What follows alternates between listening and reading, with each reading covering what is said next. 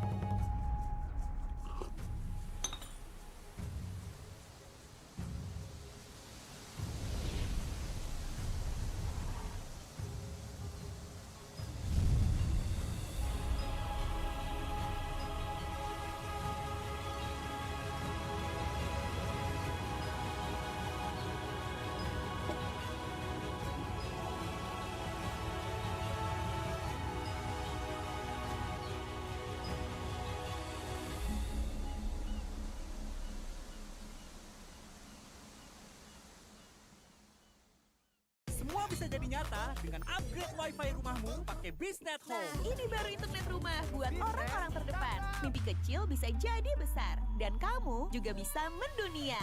Jadi, siap wujudkan semua jadi nyata?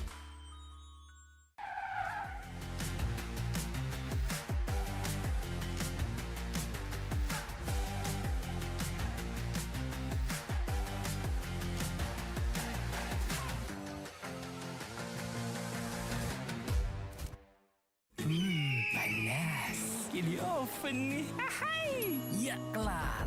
Wih. Nah ini Sukroven si paling seru. Mau gini seru.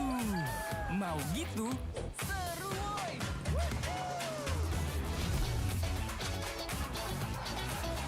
Mau lagi, terus aja lagi. Sukroven seru roll di oven. The world is your stage. Take the first step to change. Lead with vision and innovation. Perfect your strategy and make your goals reality. Así que vaya. Get in the game. Make it count.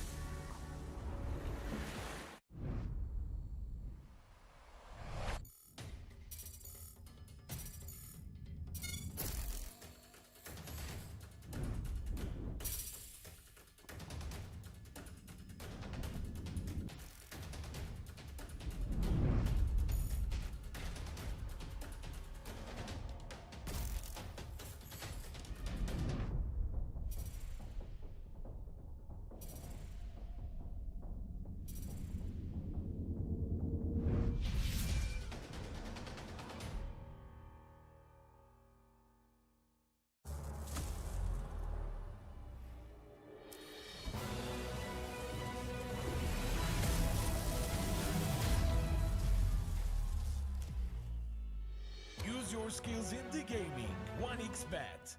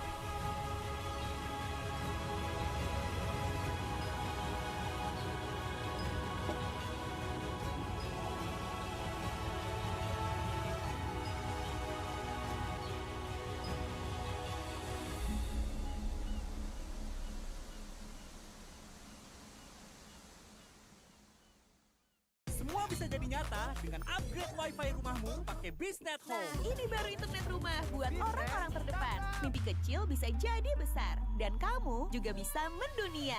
Jadi, siap wujudkan semua jadi nyata?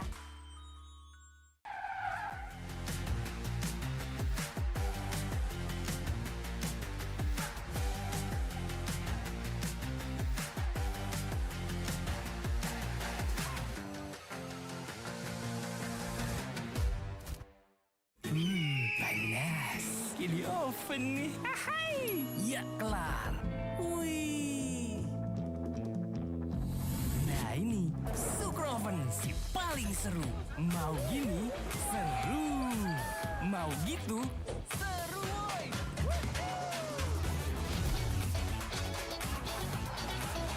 Mau lagi, terus aja lagi. Sukroven, seru roll di oven. The world is your stage. Take the first step to change. Lead with vision and innovation. Perfect your strategy and make your goals reality. Así que vaya. Get in the game. Make it count.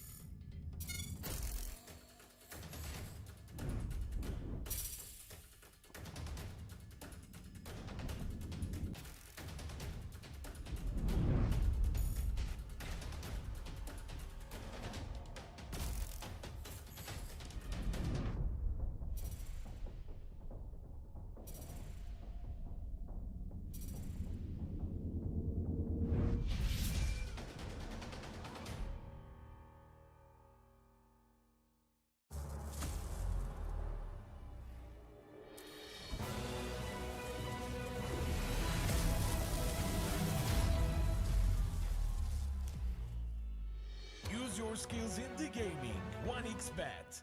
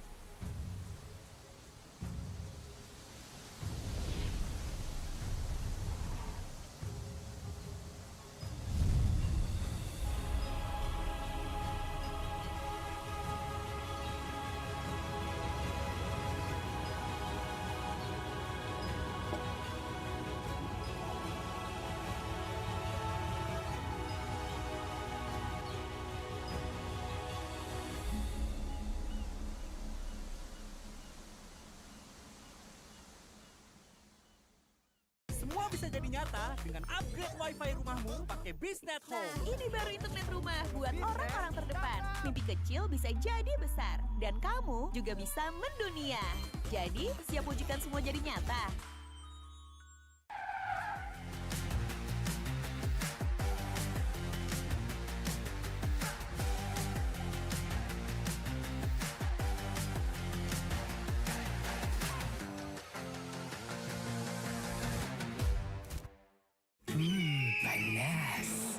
oven nih. Hai. Ya kelar. Wih. Nah ini Sukroven si paling seru. Mau gini seru. Mau gitu seru woy.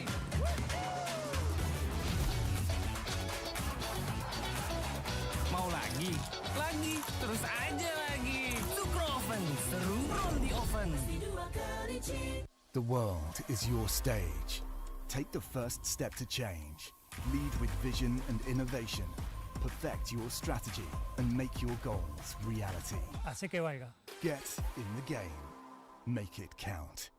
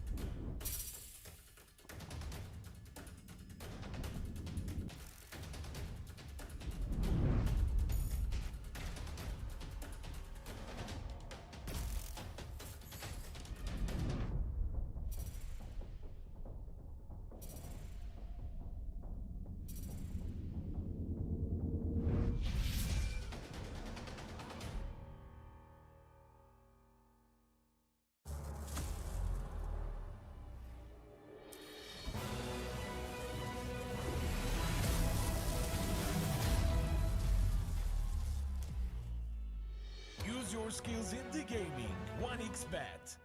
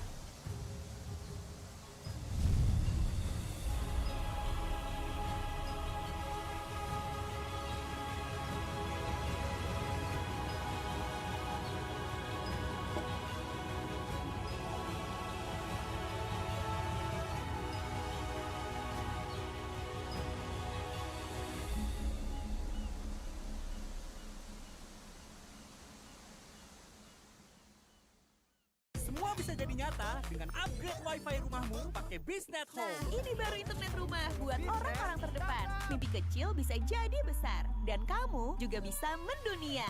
Jadi, siap wujudkan semua jadi nyata?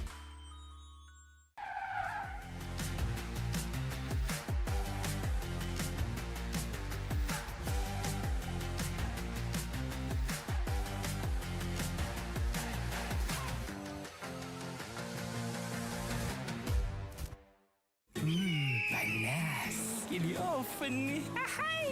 Ya kelar. Wih. Nah ini Sukroven si paling seru. Mau gini seru. Mau gitu seru woy.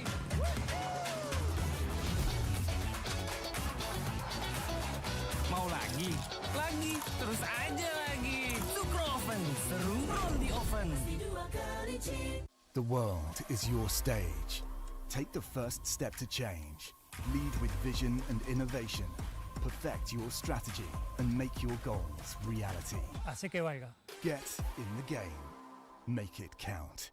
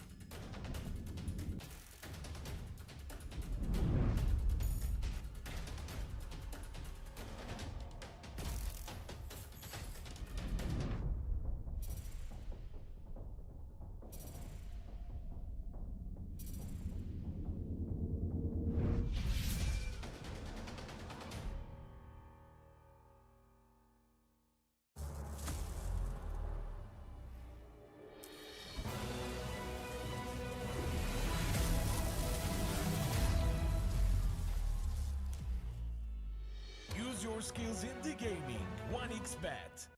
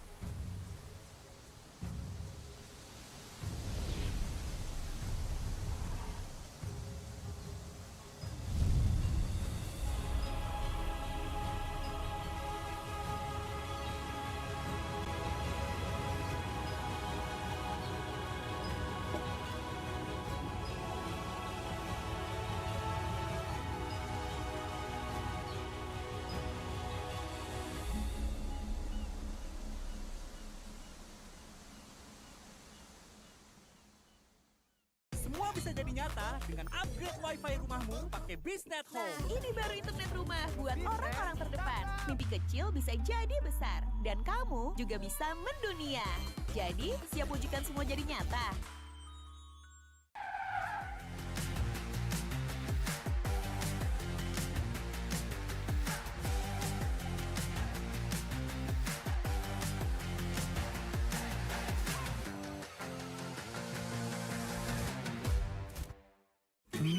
Panas. Ini oven nih. Hai.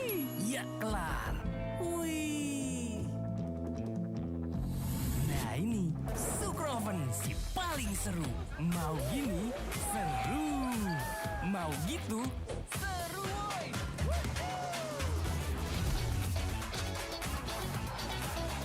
Mau lagi, terus aja lagi. Sukroven seru roll di oven. The world is your stage. Take the first step to change. Lead with vision and innovation. Perfect your strategy, and make your goals reality. Asik ya, Waika. Get in the game. Make it count.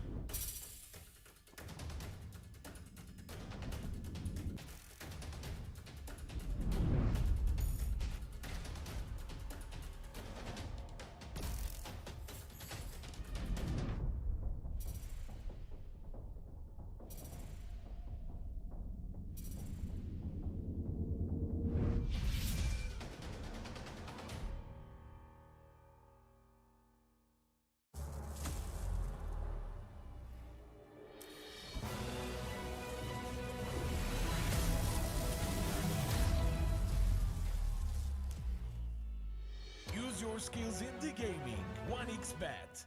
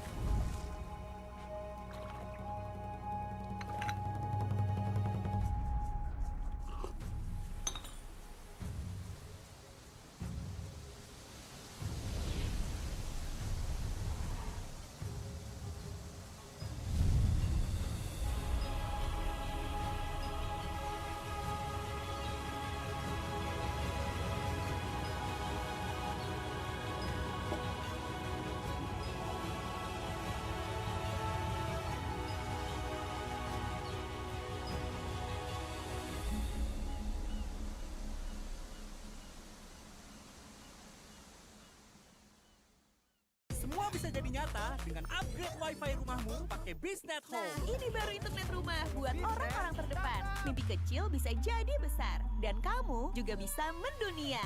Jadi, siap wujudkan semua jadi nyata?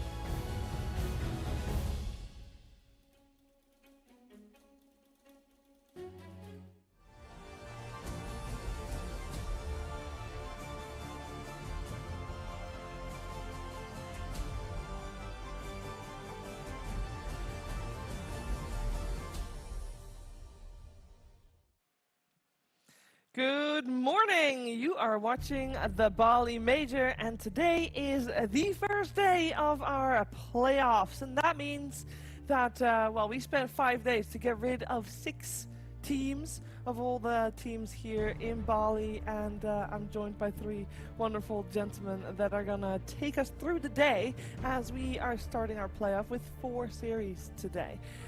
We're talking all about that, of course. With me, I got Jack, Fear, and Resolution. We've had a little bit of a break day. And Rezo, have you had a good break day? Oh, we had a wonderful break day. Along with Jack, we went to the Bali Zoo, and we had a great experience. We were just mudding the elephant, just watching them, you know, hugging them. It was wonderful. We saw a bunch of animals. It was a beautiful day yesterday. Very, very ungamer-like to spend so much time outside. Fear, what did you do? I did the gamer thing and spent the whole Day indoors.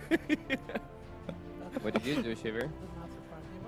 I went for the resort day, if you can call it like that. You know, I went through several different pools. There are several different pools at the Ayana Estate. Obviously, you got to try them all. And went out for a meal, went to bed relatively early. Because, you know, a day like that kind of takes you out. But that means I'm awake bright and early to watch some top tier Dota. So we have a monstrous bracket in the best way possible. We can take a look at it. We have 12 teams seeded into this bracket, and it's going to lead to only 1 team remaining at the very end of it. But Fear, these are our 12 teams. Now, I know we want to talk about the teams and the matches we're going to see today, but I want to first also ask, like, the 6 teams that are not here, which one surprises you most? the 6 teams that are not here? Yeah, that got eliminated. What Oh, I see. Yeah. I mean, as far as eliminations go, was there anything? I suppose EG was the one surprising that didn't make it here and is doing as poorly as they did. We almost always see them make it to at least the playoffs. This is probably the first time they haven't made it to a playoff since they joined the organization, so that's quite surprising. Quite surprising indeed, and I think also what is, I'm not sure if I can call it surprising, Jack, but definitely sad that no SEA team has made it into the playoffs. Yeah, it's the home region major, and I like to see, I like to classify every region's sort of TI qualifiers as like everyone goes back to the pit in your region to like fight for, and so we have some pretty crowded pits so far, like including Southeast Asia and then China as well. Like China could just end up being Arkham Asylum basically if some of these more of these teams don't qualify through this tournament. So yeah, it's going to be a very crowded qualifier, which will be fun to watch. But yeah, you always hope that on home turf the teams here have do a bit better. Yeah, and of course 12 teams still in. That's very nice, but only 8. Only 8 will get prize money and DPC points, so there's a lot on the line because the goal is, of course, the international prize money is nice, don't get me wrong, but I think we should pay attention to the column on your right. Rezo, those DPC points, that's what it's all about. I mean, of course, that's what teams playing DPC for, is the whole system is about that. And I mean, I'm not really sure who's gonna end up on top, but I mean, I don't know. I don't know what to say, honestly. It's okay. I mean, there's a lot of points, and it's of course all the goal is for TI. We have 12 teams that make it to TI based on points. We can take a look at well, the 8 that have secured it so far.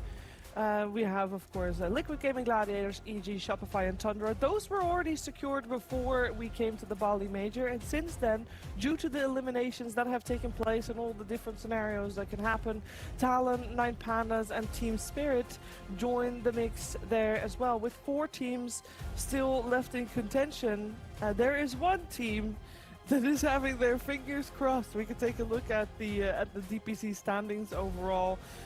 Because at the moment the cutoff point is like, what is it, 1,019 points? Because I mean, Spirit has 1,020 points, so that's why they made it. The team that is shaking in their boots is TSM. They've got 900 points, which is lovely, of course. You're seeing them sitting there at 9th place, but there are still quite a few scenarios in which they are basically pushed down out of contention for making it based on points to the international. A lot on the line here, and I think, I mean, it is also very sad to see like how many teams are. Obviously, when we're talking about SDA, only Talon is making it on points in the DPC.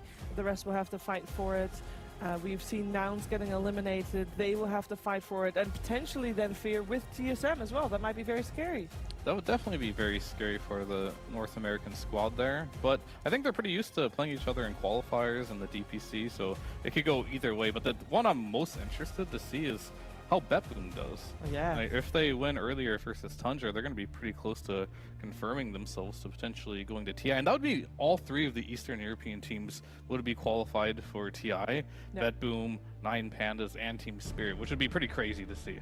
I'm personally curious about how Quest Esports needs to be doing well on this tournament to be able to make it to TI. Is it what, like top 3 or more? They actually have to hope that Betboom doesn't do well.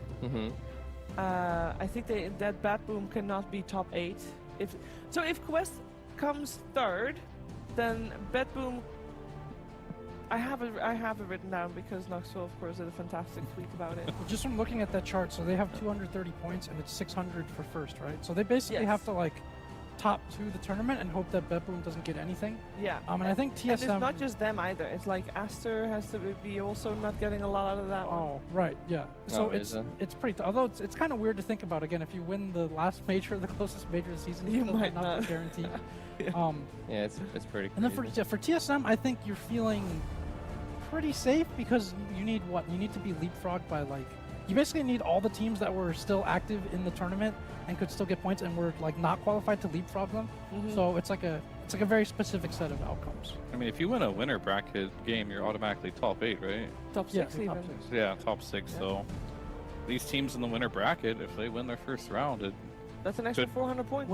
They're already in the money. They're already in the points. So yeah, for a lot of these games. For most of them, that will secure them TI if it didn't before, obviously, barring Quest there and barring Aster, I believe. Just personally, I would have liked to see maybe some kind of system. I don't know if this would ever happen, but like where the number of wins that you have in the group stage also give you some amount of points, because what these tournaments are really measuring as qualifiers is you want to see relative strength compared to international teams.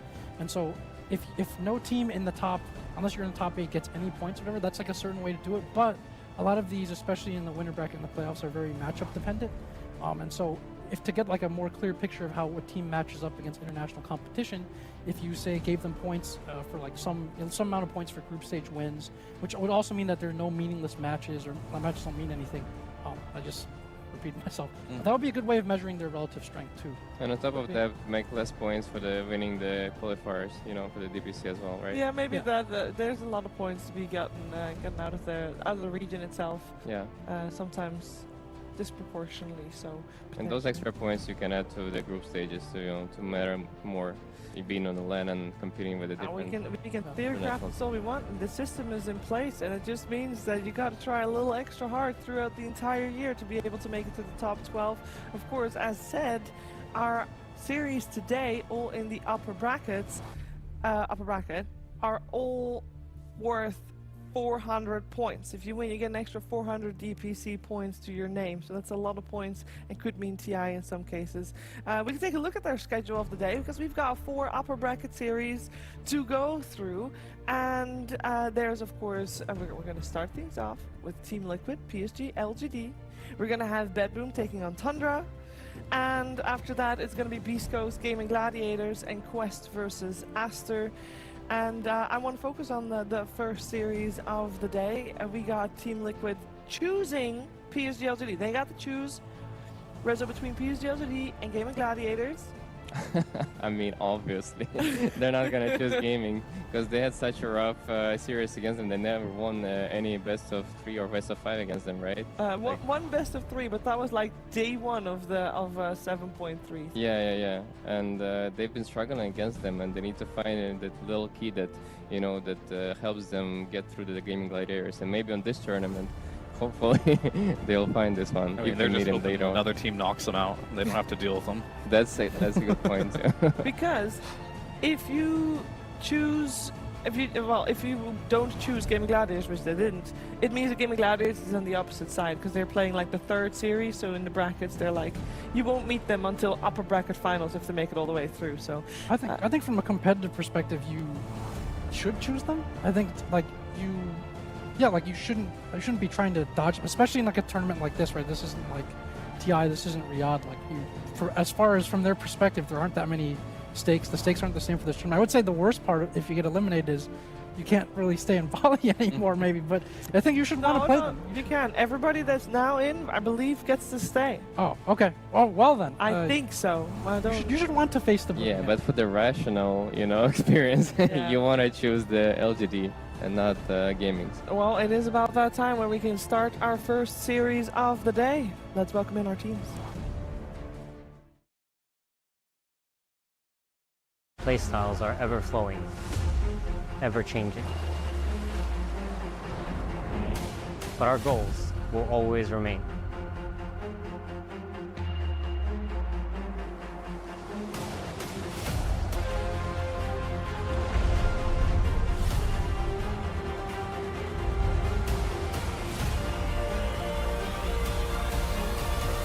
Team Liquid rushing in with raging waters. 我们有统治 DOTA 的努力，虽然还没被加冕，但我们依然坚强如山。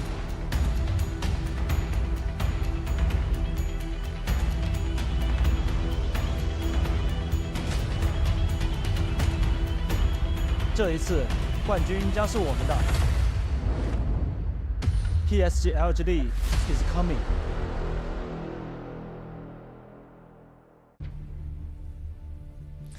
PSG.LGD must be incredibly hungry for the victory here today, because not only will it guarantee their TI performance or TI attendance, it will also, previous two majors, Berlin and Lima, they came 9th, 12th. This is a team that is not happy with that result. Fear, this is just not enough. They need to be, the top 6 would be meaning so much for them.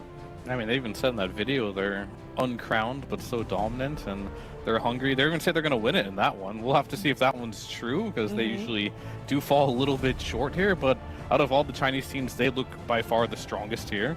So that's going for them, of course, but can they keep it up? Can they have the consistency? That's always going to be the question. Yeah, we got Niu in the mix now, of course, as well, and we've seen how he's been doing Rezo. Niu, the new offlaner, offlaner, has been doing great. He's been doing great, yeah. He has a large hero pool, and he's been consistent throughout the tournament as well for me. But like I keep like praising the LGD, but they like kind of like don't meet my expectations as much. Like I feel like they have much more in them that they're showing, and I never like get to see them, showing that off for the audience as well. I feel like LGD, the Chinese teams in particular, but LGD, it's often a struggle against some of these Western teams. I think we did their series against Gaimin Gladiators in the group stage, and usually the reason that happens is, as Chinese teams have said repeatedly, they feel that their laning isn't as strong, isn't as up to par, and so they can get a bit exposed in lanes, especially against European teams that not only lane well, but like to pick these little combinations that maybe Chinese teams don't see in their own DPC or haven't dealt with as much, and all of a sudden, the lane just blows up. And LGD especially is known for picking these sort of big picture, consistent, stable mid to late game lineups that have very good team fight, like feel very good to play against their opponents, but they have to get there first for that to matter. And I think Liquid is definitely a team similar to Gaimin that can really exploit that from LGD. When we're talking about, dominant but uncrowned Fear, I think we're also talking about Team Liquid though, right? Yeah, they've come close twice this year already. Very, very close. I think they're very disappointed by that. And then, unfortunately, after that, going into Dream League, something happened. I don't know what happened. They just fell flat. And it's good to see, because a lot of teams can't do this. They can have a really bad performance and bounce back. But it really just seemed whatever happened in Dream League was just, it was fixed. They had some big team talk. I'm sure Blitz helped motivate them a little bit, and they seem to be back here, back to the point where everyone wants to see them. But can they keep that consistency that we saw in the first and second major and actually close it out this time? That's going to be the question. They had talked a bit about, at Berlin, they were talking a little bit about being burnt out, sort of with all the Dream League and stuff going on. So I think maybe a conscious decision at some point to like pace themselves a little bit leading into this critical stretch of the year. And then this tournament we've talked about, Morphling was going to be for sure one of the heroes of the tournament coming in, and Liquid started off very strong. They seem to have all kinds of different answers in the first phase against Morphling. They seem to, and they themselves being a Morph team, seem to understand this hero very well, and so I feel like they've kind of put on a clinic that other teams have learned from in dealing with this hero so far. Yeah, I mean, as far as drafting goes for Liquid right now, you kind of look at like what's the meta, what's good right now. You look at the Undying, the Enchantress, you look at Morphling, Medusa. A lot of teams aren't particularly doing well with them and their win rates aren't the highest, but with Liquid, these are close to 100% win rate heroes across the board for all these heroes. And they've always been kind of like the trendsetters, the meta setters for this, not even this patch, but the last couple patches. Yeah, speaking of the draft, I believe we got one coming our way here as Team Liquid and PSG.LGD are ready for game number 1 of this best of 3. We got Team Liquid on the Radiant side with the second pick, therefore overall last pick. PSG.LGD Dire side with first pick, and we got a Pugna Enchantress banned out by them. We also have an Undying Broodmother banned out by Team Liquid, so we got some heroes left in the pool that are pretty good, namely Morphling. Also thinking of a potential Timbersaw coming out, but what's the... Yeah, go for it. I think there's gonna be like a Morphling Enigma trait in this first phase. Ooh. Wow, that's actually... The nothing to say Primal Beast. This has been going up in priority for them with the Enigma as well for LGD, so I wasn't sure if they were going to ban it or not. Yeah, I did not expect the Primal Beast being a first pick like that, but that hero is definitely showing off like big time on this tournament. It's been winning like and owning most of the games I've seen, at least. So it's kind of makes sense to pick it like first like this. No, it's definitely looking good. I haven't seen a bad Primal Beast game yet. I've seen games where the Primal Beast doesn't do really well in the laning stage, kind of owns there, but then his rotations have just been on point, and they've been buffing this Pulverize patch after patch, and now it just seems to be what Primal Beast needs. His damage seems quite insane right now. Yeah. And I love this Morphling pickup because for Team Liquid, Nisha on top of Mickey, like they both play Morph, and it's a very good answer against Primal Beast, and it's probably like it's probably gonna be a mid Morph this game, because you know, people consider Morph as a good counter pick to the Primal Beast overall. And Liquid's definitely a team that they're one of the better teams that can do that type of play, where you can just throw a carry mid, and then you have Mickey, who used to play mid, so he has like a huge hero pool in the safe lane if he does want to run something that's not as greedy, because normally when you have the Morph mid, you don't want to double down on having too many carries. So if they do that, I think Mickey will play something a little less greedy, maybe like potentially a Lesh carry against the Naga could be good as well. Yeah, for sure. And the Naga, we've seen on the elimination matches yesterday, the Naga has been also showing a big time, and it's been winning most of these games as well. So LGD had some calculations after yesterday in games, and they decided to just, you know, get their strategies on board. Yeah, they know exactly what they want to ban as well, seems like.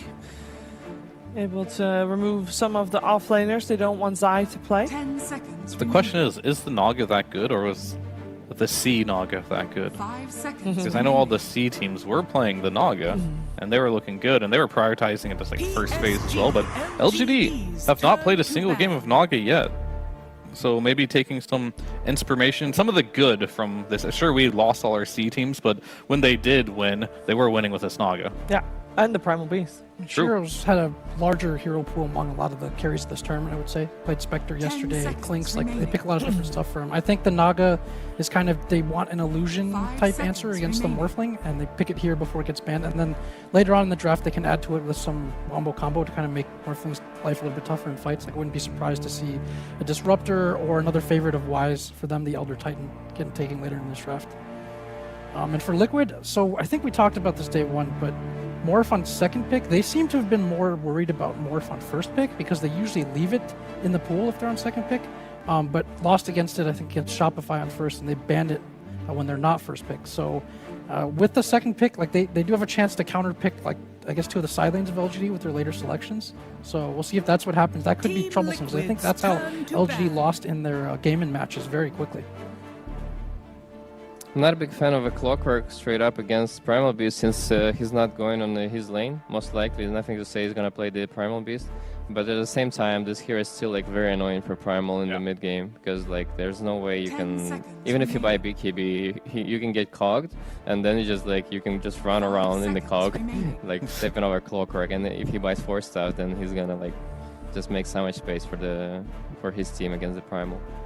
I remember I forgot which game I was watching, but it was one of the DPCs where I did see a Clockwork play versus a Primal. It was actually Dindy playing Primal Beast. It was a NA match, but either way, if Clock ever gets on top of the Primal in the mid game, you just can't do anything as a Primal. You're just an easy kill, so there's at least that aspect. You ideally do want to lane against it, but if you ever get him the cogs with battery assault, you can't onslaught out of that. As far as I know, you just get trapped every single time or it cancels your onslaught, so it's a good answer to lock him down, but makes the Naga pick even better here because Clock, and so far it's a really good Naga game. The more fan Clock, they don't enjoy playing versus Naga whatsoever.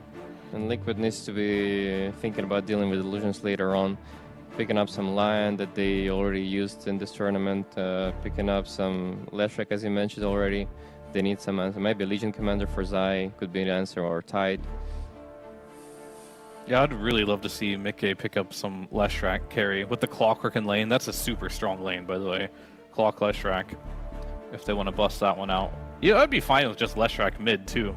Both would be good. Just a good Leshrac. A lot of teams do like to have, I think Pudge and Lesh really what I think about when I think of like countering Naga right now. There's the IO Lesh that some teams have first faced a little bit, mostly Gaimin with some success, but we've seen teams pick that a lot later in the draft as well. Still available here. Timber is still in the pool, by the way, for Liquid. There's a lot of Naga quote-unquote counters. Yeah. I'm surprised Timber is not highly contested yet. Whenever PSG plays Naga Siren, normally they lane it together with an Ancient Apparition, and you're up against Morphling. Is that still good here? I mean, it's always good against against Morphling as an Ancient Apparition, but it's always like it's again weak laning for the LGD, and they can't afford to pick something like that against Liquid. I think they can just get run over. Okay. My rule of thumb for AA is you have to have at least 2 heroes the Ice Blast is good against. Okay. I normally don't feel like one is good enough. Like if they pick Timbersaw here, then it gets a bit better, right? Because then now you can deal with that hero. One Morphling might not care as much. Ooh, that's unusual. I've never seen TM. I was talking about this a couple. It was the last time we saw Naga yesterday. Actually, it's like, what if they pick CM against the Naga? It's one of the few heroes that can do well versus illusions. And Winter is like, no, this hero's too terrible. You can't pick it anymore. And it did get nerfed heavily. It does less damage, has less mana regen, or was his argument. But at the end of the day, it still does have a lot of ways to deal with the Naga. Haven't been seeing a lot of Orchid on the Naga lately. A lot of these players have been skipping it, so you can just pop your ultimate if you ever get net, give you that armor, give you a lot of AoE, maybe forces the Naga into getting that Orchid build again. Yeah, usually Nagas go for like Manta Hard straight up. Yeah, it used to be like Manta, Orchid, then Hard, but with the changes to Orchid, just doesn't seem to be a favorite build anymore.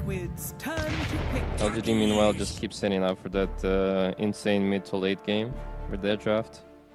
I mean, I think this game they actually have a very decent lane on the off lane because Take is like a very strong. It's one of the strongest position 4 heroes right now, and Doom is pretty robust too. I would say. It depends what Liquid wanna put against that. There is it Morphling or is it like another hero for me? I want to see Pudge. Remember the CM Pudge lane? That was popular. Yeah. It's really good. You're playing versus Doom and Naga. Like it could be a really good pick here. But they'll go with the Ember.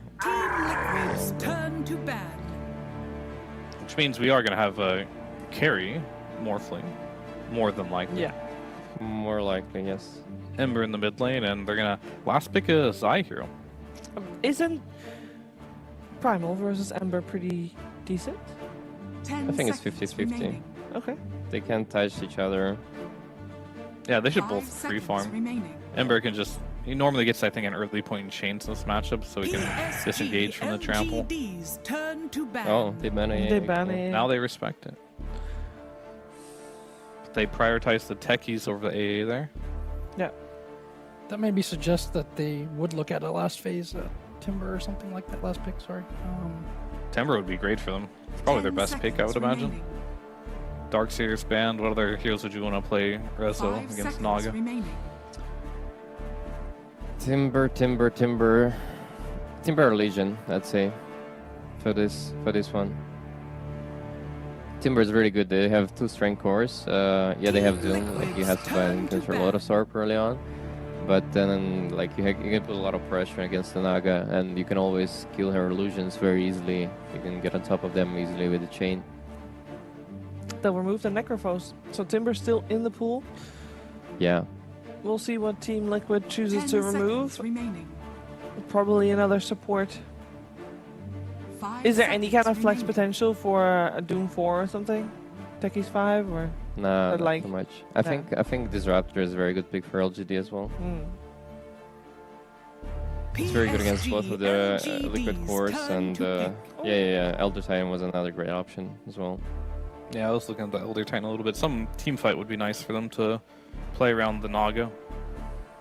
I'd be okay with a Mirana too, if they wanted to go that route. Having arrows set up against like the Ember with Sleep could be good. Probably won't do it. I don't think he plays a lot of it. Just his preference at this point. I don't think there's any 1-5 that stands out too much. The Disruptor does make sense, but it is a little annoying versus Ember sometimes. I mean, if it was Tundra, it would have been a Mirana. Yeah, sure. But for LGD, they're looking more of a... No, they're still gonna go for it. I mean, he has a really big hero pool, but... That's a good one to be here. The hero is really good with Naga and Primal Beast. Makes a lot of sense. These high mobility heroes, they needed more lockdown, I feel. That was reliable, and this kind of helps them out. And whenever I see Naga in play, I do like it when they pick some type of, like, song combo. 5 seconds remaining. Alright, so that Timber Saw that you spoke of is still in? I think so, yeah. I mean, Mirana doesn't do anything. Like, their top lane doesn't do anything to Timber at all. No, it will be the Pudge. Oh, nice. Pudge. Most likely. Unless they're being real crazy. Yep, we saw Gaimin run this a few times against Naga as well. So, I guess the question is, do you guys think that LGD's lanes are good enough to get them to the mid lane game? Or does it even matter? They just get outscaled anyway. I'm not sure. It's going to be the Zai factor here. Sometimes Zai is the type of player that will just be like, I don't want to be a core and buy Blink Dagger, you know? But I feel like this is not the game for it. He has to have a really good game on this Pudge and scale, because him and Nisha are going to be the answers to Naga this game, which means Zai has to have a good game. Yeah, I feel like LGD draft is way better this game, but the laning is still the question. Is the laning good enough for Liquid that they can get a lead and win the game off of that? I think so. I think so. Yeah, because the Morphling lane is going to be free, Pudge lane is going to be free, and it's Nisha mid who's always going to have a good game, you know. So Liquid is going to come ahead, and if they can close the game, that's 1-0. I think LGD's draft feels a little slow. I think you have the clockwork that presents early problems, as Roman mentioned, for the Primal. And then beyond that, I feel like you're going to have Naga hitting creeps, you're going to have Doom trying to hit his timings. I feel like the game could get a little bit slow for them, and I think that's when Liquid has sort of space to come in and take over the game. So I like Liquid as well. Oh, maybe Team Liquid has a little bit of the case of the bend, don't break for this first game. We'll see what happens, though, together with Cap and SVG. That's right. Welcome, everybody, to the playoffs of the Bali Major. And we're going to start off with a great series, I think. LGD versus Liquid. Liquid, of course, had their choice of teams, and they chose LGD. Big mistake. It might be a big mistake, because this is a squad that they have not beat since the Singapore Major. Yeah. It's been a long time since this org has gotten a win. Sure, they've gotten some ties here or there, but even recently, Avery, they lost at this last TI to LGD in the groups, and they lost most recently at Dream League to this team. That's exactly what I was referring to. All of those stats are why I said big mistake. Let me tell you something. One does not pick Zhao 8. Zhao 8 picks you. Well, it looks like Zhao 8 has somehow managed to get into the minds of Team Liquid and get his choice of teams in Team Liquid. Exactly where he wants to be. Just where he directed it all to perfection here. and got the exact matchup he wanted with an Yeah, the team that is probably Liquid. the second strongest over the year right now. Liquid?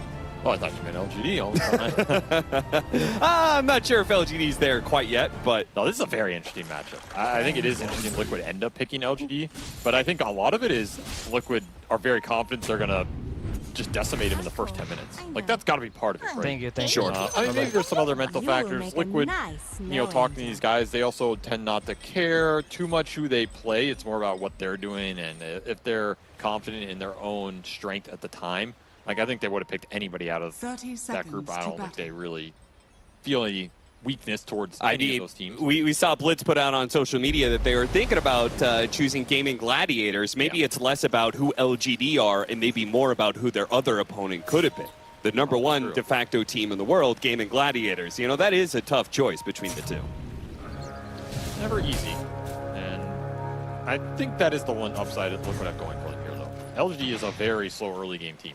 So if you're Liquid and you're going into this matchup, you kind of know you're gonna have your way in the first 10, maybe even 15 minutes.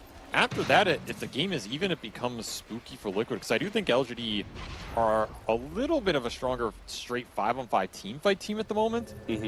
But they're not guaranteed to get to that position, and I think that's where Liquid can just heavily abuse them here. And they went for a pretty fast lineup. Clockwork, Crystal Maiden.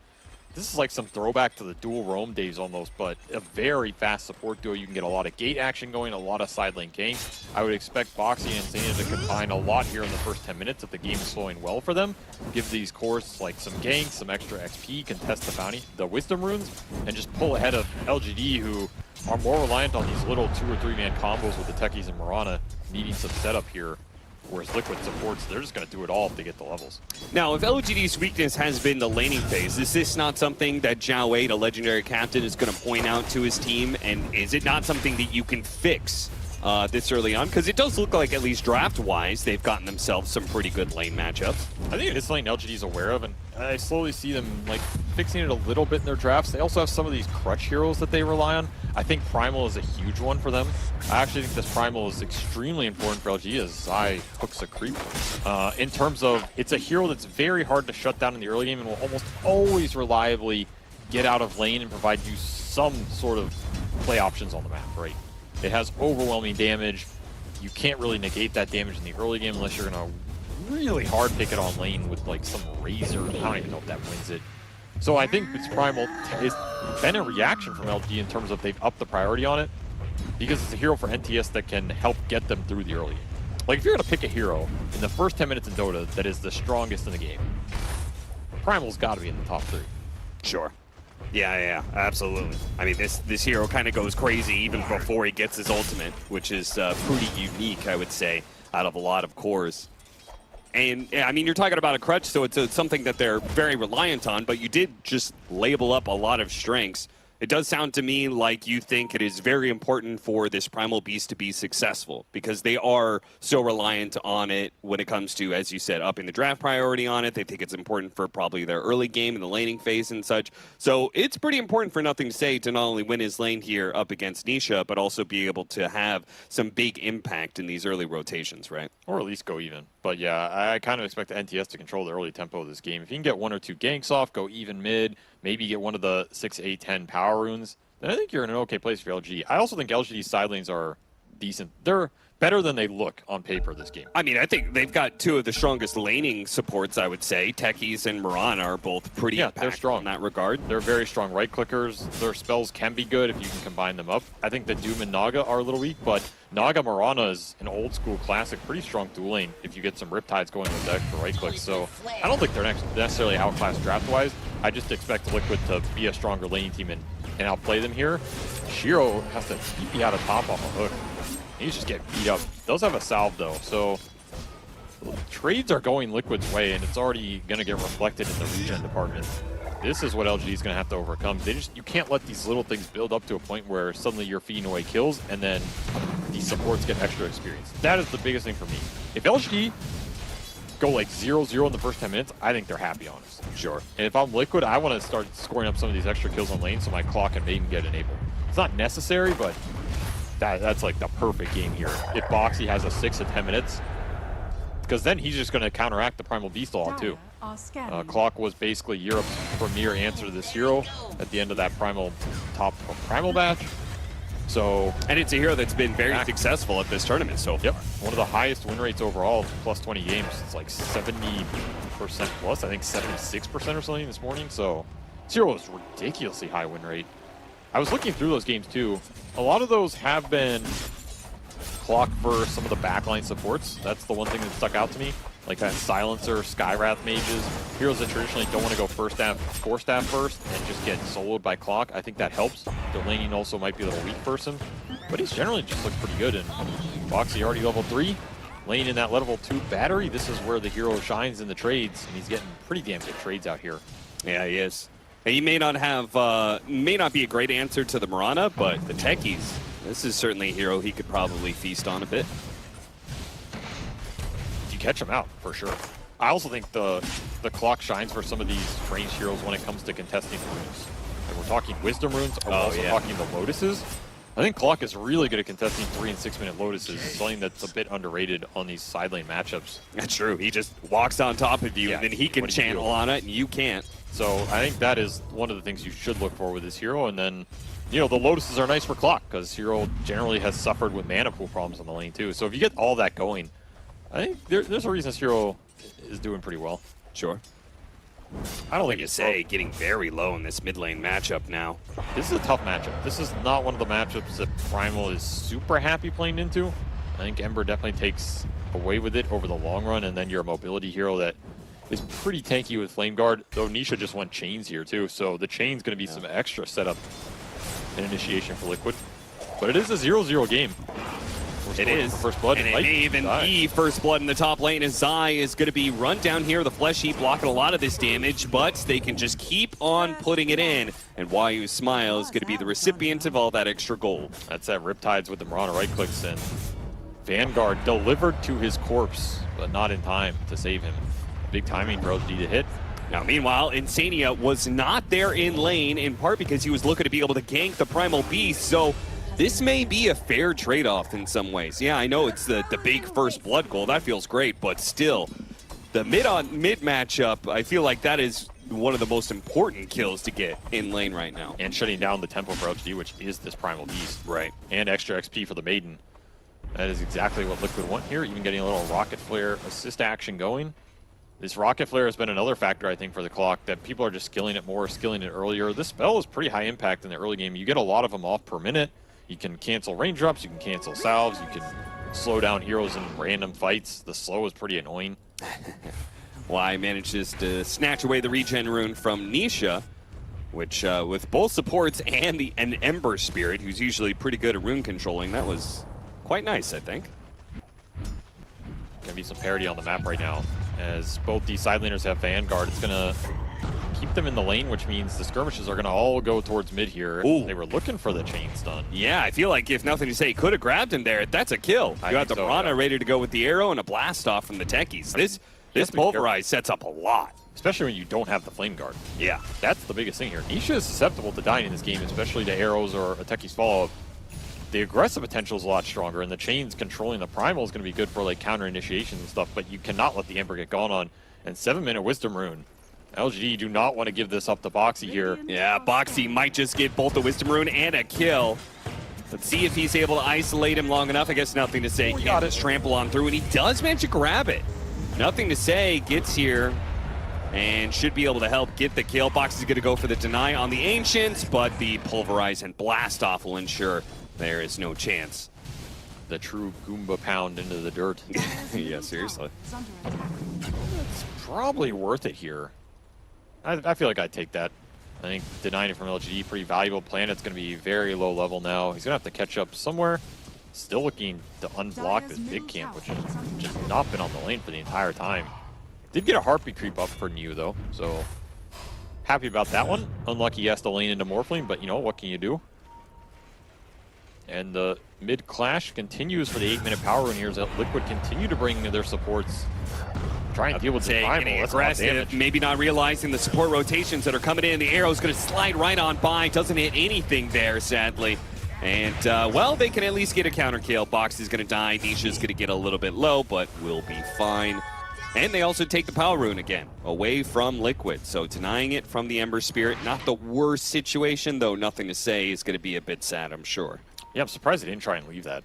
I mean, you never know. It's possible Liquid don't have vision on that rune, or they assume it was taken, which was actually the case here. And it's such a big rune on Primal. But either way, you're happy to deny it from the Ember. Zania is still lurking around mid, will place a ward. I mean, you can see where Liquid's attention's going. Yeah. This has been one of the things that I talked about as well, that I think European teams are way more willing to devote resources toward their mid dispatch than a lot of the Chinese and Southeast Asian teams. So LGD meeting them there, but they are falling a little bit far behind as the Pudge eventually is just going to kick Shiro out of top. And they are not winning those mid battles straight up. And if they have the vision of you sitting behind, then they can go to another side lane confident. But they do get an arrow kill off of that one, trading out with the Mirana, though. Nisha continues to be untouchable here as, I mean, nothing Test just can't, nothing to say, can't grab him. Too slippery. It's an old grease, the Ember Spirit. Yeah, seriously. The greased man, Nisha. Finally got their hands on him. The blast off. Oh no, the slight got off just in time. That surely would have been a kill. Look how low Nisha is, but instead Nisha could turn around, pump some damage into nothing to say, ensure that they do manage to get that kill. And now it looks like Planet is going to be traded out for Boxy. So big advantage for Liquid, just slightly off the mark there for LGD in timing. These mid ganks have not gone nearly as smoothly for them as they did for Liquid. And I mean, like you're saying, the timing. Like, Nisha can die in these ults. It is very easy for him to go down if any of the arrow or the techie stun lands. But they have not been able to find it once this game. He continues to be too slippery. The stacks going up for Liquid in the triangle as well for Zai to come back and farm, and he is going that Ags on the Pudge to help scale into that Naga Siren. So you're going to have some acceleration here, and it is going to be Midas on you to try and match that. So both these offlaners are just gearing up for the late game. Unsurprising for me that LGD goes this route, because I think they are looking for the later timings with the Naga. And unsurprising that Zai goes it, because, I mean, you pick Pudge to deal with the Naga here, so. Yeah, I mean, is it even, if Zai does manage to continue this level of farm, let's say, is it even possible for Naga Siren to carry this game against Pudge? It is. Like, that's a pretty hard counter, right? I mean, you can play the fights around the hero. Go for the kill on bottom lane, more flank, but they immediately dip out as they see the Pudge TPing in, and Zai slightly off the mark there with the hook. A little bit of a Zai J hook right there. Bit. Where'd that spray go, by the way? I haven't seen it in a while. Yeah. Just fall out of favor? Am I behind on the memes? Yeah, you're an old man. Oh, it's not me, it's the kids. It's the kids that are wrong.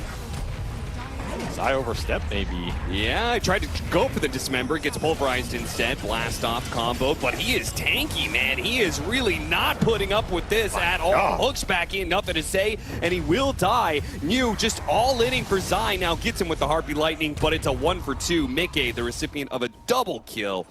That has got to feel good for Liquid, and they're even going to find Planet, though Moonlight Shadow will probably get him away. I doubt these heroes have dust. No, they're cores, so, you know, dust doesn't exist in their shop. Base top for Hero, though. He's going to get a tier 1 out of this with Naga. I like that he stayed up here and got some extra map punish. These towers are valuable. A lot of Nagas, maybe you're just AFK jungling, but he actually makes the most of an overextension bottom on top of that Pudge passive. Zai gets it off and makes him pay. Little ground pound to send Nisha's way, who did end up committing fully for the chains here. 4-4-0.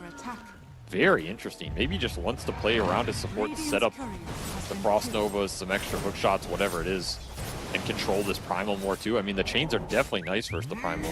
Yeah, no doubt. It's definitely more of a focus on the Primal, right? Because if he'd gone maxed out Flame Guard or more levels of Flame Guard, he'd have better options to deal with the Naga Siren, right? Yes. Like better AoE. Like, the downside of not having Flame Guard is your lane shove is going to be slower, your map pressure is going to be slightly worse, you're dealing with the Naga in a slightly worse manner. The trade-off is your kill threat's way higher at this point in the game, which also points me to, like, okay, Liquid want to play this game pretty fast. They want to start smoking up, ganking heroes, killing them, using Nisha's levels to take net worth away from LGD's bank and put it into their own. And this is not some game where Nisha's going to take high farm party. Probably a wise idea since he has Morphling and an Ags Pudge to contest with. LG going to try and go on Zai again. Yeah, they do have some reinforcements, though. Nisha's going to show up, slight chains onto the two supports. Insania with the damage. They're both going to be super low after this, while Shiro is being dealt with by the Zai Pudge. They cannot bring this man down. Get all three. Too big and too fat. This is not the target you want to be going on if you're LGD. No. This is a last pick Pudge. He's getting his passive off almost no matter what, unless you want to bring Doom to him. I also just don't know if this move is necessary. I mean, they want to fight around the Naga, so the Naga's not going to be kicked out of here, but you're just setting up such an easy fight for Liquid because he's not going to go down that fast. Yeah. Maybe having that tier 1 down almost overbaited him. Like, all right, maybe Liquid can't get reinforcements here. Maybe it was just unlucky that they were smoked, but hey, one man's luck is another man's skill. I mean, they also have this really deep ward on Liquid side of the, being able to see that dire mid-tier 2. Like, they have so much vision to know that they're not in the mid lane. Well, they got to be somewhere else, right? Like, that Primal Beast is looking for kills. He's not farming. Yeah, and counter-ganking him is exactly what Liquid want to do here. The lineup arrives in that type of situation. 14-minute rune. This looks familiar. 2v1. He's going to 1v2 and maybe get a kill out of this. Doesn't get the Wisdom rune. Hookshot goes out. Not quite enough damage, though. I respect that he still tried. Yeah. He still tried to outclick 2 heroes on the rune. A very bold move here. But LGD, you're only going to get that once on them. Look at all the scribbling Boxy's doing on the map here.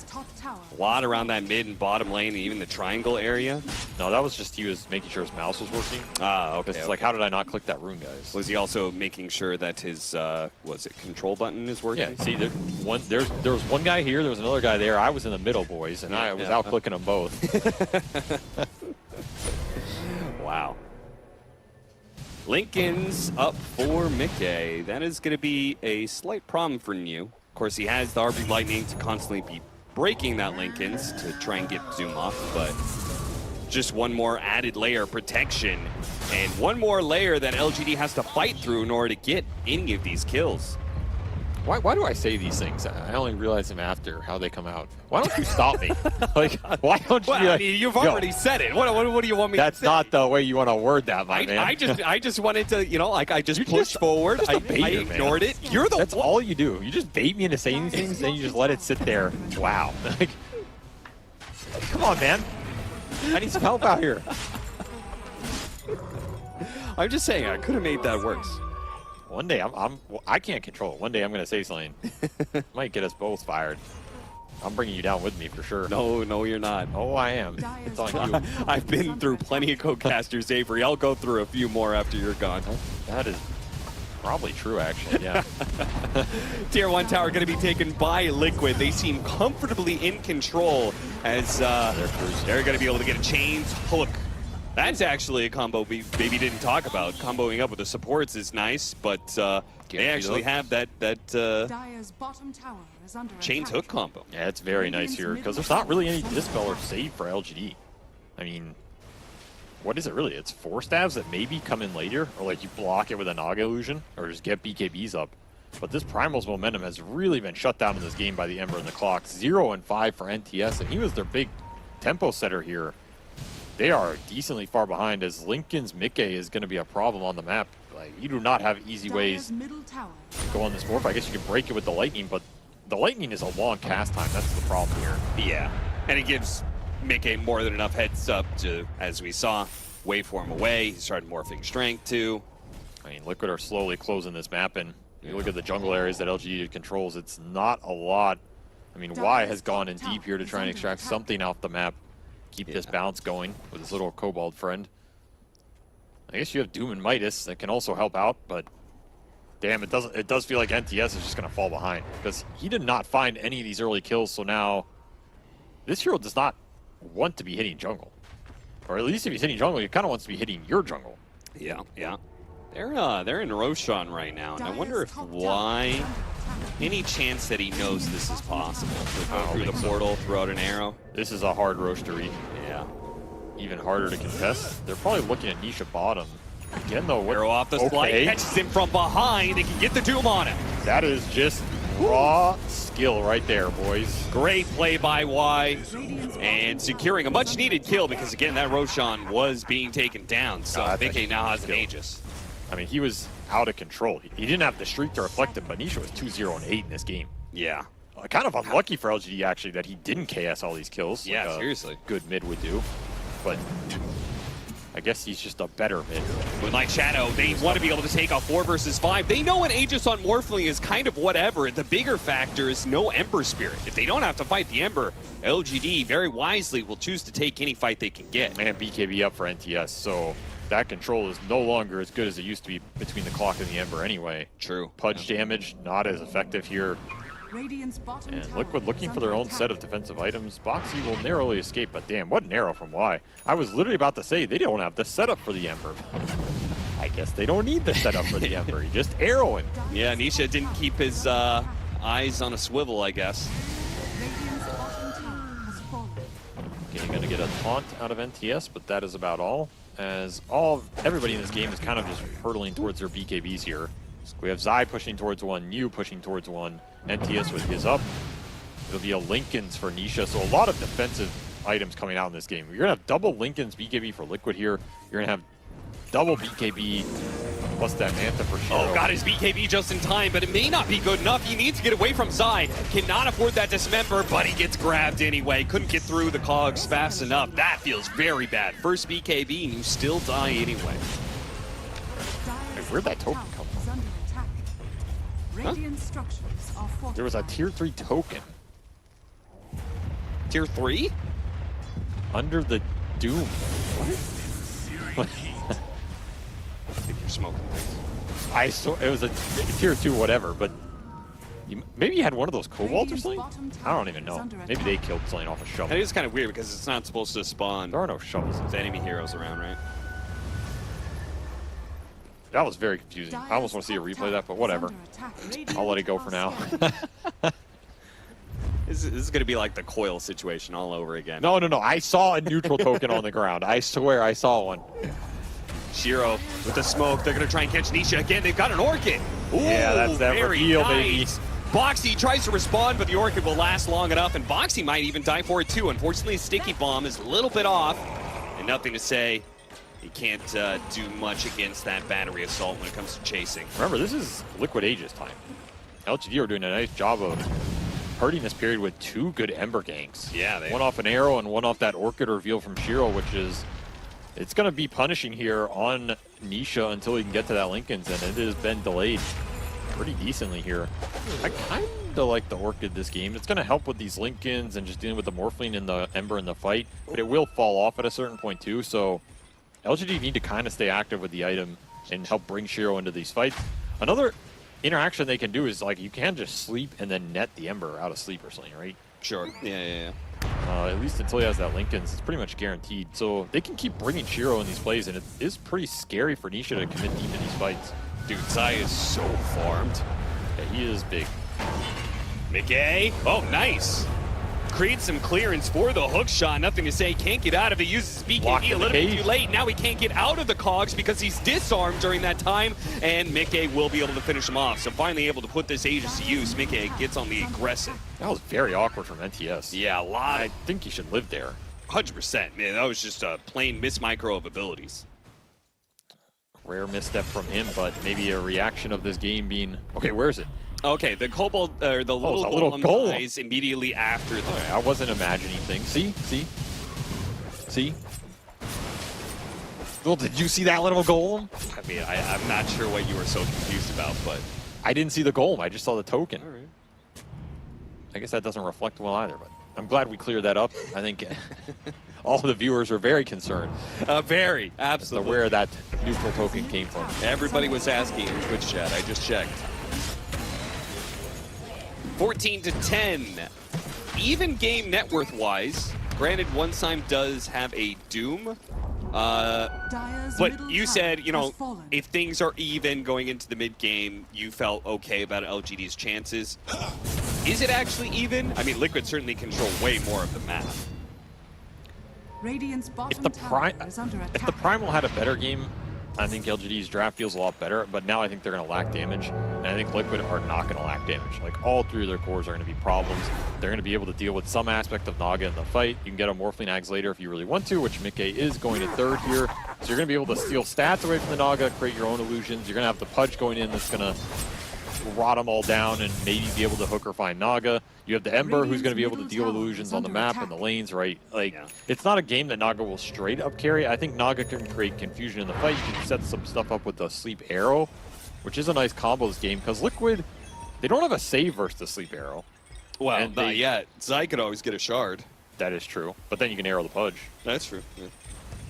I don't know. I can't see it, personally. I can't see how Naga deals with a Pudge that is this farmed, plus Morphling turning into the Naga, plus Ember Spirit just throwing around general. I mean, the Naga won't, right? It comes down to the other LGD cores here. Yeah. Like, it comes down to big arrows and connections from playing under the stun, and then it comes down to the Primal and the Doom going into the late game with like 5 or 6 slots. I think that's when this lineup becomes pretty terrifying. Okay. Like, you have AoE Doom, you have this arrow off the sleep that you can't really prevent. The Lincolns don't help you there, and then you just go in with an AoE Doom, some Primal with like 4 slots, breaking people. It becomes very funky. I think that is where LGD can win this game. It's not really the Naga just straight up man fighting Liquid's cores, but for the next like 10 minutes here, it is Liquid's control and how much they can get out of this map and force that next Roshan and D-Ward, because they already have a gem up. They have multiple Lincoln spheres, so right now, these Lincolns and BKBs are really good for Liquid. Yeah, I could see kind of what you're talking about. If PSG.LGD can like neutralize one of these dangerous cores at the start of a fight, then maybe Naga can pull through the rest. Hiding the Blink Dagger. Look at Zai. Wow. Drops his ring, picks it up. I assume they're going to go for a smoke now. What a prediction. Watched a little bit of Dota in my time. Will it land? They're going to run right into Shiro. That is maybe just who they want to be able to run into. The song goes off. Great reaction from Shiro. So important that he does not die there, ruining a smoke gank and the Blink Dagger reveal. I mean, that's like a 2K gold swing. Yeah. Literally just right off getting that song, because you're getting so much off the map right now if you're LGD, and that was a 5-man clump for Liquid that, okay, you're going to get some vision control here off the gem, but that's pretty much it. Get an outpost. That's not too bad. Mickey does get the steal on him through the illusion, however. That Ags is up. So these Morphling Naga illusions are going to start to cut waves and be annoying as well. Something that can help him keep up and farm as LG. Spotted. Leap, leap. Don't get hooked. Don't get hooked. He doesn't know where you are. You're good. And Techies. Will be he's going to be hot. But, you know, not everybody can get out in these 4 or 5-man moves from Liquid. No, and LG much rather have their core survive here, as them continuing to find items in this game is increasingly important to try and contest that next Roshan, which looks like it's going to be Liquid's unless there's a big misstep on the map here. Because I still think their cores are way better in the 5-on-5, especially with the net worth Zai has extracted. And the lack of control and disable LGD have right now. Outside of that Sleep Arrow, these Lincolns are still strong. But you cannot underrate a good Sleep Arrow, Cap. I'm telling you, you're sleeping on it. They might be sleeping on it too.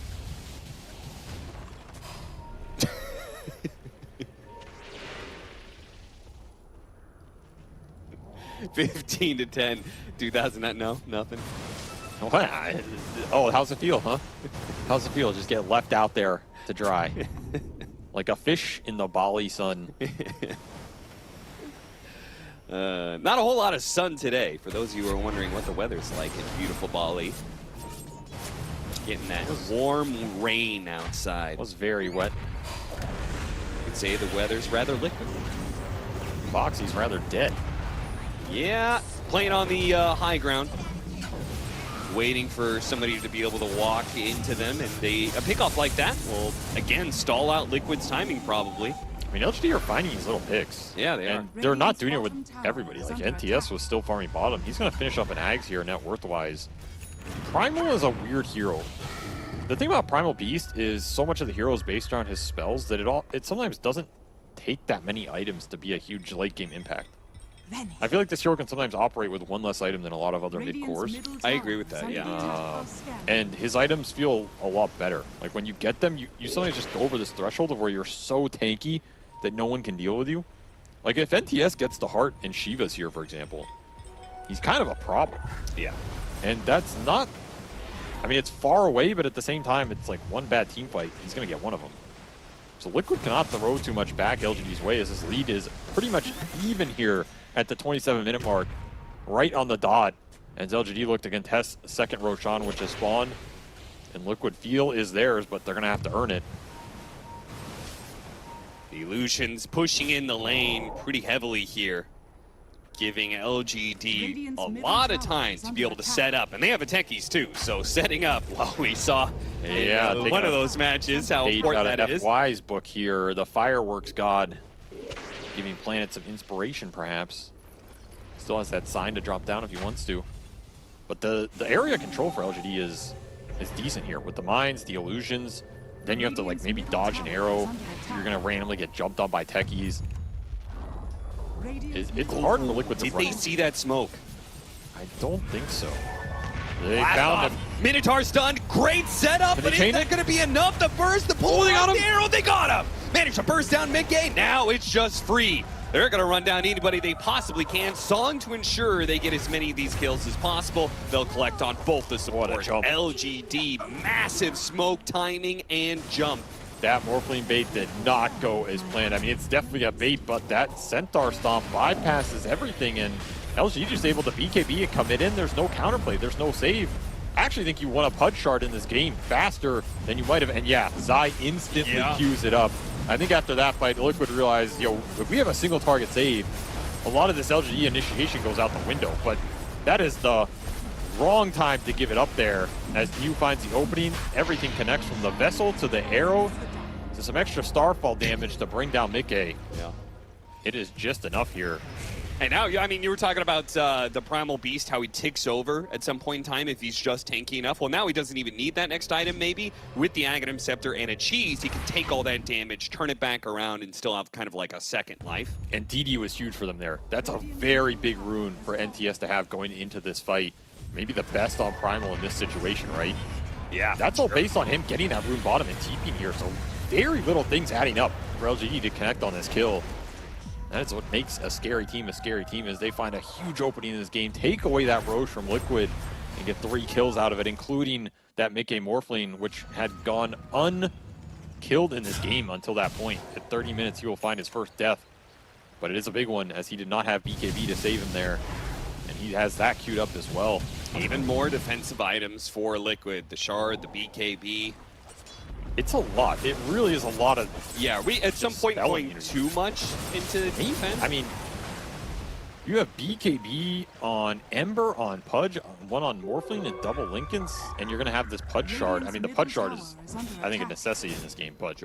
It is a lot on like saves and defense and trying to survive initiations, which I don't know if LGD cared too much, because at a certain point, they're just going to have spell damage between the Primal and the Doom to just continue to throw into you. They have this Aegis on Shiro now. Decent window to try and abuse the Naga illusions, get some more pickoffs, set something up. Boxy is glad he's off the map right here. Yeah, he is. That was very close. And it's just a question of how much LGD are going to push it. They got a 8K net worth swing off that single fight. Bloodthorn completed for Shiro now. He's dealing some damage. Yeah, now, like, if you catch Mickey with that one, you can burst him down way faster than you did last time. And also, look at the farm LGD supports have found in this game. It is solid here. Yeah. Like, that Vessel paid off for Planet. The full Greaves on Y plus a Pipe coming out here is going to buff up these 3 very tanky cores. That's something to notice about LGD. We're talking about defensive items for Liquid. These are very tanky cores that you have to burst down, which means you need to get your heroes in there and abuse the BKB duration. 3 of them up for Liquid. It is the golden hour here. You got to find a core connection. Off the smoke, high ground ward. This is a pretty good angle. It is pretty nice, and they wait for him through 3 of them with side jumping in, but Mew once again managed to get the stomp in at the right time. The Hook is going to be able to bring back the techies into his death. The Doom out on the Morphling, the Song, they're waiting out the BKB, trying to catch up to this Morphling. They Doom finally is wearing out. He's hidden into the tree. Yeah, they can't see him. Oh, they can't find him. And Not fast enough, and now he's going to be saved by Zai. Right before Nothing to Say came through. The arrow's going to be off the mark. They have a pretty good freezing field out too. LGD trying to get away with as many heroes as possible now. BKB teleports out, but a hook shot stops him. And they get a gem out of that. 2 supports and NTS. That fight was just way too confusing for LGD. I don't know if they knew what the hell was going on. They bumped the Pudge who ate the Morphling up the hill. And then they just couldn't see him. There's no vision. Incredibly awkward there. They even got the Doom onto Mickey in the morphed form, but it didn't matter. Liquid just pushing through.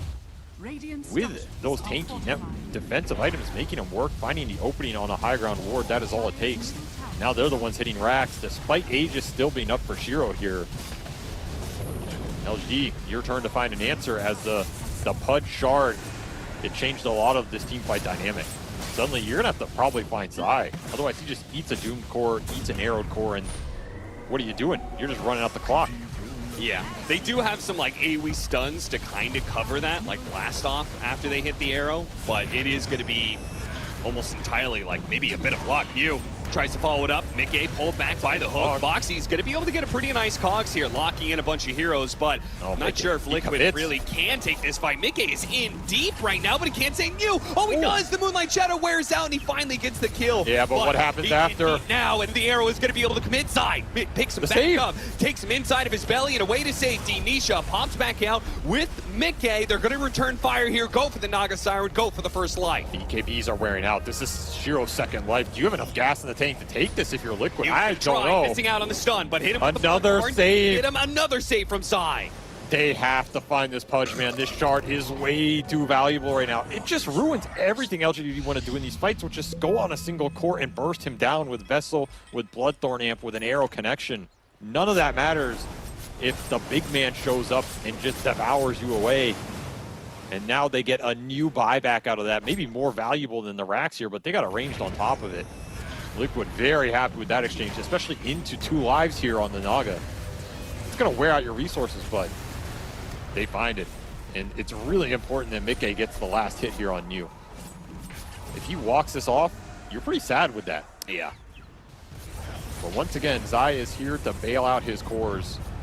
Mickey is dead 100% there if that shard is not online. Yeah, they bought back on you too for this one. So that's just going to be a weak point for PSG.LGD moving forward. Honestly, the biggest item in this game is now probably going to come down to the Doom Ags. Because the Doom Ags is an AoE way to jump on the hero you're single target focusing and prevent the Pudge save from coming out. Right. Because then you can create an area where he just can't walk in and get the devour. And if you walk between him and the Pudge, you take the hook, then you're on top of the Pudge, so you're further denying the shard I feel like usage. This is LGD's best answer to what is happening in these team fights right now. Outside of just, okay, they get like way more farm and can overwhelm the damage, but that's not happening. You got to respect the fact that all 3 of these cores for Liquid have found a lot of net worth in this game and are all significant damage dealers, especially versus the Naga. Which means when these single target stuns land for LGD, you need to convert on them. Moment of deja vu here. Liquid As smoking to Shiro. a similar area, running into Shiro. Can Shiro get it off this time? Dismember? No, the song goes out. Once again, Shiro so quick on the fingers. Now he's far away from the base, so it may be hard for him to get here. Arrow's gonna go out, trying to stop Boxy from hitting a hook shot, and they will be able to successfully retreat back to their base. Lincoln's doing work, as Shiro's gonna look for a Hex to increase the single target focus here. But LGD, they had a decent lead build up to that Rosh, and it all goes back to Liquid in the last 5 minutes here, as third Roshan is gonna be of ultimate importance. That is one you cannot afford to give up with the refresher shards for LGD. It's amazing. Ags for either team might just give you the dub. In Silver Edge completed for Mickey. Another What's that about? Item choice. I don't know. There's no obvious break here, right? I mean, breaking the primal. Not sure. I mean, this item is just kind of good. I don't feel like I ever see Silver Edge on carries and think it's bad. It has built-in crit. It's a lot of damage attack speed. The extra invis in the fights is pretty nice. This can also help him maybe go in the fights and not worry about getting jumped first. Like maybe Mickey just doesn't want to be the first one gone on. Silver Edge is a good way to prevent that happening. Sure. Like you can rely on Pudge save a bit, but as this game goes on and on, it will become a little less reliable potentially. This is a way to help that. Some big talents picked up for Liquid after that last team fight. Get their 20 talents, a lot more AoE damage between the Slight, the Waveform, and then longer lockdown with the Dismember as well. Yeah, full Mjolnir for Nisha as well. That is a good charge to throw in on the Morphling, on the Pudge, and even on himself here. A lot of extra damage if it doesn't get doomed off. That's going to be a late Roshan, which it does mean it's going to be on Radiant side, which is the advantage of Liquid, but I also feel like Liquid don't want this game to draw out, and they would like to do Roshan right now. I think they want this Roche and they want to end the game. Yeah. They can take this game later. It's definitely not that unfavorable at all. But right now, they feel very confident taking the fights with what is happening. You know what's the best part is? He's got a mine inside the Roshan pit, which may have just actually procced. Yeah, he's going to flare it up. Okay, they have both flare for Boxy and mine. So I guess both teams can kind of play around the map and play greedy while still knowing when Roshan's up. I thought at first that was going to be advantage for LGD, where they just, you know, they're obviously very spread and farming for map. It's a nice little heads-up play by Planet. That's going to give them a lot more confidence here to maybe contest it as well. Yeah, exactly. Or they don't have to know when it's on. Like, even if LGD aren't pressured right now, it means they can farm the map a lot more greedily. And if that Roach goes down to bottom side, where they're potentially set up, that is interesting. But you have to consider the buybacks. He set up the mines for the instant kill on the Tormentor. It's pretty nice. I mean, will this kill him? No, mines don't work that way. Really? Yeah. Interesting. Well, and honestly, in about, like, if you don't see that mine die in, like, the next 30 to 45 seconds, I feel like LGD can confidently set up on that Radiant side. The problem is the Radiant Roche's buybacks for Liquid. Yeah.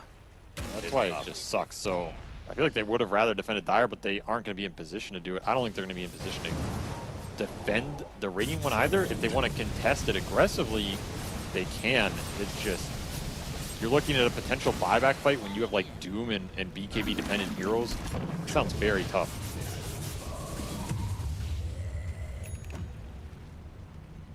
Nonetheless, the farm continuing to come in here. Shiva's and Heart completed for LGD between the Doom and the Primal. So the tankiness continues to escalate. That is not an Ags for New, though. Which to me felt like the biggest item here. Yeah. Smoke up from PSG.LGD. Then, oh, the timer is coming soon. And that mine is still up. So they're saying it's got to be bottom, guys. And they are going to try and fight for it. There's the Tormentor. Instant death. That's going to be nothing to say. So he can toss some rocks around. We'll see if that nice for him. Is actually impactful. And also, this Hex on Shiro is maybe the biggest item for LGD in the last few minutes. If you can find the Pudge, or if you can disable the Pudge when he goes in for the save, that's extremely key. Try and get a ward up. Did they get it down? They got the Hex. But the save? Arrow comes through. There's no save. Look at that blast off stun. They managed to catch him out. Now the Doom gets placed on his eye. They want to make sure there's no saves, but there are buybacks. You got and they've expended a lot here. Are they going to be able to retreat out of this one? Looks like the Mirana's going to be dying first. Insania gets hit by the rocks as well. Trying to go for this kill, but not overcommit at the same time. And you can see PSG.LGD have made the call to back up. They respect these buybacks. And they're going to give way to Team Liquid. In fact, TPing out entirely. Or not, actually canceling that TP.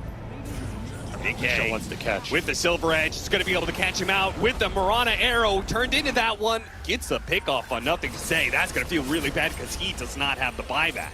No, that is likely Roshan for Liquid here. Unless LGD can make some magic happen. Mickey's just back in with this just going again for the supports. Mirana leaping away, and the song. You're going to have to TP. It saves them. It's going to be a little bit dicey. The air's not come TP. through. Hook shot is going to be able to land, and now you've got to beware of the hook. Gets off the mirror images, but they do have a lot of AoE damage. He is in big time trouble. They've identified the real one. The illusions are gone, and he's dead. Shiro. He does have buyback, but this will not be a contest for Roshan for sure. I mean, you cannot walk off these songs. When there's hook shot, when there's blink, hook, pudge, when there's a Morphling who's turning into Mirana with leaps and waveforms. Yep. Like, maybe he's afraid to TP there because he doesn't know where the clock was, or what's the clock in the song, I don't even remember. But either way, I feel like you gotta go for it. Now you're gonna lose your Naga on top of your Primal Beast. Maybe not the worst case here, since I don't think you were contesting this Roshan anyway. Still, that's the problem with this Radiant Roche. Like, that's a great fight for LGD. You can't really ask for anything better. You get 3 buybacks, 2 core buybacks out of it. The Ember and Pudge are removed from the fight instantly. That Techie stun did work there with the AoE zoning, and then you caught him with the charge through from NTS. That was a big deal as well. Yu gets off the BKB before the Dismember. That'll help. TP. Oh, he did not TP away successfully. The BKB just ran out, and the stun eventually kicked in from the Adaptive Strike. It's that extra Dismember duration. It was, yeah. Level 20 talent here for Zai, paying off big time as you get another Doom kill. And he is out for 90+ seconds here. Does have buy, but man, this game, it is falling out of LGD's grasp, as that was maybe their chance to contest, pull that net worth away from Liquid. Instead, you're going to look at an Aegis and an Ags on Nisha now, with a DD to back it up. How much do Liquid want to push this? This could be a throne here. Oh, that was nice. Grab the Mirana so he can get the leap attack speed. Throws out the arrow. Why? Not paying good enough attention. It's fine. They're not going to go. Oh, they are going to go for that kill. Good force staff, though. And Mickey, pounding on the tier 4s, trying to force New to buy back. Yeah, this is Liquid. They still have a Morphling buy here. They can commit pretty hard. They definitely want the Doom buy, but they might want to just end the game. DD Ags on Nisha is an insane power spike compared to the last fight here. Okay, it's like they're going to call it quits. Take the tier 2 at top, which I assume New is not going to buy back. At this point, no. Unless if Liquid forced throne, he would have bought. But look, LGD are happy to give up racks to save a Doom life. Trying to form some it again. Okay, they get it. Over the techies, and there goes the buyback from New. Now that they've committed, they're going to try and take this fight. The Dismember stopping Zai, holding him in place with the AoE Doom, and actually looks like it's got Lotus back. Yeah, it got bounced back onto him, so he doesn't feel good about running into this fight. And Jiro's in trouble. There's nobody to help him. The Doom can't go in. Oh, what? Denied by Boxy, looked like. Not sure what damage he was taking there, but Boxy sees the opportunity to get rid of his offlaner. I mean, that's a dieback for Zai, so he's dead for 2 minutes here. Yeah, I don't... Should hold Liquid back from continuing this push. I think it's pretty scary to go into this LG lineup without the fudge save. Maybe Aegis is enough to continue to force it, but... I think maybe you just take this tier 2 and then chill. I mean, you know the Naga has buyback here. You can force it out. Like, you can trade some lives for the Naga buy if you're happy with that. But you are at 15k. It's dangerous. You really got to be able to pull a fast 180. Look at the flank here from LGD. Yeah. They're going to look for the back line. They want to make sure if they use this buyback on Naga Siren, they get as many kills as possible. And they're going to start off. Shiva's out onto Boxy. Quick kill with the arrow should be possible. He's tanky, though. The Glimmer Cape allows him to survive a while. Yeah, Liquid are just out. This is not a play anymore. They got that Naga buyback, so they're probably happy with that. Honestly, yeah, I think they... Probably worth 2 support deaths. Yeah. Like, that's all you gave up. That is incredibly worth it here. You even got that last tier 3. You gave up a gem, which kind of sucks, but... I mean, really, you just gave back a gem that you stole from a previous fight. Whose gem is it really? Because they did have 2 gems, and I assume Liquid was able to keep one of them. Though maybe they didn't. I think that's the only one that there's been, right? No, there was 2. Boxy had 2. Oh, okay, so maybe one of them was on Indonesia. Yeah. So they actually split it between their 2 supports and gave them both back to LGD. So that's going to be vision control going LGD's way. But that's not a 1,800 gold sway, that's a 3,600 gold sway.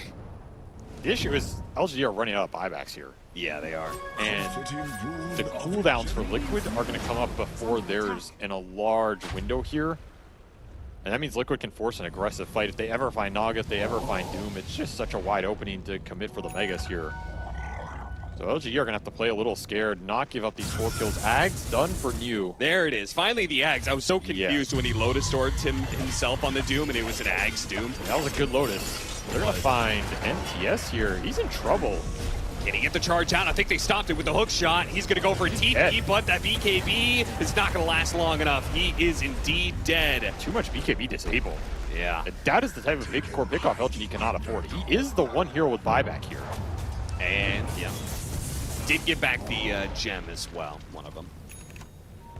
You're just going to need a hell of an Ags Doom here from you. I think it's the only thing that's winning you these next fights. As Liquid look to close out this game, Satanic done for Mickey and Radiance done for Nisha. They are hitting some crazy late game net worths. Even Insania has a BKB, plus he got the shard earlier from the Tormentor. He's a problem. He's becoming a problem. It's even more AoE to deal with the Naga illusion. Shiro's impact at this point is just... It's not going to be there unless the Doom controls the heroes behind who they go on. This Rax is going to drop fast. You're going to have to use a primal buyback as well, which means your initiation needs to latch, or you're just going to waste it.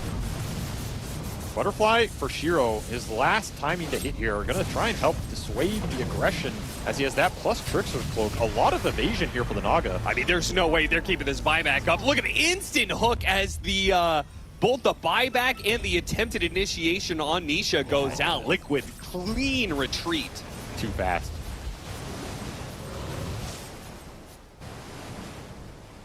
LGD, what are you going to do now? And you know, something else about this Morphling build that's paid off is he went the waveform talents here. Yeah. he has Spell Prism on top of it. It's a very short cooldown waveform that can go in and help clear out some extra illusions or just some heroes on the back of these fights with the attack coming through. Yeah, what's the cooldown on it? I mean, mine's still bugged, so. Oh. But I think it's under 7.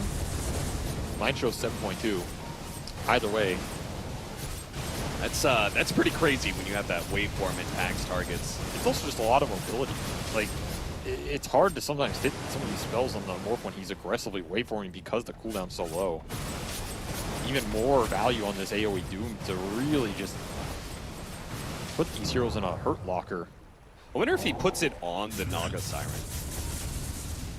to try and stop the Dismember help. Or if, especially if you got like Aether Lens on Zai, he'd probably be able to reach over that Doom. Then what happens if a Doom target, an Ag's Doom target, goes inside a Pudge? Think the AoE's still there? I have no idea. Doom's in from the inside.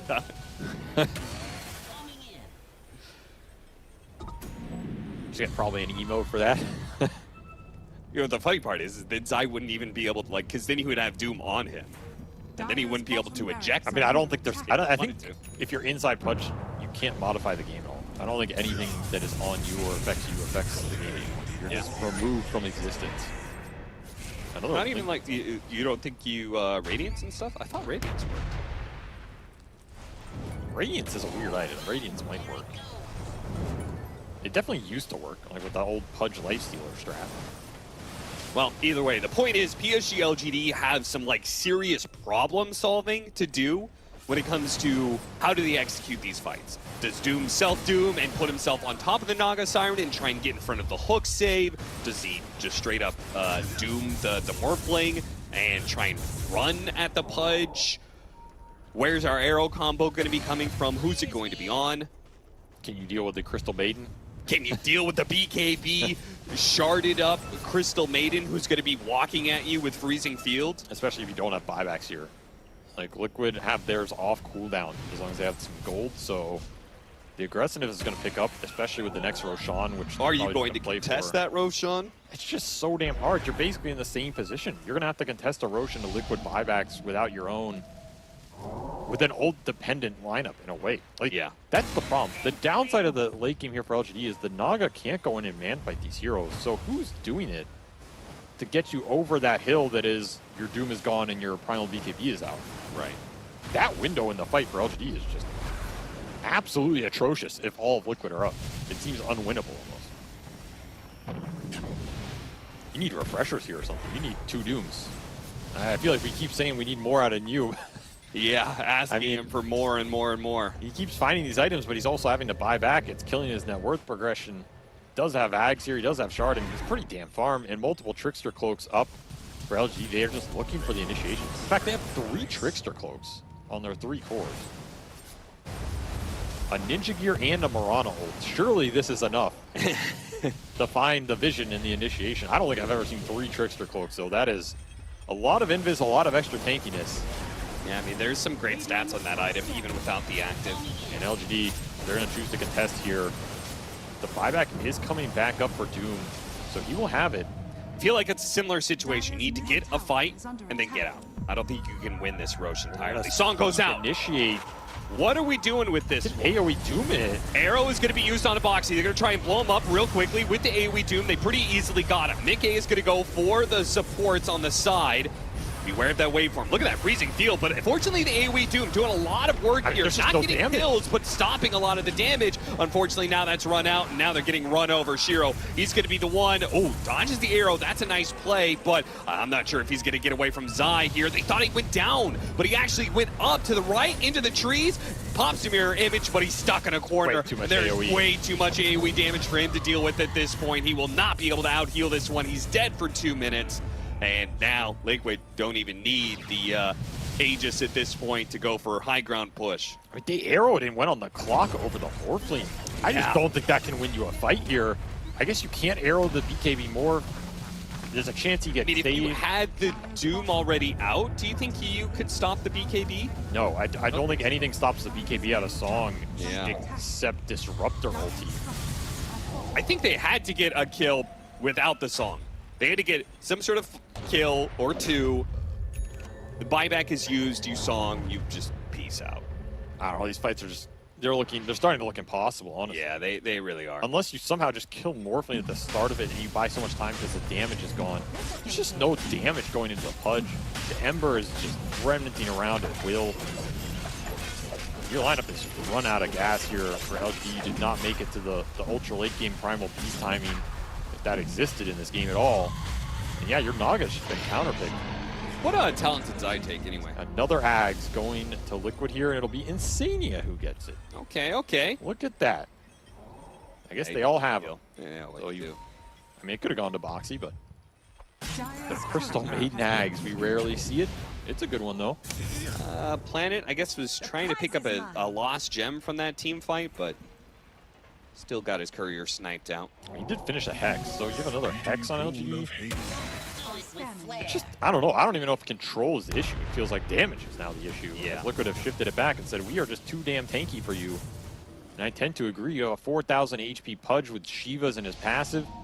You have a 3,000 HP Ember Spirit with Refresher Ags Remnants, by the way, for Nisha. So he is going to be a ghost. All you're going to see is the burnt dust of your corpse as he flies over it here. Yeah, I mean, he could drop 4 slides in one go. Look at Zai. Just taking a little walk around the park. Enjoying the 4th of July. More time to tear your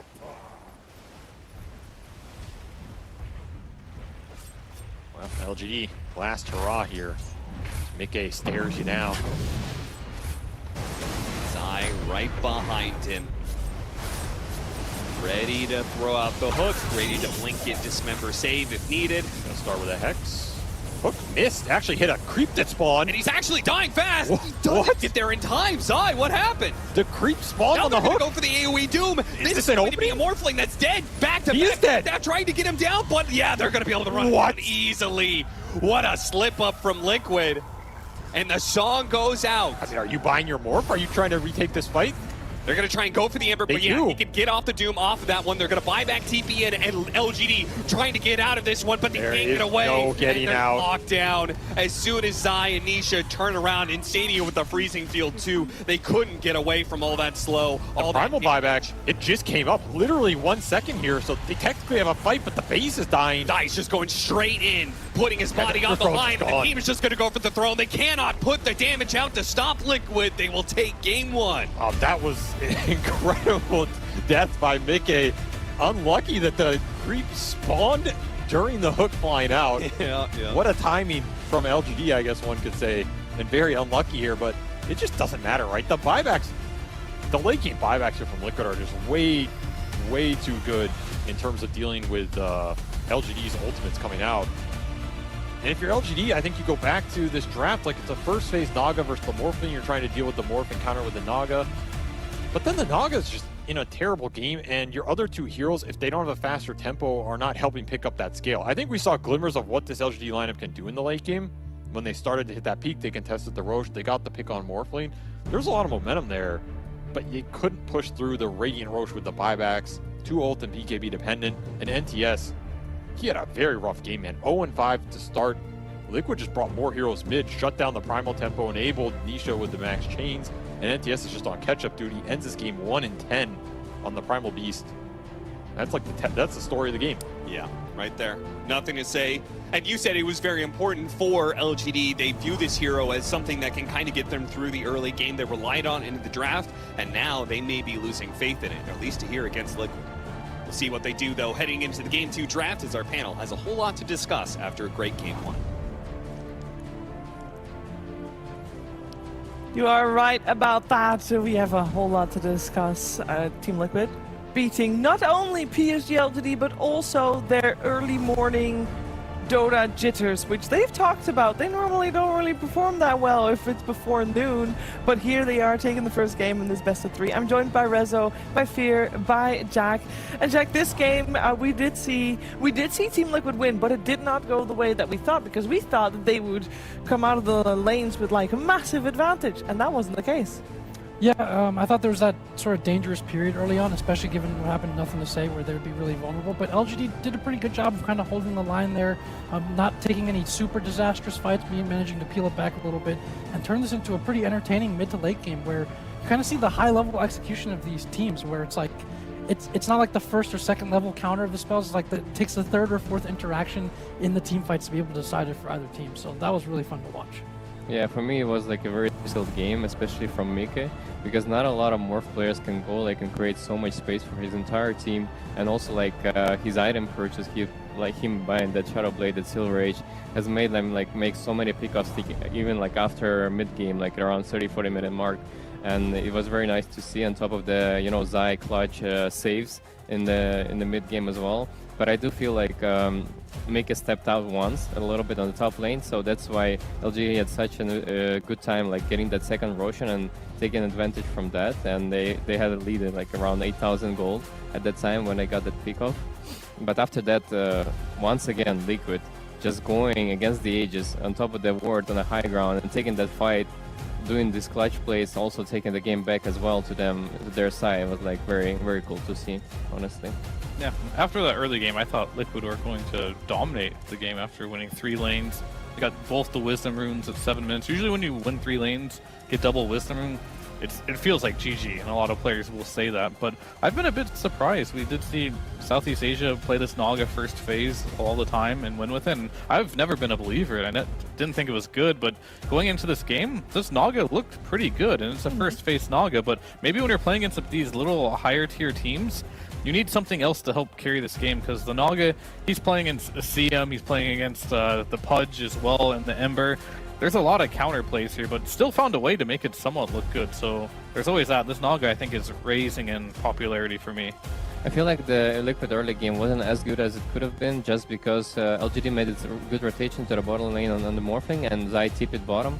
And because of that, Shira got the tower top, and that's why this has opened up the map for them, so Liquid could never really go back there and take that area from them again. So this is why like they delayed the early game so much.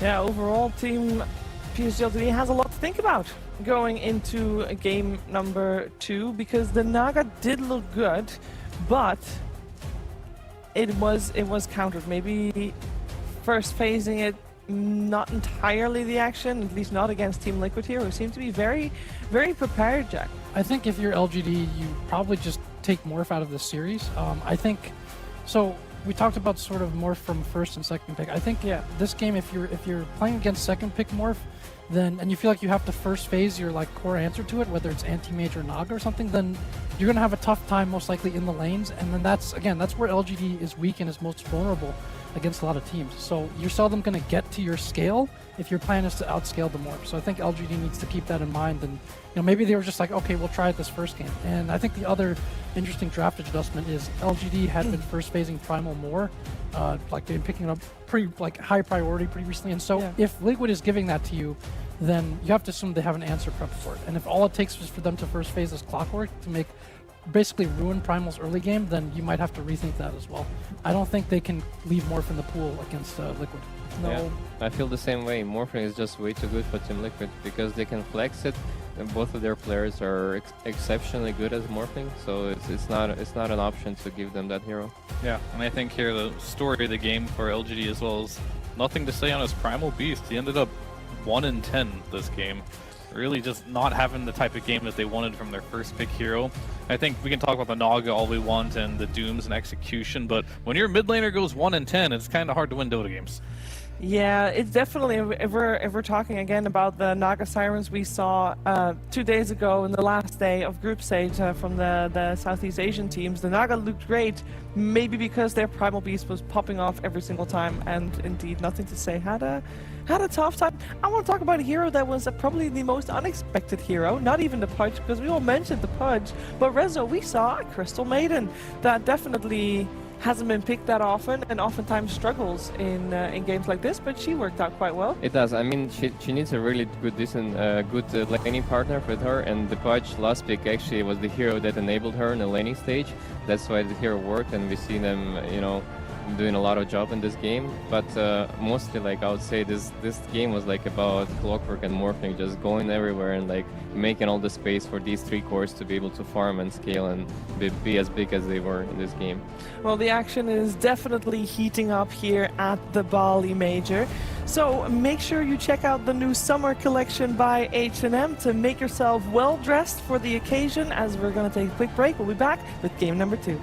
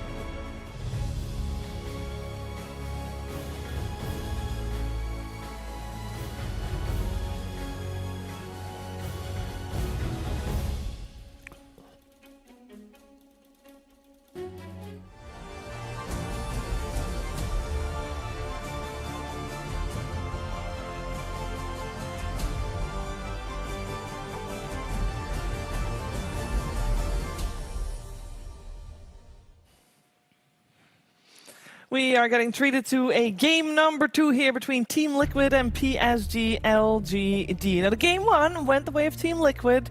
Definitely gave PSG.LGD something to work with, though. A lot of things revealed, some things tried and tested, and on the side of PSG.LGD, it failed. The Naga Siren first phase not successful. Of course, keep in mind that this series, if PSG.LGD win it, they are guaranteed a spot at the International. So there's a lot on the line for them. So Zhao had his work cut out for him. We're about ready to jump into the draft of game number 2. I'm joined by Jack, Fear, and Resolution. Going into this, Fear, is it indeed the opening of the draft where you would see some changes going into this game, or were there other things that went wrong for PSG.LGD? Definitely other things that went wrong, but I don't think it hurts to make some changes in the draft. They didn't play their best game. I really feel like the Naga, they're not a team, that's the first time playing Naga this tournament, but they haven't had the best like combo usages. I didn't really see the sleep into arrows or the self-doom at that bottom fight. I really thought they would get Mickey that one time, but the combo was just off and Mickey didn't get doomed. He ended up getting the waveform off and that completely changed the fight. And I feel like these are things you can't mess up if you play with the Naga. Alright, just maybe ban the Morphling out so you don't have to deal with the Mickey Morphling. Yeah, but then they have Undying, which 100% win rate with as well. Uh-oh. There we go. All right. They got Undying, which they have 100% win rate with. Yeah, with that being said, though, Team Liquid overall has had a really good group stage, so the stats are going to be good for any hero, but 100% is a lot. They open with Undying Lycan. PSG.LGD does still open with the Primal Beast. They get a Silencer to go with it. They did ban out the Morphling together with the Medusa and Timber Pugna banned as well, and that does mean that Enchantress and Broodmother are left in the pool compared to a previous draft. Yeah, and I already like the start of the draft better for them. We talked about just getting rid of the Morph, and then obviously if they see the Undying first pick, you can probably pick that Primal with less fear that it's going to be a clock. So I like the start of this one already. I'm not sure what does the Silencer stand for, to be honest. Like, usually Silencer to me, you either pick it for your initiation power to make it even stronger. Like, for example, you have like a Storm that jumps in, you just cover the backline, you know, counter play against it. But here with the Primal Beast, maybe they see something that I don't see, and also like you're not countering anything. Like you're playing against Lycan and Undying. It's not gonna be some big black holes you're gonna cancel on top of that as well. But it is a strong laner, right? The Silencer. Maybe they're gonna put it against Undying, which stops him a little bit from decaying, but they usually play it as a +5, right? LGD, I think so, 10 seconds remaining. And from Liquid, they're just making this solid push strategy that they love. The Lycan has been flexed for them as well, between Mickey and Zai. I would love to see Planet play more of the damage there. I didn't really notice until later I saw, but Planet actually did 43k hero damage last game. By far the highest on his team on his techies. So just sneaking in that damage somehow, but him being on a more of a playmaker or damage dealer instead of Silencer, I would love to see for LGD. Yeah, I mean, Techies is still in the pool, and he had a massive impact previous game still. He did. I would say he was not the problem. Nope. We'll see if Team Liquid lets it be in the pool. Yeah, Naga obviously is getting banned. Oh, there you go. Never mind, they do not. I mean, I'm also very confused about the Silencer pick here. Maybe they're getting in their heads too much, or they just love the hero. I think maybe like Roman said, they often pick this hero just as like a small pairing with some kind of initiation, so you'd see a lot with like Bat Rider or something just to protect the jump. Yeah. So in this case, they're kind of protecting the Primal Beast jump. And then I think they probably figured like this hero might be banned a little bit later on. They just add some team fight to their lineup, and then they have second picks so they can try to construct 2 better lanes out of the next phase. Yeah, it just feels a lot of all in on like what they. This isn't necessarily a bad thing, but ideally you want it to be good for your draft and also good against the opponent's draft. Where this feels purely just kind of like for their idea of they want to initiate with Primal and Silencer's going to press global, but not really taking into the fact that he's going to be laning against like a Lycan, Undying in the game. There's a Tombstone down. Like global won't help you with that. So a lot has to happen. A lot has to happen here if this Primal doesn't have a good game, then Silencer won't have a game either. We saw last game.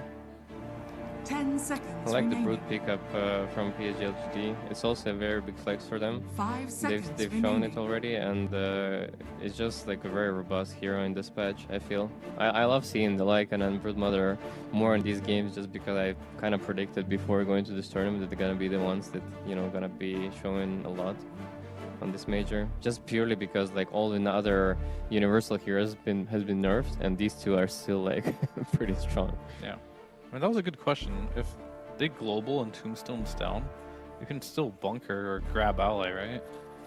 You can't global silence a tombstone. I don't think. I mean, it does the global silence creeps though, right? But a tombstone. I don't think it's just he can't grab, right? Yeah, but you can probably still bunker while global. Might make a difference this game. We'll have to see. And Liquid now they're gonna go for the Leshrac and Spearbreaker. I don't want to see the Lesh last game, but they went for Pudge instead. What makes this a good Leshrac game? We saw, I believe it was Abed playing Lesh against the Primal. It seemed like a good answer in the laning stage. He played versus Carl's Primal, and I think he stomped him super hard. They still lost the game, but the mid lane matchup looks like it's pretty good versus the Primal Beast. Yeah. We did see what happens if you shut down the Primal Beast early. There's not that much that he can do afterwards. But it looks like a free Primal against mid game. They have no really good way of stopping him other than Spirit Breaker or just charging him in. Other heroes don't really do as much to stop him. And overall, they're kind of low on the old disables on the side of Team Liquid, other than the Split Earth from Leshrac. Yeah. Yeah, I like the Lesh pickup even without seeing... I mean, you see two cores so far that both kind of need to be in there, like in your face to get things done, and so Lesh obviously punishes heroes that have to do that, and they don't really have any... They don't have much reach, and I would say even like not that much burst to just be able to kill Lesh, so it starts to limit like some of their last pick options a little bit, so I do like this choice. This second phase. Yeah. If I was Liquid this game, I'd think a lot about playing around mid lane, helping the Leshrac out, because the supports of LGD, they have nothing to stop charge from the Spirit Breaker, and they're really level heavy. Like, you need your levels on Phoenix, you need your levels on Silencer. They're not going to be very good about skirmishing around this mid lane. And if you take the fight there, I think you'd have a big advantage on Liquid, whereas I think LGD, they kind of want their Primal just be undisturbed in the mid lane and play more on the side lanes, maybe go to the Brood's lane and gank. Yeah. Both of these teams seems to be like in disables. Yeah. LGD lineup also has one Primal Beast and nothing else except that. No stuns, only Phoenix Nova. But that's it. And Liquid instantly realizes that and bans the Faceless Void. Because it's not easy to get reliable stun from your carry. Yeah, and that really limits the last pick options again for LGD, right? Because I love how Liquid's lineup is already sort of built around the Slash when they pick it, because if you pick like some kind of flimsier range core to try to deal with Leshrac, then you have the issues with the Lycan and lane or just being run down on the backline. So like I do feel like this Lesh right now is set up to have a really good game. Unless, I guess one thing LGD could consider is if maybe they want to flex the Primal and pick up some kind of mid-ranged core that scales and will do damage to the Lesh. Because I think if you pick like a Drow or something, like that's like a little too exploitable, but yeah, what do you guys think about that? Some kind of ranged mid-core? I don't know, like maybe Lina, Shadow Fiend, something like that? For Liquid or LGD? For LGD. I don't think they'll go. I want LGD to pick Marcy carry. They have done it in the past. Yeah, I want that. I kind of want another stun. Someone that like punishes for hitting the egg. Void would have been the best for sure. It does seem a bit greedy that Liquid decided to go for the Terrorblade on top of the Leshrac and Lycan. Like, seems like these three cores are going to be farming a lot. And there's no much, you know, space making potential. Only Boxy is going to be like doing the heavy lift. No pressure. We'll have to see what they can do. I mean, the Drow got more interesting, but for Lycan, always something that's a little difficult. Yeah, and the Spirit Breaker. Troll's kind of a dead hero, but Troll versus TB and Lycan's okay. I'm still I feel like they need something like just Mars and go for the team fight and hope that this Brood. But it's gonna be hard times for Brood to carry the game against Lycan, Lesh, and Terrorblade. And I think PSG always goes for a Neo on the Brood, no? I think Shiro has played He's it. played it. Okay. They can flex it. They can actually go for a faster tempo option here because they can try to ride the early game of Primal into a faster game, which is against their usual sort of playstyle. But like you said, LGD Liquid's draft feels a little bit greedy and slow this game, so I feel maybe like they can get away with that. Doom might be a good option for them as well. I'm still on the Marcy train here. I feel like playing Doom versus Lycan and TB might be a little... And Lesh. It's probably not the best Doom game ever, but it is faster tempo. You want to put yourself in a position where you want to have to shut down these heroes, or do you want to pick a hero that can scale into the late game? Is pretty much what they're debating right now. And they want to go for the late game, even into the Lesh rack. It's quite a nice pick actually. They only have Leshrack to stop the PL. Other than that, the 4 heroes of Liquid are pretty free for PL. Even more emphasis, I think, on this mid lane matchup. I don't know how you're going to shut down a Leshrack with these supports. So a lot on nothing to say to have a decent game. But Nisha, he's their only hero that can deal with this PL. So he has to have a good game. There's also not much to stop the Brute Spiderlings. Just like the laning is decent, yes, with Undying, but after Broodmother hits level 6, the only one hero can stop the Brute is Nisha, and he has to like be around the top lane. And he also has to stop the PL. So it's gonna be a lot on Boxy and Nisha rotations this game to make the advantage early on.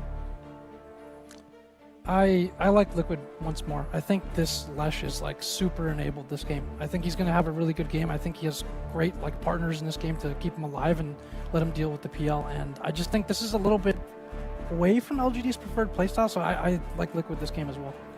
So Liquid's going to get away with their greed. That's what you're saying? I think so. I don't think so. I think this is LGD's game here. Yeah. How late can they, like how early can they go? Like at what point does Liquid line up, scale in better? I think just Nisha has to always be top network this game for them to have a chance. And if they somehow manage to kill him a few times or Nisha doesn't have the best game and PL's farming up there, it's going to be a pretty easy PL game. All right. All eyes on the mid lane then. All eyes on Nisha Leshrack to see if Team Liquid can get a 2-0 out of this one, or maybe PSG.LGD forces out a game number 3. We're finding out together with Cap and SVG. And it is very important for them to be able to force that game 3 and hell to win the series, because top 8 is particularly important for PSG.LGD. And if they win this series, that's what they're in. They're in the points, Avery. And if they're in the points, they're going to TI, guaranteed. Dang. A lot on the line. You're already down a game in the series. Yeah, it's a time to show up or go home and play in China qualifiers, and then probably they win can anyway, make it later. But that doesn't feel as good. Sure. It's not like, we got him, boys. Yeah. Struck a blow against Western Europe. That is actually pretty important, because Western Europe has been dominating outside of some Eastern Europe performances, but China hasn't been able to showcase that they're going to be strong enough to be able to win a TI. And it all starts with bringing down the Liquid's Gaimin Gladiators quest. Like, you got to be able to knock down one of them. And the one who's in your way right now is Team Liquid, and they're going to keep the faith in their Primal Beast for nothing to say, Avery. I don't blame them.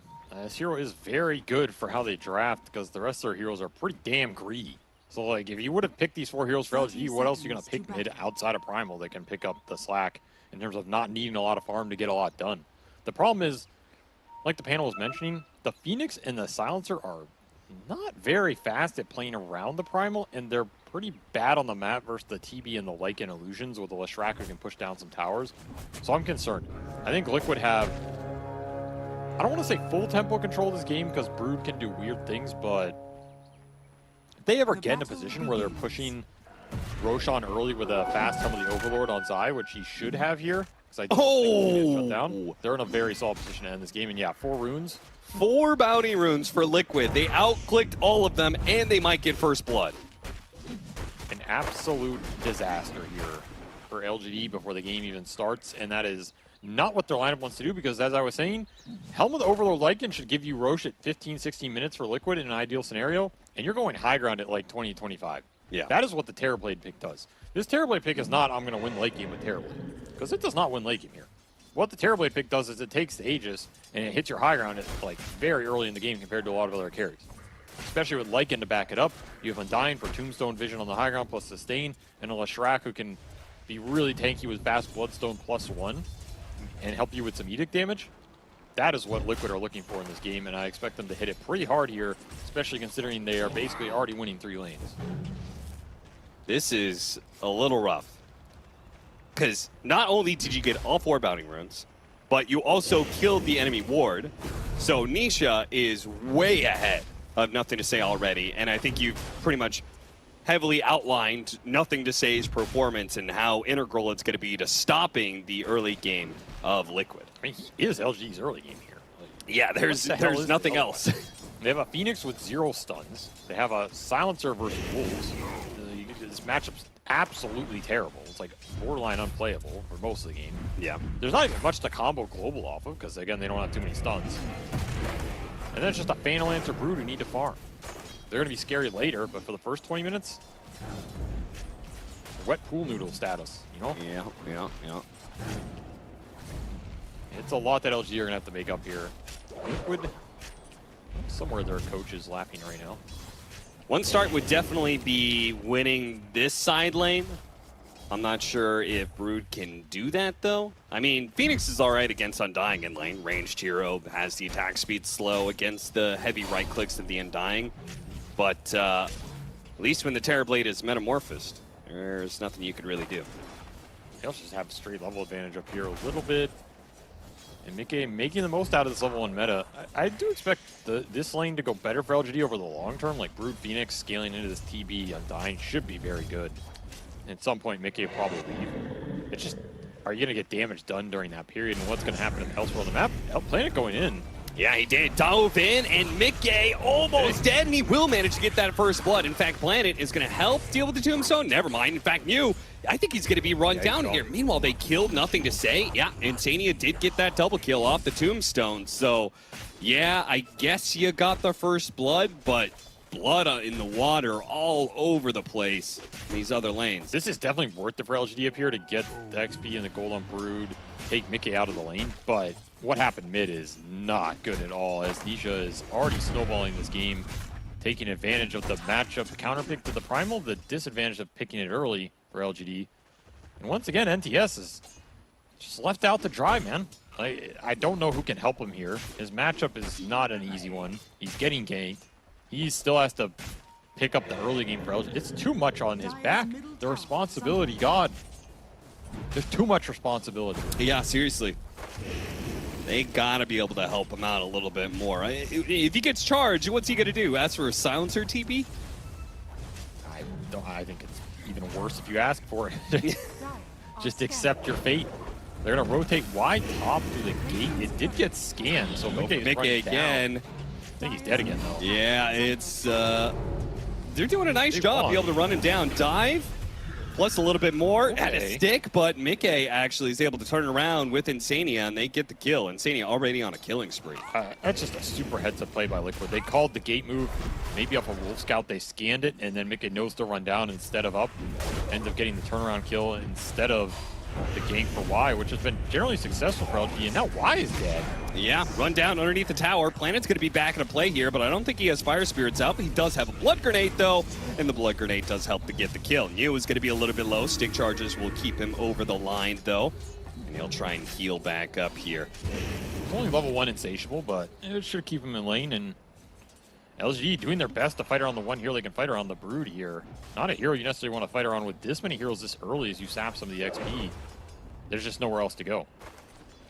I guess upside is Shiro gets some solo time, but the solo time is not great down here versus Lycan, who just punches you back. All these lanes, small pressure points Liquid are taking advantage of, and the extra Spirit Breaker Roam, a hero that can really quickly pick up the pace. Already back to Shiro bottom. Oh, you left him alone? Lots of damage. I'll take advantage of that. Shiro, doppelgangers, they found the real one. Did they find the real one? They did. Foxy, second guessing himself, does manage to get caught by Nothing to Say, who's going to go for the double here. If he can get it, fantastic. Well worth his time, but sadly a TP away from Zai, or a fake TP, will get Nothing to Say off of him. That's still worth, because he's actually saved Shiro too. Those wolves are going to kill him if that charge doesn't come through. In fact, they're still biting him here. He's in trouble. Is he dead? Turns around, he fights the wolves, almost dies. Yeah, Shiro's in a world of his own hurt down here. I don't think this charge will be able to connect in time. No. But your towers are taking a beating while all this map movement's happening. Y has to go mid to try and salvage that. Very fast tempo here from Liquid. They're going to be all over the place. The wolves are going to help. They're going to give the vision, connect with the charges, drop the tombstones for these fights. You're going to start forcing LGD off these lanes. Outside of the Brood one. I think nothing to say here. Just picked up his phase boots. Will be able to jump away before a charge can hit him. Still not level 6. No, and Nisha is. He's just looking for the bottom gank because they know Shiro TP'd back here. This is a beautiful read. Pretty much a guaranteed Phantom Lancer kill. Yeah, no way he can really get away from this unless he manages to juke them out with an illusion. Pretty good. Yeah, the splitter, the TP's coming in. Unfortunately, the bash, and just, again, the damage. You cannot get away from this Leshrac bash. Triple teleport just to watch their carry die. I mean, they do have level 6 on nothing to say, so he can grab something here. Nisha is going to be able to turn around with Split Earth, though. Nothing to say, charges through Boxy, gets the kill, and looks to get out. I mean, Y is dead to the Wolf. This isn't even level 6 for Zai. Oh yeah, completely body blocking him in, Planet. He's probably going to die too. Nisha will be given the mana thanks to Insania having arcane boots already off of the early kills in lane. All these little snowball things going Liquid's way, getting early utility items, boosting up their cores on the map. Wisdom Rune is picked up by Shiro, barely ahead of that illusion, which was heading to deny it. So he salvages that a little bit for LGD, but man, this is going to be a slow game from them if they ever recover it. And it's coming all down to the Brood and the Primal here. How much can they stem the bleeding, defend their towers? That's why the mass TPs are coming out for LGD. They don't want to give up early tier 1s versus like in Terrorblade lineup. Yeah. With a Spear Breaker can charge you on the map, that's just a death sentence, right? Like, the second Liquid have more space than you to operate. They need a kill like this real badly. Stop Mickey from getting his level 6. Good execution. Yeah, the gate ganks has been something that has worked for LGD very well. Yes. Something they have abused more than almost any other team. Yeah, well, you're talking about in Game 1, how the Western European teams play a lot around mid. China has been mostly gate, gate, gate. Dire's top tower is under attack. Well, that's because they created a gate from the east to the west, and Sumail took it. That's true. Gates are wide open, Cap. I'm waiting for the Chinese player to come to NA and revive the region. It's an open door policy. I'm just saying, faith beyond you. There's an invitation. Of course, anytime, any team. Anytime you want to come to NA and form Team Dog 2, please. I got some boys waiting. Would you, if Faith Beyond came to you and said, Avery, you're the most brilliant captain I've ever met. You assume that hasn't happened. Please, can we please form a Dota team? Would you come out of retirement? I'm just saying you better have Kyle on your speed dial. You're gonna need a new casting partner. Planet will pay the price here to a charge. The Wolves have done some work this game, as Zai has not even needed to use his ult, has made his impact felt. Honestly, the numbers don't look too bad for LGD though. I feel like this game has just been all Liquid, but yeah, considering how they're getting run over. Something. Yeah. I guess it's like the Brood parity. That's the thing. Like the Brood it's a good Brood game. I don't think they have much to interact with him outside of Spear Breaker charges later with heroes with enough farm to kill him, but otherwise Mew should be pretty free. And Mickey, he has 3 deaths, right? It's not been that great a game for the Terrorblade. As much as we were talking about the Phantom Lancer, I mean, they're basically tied at the bottom here. Yeah. So this game there's a lot of parity in this game. LG's not too far behind, and they kept their mid-tower high HP, which was really important. If that mid-tower had gone down earlier to like some extra edicts or just Liquid bringing heroes, dropping Tombstone, whatever, I think the map looks very tough for LG to play. But now they have this to play around. It's a decent position to hold and take a defensive fight with support ults if you can get there before the Wolf starts knocking. Yeah, and that is the problem, right? And that's the big difference between all these heroes. The support levels and gold difference is massive. Planet, he's got 1 dive to try and get out of here. And the charge is going to come through, hits him, can't quite kill him. Boxy actually didn't go for that 1 hit. He'll let Zai come back and try and get it, but no, he doesn't want to die in tier 2. A little bit too dicey. They got the Helm Creep out of that as well. Zai creates another Helm Creep off a Flag Bearer. Which will run around a bit, but that's a wasted Lycan ult. Did not get much done for Liquid. Space for the Brood, space for the Phantom Lancer, who moved his way top. and some extra gold for NTS. So this is pretty much what LGD want. They want to just react to Liquid's moves, try and get as much out of them as they can, while their other cores continue to farm up. Well, they force a rotation bottom, and then they immediately take Yeah, mid, this is so. the downside. Your mid tower pays the price eventually. I think that is a tower LGD would have liked to have gotten a full team fight out of, but they just didn't have the support ults to take it, as they are still lacking level 6 on both. Okay, I don't know if you want to be up here, man. Yeah, where else does he go? Go bottom.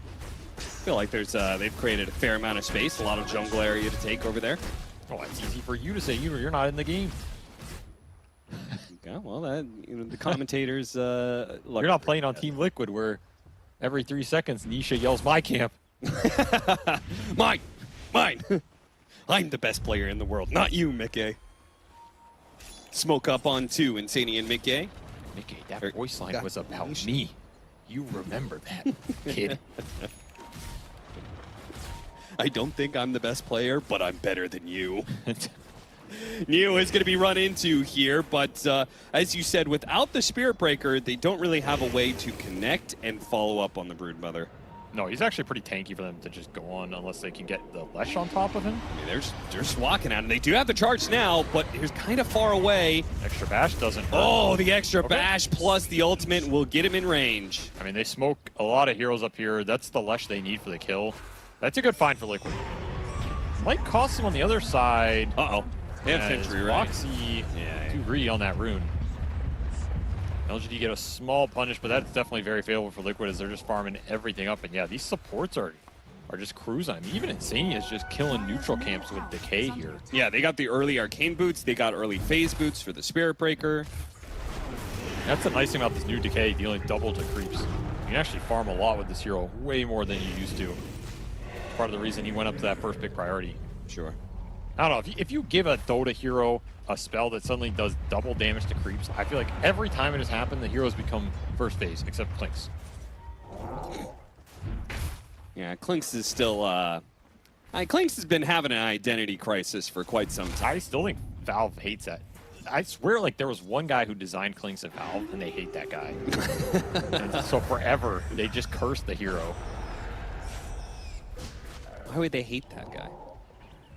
Maybe they hated the voice actor who voiced him. They're like, you know what? Your hero's just never going to see play. Yeah, maybe. Then what did... Let me ask you, what did OD do? You talking about OD Pixel? No. Outworld. I think Valve likes him. Dumpster can? Yeah. I honestly think Valve is just confused with that one. Yeah. I don't think they hate OD. I think they just don't know what he's supposed to do. I mean, if Clinks is having an identity crisis, OD lost his identity. Name me what OD's passive does right now. I don't. You can't. Nobody in the world can. You know why? Because nobody knows what this hero's supposed to do. Is he stealing mana? Is he amping mana? Is he supposed to have a lot of mana? Are you supposed to have a lot? Are you supposed to have a little? Is it an intelligence thing? Like, is he a universal? Maybe he could have been. Are you supposed to buy 8 toes? Are you supposed to buy Ags? Is he a save? Is he an aggressive initiation? Is Mickey dead? Yes, he is. Does he wish he was OD? No, because the hero's terrible. That's why, man. The hero's too damn confusing. Better to be a dead TB than an alive OD. Yeah, way better than Centaur for sure. That's the thing, you know. There's always somebody lurking out you that's worse. There's always someone lower on the totem pole. That's right. As LGD continue to try and keep their status quo in this game, Zai pushing towards that Helmet of Overlord. That is going to be the big timing for Liquid. And it is approaching 15-16 minutes, which is right where you want it in the sweet spot for that first Roshan. This is where LGD really would like to punish the Lycan. They can line it up. Just so damn hard. He's so tanky. You have Undying behind him. This Bloodstone Lesh is already online. Your tier 2 is gone. They spot him, but nothing to say. It's actually being hit by the Helmet Dom creep, so I think maybe there would have been a plan there. Okay, let's just blink and try and blow up the Leshrac, but... I do like that LG are going early support items, like they went Earn on Planet and Veil on Y. I think this is a decent idea. Just amp up the early spell damage, play through NTS, get as much done as you can in the limited windows you're going to have it. Like Nisha here, you got to be able to try and go for this kill. They're going to commit everything. Yeah. Everything. They brought you in, though. This is really good, because now you can follow up on this committal that otherwise would have been very heavy. Yeah, get the kill on Insania, take the tower. A lot you can get out of this one. That's a nice move by LGD, and again, the early little items help them have the confidence to go for that play, especially Blink on NTS. Sure. You with the connection, early mech here, looking for mech into pipe. They're gonna have some auras to help their 5-man as well, and this game is not looking too bad. I think the Overlord timing is still gonna be very strong for Liquid, so like, I'm not looking at these net worths and thinking this game is going well for LGD, but they can keep finding these openings. You gotta respect this ultimate, because your status resistance does nothing to it. That's the problem with Pulverize. BKB and status resistance are both countered by this ultimate. And this is the type of game that LGD won out of the Primal Beast. Him carrying that 3-man hit squad in the early game while the other 2 heroes find the farm. Right. Because now NTS, he was 0-5 last game. He's 5-1 this game. That is a very strong difference, especially in terms of how well he's going to scale. How are they doing this better? He's top net worth. He is. How are they doing this better with Phoenix Silencer than Piranha Techies? I mean, these honestly, are fundamentally worse heroes to work with the Primal Beast, but they're playing better. They're not that bad if you have the levels. Like, Phoenix Silencer's a lot of damage. It's a lot of damage. Okay. Well, they didn't have the levels. Not until recently. No, but I agree. They're making it work way better than last game with slightly difficult heroes, and it's just about being in the right place with the right hero. Once again, Nether Strike pushes him back into Nisha. That should be Roche. It's a bad spot to die in. I mean, there's nowhere else New can really play, but that's just a damn good smoke by Liquid. Exactly to the part of the map they want to be in. Helm of the Overlord done. Right on cue. Send the Dragon in the pit. Buff Mickey up. And easy Roshan. They'll probably put the Aegis on Nisha here for the first one, I would think. I don't think Mickey wants the first one unless he really wants to push high ground early. Yeah, surely you've got a lot of towers still to get through. I feel like high ground is a bit of a bold assumption. Yeah, I think you're looking at second Roche for that. Yeah. And so I think you let Mickey just farm. You give this one Nisha, you go play around with him. Maybe another tier 2s on the menu, outpost, some aggressive jungle control. As LGD continue to try and push this to the late game with their farm. They do have the early ags on Shiro with the Phantom Lancer, so the Phantom Lancer can join these fights. His damage output will be decent. He will probably have Diffusal before the next real big engagement here. What do you think about Lincoln's for nothing to say? Primal Beast? Is New also going to get one? Maybe later on. I mean, you block some of these charges. Liquid don't have another initiation, and NTS continues to just pummel people into the dirt. Liquid have not respected this Blink Primal on the mid lane. That is for sure. Giving up a lot of freebies here. And a lot of their vision is on the side lane, so they're just not seeing where NTS is going. Shapeshift's going to be used to hunt down the supports here. Okay, well, he's gone. Yeah. And Phoenix might be run down as well. It's going to be hard for him to get this far away. Do you egg? Try and disappear into the trees, TP out. Split Earth is going to be there to stop him.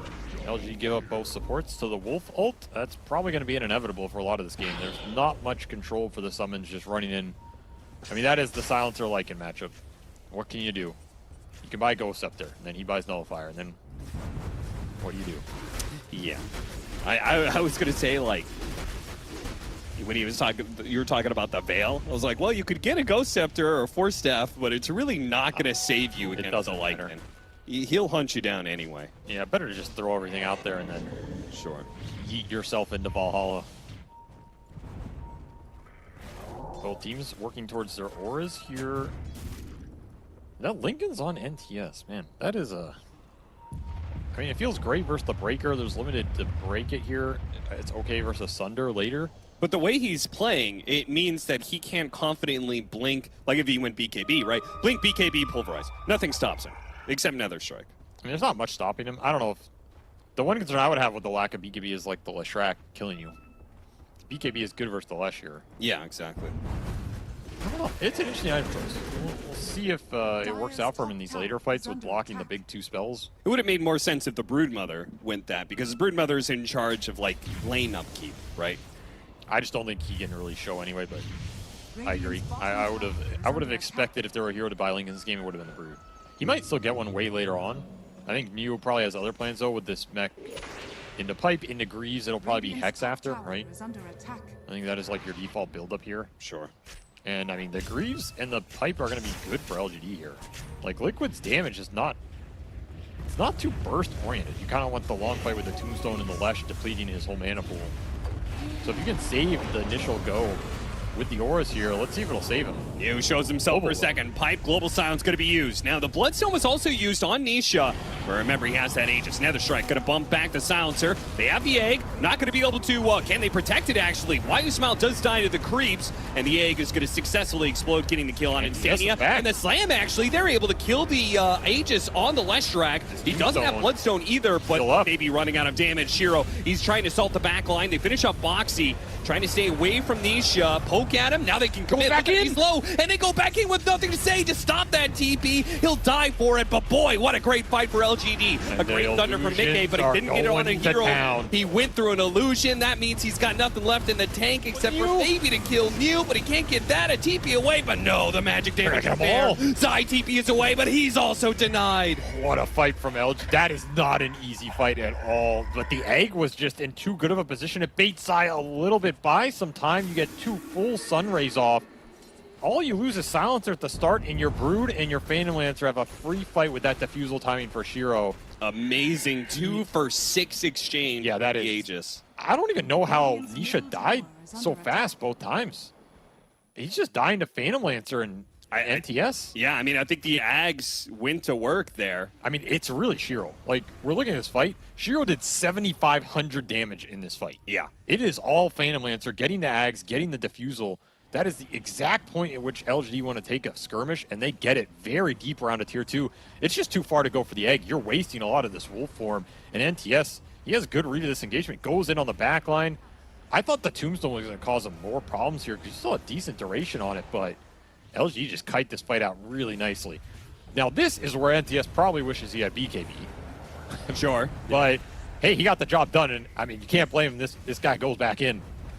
He knows what his job is. Man, those illusions destroyed Nisha before he could get off, before he could do enough damage to kill them. This matchup is not what it used to be, I can assure you. It is not fun, especially if the Phantom Lancer gets to, like, Heart, Mage Slayer, Territory, whatever. I mean, Solo Lesh is not going to stop Phantom Lancer's game. Yeah. A big part for me, he used the Bloodstone on his first life, right? He has the Aegis. You didn't. Yeah, and it didn't connect on anything either. Yeah. Also, the vessel was completed for Planet. Oh, yeah. Again, he rushes this vessel. Early itemization paying off here for LGD. They just need to win some of these early fights. I think they're going to be way more confident in this game. Lead is back down to 0. If you're Liquid, you really need this next Roche, and you need to get a lot done with it. Yeah. I guess you can scale your Spirit Breaker here. Like, Boxy has found a lot of harm in this game. He's killed a lot of spiders, but Nisha's dead again. Global Sound, Supernova, they know how important this Leshrac is to shutting down the Phantom Lancer. And as you said, if the matchup is worse than before and they get these kills on him, Shiro is going to take over this game. This almost feels like a shift from last time where Liquid shut down NTS, and LGD, they are just shutting down Nisha. Yeah. It wasn't as much focused on the laning phase, but man, have they hurt him in this mid game. A third big death for the Lesh before he gets to that BKB and can deal with the burst.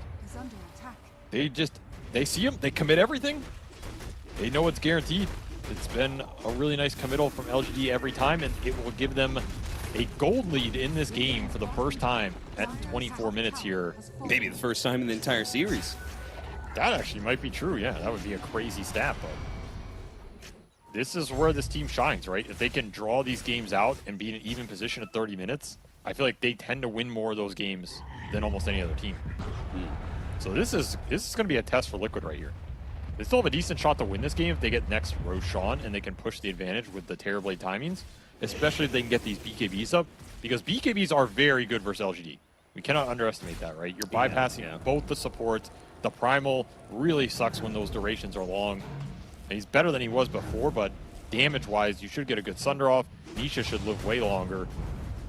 That window with the Aegis and the Wolf finishing an AC for Zai is going to be really good for Liquid, and I think that is their window to take this game if they want to take it. You go later than that, and it's going to get real spooky real fast, because this is not a 6th net worth Primal. It is a first 2 net worth Primal for NTS, and that is a big difference, especially with his matchups this game.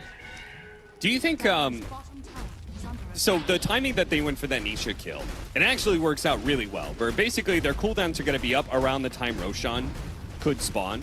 Do you think that is a conversation you actually have as LGD? Like, guys, let's go hunt Nisha. We're willing to use these cooldowns because we'll have them back up for a Roshan fight. I think it's hard to think about the exact road timing, but I think they are thinking about it in terms of, hey, if we commit both our support ults for a Leshrac kill, one, he's high level, he's going to be dead for half of that cooldown anyway, and Liquid are not going to make a move without the Lesha scheme. Okay. So you're basically like, you know, or what are we looking at? A 60-second downtime? Yeah. That's pretty reasonable here. Yeah. And they get him back up. Roshan is going to be in 2 minutes, but both the support ultimates are back up into play for PSG.LGD. Liquid didn't really get a whole lot done during that window. No, they're just farming for their next set of items. It was AC for Zai and the BKBs for the other 2 cores. They're still a ways away from that, though. Nisha almost has his, but Mickey's is going to be a long time, so now the heart is take done. Fight without it. No, hearts are done, excuse me. Nothing to say. And Shiro's Phantom Lancer. That's a lot of HP out of nowhere. I feel like heart in these sort of lineups is like a tipping item, where it's like, now you have this huge boost of HP. If you get any follow-up item after this that increases your survivability, I feel like fights are just kind of done. You just run out of damage a lot of the times. Liquid could run into a damage problem here. That's where it almost falls to Oxy to pick it up a bit. Like, get multiple charges off, land a big ult, you can focus down a target. Yeah. The Breaker can do a decent amount of damage. He also has Planar Pocket here, which might catch Pulverize, right? Yeah, redirect Pulverize. Again, the status resistance wouldn't save you, but still be good. I mean, you'd rather take it off of Nisha. As he's still looking for this BKB. Man, they are far away from Liquid. It's felt like forever they're trying to get here. Yeah, I mean, if Roche were up, I actually think LGD would just do it right now. Sure, why not? I mean, you have the Supernova. You could put the egg behind the pit. How does Liquid fight into that? I don't think they do. I think their answer would be just a rat. Because you have to remember, there's Shard up on Lycan, there's Wolves pushing in these lanes, there's the Helm Creep, there's Terrorblade Illusions. Liquid don't have to take a fair fight this game. Sure. Yeah. They can split the map. LGD are pretty bad at reacting to it, honestly, because they don't have mobile heroes, they don't have a bots hero. The Brood does not want to leave the area where the Brood is set up. And the supports can't necessarily shove the lanes too deep because they just die to the summons. Yeah, it seems like Nothing to Say might need to go back for a Boots of Travel at some point. It would definitely make their lives easier. I just don't know if he can afford it. Yeah. And that is something Liquid can play around. Like, they're chipping this tier 3 bottom. Zai is constantly pushing in. Mickey can push it in. Don't have to take a fair fight. And isn't that the, wasn't that the OG motto? Never take a fair fight. Was that the motto? I feel like that was one of the mantras. And the 2-time TI winners. I feel like their motto, following their idea. I feel like their motto was just like, we're going to win because everybody else is worse. I feel like that was their motto. They go in a game and it's like best. 40 minutes in and somebody asks, you know, are we going to win this game? And Seb's just like, yeah, because they suck. I was like, oh, okay. I didn't know that. Now I know that. Yeah, we're going to win. We've got the best carry in the world. Yeah, we're just better, guys. I mean, that's a good motto to have. We're just better. Yeah. I mean, that seems to be... Slogan. Well, Quest's motto is apparently, we're just younger. True. Yeah, see, that's what they were talking about in the interview. Sometimes that stuff goes a long way. It sounds memey, but... You know, I'll give that slogan to whatever team org that wants it. You know, Shopify, Rebellion, we're just better. They can have it. It's a nice motto. We're going to give up Roshan. Liquid do not contest this. I'm not even sure if you could say they ratted, per se. They took a tier 2 mid. Yeah, they did not get nearly as much pressure on this bottom lane as I thought they would. I don't know. That felt like a very dead period for Liquid, and I don't know if they're that good in this ultra late, man. Yeah, are we missing something? Are they going to hit some bigger timing than we're anticipating? I mean, they are farming well. Maybe their idea is that eventually LGD runs out of damage because you have like utility Brood, but I don't know if that's true, man. I feel like I have not seen Terrorblades win a lot of these ultra late games. I feel like the Terrorblade pick here was for the timings with the Lycan, especially around the second Roshan. Sure. Yeah. The Breaker can pick up some of it. Zai is going to start itemizing to help deal with the Phantom Lancer, but... Also, I feel like I've watched these Broodmothers, like, if the utility Broodmother goes late game, it still starts putting out damage. Oh, yeah. I mean, he's going to get an AC next. He's still going to be an issue. And like I said, this Primal is very farmed. This is not the kind of sack Primal from Late Game who never got past that heart. He is going to get past the heart. Yeah, and you get into this really dangerous territory where you have, like, BKB Linkins, and then you have the 25 talent, maybe even both of the 25 His talents. are good. Yeah. They're poking Shiro down here. Nice choice there. Last second Manta to make sure no Nether Strike, and now Boxy's being burned out of all of his mana. Yeah, he's just dying. This is a fight LG can take us. He's going to go for it. Lincoln's going to break. We got the Pulverize onto the last rank. They're going to start burning through Nisha's mana. They have to back him up. Shiro's still committing, though. Shiro's going for it. The Bloodstone Nisha. He gets under to be able to help him out, but he's burned out of his mana. They're going to keep going. The charge on through into the tier 3s. Oh, LGD. This is deep, but if you can get it, it's worth it. Nisha popping his BKB, and they won't get it. And now PSG.LGD, they get out for free. Silencer on the back to Zai, who wolfed in. And now he's out of wolf form. Interesting he did not TP, I think. Yeah, there was nothing to stop him. Yeah, very curious. Maybe he wants to just draw them away, but I don't know. He'll sacrifice his life either way. Does get a support out of it. Forces LG to react to that instead of the other fight. That is a big problem for Nisha. If you don't pop the BKB early, let's say you're just getting poked, you start losing mana to this diffusal to your own spells. You don't have mana for BKB later on. Yeah. That is part of the problem in this Phantom Lancer Leshrac matchup. It is not that one-sided for Leshrac anymore. In fact, I feel like Phantom Lancer just beats Leshrac unless he has help. And he does not have help in clearing the illusions out this game. I mean, Zai is thinking about a Radiance here on a Lycan. That is how desperate they are for a PL solution. Right now, it is all LGD in the fights. They're going to push high ground at 30 minutes. I thought it would have been the other way around. They have really stalled out this game with some key Leshrac pickoffs. Liquid just not getting as much rat action done as I thought. Yeah, they're trying now with the illusions, pushing in mid and bottom, but the real threat is taking your barracks. It's a lane for LGD here in game 2. They can look for more. Yeah, why not? They still have a Cheese and Aegis up for 2 minutes here. That's 5 lives between these 3 cores, even if both supports are dealing with waves. Liquid here, actually. Anybody gonna show up here? Start mounting a defense now, PSG.LGD. See if they get caught. See if they fight back. Just gonna watch them leave. Yeah. It's a sad, sad fate right now, as you, the ones who wanted to be pushing LG, are getting pushed in. And Shiva's done for NTS. He is very tanky. Yeah, that's the item I'm talking about right there. You go for a heart, now you have the big attack speed slow plus the armor. You're going to have a hard time cutting down this big boy. And remember, all this push is happening while Y has been sitting on bottom as a silencer. I mean, he can commit the global to help, but this is 4v5 for LGD. Boxy's going to get his BKB forced. The poke is just way too much right now. Still have a minute left on the Aegis. Initiation. Shiro's going to force it. Yeah, might as well. He's got the extra life. Charge on through. He's going to hit you. No BKB this time. Yule's Scepter going to stop that bulldoze. Yeah, he's gone. Yeah, he's dead. Nice Yule's pickup as well here, stopping the breaker. Even more control. What are they? Okay, finally finish him off here. He has a buyback. Liquid. You still have Aegis here. You're going to need all the resources. Yeah, you're going to give up this second lane because of the Aegis? It's looking like it. Hold the buyback. LG playing this cautiously. Oh, what a buyback now. Immediate charge out. Yeah, they want to force the fight when it's expiring. See if he can kill Y. Yule's Scepter stops him. They have the global silence to be able to turn around here.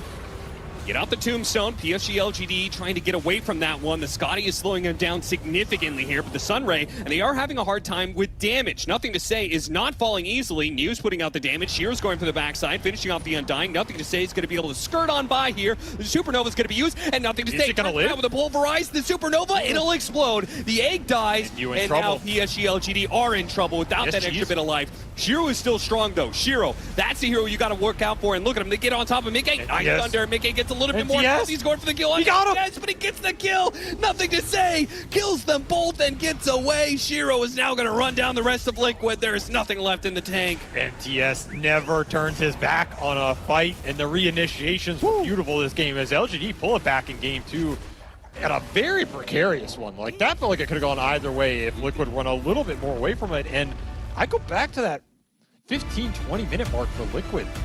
Something went wrong for them there. The way the map was being played, or the way they were building up for that second Roshan, giving up the Leshrac pickoffs, giving up a couple Undying picks on the mid lane. The vision was either weird, or they expected something different from LGD. Maybe not expecting those 3 heroes in the Phoenix, Silencer, and Primal to be as fast as they were and just commit the ults on the Leshrac. But hey, that slowed this game down a lot. Nisha did not have much help in terms of him being able to run into those ults and take that fight or turn it around. And they just built themselves a lead through the mid lane. Kind of the reverse of last game. This time around, nothing to say 9-2 and 12. Nisha sitting at the 3 and 4. I mean, the damage numbers, they're there, but not as impactful. And LGD make that Primal work. They kept their that's faith. a very important point. They were rewarded. Yeah, kept the faith, and they were able to turn around after a rough start in this game, too, turning around the series, in fact, and pushing us to a Game 3. All very important for LGD, because now it feels like, you know, this is a team you can really believe in to win this tournament if you can actually just keep this momentum going. We'll see whether or not they can, though, keep the series momentum going into a Game 3 as we head back to the panel. Thank you very much, Cap and SVG.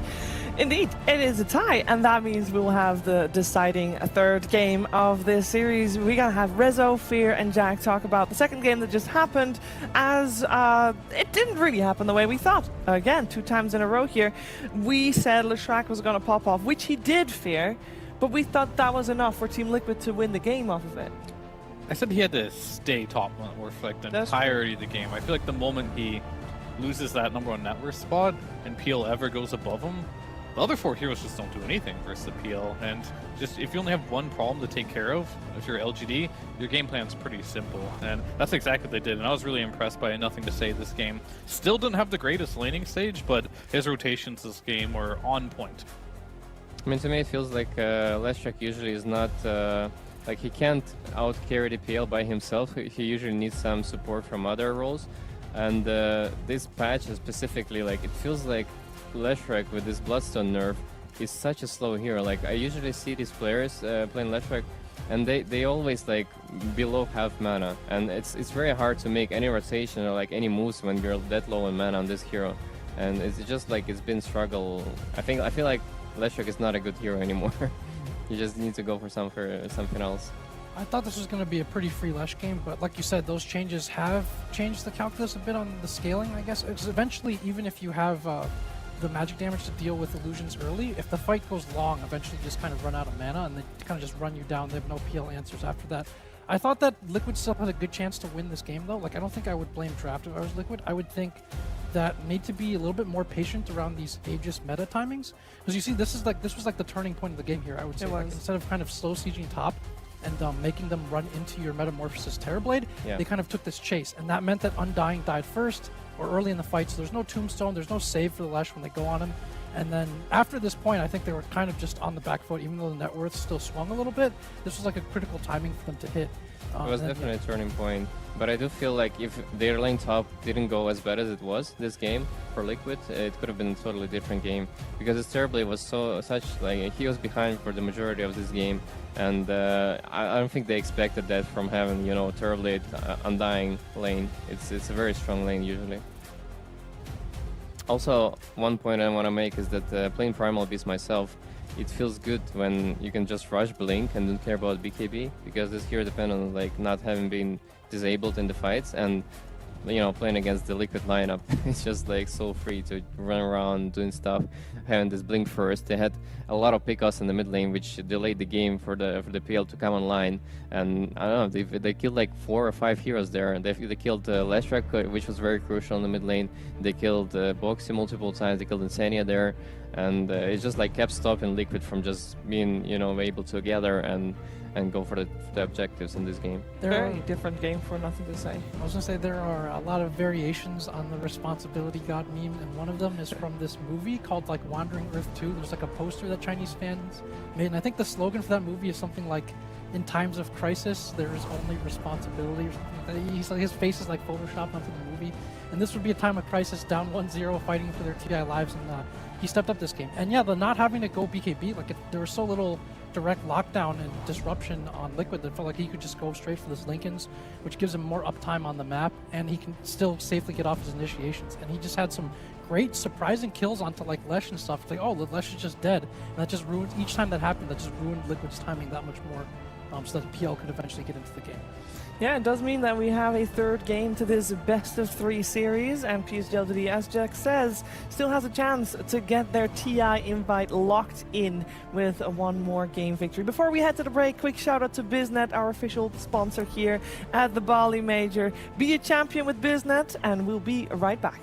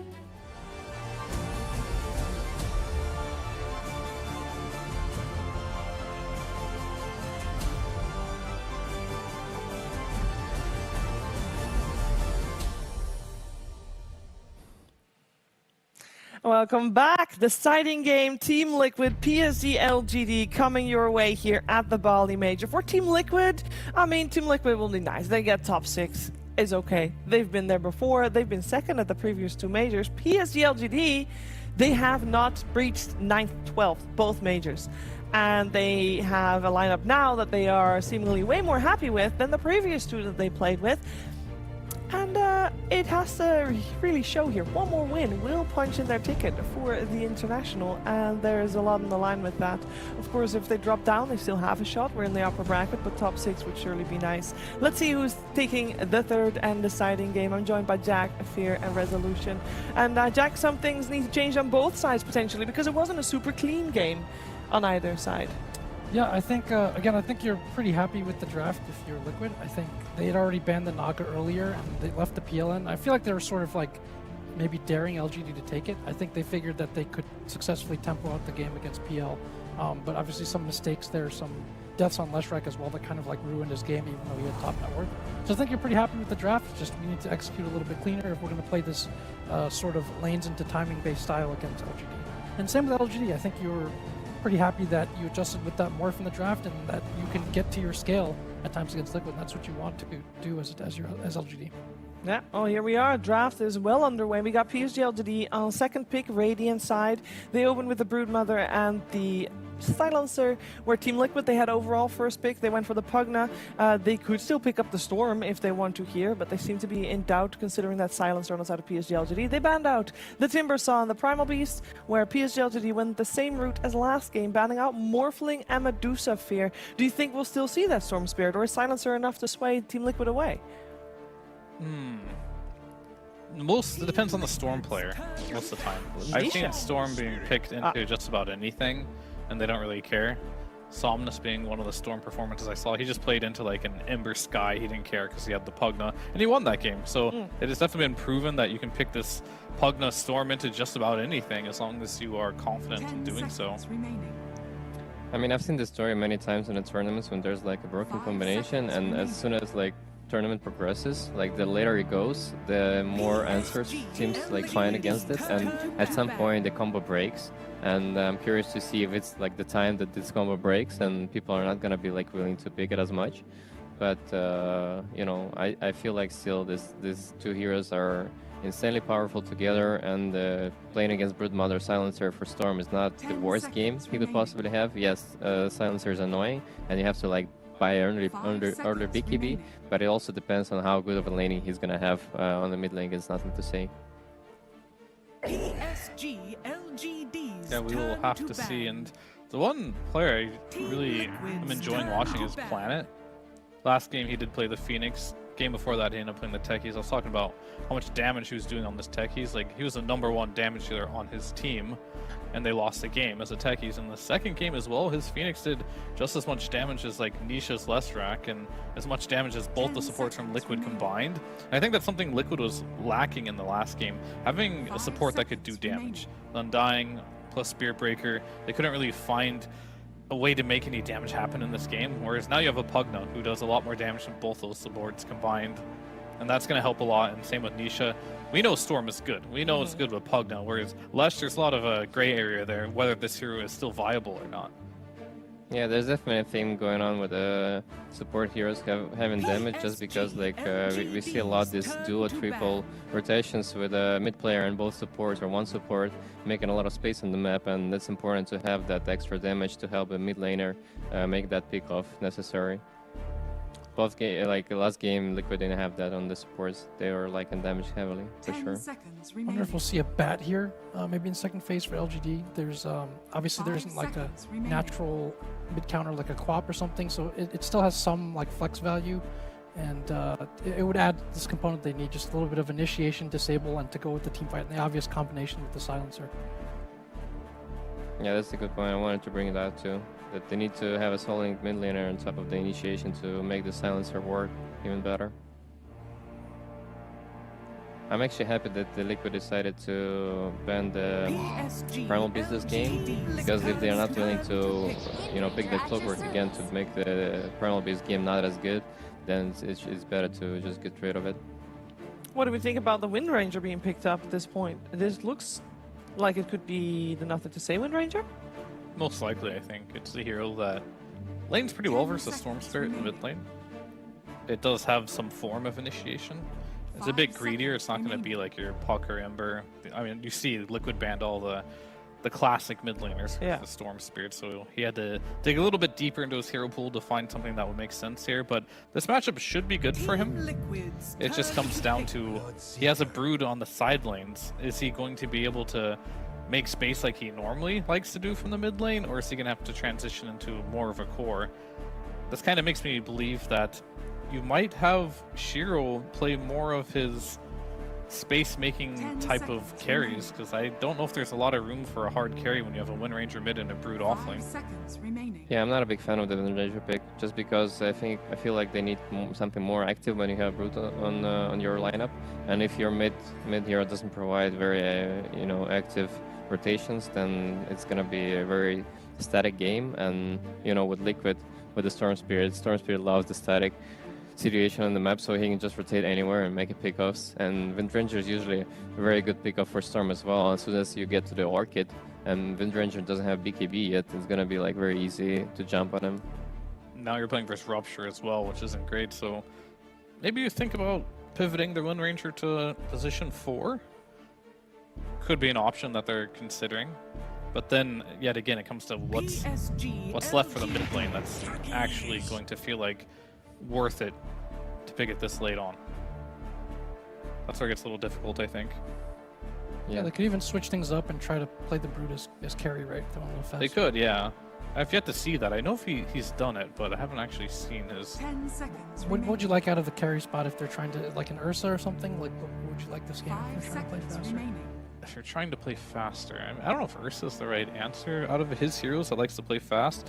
I mean, you always have to bring up the Kling, because he does like playing that one pretty fast, but it's not Ursa, Lifestealer heroes that are good versus Bloodseeker, Faceless Void. I don't like picking core in this slot for them. I mean, it's either they're gonna pick a new mid and put the Wind Ranger 4, they need to pick a position 4 hero right now. So they have the counter pick for the off lane. Yeah, you could pick 4 mid, counter pick off lane, or if you really feel like you need the Faceless Void, that hero with Wind mid could be good. But then again, like, yeah, you're gonna get counter picked if you do that, so you have to be very confident if you pick a core here that there's only 2 bans you need. Well, they got some time to think about it. I'm just curious on what they're gonna do with this Wind Ranger. Is it just gonna be stuck in that mid lane, or are they gonna pick something new? All right, so it will be it could be a carry Wind Ranger too, but that doesn't really solve any of your issues. Yeah. It's like the same thing. If you put a carry, you put it mid, you're still not good versus Bloodseeker. You're still missing that kind of initiation you need. 10 seconds remaining. We haven't seen a lot of Wind Rangers recently, just because of I think because of the stats nerf, right? It became a little bit weaker, that's why people don't pick it as much anymore. I think the hero's been figured out a little bit as well. I remember in pubs, this hero was just like, had a crazy win rate across the board. Yeah. But then it went into just the DPC, I believe, and it just wasn't winning any games. And then it got nerfed on top of that after it, so it's really not in a great spot for competitive. I mean, I'm usually not a big fan of a carry heroes that can only target one hero and that's it. Like, it requires ultimate to be able to burst heroes, and as soon as it's out, then what do you do? Like, how? Yeah. Like, the damage transition from like having ultimate and not having ultimate is like crucial. It's super big. And if you're based around your ultimate as much as a core Wind Ranger, then you're gonna have a tough time with the Bloodseeker. You're gonna get ruptured and everybody's just gonna run away from you. Yeah, but they can also save your burst. Yeah, that too. They'll still ban out the Faceless Void. I think that was a necessary ban. Mm-hmm. I mean, Jug, Faceless Void, we talked about the Ursa, Lifestealer. These are Morphling. These are heroes that come to my head when I think of playing versus a Bloodseeker carry. If you can just be able to get ruptured and still have some type of mobility, it is quite nice. And all those heroes outscale Bloodseeker to a point as well. What do we want to see on the side of Team Liquid? What boxes are they not ticking yet? And it seems like we're looking for a hero for Zeiss. Yeah, they need Psy hero. Maybe a bit more teamfight control would be nice for them. With auras. I don't know if Underlord works, something like that. Mars, is that? I think Underlord is amazing. Because they need some answer for the Broodmother. They still don't have it yet. They have decent laning against it. What? Mars? Mars Lord. could be the one, yeah. Seconds remaining. Mars is a strong lane. They banned Jack and Void for the Mars as well. So I think they're looking for it, definitely. A beefy, tanky boy. Good versus Wind Ranger as well. They need to be careful of the Ursa. Tide. Yeah. Yeah, you sound disappointed with that one. You do. Yeah. I mean, it's also a good answer for the Brute, just because you can put it there and just stop the Brute pressure. But I think they can get Monkeyed or Urset. That's a Monkey Life Stealer, those are. It's gonna be a tough one, I believe, for the Tidy. Ursa, Monkey, Lifestealer. Do we have preference amongst those three? I'd love to see the Monkey. I think it's an amazing game for Monkey. I don't fear doesn't really like the Monkey. Yeah, it's too risky for me. I hate seeing Ursa too, though, because it doesn't do well, and Lifestealer has issues too. Monkey has the earlier timing. You can probably almost guaranteed win the lane. Ooh, what is this? That means we're getting Fairy Fairy Brood. Brood, which doesn't seem good versus Tide. But That means we're getting a new Enigma. No. Oh, okay. Shiro's playing the Brood. Yeah, No, it's mid-winner. Yeah, we talked about this possible flex earlier on, and that's interesting because this is a little bit. This is usually not what LGD would go for, but I like that they held this flex to have like a better lane and maybe actually have some tempo against this. This is interesting. Interesting in a good way. This is a ultra not interesting in a good way for me. Uh-oh. I think LGD's lineup here does not look good. Yeah, I think they kind of shoot themselves in the foot by picking Enigma instead, like, and putting Broodmother against the Tide, which already is not a good lane. This is, you guys are painting a grim picture here. So what was the thought behind doing this for PSG.LGD? Why is the Enigma, what was it worth making that swap by putting the Enigma on the offlane? I'm trying to figure this out because I don't know, because Bloodseeker's pretty fine versus Enigma too. You just have to get an extra point in your W. It does pure damage to the Eidolons. You got a Pugna who can also deal damage to the Eidolons. And that's how you win your lane is Enigma offlane. You play on your Eidolons, and if they can't kill them, you punish, you get all the denies. I feel like they can't do that.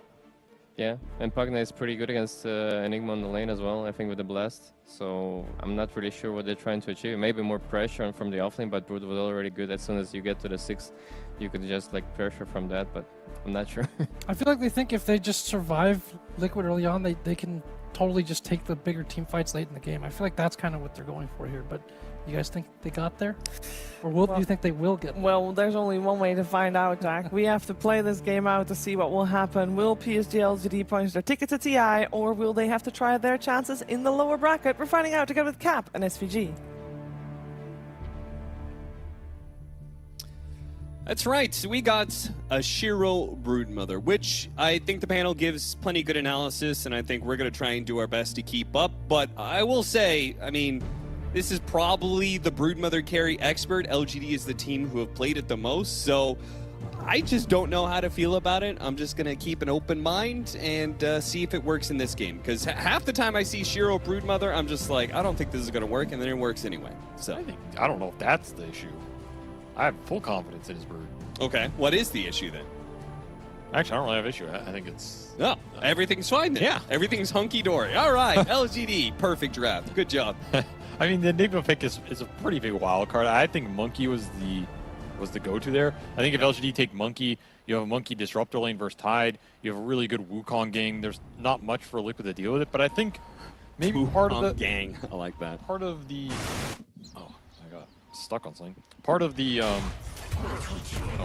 okay, never mind. My audio was going in and out.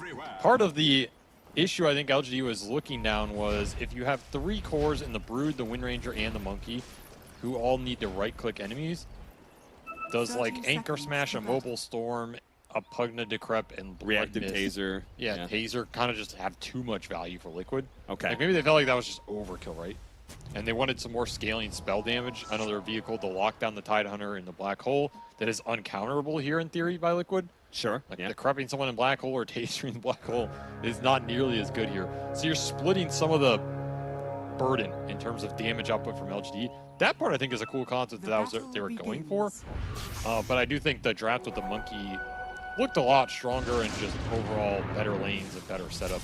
So we'll see if they can make the Enigma pick work. It was very last pick here. So you gotta have some faith in it. Mickey's gonna take a bunch of damage, but First Blood did go the way of Nisha, and that is a very good hero for Liquid to get it on, as the Storm is already storming ahead of Nothing to Say. A familiar sight as he got 4 runes last game. Once more, NTS, the responsibility is back on your shoulders to step up, my friend. Yeah, 3 bounty runes, too. Yep, that doesn't hurt. Yeah, so it's pretty much, if anything, this is worse than last game. For NTS. Yeah, for NTS specifically, it is a worse situation than any of these series. So he's going to have to do the biggest step up he has had to do. Honestly, one of the factors also might have been that Mew played Enigma yesterday, right? And went ham sandwich. Like, he carried the hell out of that game.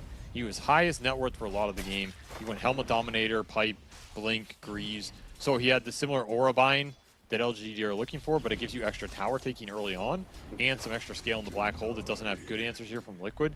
So maybe LGD just have insane confidence in Mew's Enigma. They're like, maybe they've won 10 scrims with it too, and they're like, oh, we got a great Enigma pick and a great Enigma game.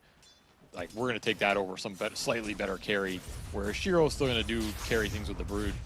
And I think the Brood carry might be good versus the Bloodseeker in the late game. I like the trade-off of your own sustain. Yeah, like maybe you can match too. him.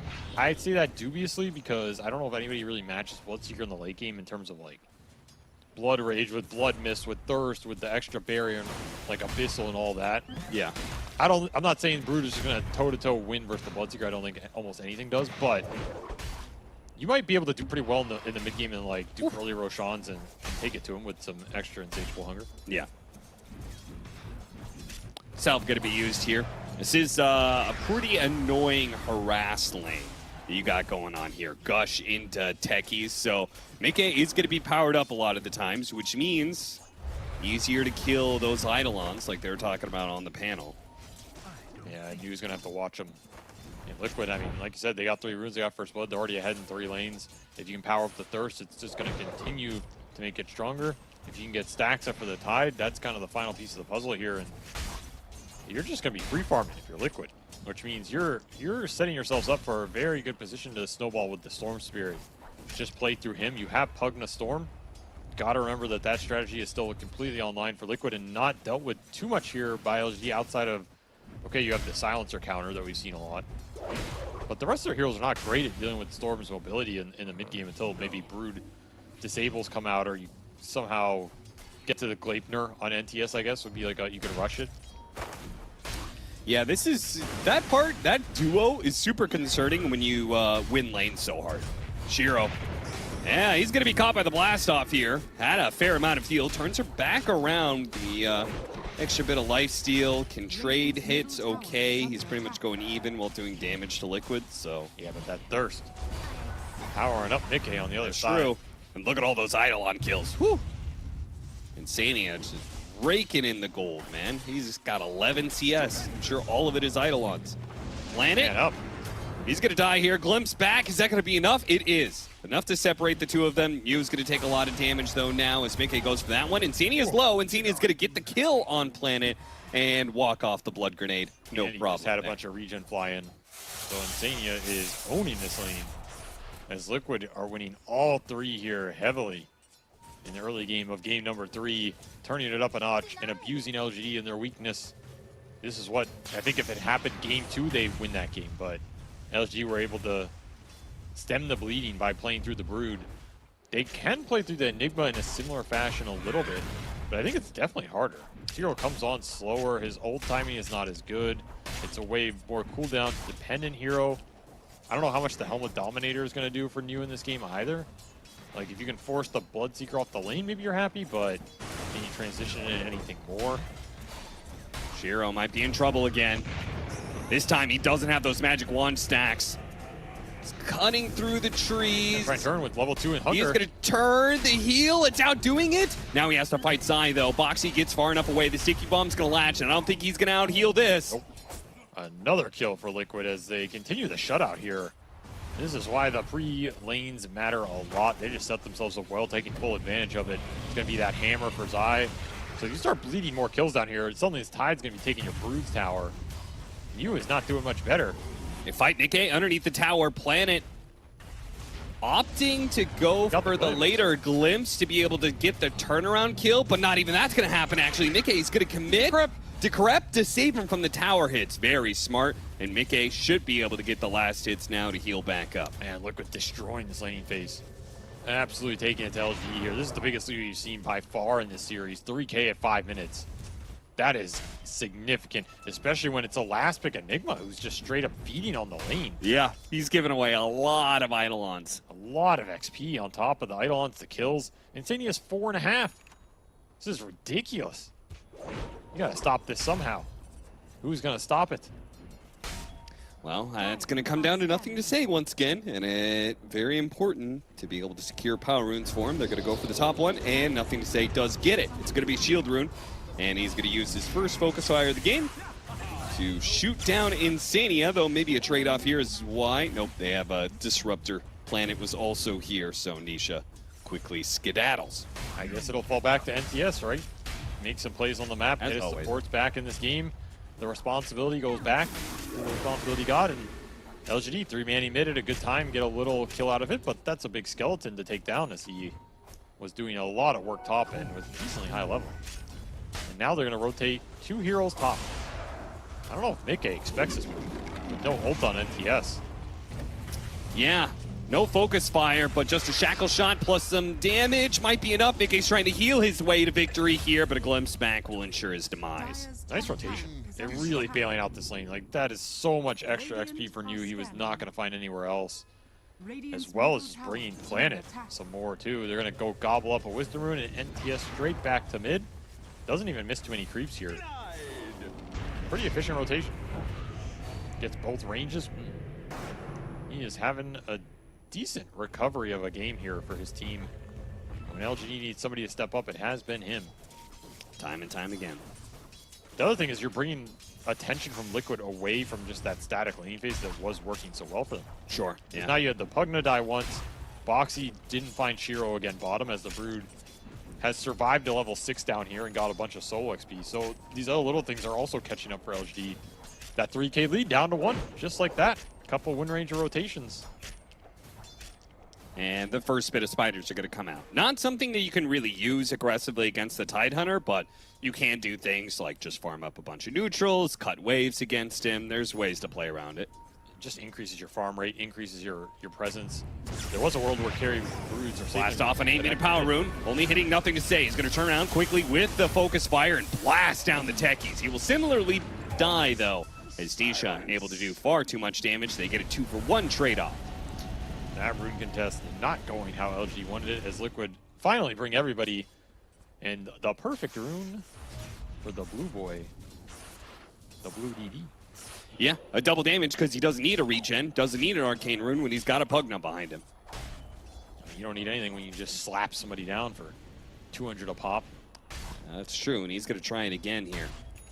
Make his first rotation of the game down to bottom, where Shiro is currently farming away. They can kill the Brood with the Ravage into the Hammer plus the Storm follow-up. If they hit this move, it's really nice for Nisha.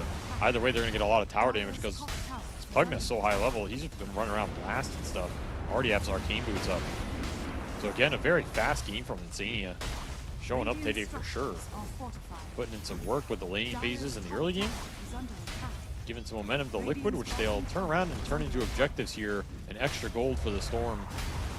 One thing I like about this, I've noticed is that whenever I see the carry Broodmother, I don't think you really care too much when your safe lane tower dies, right? Because Broodmother takes over and pushes out the lane so well anyway, that I don't feel like it's as big of a loss for compared to many other carries. Definitely not the worst. I remember that game we saw Ramses play this, and he lost his tower pretty early, and then he was just highest net worth anyway. Yeah, exactly. Like, the hero can definitely just find the jungle no matter what. If there's a Tide down here, though, it's going to be a lot of space for Zai, and if Zai starts taking camps away from Shiro, then you're in trouble. Quick little suck into the leaf, and you're gone. This duo is getting a lot done now. Insania Pugna plus Nisha Storm Spirit comboing up to get kills and keep looking. Never running out of resources. And you know what? Power rune. Ooh, it's bottom. Yu has decided this game is not going to be a fast game for LGD. He went backhand to Midas? He is going for the Midas. That is right. He has given up on his Helm of Dominator push dreams. This Midas isn't too greedy, though. Yeah, I mean, you've got a Meteor Hammer Tidehunter pushing away your towers. He's going to go mid now. This is just going to be an undefendable tower for LGD, I think. Yeah. And the problem now is, okay, the Brood can suck up some of the space, but Liquid are going to have a lot of room to play with this Storm Pugna combo. And you don't have a lot of heroes that naturally want to clump this early for LGD. Radiant's middle tower has fallen. This feels like it's Nisha's game to run away with if Liquid can continue to find the momentum. Yeah.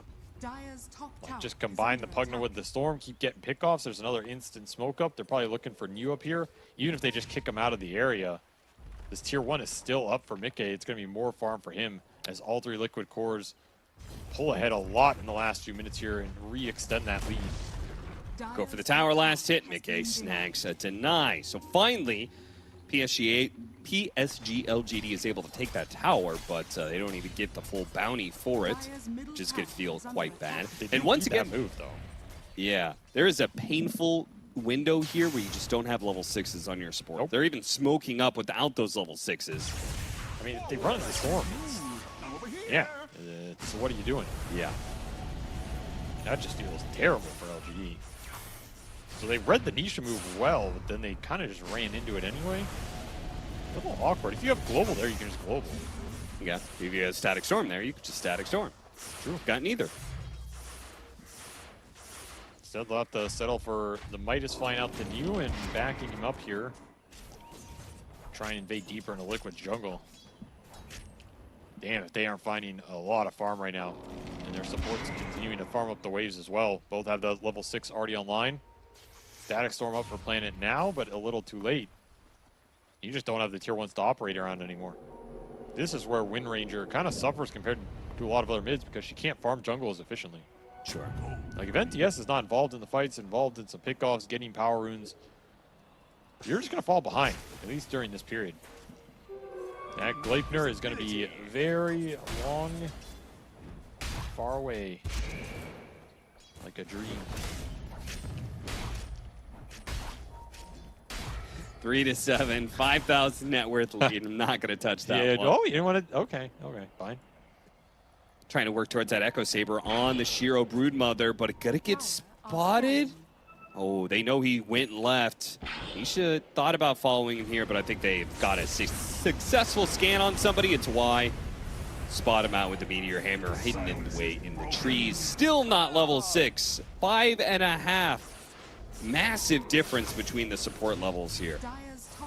The Wind Ranger is not doing what that Primal did in game 2. That is for sure.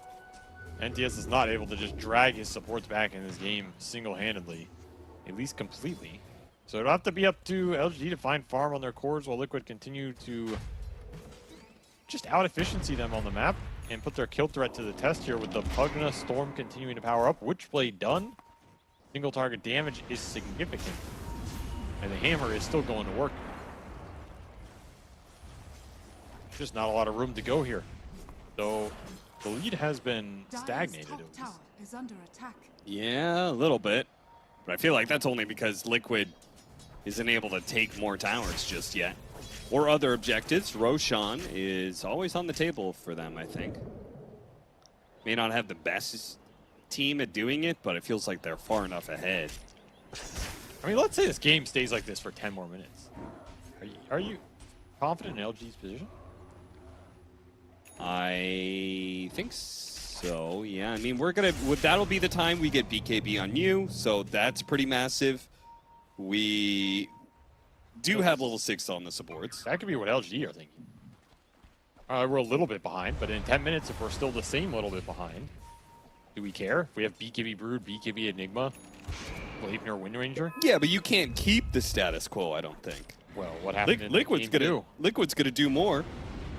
What happened in game 2? What happened in game 2 is nothing to say. Actively went out and shut down Liquid. I feel like if Liquid give up some key pickoffs.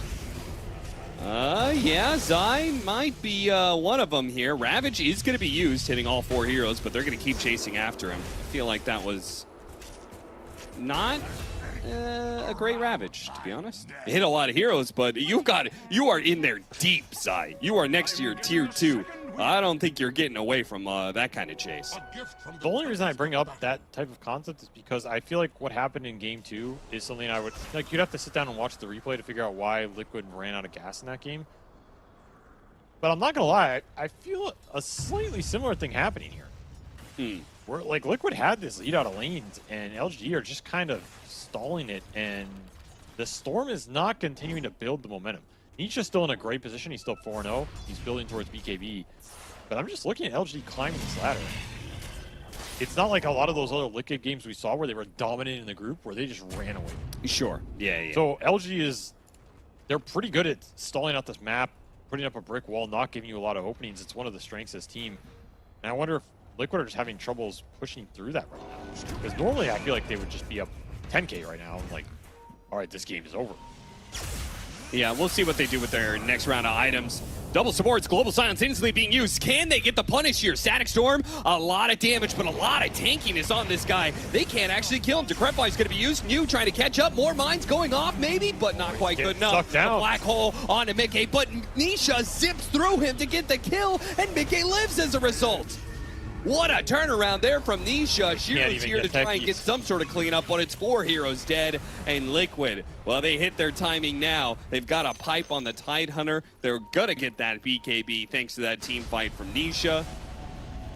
I don't think Liquid's going to get stalled out. Yeah. If LGD brought everybody to that, that can go an entirely different way, but Liquid just outnumbered them at the start. And you have to preemptively throw the global because Nisha forced the fight. He's way too tanky to go down. The reinforcements from LGD not there in time, and the heals come through. This Pugna is a big problem in this game if you cannot kill the hero during the global duration. Yeah. And that for me was the big difference between this game and like the pickoff they got on Zai. LGD was getting kills on Liquid's side of the map. Whereas here, I think the only kills they can really get a lot of times is reacting to what Liquid does. There's some truth in that, for sure. And it's going to be a lot of space for Liquid because of that. And we saw the tip come out for Zai. That was a, Zai tipped? Zai got tipped. Oh. Nisha tipped him saying, yo, happy to win that fight without you, brother. Hope you're enjoying the free farm bottom. Zai said, yes, I am. Thank you. Very quiet down here. I thought you said that Zai tipped somebody. I was like, damn. No, I'm saying that was a fight that Liquid didn't have Ravage, didn't have their pipe at. Yeah. That looks even worse for LGD if the support is there to bail out the Storm. And once Storm has BKB, that's a big problem for LGD. Yeah. Your Static Storm is gone. Your Silencer is potentially gone. I'm worried about these supports for LGD having impact in the game versus what Nisha has been able to create here. This fight is so close. This is one of those like series determining fights, right? You get a couple hundred HP and damage either way. That looks very different. Little things adding up, little runes, little kills. The Pugna isn't there with the Decrepify, the heals against the focus fire of the Wind Ranger. We kind of saw what you were talking about, like if all of your damage is forced on attacking somebody against this much that can stop that. Anchor Smash, Decrepify. It feels real bad, because then you just have to push towards nullifiers. You don't want to be so dependent on nullifier. Yeah. LGD, they fall farther behind here as I guess their hopes and dreams for a TI through this upper bracket are now on a BKB Enigma. Doesn't even have Blink yet. Yeah, Neo's going to have to do something fantastical to be able to turn this one around, I think. These are only BKB answers, too. What else is stopping Storm and Bloodseeker in this fight? I'm not seeing it. And it's not that easy to catch a Storm in a BKB black hole. That is... You kind of just got to be like a psychopath and throw it and hope it hits. Well, he'll have a chance to do that again here in 5 seconds as it comes back up. Shiro running out of space. Shiro might get caught by this smoking. Shiro needs in trouble. Global silence, but he can't out-heal the damage being done. His BKB was flying out. That is a perfectly timed smoke for Liquid here as they find the carry before his defensive item.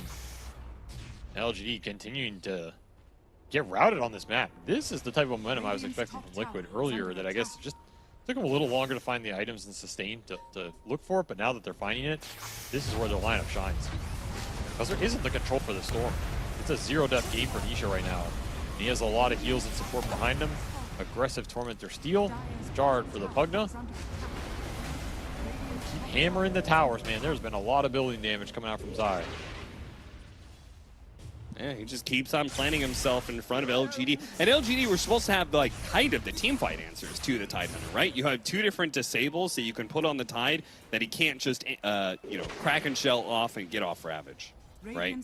The Black Hole and the Static Storm. But where has it been? The interactions are not there. Yeah, the interactions aren't there because I also feel like maybe the damage isn't there. Yeah, does he die in a Static Storm? Yeah, I don't think so. Not with, like, the build-up. What about this Zay has? The gate technology. Yeah, but he's got a BKB, so they have to lead out with a stun. They cannot Static Storm him. Got a Shackle in here? Let's get close. Ooh. Shackle first, landed, and Black Hole. Great kill. Get the hell out. Yeah. Move. Yeah, out of there, boys. Good luck. Well, the gates continue to pay off for LGD. That has been the one thing working for TP on him immediately. Jump out from Nisha. Nothing to say. Locks him down, and Shackle shot. Gets out of there. The wind run doesn't get out of there. The Ravage to follow it up, and Nisha commits all his mana for this one, but it's well worth it. They're going to bring down 2. Yeah, he had Shield Rune on top of the suck here, and that's just too easy of an initiation for Zai. And Mickey now tips Nisha back. You guys are having a ball. LGD apparently a little bit too certain that Liquid was going to move up to top lane. A very aggressive TP back from Nothing to Say. Didn't TP himself like behind the tower or anything. I think underestimating how much Liquid are just going to dive in there when they know there's no Black Hole, there's no turnaround, there's no way the Brood's there. Yeah. Like, you can't show aggressive win run like that, too. If your win run's out, you're dead in this fight. Misstep by NTS will cost LGD another objective as a tier 2 falls to the hammer. That is slowly crushing their dreams here. Literally hammering away at their base bit by bit, and now they're going to turn their attention towards Roshan. And LGD, not a Roche they can contest. No. At this point, you might just be praying for late game disruptor ags or something. I don't even know. It's looking rough because the timing with this Roche is going to be really strong. You have the pipe from the Tide, Glimmer, Pugna heals, Greaves on Boxy. Liquid is really gearing up to push this advantage. They can go high ground really easily in this game with the amount of sustain they have and the lack of poke for LGD. The only thing you're really worried about is disengaging and getting glimpsed back. But if you never have to disengage, what are you really worried about? Sure. That's pretty interesting. I mean, well, I guess it's techies. What else are you going to build? I was just thinking, like, that you've got a utility Tidehunter and you like, auras on your support as well with the Greaves on techies. Like, that is a huge team fight window right there, 25 minutes. You've doubled down on those items. The 5v5 is absolutely favorable for Liquid right now. This is a lot of magic damage that Nothing to Say can do nothing about. Let's run down here. Yeah, Mickey unlikely to use his BKB for that. A very quiet game from Shiro as Nisha will run into London's Ancient Camp and kill some spiders. He has not found much action with this Brood. 1 assist. 24 minutes here. Not going Harpoon, goes straight for the Nullifier. Radiant's top tower is under attack. Feel like that's a bad sign. It is definitely a bad sign. Still needs Shard at some point too. Yeah. LG just lacking the critical items to be able to punch through this Tidehunter. And now he's a big problem. Gonna go Halberd as well. Extra disarm here for the Wind Ranger, for the Brood. Just coming down to big BKB blink Black Holes, I guess. That is what you're fighting for here if you're LGD. And if you're Liquid, you just don't need to clump. Don't give it to him. Continue to farm up. Push into like 3rd, 4th item territory on your Storm, your Bloodseeker. Then you should be confident taking the fight even into the Aegis with maybe that second Roshan. Yeah, and you felt confident about Liquid's late game. Just the potential of the Bloodseeker to be able to power through everything else. I think he has a good shot. Like, the Black Hole is really the only dissuading factor here. Maybe an Ags Disruptor, but that is so damn far away. I'm not even considering it.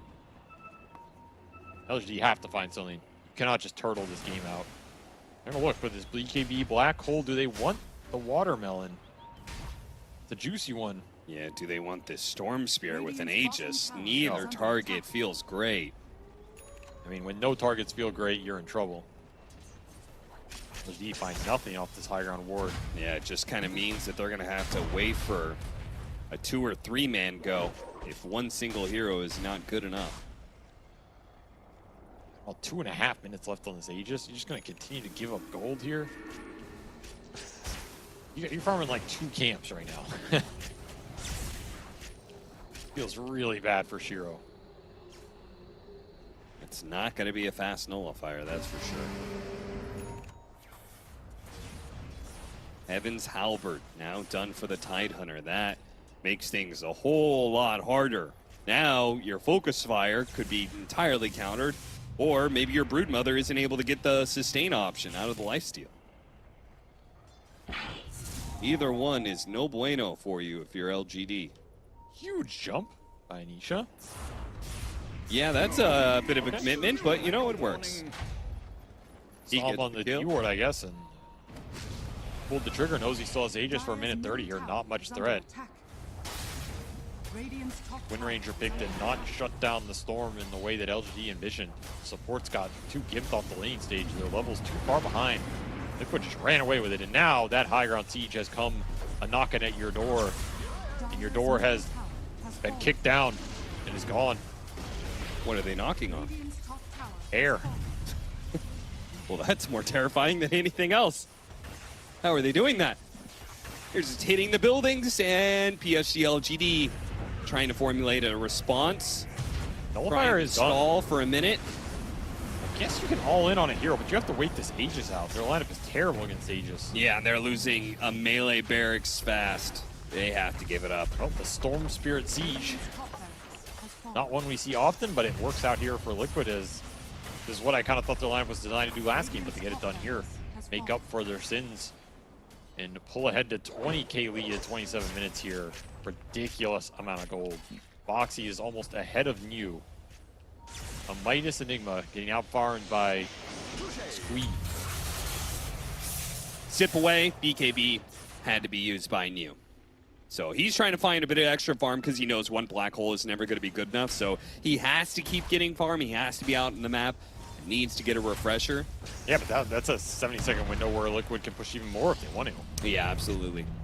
Though without Aegis, feel like maybe they're going to chill. Yeah, no reason to. But now LGD can't make a move. Aegis expiring, and you have to play defensive even longer. What is this jump for? Oh, for the Aegis region. What I miss? Yeah, just throwing some mana around, seeing if he can fight. Because they are right. Nothing to say is here farming this side of the map. He's just farming deeper than they expected. Now they have a scan on him. Nothing to say. Is he going to TP out in time? Oh, no, he's going to be found. Nothing to say. We'll try and fight back, but Nisha stands there. Thanks to the global silence. Oh, it wasn't enough. Mistimed it, right? He TP'd late for sure. Yeah. Needs a TP right at the start. That did seem pretty short, though. Does he have a Sanj? I mean, he does have status with this, but yeah. I guess it ends up being just like 3.5 or something. So yeah, he did not have much window. He got basically instantly pop it together.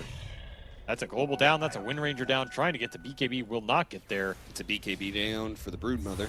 Yeah, and Nisha is out of control. Absolutely 8-0 in this game. Looking at a Hex. That's just going to make the initiations way too easy because you can lead with the Hex and follow up with the Ravage or vice versa here. Especially if you take Silencer out at the start. What is there left in terms of counter initiation? Black hole. Yeah, just about 0.2 or 3 too late.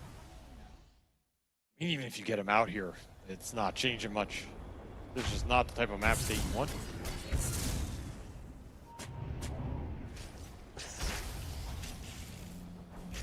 Damn European teams, map control. I know, they're so annoying with it. They get control off the laning phase, then they take over the map. They safely get some Roshan, some Aegises to push your high ground. Don't throw away their lead. Sounds like a winning formula. In fact, it was a winning formula. That's true. For multiple majors. I feel like they're all morphing into some giant abomination of like a Tundra OG hybrid just mashed together into a giant Western European ball of map efficiency death. Where all the moves are charted out and they never make the wrong decision. LGD are going to have to make some hard decisions here. Where do you go? What do you do with your limited time? You can't just sit back and let Liquid take another Roshan. I mean, if we've only seen one black hole this game, right? Or two, I guess. I mean, there was the one to kill the Bloodseeker solo. Yeah. That's like whatever. And then the one attempted to kill the Bloodseeker, but failed. This Enigma pick has not worked out at all for LGD. They had something else envisioned, but it was definitely not this type of game. Radiant's middle tower is under attack. Full Octarine for Boxy. Why not? As they find Mew. Fresh Scythe, they global and glimpse, but it's not good enough. A BKB from Nisha will net him 2 kills. And with Mew's Enigma down and Roshan being up, that is a free ticket for an Aegis and Cheese for Liquid. That's one of those skills where you're like, all right, guys, what do you want me to do? No? Yeah. In fact, they're not even going to go back for Roshan. Yeah, why not? Straight to the high ground they go. If Enigma's dead, there's no way LGD can do anything. It's pretty much that simple. Black Hole's the only saving grace that maybe you land some huge one in. I don't think Liquid are going to give it to you this game either. They know it. There's no reason to clump. 30k lead. All of their cores are incredibly farmed. Even Boxy, their true 4th core here. He's getting a lot out of it. Another building down. Oh, even the Siege Wagon almost able to finish up that range barracks. And Liquid backing away safely as the Enigma comes back up. Somebody will check the pit at some point. And then it's left with PSG.LGD. Do you have a smoke? Do you blind smoke out to the pit? Can they get the initiation around the pit? You know, I think the saddest thing, the saddest thing about this game is even if LGD make a crazy smoke, they find like, let's say the best target possible. It's like Storm and Bloodseeker on each other for some reason. Okay. And Pugna, like Insania's computer breaks. Yeah. And they black hole them both. If you have buybacks for Liquid, do you even care? Yeah, you have a tier 1 tower like, left in the off lane. You just buy and come back. I mean, they don't have to save him, but they're going to find Zai. Back into the Static Storm. They're going to try and all in the Tidehunter real quickly here, but the Scythe of Ice is going to stop a lot of the damage. BKB goes off a little bit. You got 2 cores. To say they have to black That's a good one. They get the Bloodseeker as well, but Nisha with this double damage put in some serious work. Even as all the abilities go off successfully for PSG.LGD, it is easy cleanup for Liquid. Not nearly enough damage on this Bloodseeker. I mean, you finish off the Tide, there's no Ravage. And then you're in trouble. Didn't land the blast off either. That got sucked up in the black hole. GG is called. Wow. Dominant game. Very dominant game. 6 kills for LGD in 33 minutes. They found absolutely nothing in that game 3 as Liquid. I mean, that last pick from LGD was very strange. It did not work out, but Liquid just felt very comfortable and confident in this game with the Pugna Storm strat. And honestly, I mean, MVP is probably Nisha from a stats standpoint, but I feel like Insania, he really like stood out to me this game because the lane top was just abysmal for LGD, and that was all Insania. The early runes, the first blood for the Storm, then he's killing all these Eidolons top, he's getting Enigma kills. Mew is so far behind, he doesn't even feel confident to go for the Helmet Dominator build like we saw in the other game that he felt more comfortable with. Yep. Not only did Insania shut down the Enigma, he enabled his Bloodseeker, enabled his Storm, played with Nisha the entire time, set it up, had decent wards on the map. Sometimes, like, simple things like that as a 5 just win you games. I feel like it just won them the game here as Liquid, regardless of the other stuff that was going well for them on top of it. I think that's cool, because I think Insania has been a player who struggled during the Dream League for them with trying to find his footing. It's something Liquid's talked about, and I think this game and Game 2 on the Undying were very good for him. Found a lot of farm, and I appreciate some good 5-position gameplay, you know? Yeah, great for Liquid moving forward. They're already in the top 8, whereas LGD, we talked about how they needed to be able to get a top 8, need points to be able to 100% secure TI. And if they want that, they're going to have to go through a harder path, through the lower bracket. We'll head back to the panel. It's not just top 8, it's top 6 confirmed. 400 DPC points confirmed, and that means they're sitting at 2,000 points. That's a lot of points for Team Liquid there. Congratulations to them as they move forward in the upper bracket. PSG.LGD, they're not out. They're just in the lower bracket where they'll face up against Team Spirit, which, by the way, was the team that knocked them out of the Lima Major just a couple of months ago. We'll see if this time around PSG.LGD is better prepared. I am joined by Resolution, Jack, and Fear here to break down the series, but more importantly, this third game, which Fear was a little bit uninspiring. Oh, most definitely. I saw that last pick Enigma and I was like, ooh, this couldn't have been the pick, and like ending the game that Shiro was 0-4-2, Enigma 0-4-3. That swap they decided to make, it just didn't work out this game. The Broodmother didn't have a game, the Enigma didn't have a game, and their whole strategy seemed to hinge on this Enigma making sense, and unfortunately, it didn't. It did not. Yeah, I think the just overall the top European teams will continue to be sort of a kryptonite for LGD. I just feel like a lot of these top European teams, they find the little advantages, the little pairs in lane that do really well, and then they will play for timings early on. That is just basically tailor-made to exploit a team like LG that likes to counter-pick a little bit, that likes to have like a late-game team fight advantage, that likes to play for that sort of big picture stuff. They won't be able to get there. So even though they managed to win Game 2, I feel like if LG plays against other teams like Spirit or from other regions, they have a better shot of making it. But these Liquids and Gaimins are going to be tough for a while for them to deal with. And we saw that this game. I mean, the lanes didn't go well, and then it felt like there really just wasn't much gameplay. They were kind of just slowly being hunted down. But I feel like they overthink themselves a lot. Like this game, they were setting up for success with the Broodmother pick because Liquid didn't have a good answer against the Broodmother. But then they decided to not like apply pressure with the Brood, but put it as a carry, and Broodmother as a carry, especially against the Tidehunter. She's not gonna like provide a very big pressure time for LG lineup. I mean, they also the second thing I wanted to mention is that the silencer was level 5 for like 15 minutes of the game, and it's like it didn't like it didn't make the storm, you know, he didn't stop the storm from making all those rotations and apply pressure. Yeah, I do think I mean PSG.LGD fell short, but I also want to focus on what Team Liquid did well because they played a flawless game. Yeah, they did. They really never made a mistake in this game. They were making all the moves very, very like calculated and clear. And Zai was like also this turtle purchase. They decided to go for. Also went, you know, map was really really cool for them. Mm-hmm. Like he managed to push the lanes out, and that's why Nisha had such a good time, like making all these pickoffs on the LGD. Yeah, Insania and Nisha really showcase like why Storm Pugna is so good and why we see it so much. And as most of the time we do see Liquid play, it's like, oh, they're just playing the meta, but most of the time these guys invent the meta. And even in this series, they play the Morphing, they win, they play the Storm Pugna. They're just so good on these type of strategies. Also, this last pick Enigma decided to go for like Midas and BKB build, which is like so passive, incredibly passive. Maybe thinking about as soon as they get to this blink BKB timing, they have no chance of like stopping Black Hole, but it wasn't really the case. As soon as like, you know, you're not putting any pressure on Liquid, they're just farming, they're picking you off, and there's no really space to farm all of these items. Yeah, there were 6 kills on PSG.LGD. Nothing to say. He's got 5 to his name and an assist to the other. He was the only one getting the kills. They, of course, got a couple of kills with the Black Hole, namely on Mickey and on Zai. But it also it fell short, Jack.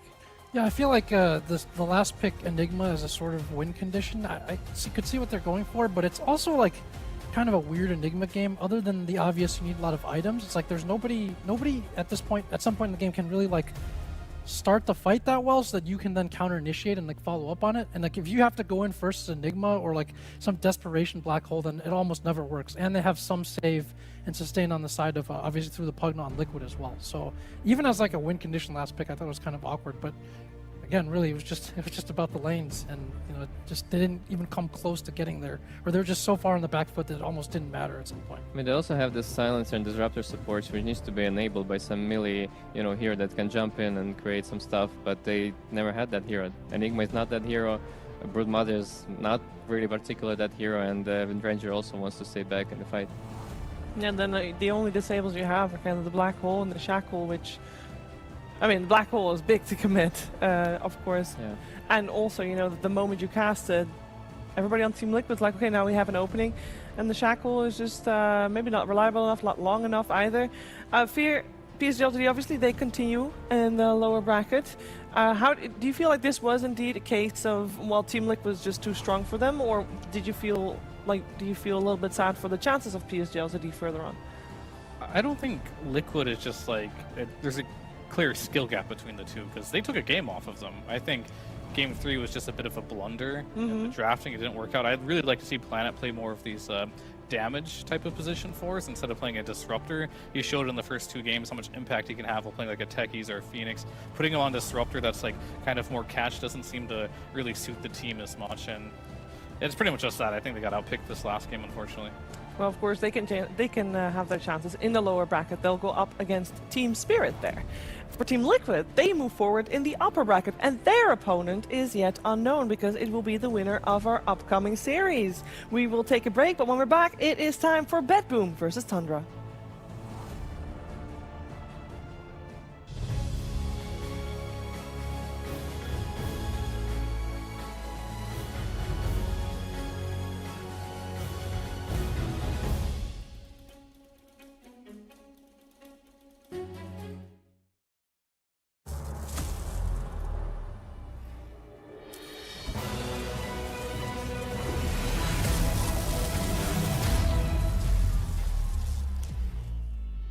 Use your skills in the gaming. 1xBet.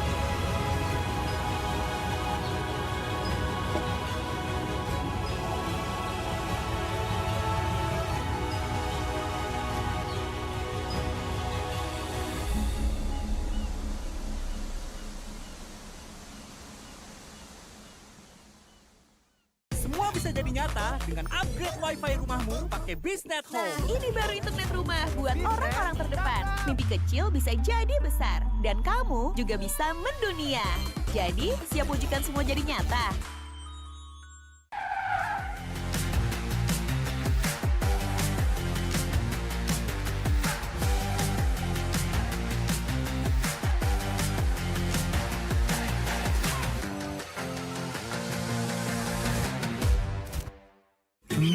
Panas. Di oven nih. Hai. Ya kelar.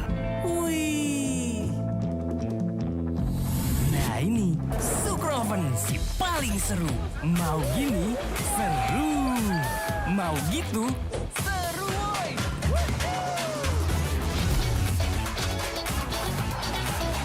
Mau lagi? Lagi. Terus aja lagi. Super Oven seru from the oven. The world is your stage. Take the first step to change. Lead with vision and innovation. Perfect your strategy and make your goals reality. Get in the game. Make it count.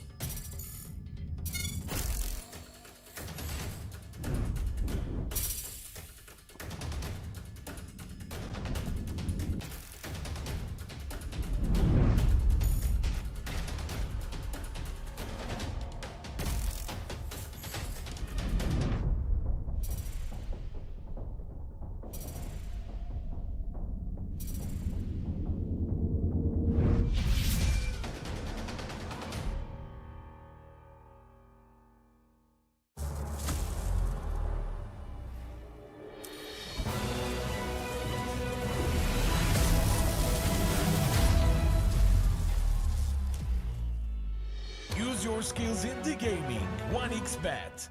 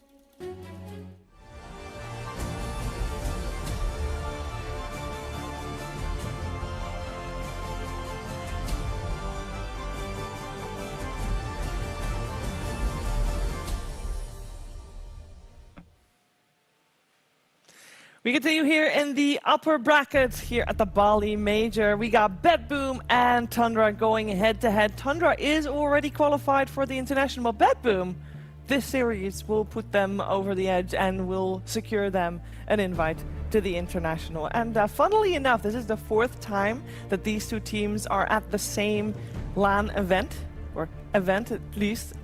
They have never faced each other. Somehow they've always managed to avoid each other, so it's time to settle which one's the better team here once and for all. I am joined by Jack, Resolution, and we got Aurora on the panel as well. You doing good, Aurora? Yeah, I mean, I took an hour to prepare the look for this, so basically Jack brought my back goal and he's like, oh my god, this girl. But you know, everything for the looks.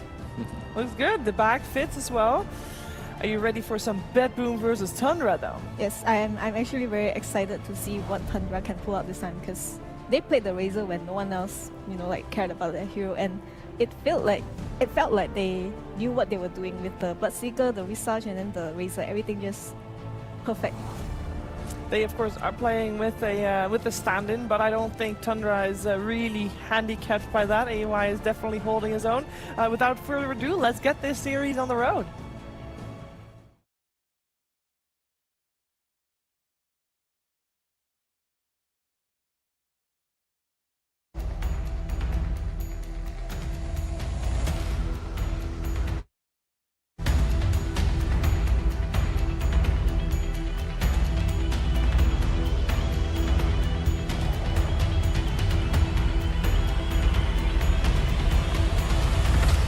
Light the fuse. Betboom is ready to explode into this scene.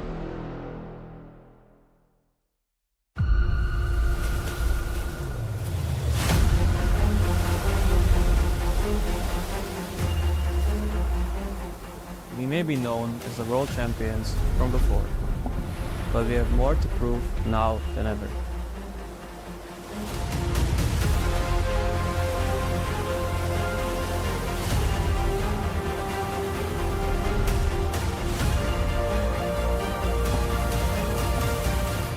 Like a crashing tides, Tundra Esports is coming. We're going to find out who has the better hand here and who will move into the top 6 of the Bali Major. Jack, watching these two teams, what are you going to focus on with the series that we're about to witness? I really like the way Tundra has drafted. I mean, they're always this team that kind of theory crafts like weird or different stuff, have like unique hero pools, but I like how they drafted in their last series. They played against Aster. There was a game where they saw that Aster was like flexing Morph and Slark as like part of the win condition. They drafted first phase Visage and Bloodseeker into it. So I love when they just do stuff like that, or they pull out the Razor against Leshrac, I think in games the first game as well. So it's also been fun to watch AUI. It's nice when you need a player to stand in. You happen to have a TI winner who plays almost the same position, although they moved him to 5. And then I've never seen a game where the camera is focusing on the position 5's Visage birds for like the entire second half of the game, because he's just keeping one lane pushed by himself. So I love watching just nerd Dota like that. It's a lot of fun. Well, nerding out about Dota starts with the draft, as you mentioned, and we got one of those for you right now. Resolution. The draft for Tundra, it's always something special to witness. And meanwhile, the Betboom team is always like drafting their solid heroes, because usually the way they think about the games, that they find like, the OP heroes, as I would call them, and like they would set up a pool for the players like with 4 to 5 of these OP heroes, and they just try to make the best combination of those in their draft. And this is what we see already. I feel like the Tekis has been, showing off this one of the best position 4/5 in terms of laning, because this team Betboom, they always focus on the laning a lot, and it just helps them, dictate the game that they want going to the mid game. And the Broodmother also has been showing off as one of the epileptic heroes. I mean, Nightfall, of course. I keep calling him that name. Nightfall, yes.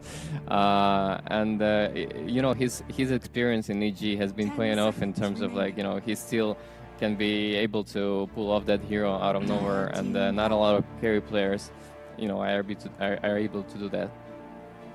I'm already a little bit surprised by this first phase. You have Betboom's been first phasing like Coddle Storm, even if there's like a Pugna, they'll just use the Coddle instead. And then there also isn't a Morph here that's been like a lot of heroes that we've seen very commonly first phase, just kind of ignored here by both teams. I think they didn't go for Storm just purely because they did it twice against Talon.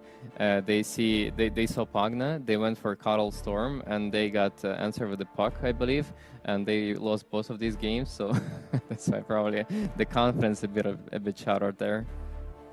They also had a chance to pick the Visage. I mean, I guess it's a team thing, I feel, you know. For a team to understand what a Visage is able to do in the game regardless of the position, I think, right, you need all the players to somewhat have played with a hero before, but right now they are not prioritizing that at all, and they just took Pugna Naga. I guess I can understand the Naga because she's really great against the Broodmother and the Techies, right? Because you are an illusion hero, and Techies are one of the heroes that can't really kill the illusions, and Brood just feels miserable in the lane, you know. But I'm hoping to see what kind of mid hero they will pick to pair with this Pugna. I think 9 would probably prefer the Queen of Pain over the Storm Spirit because he has been playing this hero quite a lot of games, and it seems like it's a he thing, you know. I think for 9 it's actually very, very hard to predict what he's gonna play because this guy he has something up of his sleeves because you can always like expect something weird from him. He would play like Spirit Breaker, like he would be the first one who would play Tusk from the mid lane, you know, this type of heroes. And on this tournament he has been playing Razor, yes, I believe. Yes. And nobody else does it other than him. So it's been really interesting to see what he's gonna come up with.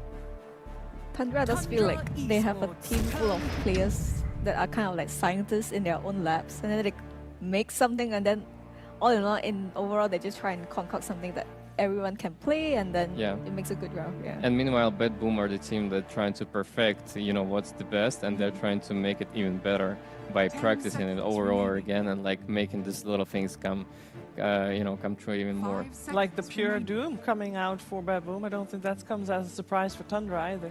Yeah.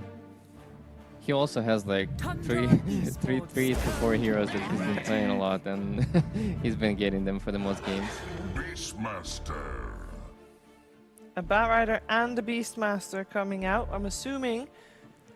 Oh, what are we assuming? Where's that bat gonna go?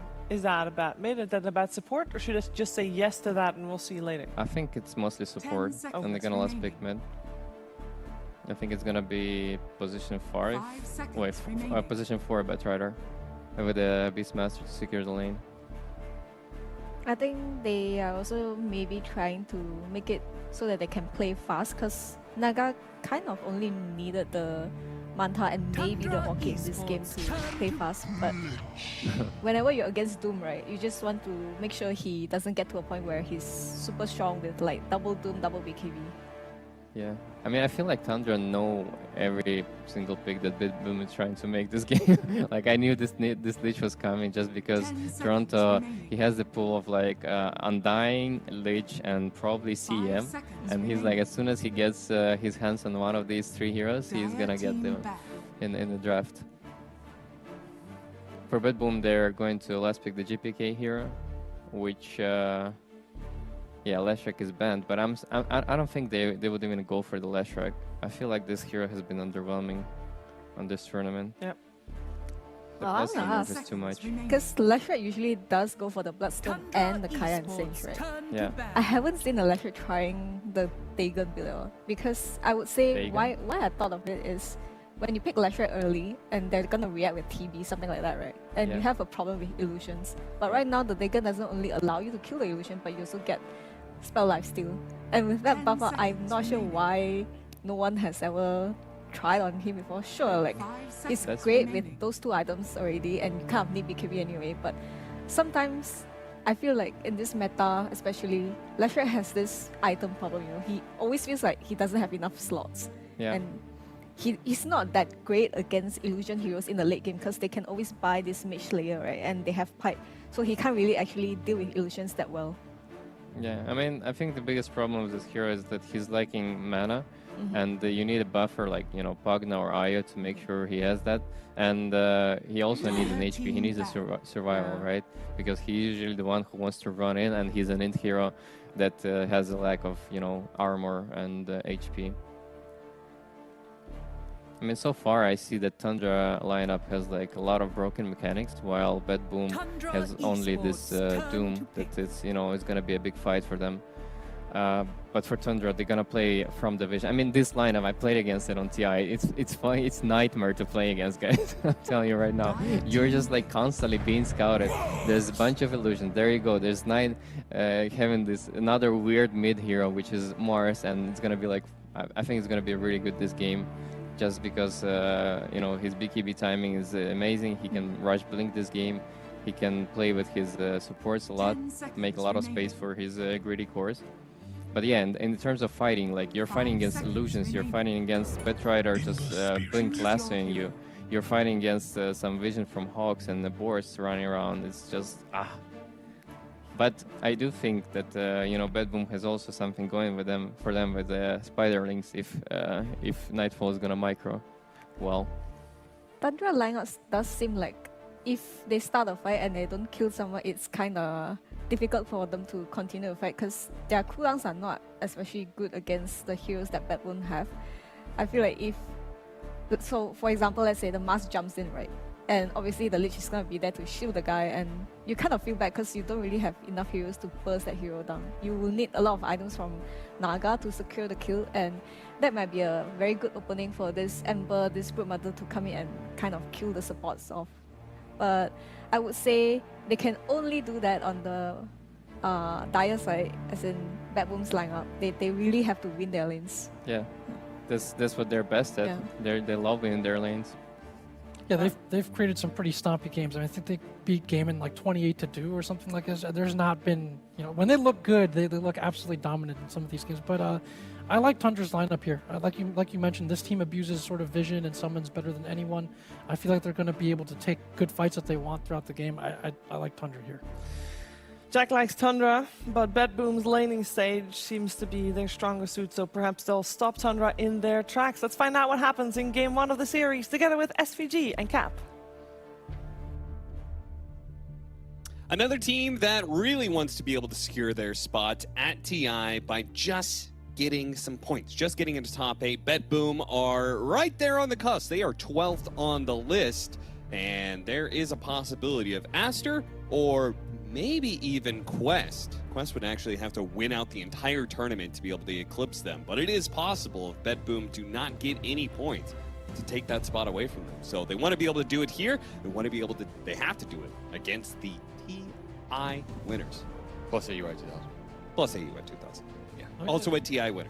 Just not the last. Actually, that's true. Yeah, they have to do it against 5 TI winners. Not they didn't all win it together, but they all got their different points. And I mean, I guess you got a coach TI win, so we count that too. AUI 2000 still standing in, though he gets to play as Pugna, a hero he's very comfortable with and very toxic with in pubs, I must say. He's a Pugna spammer. Well, not toxic in the... Oh, he's toxic. Yeah. Curtis. Yeah, one of the nicest guys I've met in Dota. That's right. Toxic. That's right. What'd he say to you? Nothing. That's why I was toxic. Oh. Didn't even respond to my hello. Probably has me muted. Probably didn't know you were talking to him. Probably true. Actually, I have him muted. Maybe he did say something. Either way, we're going to see if he's toxic in this game with the Skelly Boy that owned last series in that Game 3 in Liquid LGD. This hero looks like a first pick hero to me every game I see it. His laning's crazy good. His team fight, super high impact. He's the best save in Dota. Kind of have to deal with him, but at the same time, he's hard to deal with because he's so fast. It's just a damn powerful hero. We'll see if Betboom have the tools to get through him and through all of the toxicity that is not AUI 2000, but the rest of Tundra's lineup as the skirmishing already begins. Yeah, they're going to go for sinking here. A first blood for GPK. Silken Boa doing some work there when you have all these heroes to proc off it too. Yeah, seriously. Smart choice by Nightfall will boost up his Ember, and that is a good start for Betboom as they want this Ember to have a really good game so he can deal with the map pressure that eventually is going to come out from the Naga and the Beastmaster here with a Bat Rider cutting waves. AUI always cuts waves. This is like a very Tundra-esque lineup. That's the thing. It's like, I do feel like, sure, Tundra is maybe a little bit weaker, but when you have AUI playing, you just know he's not gonna do some honest stuff. You know, no. He's gonna give you some weird stuff that you've never seen before, and something that he has theory crafted or seen once in the many thousands of pubs that he's watched. And he's gonna do something, and you just gotta be ready for it. You don't know what. They also shift snaking to the 4. So snaking gets to farm a lot more, which he likes farming. He was originally a core player, so he does not mind that at all. And already off to a good start here with what would have been first blood, but he'll still take it on Toronto Tokyo, dying to level 1 bat. Yeah, that's awkward. I haven't seen it in a while. Usually the damage is too low, but Snaking will find that with a single flame break as he was out of position and throw that advantage right back towards 33, who could have a very good Beastmaster game here. It feels like you go Helm of Dominator. I could see an Ags come out this game for him. I could see him just go the Aura Rush, play for the 5-man, boost up the Mars. But it does seem like a good Ags Beast game. The thing is, every time I think it's a good Ags Beast game, they don't build it. And every time I think it's terrible, they build it. So I absolutely just don't understand this hero. Guess not. At least you're honest with the audience. Oh, damn. Toronto Tokyo. Sinister Gaze to take the last hit on the big creep. Revenge for that Hurricane. Spot Wave should be a free farm lane for Skeeter, I think. Most actions either going to happen top or mid. Well, the two supports are certainly going to battle it out in that bottom lane, but yeah. Lich versus Bat is a very, very kill-oriented lineup, though. Like, this is a lane where the early kills matter a lot because you're trying to get to those kill thresholds, which for the Bat is level 3. For the Lich, it's like 3 through 5, depending on how many levels the Brood has. But since you had the early kill, you should pull ahead of the Beast here. I could see Betboom just trying to all-in 33 with like a level 3 timing if they got there first. And both sides have a core that is more than willing to get active here. AUI, he's going to either get a kill on save here or force him to TP out or something. I mean, these illusions have been really annoying for him. Yeah, well played. Skeeter has been putting it on the techies the entire laning phase, helping AUI win those trades versus the longest range in the game. And it definitely helps. These illusions, he doesn't need him to CS, so may as well put him to use. So grab up below Lotus as well. Pretty good start here for Tundra, despite the early rune skirmish that did not do him any favors. Ooh, getting a lot of damage on this Doom. He thought he could challenge with the Scorched Earth, but quite the contrary. He's just straight up dying to Skeeter's damage through the illusions. AUI only just now joining, so couldn't help secure it. I mean, that Frost attack also doesn't help him. If he had a Harpy creep here, that's a different story. Maybe Frost armor too. But this is not a good Frost attack lane. He would have wanted the other two if he could have gotten them. It'll hurt their offensive potential a little, but the real winner is GPK, who has a pretty free matchup versus the Mars and had that first blood. It's that fight in top lane. Yeah, this is the level 3. Someone is going to die. Firefly, it looks like maybe both. No, Snaking doesn't die. Nightfall actually gets a little bit low. But they do manage to get the kill on Toronto Tokyo without giving Snaking's life up. He's got a healing salve too to stay in lane. Hey, Snaking just winning the trades versus Toronto Tokyo is paying off in the long run. You know, in the words of Biggie, somebody's got to die. Somebody got to die up here. It's just a question of who. Pure and Skeeter continuing their harass war between each other. My big question this game is, what does 9 get done? What does he build? Because these Silens are going to continue to skirmish. People are going to die, but it's not going to change the trajectory of the game, I think. I think a lot of it comes down to mid, because GPK is running away with it right now. And I feel like his impact is way more reliable than what 9 can maybe produce, whereas the Mars is kind of here to help scale versus the Brood in the late, create some AoE control for the fights later on when they find like an opening off of Naga and Beast Vision and Illusions. He's usually the threat that can drive the pickoffs, but Mars is not, he's not in that Tuskar Spear Breaker category for me, where it's like constant pickoffs around the map. You're threatening heroes when the lanes go in for Betboom and they are forced to split up. I don't see the Mars doing that in this game. It's a slower pick, so I wonder if Tundra have an idea of the Mars just securing late game for them here in a Brood matchup, or being some sort of like weird displacement for Doom later on. I don't know. Skeeter, mirror image to dodge the last bit of damage, but there is still the AoE fire that is burning away. I'm surprised he actually died on this lane, but I guess they just wore through him. And he's not doing too well. This lane has not panned out that well for Tundra as the Doom has heated up, quite literally. Some extra fire from the techies, and now he has a Vanguard. He's pretty much invincible. These lanes are going to become a problem for Tundra. I don't know if they can stand on them in the long term. The Beast should be okay, because he had a really good start. Snake King just won that lane, but the Brood is also independent. So Betboom are going to bring both their supports to mid to fight for the rune, and 9 wins it. Push it away with the spear, secure an Arcane Rune for yourself, but taking a lot of damage still. I wonder if GBK is going to commit. It's possible, right? Flame Guard and a Remnant, a single Remnant would be... Yeah, he has Fairy Fire Stick with an Arena turnaround. Yeah. Probably just die if you go for that. Wisely pulls back here. Would have really liked that rune. Will not get it. Big win for 9. Still, the threat for Tundra doesn't really exist with this Mars. That's what I'm saying. Like, where are they playing towards with this Mars? That's kind of what I want to figure out in this game. We'll see how much 9 can do with it, because right now I feel like his options are pretty limited. Yeah, I could see how just like playing a fast kind of Blink Dagger build when you have Beastmaster axes, maybe the Ags, plus the Pugna Nether Ward, Fire, all in the mix thanks to the Bat Rider. Like, I could see how just that general initiation is kind of like a good setup for team fights for them. If they don't have hyper weakens, I would agree. Yeah. Pull back in with the Sinister Gaze. Snake King will die once again. Somebody's got to die. Somebody's got to die in that lane. That is not a lane you can sit in from either side without somebody going down. Oh, he's got the Harpy Lightning now on Pure. Oh, he gets it eventually. Yeah, there you go. See? It all works out. Yeah, he's got the answer now. God, I hate Doom players. They're disgusting. You think a lot of Dota players are disgusting. They are. Glad you agree. Yeah, nice decrepit. Be a shame if you got Arena creeped. Does he have enough with the Sick Charges? Turns around, hits the spear. Perfect timing from 9, but he still managed to get away on GPK with the Remnant. Snake King will chase down Toronto Tokyo. It's a little bit of revenge, maybe? Nope, the Stick Charges will put him over the edge, and the Snake King abandons that. 33. Now he's going to be dove with no support to back him up. The axe is being thrown out underneath the tower. He's got the roar. He gets it. Oh, what? He roared a creep, but it gives him the movement speed to get him away. That's just a farming one. Yeah.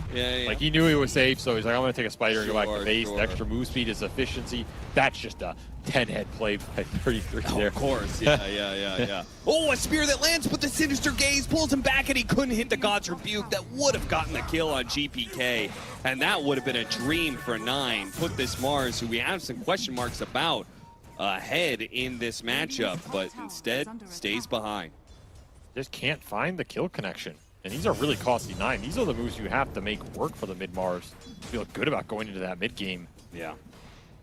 GPK with that first blood being a little tanky. It's paid off. Here's the slights continue. He'll get a bottle refill from Toronto Tokyo. And yeah, the side lanes are kind of just collapsing for Tundra, right? The Doom is not touchable. He killed AUI solo. He's forcing Naga into a position where they need to TP down here to try and kill Pure. They're going to bring Snake King over. They know they need extra firepower if they want to be able to punish this Doom.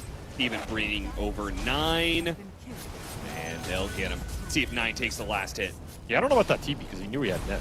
He got netted earlier. Yeah. So, interesting one from Pure. It'll cost them some gold, but they're going to try and return the favor. Yeah, 33 is... Where's your roar now, son? That efficiency didn't pay off. No, it didn't. 15 seconds left on cooldown. Does what damage he can, kills some creeps, but he will be turned into baby spiders. Gross. Every time we go to mid, it's just 9 getting slighted down. Yeah. Does not feel great. I mean, it's a killer mid versus... I mean, Ember Spirit's kind of a killing hero, but in lane, he just slights you out. Yes. And the Mars doesn't have much answer to that, unless you can all in the Ember. Which, since they missed those, it makes this even more punishing. Looking for the 10-minute rune. They kick the supports out of the Ancients up here. It will be Illusion for 9. Maybe not the best one he could have hoped for here, but we'll see. If he can get a good fight going, it could pay off. However, Betboom, I think they're content farming. They're pushing towards the Doom Midas. GPK with like 2 more levels, he's ready to go, and they're just fighting behind Nightfall, who has proven to be an issue in this game. And honestly, one of the more impressive carry broods I think we've seen. I feel like the Eastern European carry broods have been ahead of the rest of the meta. Oh, you think it's better than Shiro's? I mean, yes, I think so. Okay. I mean, he plays the hero fine, but I think that, like the Eastern European team's understanding of how to run the carry brood and scale with it through your tricore and play around it has been top tier.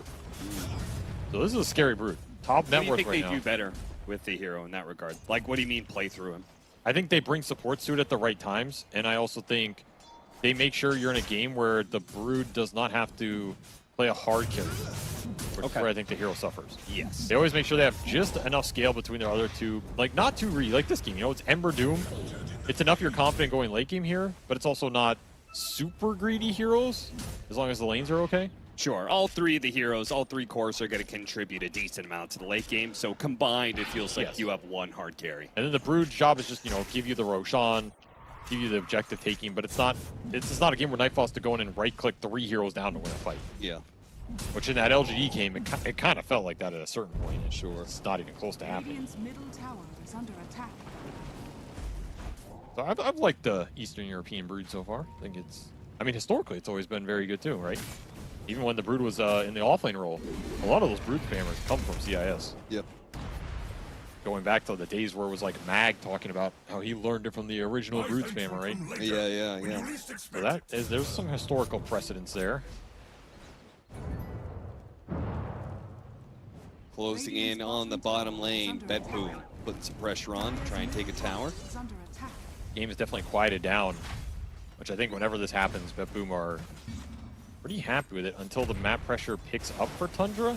That's going to be the question, though. When does that happen? Exactly when does the Naga and the Beast start pushing these lanes back out? Because right now, they're getting lanes pushed into them. Yeah, when you said when the game slows down, I immediately, maybe this is just standard. Like, game slow equal Tundra win. Generally, yes.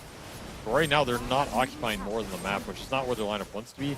Now, this isn't like the worst case scenario. They're still gearing up for it. So if it happens later, at a certain point, they're going to be happy. But you are going up against Max Devour Doom with Midas, a Broodmother who's been clearing through the map and is ready to join fights. In fact, he is here.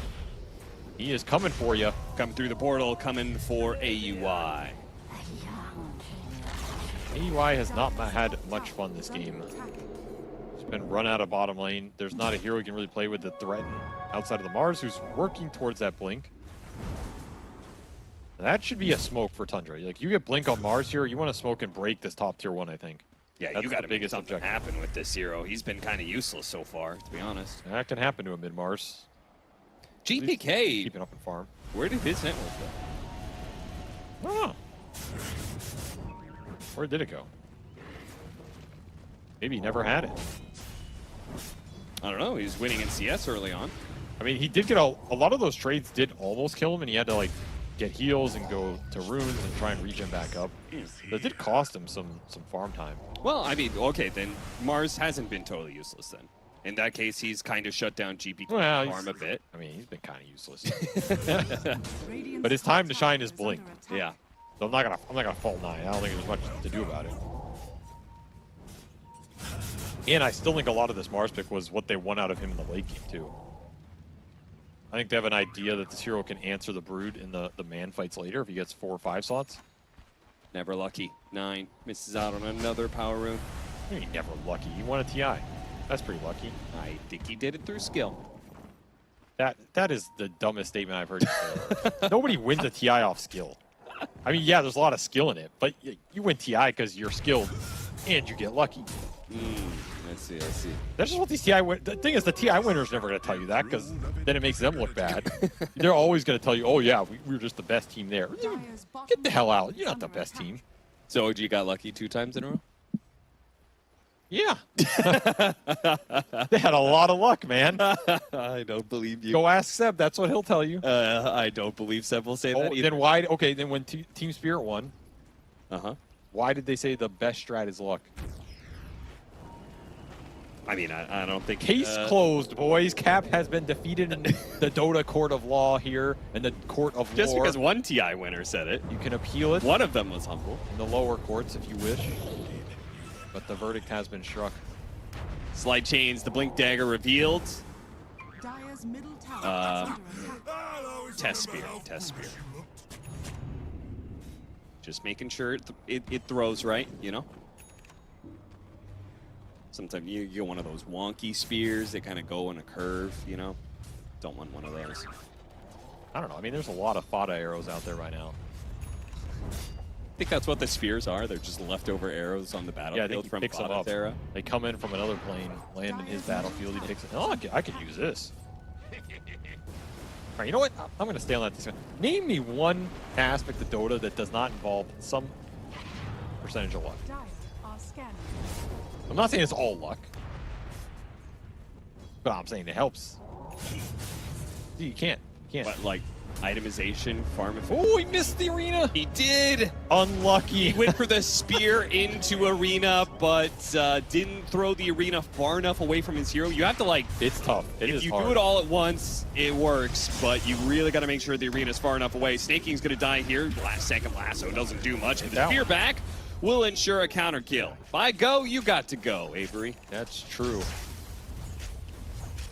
9 is stepping it up now. He heard us trash talking the Mars. Says, let me show you what I can do. Oh, Nightfall's taking the space, all the attention on Mars. And he almost takes a tower, but he backs away at the right time just before the song from Skeeter was going to catch him. Fast. Nightfall knows all. He knows when you're sleeping. He knows when you're awake. Knows when you've been nice and... I don't know this song. Knows when you've been bad or good. Yeah, isn't there a naughty or nice in there? Dire's top tower is under attack. See, you don't know it either. Nobody knows this. They just pretend to. No, but yeah, I know the chorus. As Betboom gonna 4-man smoke it and try and break this game open. They have pipe finished on Pure, so this is some serious aura timing. And we'll find out again. Well, he's certainly broken a lot of smokes this game as 33 skedaddles his way out of there. Helm of the Overlord and Tundra still can't push a tier 1. Yeah, they haven't lost a single one, you're right. I mean, mid is very low, it's deniable, but Boom keeping it up. Kind of agree with that decision. Feels like the space is really being limited for this Naga Beast lineup.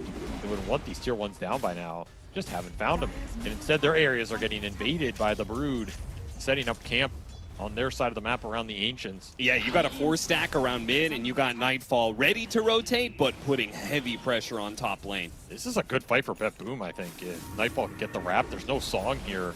He's going to start taking away that tower. Tundra. Oh, that's a good spear. They're going to need a response, and the response is killing GPK, or trying. Lasso back, Primal Roar. Not dying. Single target stuns, but not enough damage. Oh, barely got it in the end. 1-for-1 trade-off on a lot of abilities now on cooldown for Tundra. They're going to play around Skeeter and his illusions as they push back against Betboom. Man, that Frost Shield did some serious work for him. It took forever to bring that Ember down. Oh, back into it again. 9 with the shield rune. Throws literal the spear shield through the 2 supports, but now they're going to strike back. An attempt at God's Rebuke doesn't get there in time. Blast off into the Doom. Healing, healing, healing, but he can't throw any spells, and AUI is going to die eventually, giving up his life just to buy 9, 2 more seconds. Certainly not the trade-off that Tundra was hoping for. BKB Echo Brood just runs past the doomed Mars and kills the Pugna. Says, okay, well, you want to heal him? I'm just going to kill you. Yeah. No cares in the world in this fight for Nightfall. When that Roar is down, there's no BKB control. That is why that committal onto the Ember ends up costing Tundra here. It's just too much. That is not the amount of spells they wanted to have to use to bring down a single core. BK happy to play that frontline role. Spark of Courage giving him extra armor there as well. That on top of Frost Shield. That'll do some work versus like the Riptide and all this physical that Tundra are trying to put in. Yeah, certainly. That is one of the downsides of Tundra's lineup here is they are pretty physical oriented in terms of the actual damage going into the course. Spear will miss again. Truly off the map. Like there's some magic damage, you know, with the Pugna, the Bat, but in general between the 3 cores, I feel like it is just going to be them going in on a single target trying to physically burst him down. And that Frost Shield is going to be a problem until you have Nullifier. And even if Betboom gets some armor up, it's going to be high value armor this game for them. Yeah, I can kind of see what you're saying just because Betboom is sort of ahead in the game right now. It feels like their magic damage isn't going to be enough to get a kill. So they're going to need to do those extra right clicks, or they're going to need the Naga Siren Illusion to help finish it off. They're going to have to take the man fight at some portion in that team fight. It has to be around the Roar and the Spear. They're big lockdown spells. They'll immediate Orchid usage onto the Ember Spirit, but unfortunately the Flame Guard was already up. You can see 9 thinking about these blinks, but that's another problem Tundra have had this game. The blink spears are just not fast enough. No. Or maybe Betboom is just too fast for the Blink Spears. They are playing this game very well, making it very annoying for Tundra. Not something I think we would have said going into this game. But it feels like Tundra have been the ones more annoyed than Betboom with the trajectory here. Yeah. They will fight here. Not able to read that move. Yeah, locked inside the arena in hotline for heroes. That's a 5-hero move. 5 heroes. That is a heavy commitment. Not going to net you much gold lead here. Going into this series, did you have a favorite? Will net you potentially road. Did I have a favorite? I favored Betboom. I think on recent results, Betboom looked a bit stronger. Yeah. But if we're talking this particular matchup style-wise, I think Tundra could be a problem for them. Just because I don't think Betboom will beat Tundra on lanes hard enough to win the game. And I think the way the map gets stalled out, Tundra are a very weird and scary late game team, right? Yes. A lot of their games at TI and stuff got stalled. They went late and they win them through very weird interactions and itemizations that come together, and it's like deceptively good. I think that can be good versus Betboom style. You just have to get there. And maybe the stand-in hurts Tundra a little bit there too, because maybe their laning isn't going to be as good as it was. I mean, no fault to AUI, but you're like throwing Snaking off his lane, you're losing Soxa, and probably one of the most consistent early game players of all time, for sure. So you lose a little advantage there, but this early game did not go bad for Tundra. This game is incredibly even. They just get a Roshan, they have a gold lead. And finally, maybe they can start to push some lanes into Betboom, which is where their lineup shines. When they can shove the map in their direction, force to split up, and let 9 go to work with the pickoffs, they're very happy. So now Betboom on the back foot. They're going to have to smoke, try and get a flank going. They don't stop this soon, it's going to be hard on Naga. They see Snay. They want to doom Snay, though. Just a stun into the blast off. They're going to get this kill without using the doom. That's pretty free. They can look more, and yeah, you're bunch of these heroes are low from doing Torment, or at least a little bit damage. See if they can catch anybody here. Skeeter, just going to use the song just to make sure. Yeah, why not? That's a disaster if you get caught there and you lose 2 lives for nothing. And they brought the Brood to that fight. So if you're Tundra, you're happy being able to get the other 2 lanes out. You might even get this tier 1 top for free, which is still up at 23 minutes, by the way. Crazy to think about when it's a Beastmaster lane that won for Tundra, but yeah, the Brood was just too annoying up there. So I would say a lot of Tundra's strengths at last TI, a lot of it involved around like how they would play the map. They had like a really good understanding. Yeah, they were just lucky. They just lucked into the understanding of how to play the map. Do you think that this Tundra lucked into understanding of how to play the map? That's a good phrase. Yeah, they just found the right tone. I mean, it's kind of true, you know, like their idea could have been horribly wrong. Do you think that their ideas have kept up with the new map? Like, is their style as effective? Is it more effective? Is it less effective on a bigger map? I have no idea, honestly. It's really hard to tell. It seems less effective. Mm-hmm. But how much of that is like the individual small things like Wraith Pack getting removed from the game and stuff, you know? Sure. I have no idea.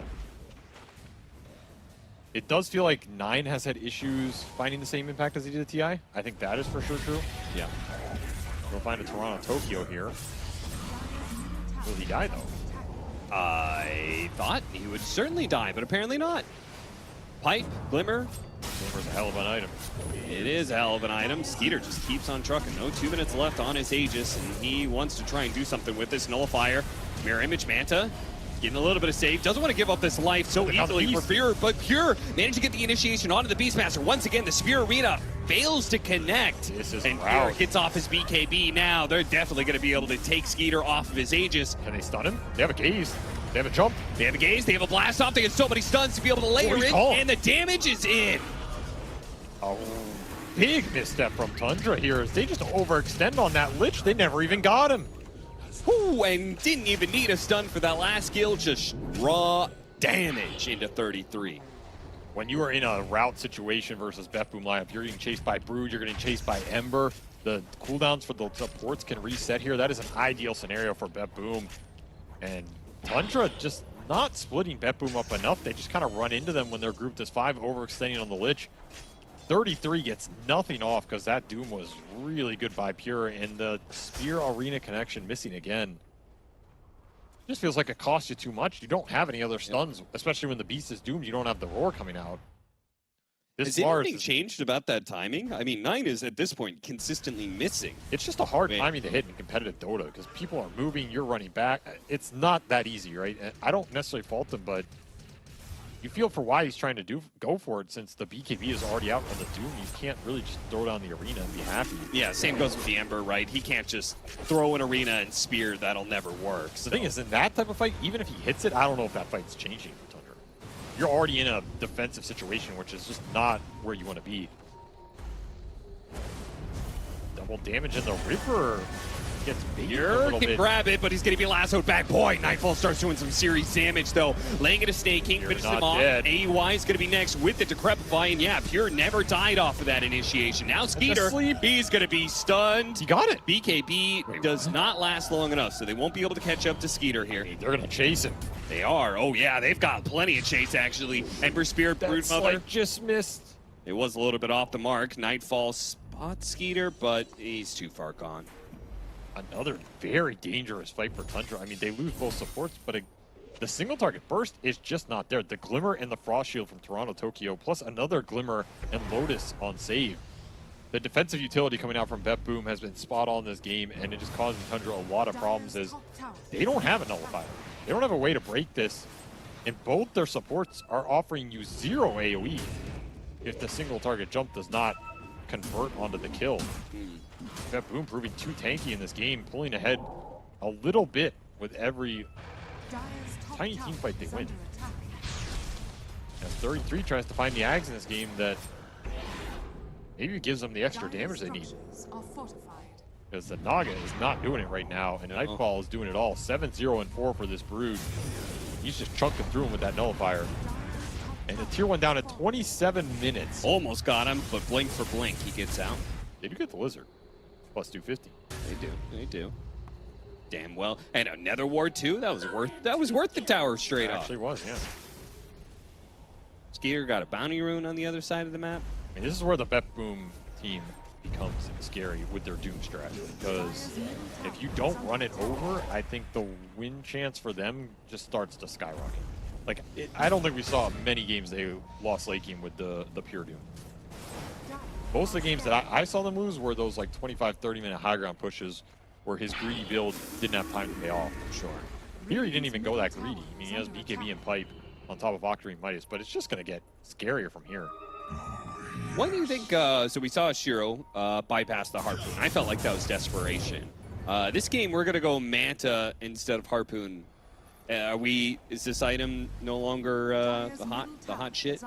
Honestly, yeah, I think Harpoon's just fallen off in general. Okay. I think it's too hard to reliably use and get the value out of it right when you get it online. Outside of maybe the Magnus who was abusing it, and Magnus got nerfed, so that also contributes. I feel like this type of Brood build is way more reliable, scales better. Committing for the Harpoon is just a lot of gold that you're not getting the offensive value out of if you want to still be able to farm. Run into the Beastmaster. The Betboom kill squad. They were running around as 4, even brought GPK through the portal to join them. Yeah, they'll get some lanes shoved in on the other side of the map, but once again, the vision that should have been an advantage for Tundra in this game is not doing them any favors. As another smoke lands right on point. All of the Betboom cores continuing to find farm. They're going to keep scaling versus Naga. Nice cutting of the waves by Skeeter. You know, that's funny. AUI talked about how he coached Skeeter a bit on how to play the Naga Siren. This might have been like going all the way back to like the TI-10 period. I wonder if he ever says anything to Skeeter while he's playing these games with him. Or you just giving him critique in the middle of the match? I mean, no. I mean, maybe just as simple as like, hey, can you get an illusion cutting mid or something? You know? Skeeter, this is exactly what I was telling you about. I'm glad I'm here right now, so I can inform your illusion should be here and here, not over here. That's what I don't know. Curtis is pretty PMA. I feel like he could do it in a tactful, pleasant way. It's true. Curtis is a pretty good teammate. I have nothing bad to say against him. Besides him being toxic. In pubs, yes. 9, he's gonna die. Doomed up, caught out, nothing Snaky can do about it. Look, being toxic in pubs is different than being a toxic person. I just want to clarify that. The teammate of CCNC would say that. That's a fair point. I don't have a retort to that one. I mean, yeah, but the thing is, Coin is toxic in pubs, and he's toxic in real life. You know? Ah, okay. 1 minute left on the Aegis timer here.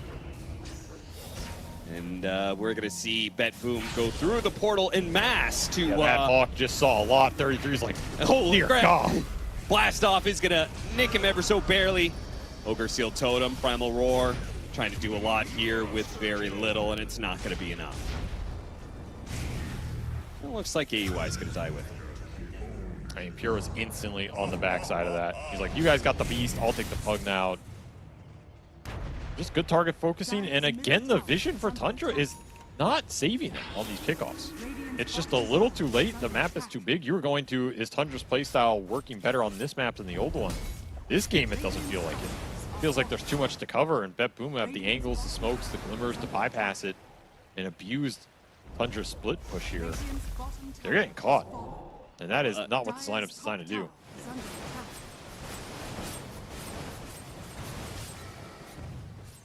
Is he getting in a career with the boar? Oh no, it's the Ogre Frost Mage pulling. Dude, AUI and 33 on the same team. That's too much for me, man. This is gonna be too much of the shenanigans. Where was he even going? Eat him! Okay, don't eat him. That's 250. That's literally worth more than the wave almost. Yeah. And it's not like they're going high ground or anything. They're focused on doing Roshan, so. Yeah, I don't think Betboom care. I also think one of the things that generally has helped Tundra go into these late games off of the wave pulling, the cutting, the shenanigans, has been the support scaling, especially with the utility, but also just, they usually have some cheeky spells that help them, like these Shadow Demons or whatever, you know, Hoodwinks. Pugna Bat, they're pretty much going to give you what they give you, like, you know, from 10 minutes on. You can get like Blink BKB Bat and have a more reliable initiation, but do Betboom necessarily care about that if they can throw out some Glimmer, Frost Shield, Lotus Orbs? I don't see the Bat and the Pugna necessarily scaling too hard here for Tundra. I think that hurts them a little bit as well, which means they just have to not keep giving up these pickoffs and finding more. Refresher for 9. Oh, don't let him Can't get even away. find Toronto Don't Tokyo. let him get away like that. Oh, we had the gem too. That would have been such a dream pickup. Man, the map read from Betboom has been on point this game. And now they're pushing in your bottom lane. They got Aegis, Shivas for GPK, and that Harpoon finish for Brood with Cheese to back it up. Let's see if 9 can get the initiation here. These are some tanky boys. I mean, who do you want to go on? You have double Arena Spear. And there's some damage. Yeah, you can blink, maybe try and spear him back into the tower. Try the arena trick again. He's got a refresher, so if he gets the initial spear, I don't think Betboom could be really good. Want to go in and get speared until Toronto Tokyo's there. That's another thing. This Lich is running. Yeah. But he's a Lich. I mean, if it's on GPK, it's probably fine. It's a Hawk up here right now.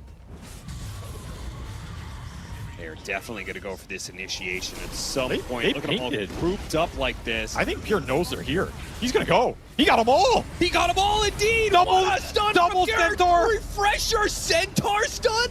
This man's a monster. But the heal, it does go off, and they're not going to lose anybody for it. Betboom, great execution, but maybe the idea was all wrong. They have to retreat now. That song was so much better than all of that initiation power for Pure, and yeah, you are out of Dooms now. Gonna try and fight with the arena. Turn back in. The arena goes out. The Chain Frost do manage to go away, bouncing through into the Skeeter illusions. Meanwhile, on the side, the support's gonna be battling it out. Skeeter pops his Manta, trying to get away from these nullifiers, putting his own nullifier onto the techies, but not able to get the kill and not able to get out. Betboom on the high ground, turn around and defeat Tundra in this fight.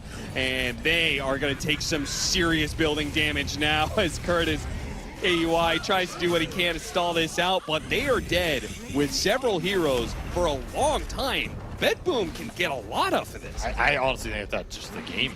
Yeah, they're going to call it.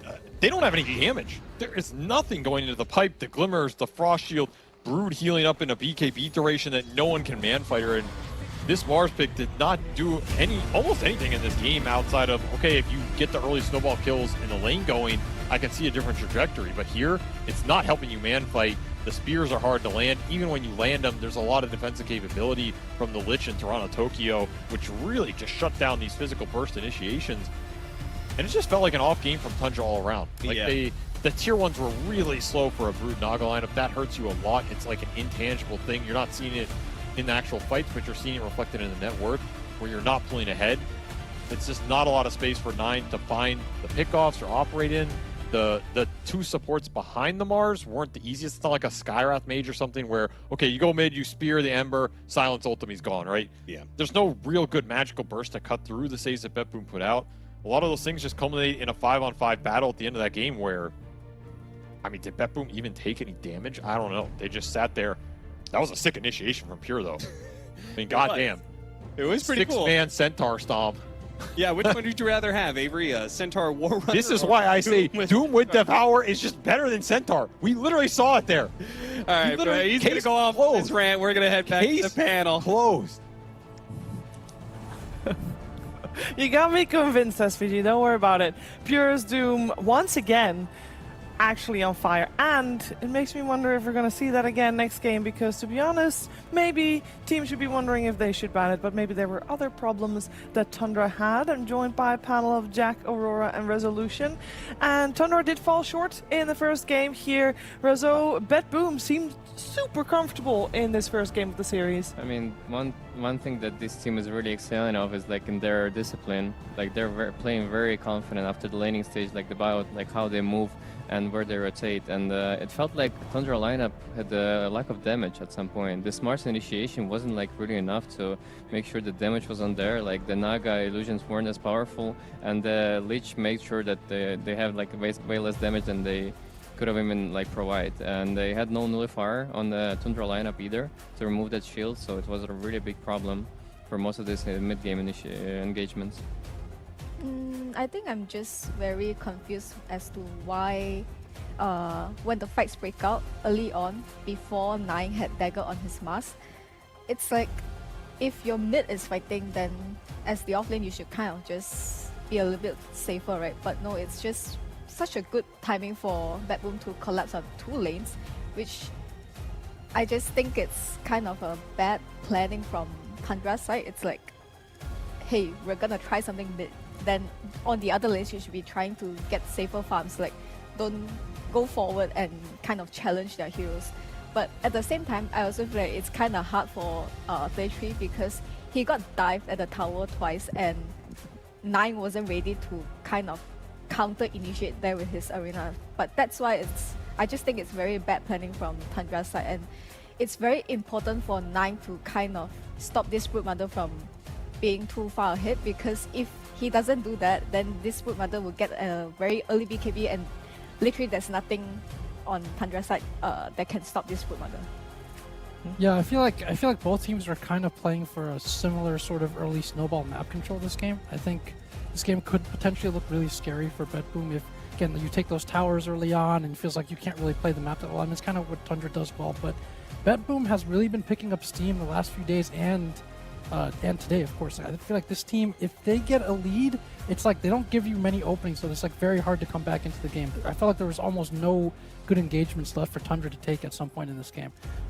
It was that important that they kind of just roll over the early game. They didn't quite get there. Yeah.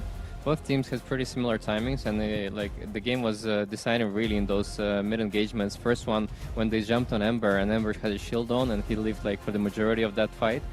Still, in the second time when they had an Aegis, they kind of like went on Lich, and he survived on like, I don't know what was 100 HP, 30 HP. He had Pipe, Aura from the Doom, he had Glimmer Cape, and because of that survival, they actually managed to turn the fight on back on the Tundra side, and it was like a really good fight for Betboom. And after that, there was like no really good chances for them to find any good fights, especially like after a nullifier pickup on the Nightfall. His build was amazing here this game as well.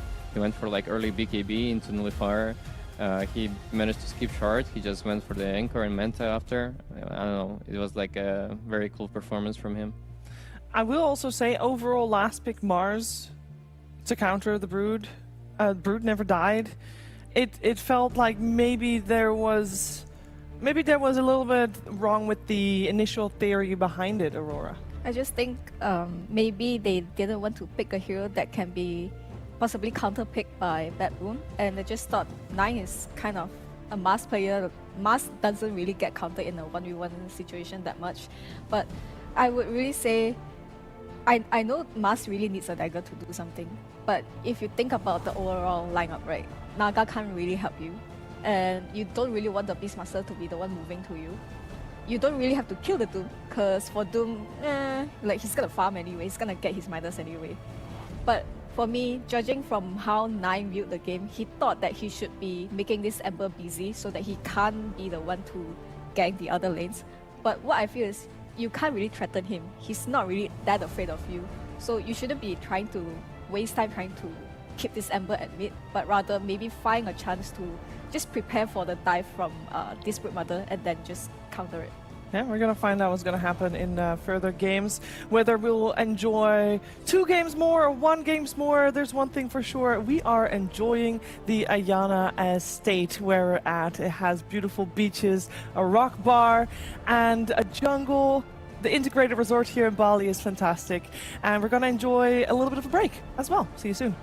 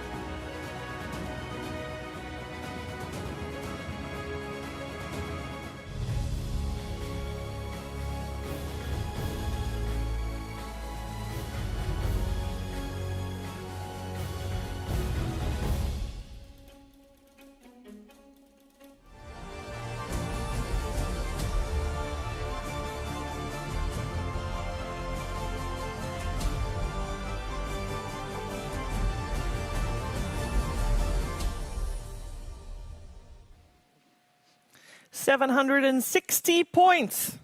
That's how many DPC points Betboom has at the moment.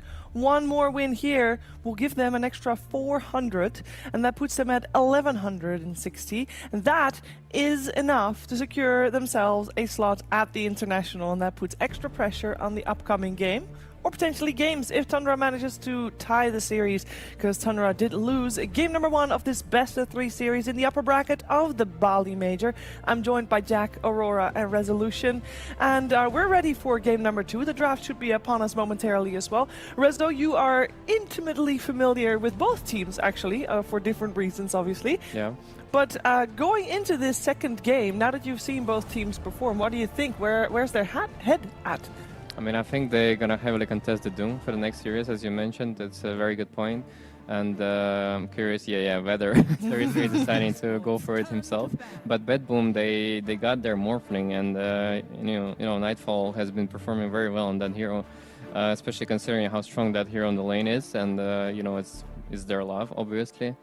I spoke with the manager of Betboom outside, and they said that after the loss on Bali Major, they actually they're bonding together a lot more, and they decided to bring on the psychologist as well on the board. Okay, cool. So it's a big changes for them. Yeah, they're hanging out way more this time, and they came here as a as a legitimate team, and not some 5 different players. I mean, they were playing with Stanon, of course, with you at the Berlin Major, because they couldn't get their full roster. And I think Pure is actually a very good offlaner for them, because Nightfall, he was if you compare these two for the offlane, Nightfall was more greedy when he was playing offlane. He wasn't making as many moves as a Pure making on an offlane. And for the carry, they kind of play very similar in terms of playstyle, but Nightfall, he has this nickname in CIS community, which is Ideology, which means he's a perfect player. Okay. He rarely makes mistakes. He's usually the one who's he has 24 KDA, with a 0 death. That's such a positive nickname. It's not often that we hear positive nicknames. I like this. Yeah, he's very unique in that sense. So yeah, that's why he decided to go back for the carry, because he is the guy you can rely on. And I mean, I would say he's pretty similar to me when I was playing carry myself. I was the one who would play for 0 death, kind of very very stable, knowing where enemies move on the map. But I would say it's the weakness and the strength of a player, because weakness in the sense that he's not gonna make a play where he needs to put himself at risk in order to turn the games that is unwinnable, and because of that he wouldn't be able to turn games as much as he would if he was an Ideology. Sounds like he's a harvester type of player, right? You set the table for him. I remember even when he played offlane on EG, he would often be top net worth, and he would just take a lot of resources, but it felt like he played the lanes really well, and he got pretty much what you needed to get out of every situation. Yeah. So they needed a psychologist after playing with you? Is that what? Yeah, they need something to think about. Yeah. If Rezo can't carry us, then we know we need some help. See, positive twist in it. All right, so we got the 2 openers. We got the Doom on the side of Tundra, the Morph on the side of Betboom, of course. Those are the key pillars here, Aurora. Do you have a favorite in terms of which opening you like more? I would prefer the Morphling and Tekis most, probably because Morphling is just a huge universal hero counter. Because if you pick this hero early, right, there's only so many heroes that can make you feel bad, but also at the same time, you make the entire universal category heroes feel bad.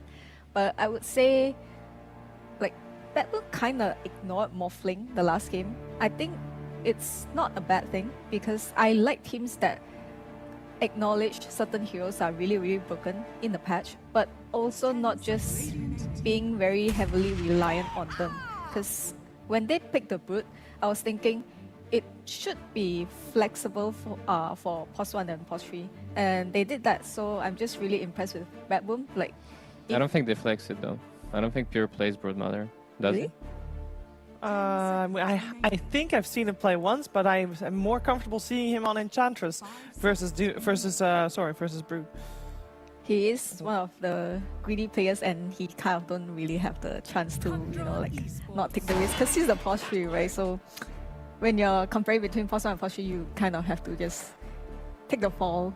But it's also important to, you know, play in your comfort, because if you don't know how to play the hero, especially like these micro heroes, which require like some certain level of understanding how to, you know, micromanage your units, and you know, maybe some StarCraft 2 experience. You know what I'm saying? I'm not sure if he would want to play that without any experience. I think he is more like a big ultimate guy, right? Like Tidehunter, Doom. Yeah, for now, for this team, yes. I mean, since he's new to the role, I think he's taken.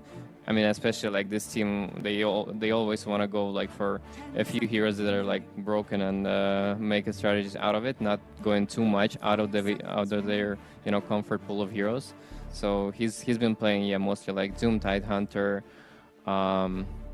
I don't remember what is the third one when you think of pure. What is it, Enchantress. Like Legion. Is it? I don't know. I've seen Enchantress now twice. I think it was both during Dream League, and he crushed on it. Position 3? It was crazy. Position 3, yeah. Oh, yeah. I love that hero, position 3 myself. I think it's very underrated on position 3. All right, I will tell you what else he plays. Underlord, Legion Commander Axe, and he does indeed also play Tidehunter.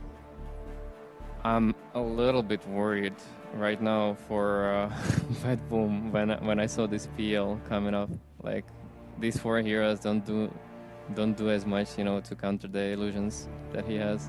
I feel like they probably saw it coming though, because they banned the Naga already for an illusion hero, and then they saw that Tundra, I think, after started banning like Legion and Darkseer, so they probably had some idea that an illusion hero was coming.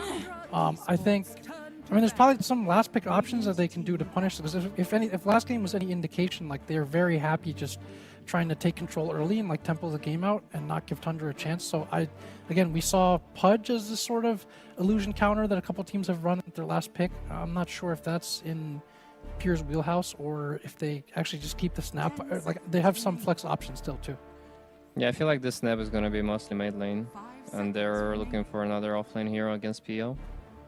And also not a big fan of the Betrider. This hero has been very underwhelming to me from what I've seen in the previous games. I feel like he has like a very low win rate as well on the support. I think generally because everyone knew how to play against him, right? And he's not as annoying as he was before playing on the Napalm. I think it's also the nerfs, right? This hero has been nerfed many times by now. I think Betboom can still take Underlord, right? It's not banned. Oh yeah, that's another still hero Pierre loves, for sure. I mean, I really like the Underlord because you already have a Morphling, right? And when you have a Morphling in the team, you kind of want to be on heroes that can buy aura or like take the pressure for him, just soak the pressure for him, and then later on he can kind of just 1v9 for you. Just look at the Tundra bans. They respect Pierre so much. Look at this Tide, Legion, Darkseer, Beastmaster, Axe, but the Underlord is still there. And it's pretty good here for sure. Yeah, they got 45 seconds to talk about last things and potentially change out of the Underlord, do something else, but there it is. Now I hear the sound.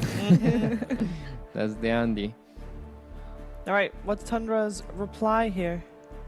How are they gonna buy all the time they need for the Phantom Lancer to come online?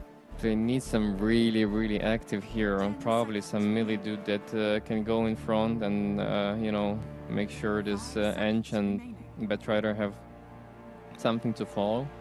The Ember is still there, right? There's still spirits in the pool that can help. All the spirits. Yeah, but I feel like 9 is just the kind of player where I don't want to play with spirits now.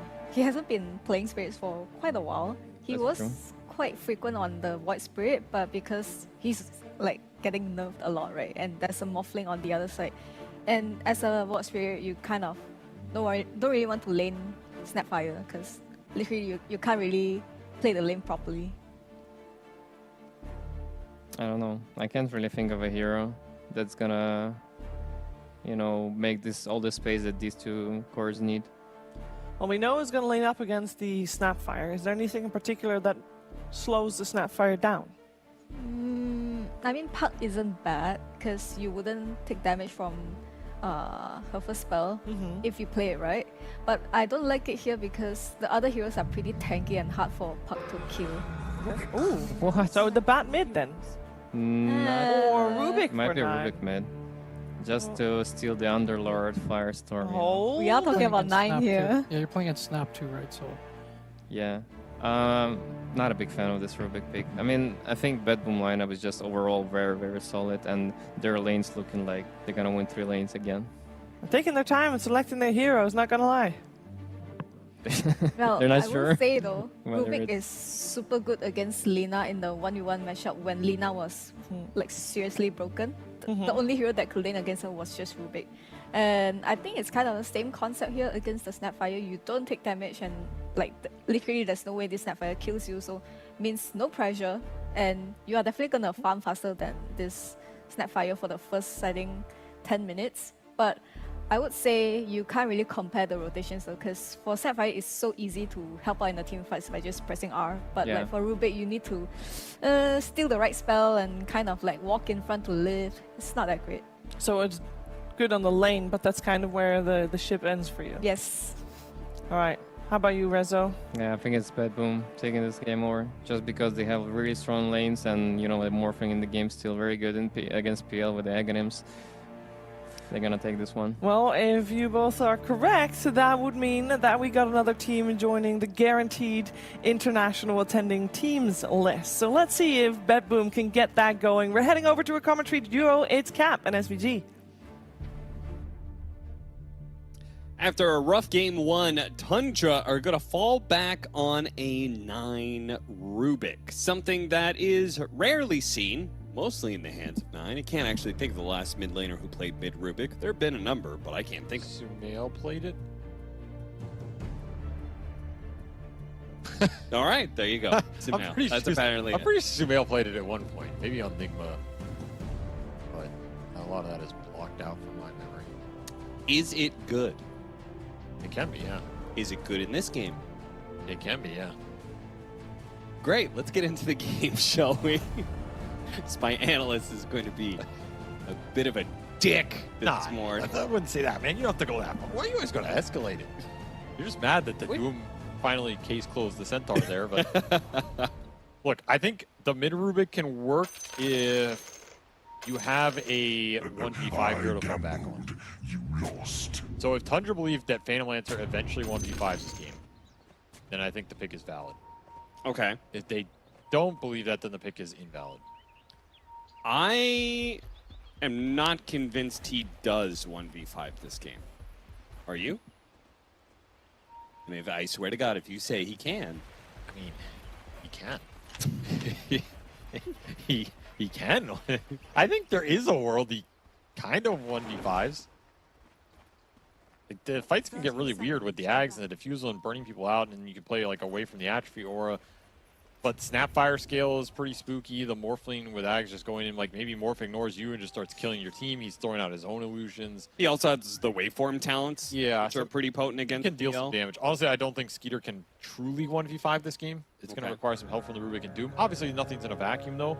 So I think the Rubik pick can win you the game here. 9 is going to have to perform really well, though. He needs to play the lane really well. At some point, he needs to get Morph stolen, so he tanks up a huge margin. Yeah. Like, that's a big component of this mid Rubik in this game, is he can become insanely tanky and unkillable for Betboom With for the first 20 attribute minutes. shift, yeah. With attribute shift. And then you steal Snapfire and Underlord spells, and you're rolling. Because it is a significant amount of burst to throw back through into the team fights. If you ever get Ags on the Rubik in this game, plus the attribute steal, so you're like 3,000 HP with Firestorm and like a Snapfire Blast, I mean, you're a god, right? Yeah, yeah. That's the trajectory 9 is shooting for here. It all starts with the lane, doing well in the lane, getting there, getting some runes. The thing with mid Rubik is usually go arcanes into like that Aether Lens, so you're probably shooting for eventually ending up with like Aether Lens, Ags, bots. Sounds pretty good to me, but we'll see what he ends up doing. And you still have to play these lanes versus Betboom, a very lane dominant team who, as the panel talked about, is set up pretty decently here, right? There's not a lot of weaknesses in their 3 lanes. Snapfire is going to do fine mid versus almost anything. The Morphling should free farm down here with some clock interference, unless 33 gets a hell of a creep, which he probably won't. As both camps are blocked already. By that you mean a heartbeat creep? Yes, the heartbeat creep. I just didn't want to name it, but I mean, Mana Burn is also a pretty strong creep. Frost Armor, nothing to be ignored, but you usually have to go farther for that one. And then top is like, you know, Underlord Techies. This is also a pretty damn strong lane. Yeah, Underlord's probably going to do fine. it's just hard for me to see Betboom getting crushed in these lanes. So that's where 9 is going to have to really do well mid, skew this matchup in his favor, and then take it to the fighting on one of these side lanes at some point, I would think. So interesting how all these mid laners now, this used to be just like, you know, like a Ember versus Huskar matchup thing. But now everyone is pulling the mid lane around the river. Dendi. Oh my god, he found another pro player who's played mid Rubik. Dendi plays mid Rubik. What were you saying? the pull. It's not about pulls. Yeah, how once you start losing a lane, a lot of people are now doing the pull where NTS also played it aggressively. Mid, oh, Fairy Fire! Is that going to be enough? It is. 9 gets the first blood. Massive win. That's what you're looking for. He needs to be ahead in this game. That is what you're looking for here if you're a Tundra with this last big Rubik. And Dendi and NTS and Sumail are all sitting back and applauding 9 now. They have all shed a collective single tear. So what were you saying? Something about pull? I don't want to go back to it. No, I won't cut you off. I promise. No, I'm not. I want to hear it. I think everybody wants to hear it in the chat. Ones in the chat if you want to hear it. A lot of ones. I see a lot of ones. You can't peer pressure me. Also, there's a delay. They don't know that. You don't have Why would you tell chat them? open. Why would you tell them that? You're just lying to them. All right, well. When you're behind in the mid lane, a lot of people are pulling the creep wave around the river. It used to be an Ember versus Huskar thing, and now it feels like just everyone's doing it. As soon as you start losing the lane. Which GPK obviously was losing the lane, and did lose the lane as he gave up that kill. And Avery is messing around with something underneath his desk and not listening to me again. No, it's fine. I didn't break anything. Skeeter? Is he dead? Doppelganger is going to be able to dodge the sticky bomb, but that just means he is in perfect position to get blast off. That's a nice connection right here. This is the lane strength that we see from this Betboom lineup, but time and time again, they just find these little openings. This time it's saved with the level 2 connection on a Phantom Lancer. Not even a level 3 here for the techies. Sometimes that can be difficult, especially with Unlord, who doesn't necessarily have the best nukes to throw in, but Pure has been demolishing Skeeter in the CS department. We look at that chart, it's Pure #1 and Skeeter #6. He's having a rough time in this Underlord matchup, and that is what it is designed to do. Put the PL behind. Yeah, and it's not going to get much better. I mean, I guess the Enchantress, one of the stronger laning supports, was supposed to be able to help him get out of this lane a little bit easier, but it's just not happening. Not with the tankies in the mix. So Betboom, between that and I guess the Morphling doing okay, it just means Tundra is all the more reliant on 9 to be able to build some momentum off that great first blood he got. It's going to come down to him. A lot of this early mid-game is pretty much going to be driven by 9 here. How fast he can get some arcane boots up, start walking around. I mean, he is still owning mid. Like, he is up decent CS, got that kill. He has a full level advantage almost over GPK here. And that means Spell Steal is going to be coming out even faster. Which is great versus Snapfire, right? A lot of great spells to grab there. Very good. If you can steal the Snapfire spells and either get a gank towards mid off the Enchantress or the Bat, or rotate to one of these sides, I think that's what Tundra are really looking for. Then they can start just snowballing the hell out of this game. And then you might just have a really fat Doom to join you in that mid game, which is what they're really looking for. Okay, your PL is going to be behind. He has a Diffusal, but in the end, if you can just go in there with some auras, buff up your Rubik, he has the attribute shift, it's going to be too much HP for Betboom to cut through. And you're going to have to hit that timing hard because, yeah, your PL is going to be far behind. He's going to need some room to catch up. He's going to need some fights to join to catch up. Spell Steal already online. Very good timing here. And level 3 Scatterblast to start farming it up. I almost kind of want to see, like, AUI just rotate over there with the Enchantress or something. Help this Rubik out a little bit more because I'm not sure if you can do much more about top lane. 9, getting aggressive, has the Scatterblast steal, so you got to be careful if you're GPK. Does have a raindrop though, just something of note. Power rune, either way, 9's just trying to put some pressure on him so he can secure the 6-minute power runes, which some support rotations will come through, trying to make things a little bit more muddied. Snaking gets an illusion rune to be able to fight Toronto Tokyo with his battery assault. And hey, look at that. Friend in need, 33, comes down the triangle area to help out. Did eventually get that mana burn creep. Pretty nice for him for the regen. Honestly, the regen might be more valuable than the burn in this type of game. And 9 not rotating yet, but did force GPK back to base here, where GPK hit his 6, but he hasn't been able to use it. This is a time where he could maybe TP to one of these side lanes, get something going with the ultimate. There's a little lack of stuns to set it up for him, but sometimes you don't need it. I could see him just going top and trying to kill Skeeter here. Oh, he'll go bottom. So it was a 50-50. He'll choose 33. They'll try and leash him in the cogs as Pure is getting gone on top. TP out. He's good. Oh. A game of single HP points. That was crazy. I can't believe that TP actually worked. And they get the kill on 33. He's going to go for the Wisdom Rune, but AUI is already in position for that one. This is a nice little combo that I think GPK is going to look for the whole game. It's like the clock snap. That used to be a first phase combination in the Prime Snapfire pack for a reason. Yeah. Like hookshot cogs and you just throw in the kisses. Snap doesn't have to commit. It's easy pickings. Menace Lane Betboom are going to look to combo up this entire game, and they get the Doom kill. The Pure Underlord survives. They're pulling pretty decently ahead on these side lanes over time as Skeeter continues to suffer a little bit. Yeah, it's really annoying that every single time he gets Sticky Bombed, he has a Doppelganger, and then he's just susceptible to Underlord. And we still have had a very quiet game from 9, right? He's just farming up. Yeah. Now, there's nothing necessarily wrong with him farming up here as you get to like Fast Aether Lens. Yeah. Say that. Similar to the Blink Dagger move, you could be quiet in the early game, but once you get to that point, you got to make some big moves. Yeah, you gotta be loud when the time comes. 8-minute Power Rune. Shield Rune top.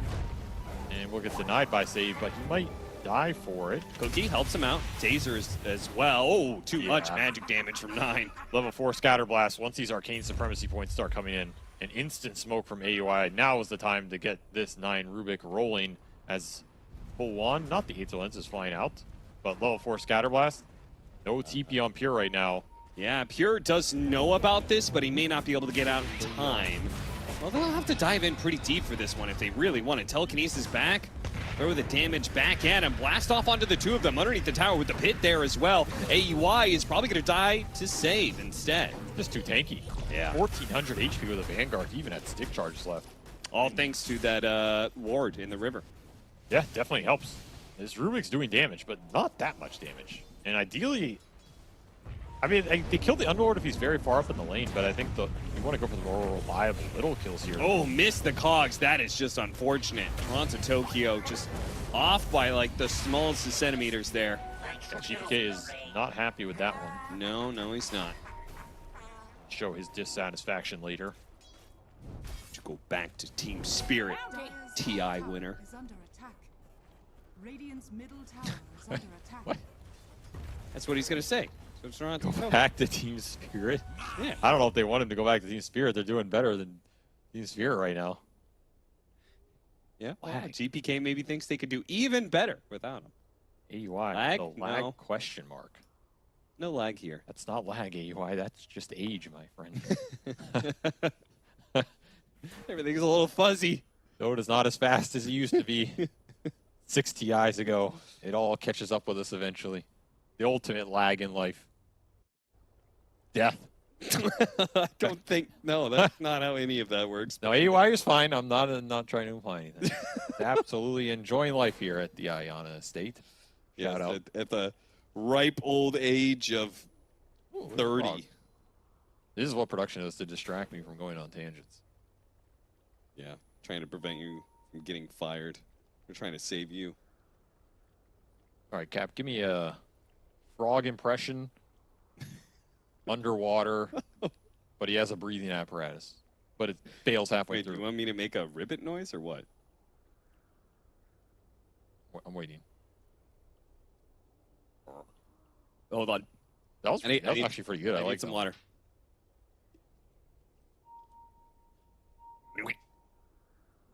Okay, we're done. We're done with this content. That didn't work. That did not pan out like I thought it would. But good try nonetheless. I appreciate the effort. Why do you always do it underwater? Oh, there's another frog. Oh, there's so many of them. Someone's fan was naming them, right? We have to name them? Who was Teddy that? the Toad. Okay. That's acceptable. Wait, are they toads or frogs? We don't know. Is that a Teddy or a Philip? Could be a Frederique. Felicity.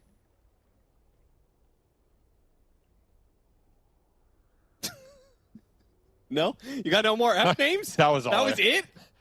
Weak. Weak. All right, we're cruising around the map here as apparently AUI is still having his issues. So the overall game state, can we actually, I hate to be a bother, we're having some very cool views, but can we actually go back to looking at the game? Because I'm trying to figure out what the general game state is. I lost my mind when Avery asked me to do a underwater frog. I think that was a good bit. So who's actually winning this laning phase? Like 9-1 mid, but I feel like the side lanes are going much better for Betboom. I mean, I think Tundra are okay with this. They've spent a crap ton more consumable gold, but are still up in net worth. So that's pretty good. I mean, I feel like the Phantom Lance is in an okay spot. In theory, you rather take like the tempo Rubik winning over the tempo Snapfire, right? If the other four are kind of heavier farmers. I think Tundra are almost always happy if Doom is in like the top 2 or 3 for them on 33. Okay. So I think 33 is pretty happy with his lane out here. He's just gonna go Midas and get insanely fat. He's gonna eventually pull ahead of the what the hell was that line? He's gonna eventually pull ahead of the Underlord here. And the PL will catch up. This is not a hero that is gonna get hunted on the map too much this game, I think. Like, yeah, I mean, I guess they don't have the best heroes for it. What is like hook shot into like kisses? God, that was dramatic. That was insanely dramatic. Oh, tune in with Tundra. Let's study their body language here. Okay. Skeeter looks very focused. I don't know if he knows the game is paused. Yeah, it looks like he's still like shift queuing out all his farm movements around the map. Toronto Tokyo says he does not care ping. He's too good. We literally all chatted that. Calling AUI out. See, if you were good enough, you would just play through ping. TI winner to TI winner, he's got something to prove, you know? Honestly, I would just play through the ping too. I never cared about ping. Like, if you're good, you just offset it, right? Yeah, but Curtis is maybe not good anymore because, you know, he's not a player anymore. He's standing in, so he wants every bit. Curtis is a North American legend. You take that back. This man's still in his prime. He is a legend, but legends get old and move on. Dude, Toronto Tokyo trash talks a lot. You ever notice that? Yeah, he's always got like a cheeky grin. Yeah, I feel like he trash talks his own team too. I know this kind of player, man. I mean, that's why he fits in with Betboom. We know they shit talk each other all the time. Probably true. Maybe that's why they got him. Like, what kind of team environment player are you, Toronto Tokyo? That's the Nightfall interview. I'm going to trash talk the shit out of you guys because I'm a damn TI winner. He just responded by saying your offlane sucks. And they're like, welcome to the team. That might be a little too brutal, but looks like he's having fun here. That's the thing. When you're winning, you have fun. Yeah, and they are winning this series. Maybe winning this game too. I think that was we actually were talking about that for the recent interview with TA 2000. He said Amar was the best teammate he's ever had. I can only draw one of two conclusions from that. One, TA 2000 has played with nobody else in his entire Dota career because I refuse to believe Amar is the healthiest or the best, whatever. Okay. And two, what was my second optional conclusion? You're going to go to the proof of being a friendly, helpful teammate is not in winning, it's in losing. Oh, yeah. Basically, they're winning. Yeah. So, of course, it's he's not easy toxic. to be PMA when you're winning. Yeah. You know, when Amar's telling you to, like, you know, shut the hell up, whatever, you can't play this, you're bad, whatever. That's probably funny when you're winning. And then when you lose, like, 10 games in a row. Wait. You think he's being toxic, but the environment is so good that they're like, oh, Amar, you're hilarious. That's what you think? Who was like that on your teams? Who was PMA on when the sun was shining, but they got real toxic when it started getting thunderstorms outside?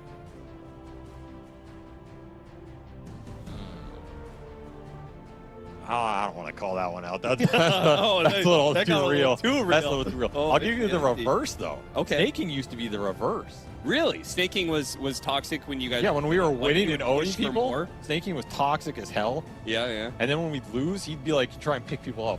Like, it's okay, guys. We'll get them next time. We've only lost like 20 scrims in a row. Shit, and then when you're like, I mean, that sounds like... And then you'll like win a LAN with snaking and be like, what the hell are you guys doing? This was so much harder than it should have been. Like, it's disgusting. Well, I mean, maybe he was just speaking truth. Because then he won TI-11. That looks pretty easy. Look, I'll tell you, I know he's still the same at the core because after Tundra won TI-11, Snakey came up to me at that after party, and I'm not going to repeat what he said to me, but it was not pretty. I can assure you. There was some flame being thrown around. It was basically, former teammates, his own team? Yeah. He's like, oh my God, I had to carry these scrubs so hard to a TI win. My back hurts. My brain hurts. I want to go home and sleep for like 2 months. Jesus. If only I could have played with Americans that were lighter. Europeans are so heavy. I don't think that's how that worked. That was basically the conversation. Pretty sure. Unconfirmed conversation, by the way. Unconfirmed, but you're also the direct source of this conversation? Yes, but that's not how that works. It's like a second hand. Somebody else told you about the conversation that you had with Snaking? No, I just say unconfirmed so I don't get flamed. But that's roughly what that conversation was. So I know in his heart, he's still the same player. And I respect that. Because that's a player that drives you to be better. You know? Also, I'm very certain critical people when you're winning. American players are both heavier in-game and out of game, so I believe nothing of what you said. Okay, maybe you didn't say the European part. He said, thank God I don't have to play with any players anymore. This was way easier than it's been the last 10 years of my career. But the other part was true. Oh, okay. Unconfirmed. Unconfirmed, of course. Unconfirmed. Those players are valuable, genuinely. Like, you need people when you're winning to be critical so you can continue to improve and not fall behind. And when you're losing, you need people to pick you up. No, I mean, honestly, that sounds like the ideal team. I mean, Snaking wasn't good at either. He tried. but he tried. He tried. But that type of player, like if Snaking were good at both those things, god damn, he would have been a top tier TI winner. Well, I guess he did get good of them eventually. Maybe he got good at I think he did, honestly. Yeah. It's amazing how much my ex-teammates improved once they stopped playing with me. I applaud that every day. I don't know why they couldn't have done it when we were all together, but, you know, power to them. Team freedom, right? You're just a jump-off point for other people's success. It could either say a lot or a little about me. But I can't wait to see what I do after we're done casting together. Might become president of the United States.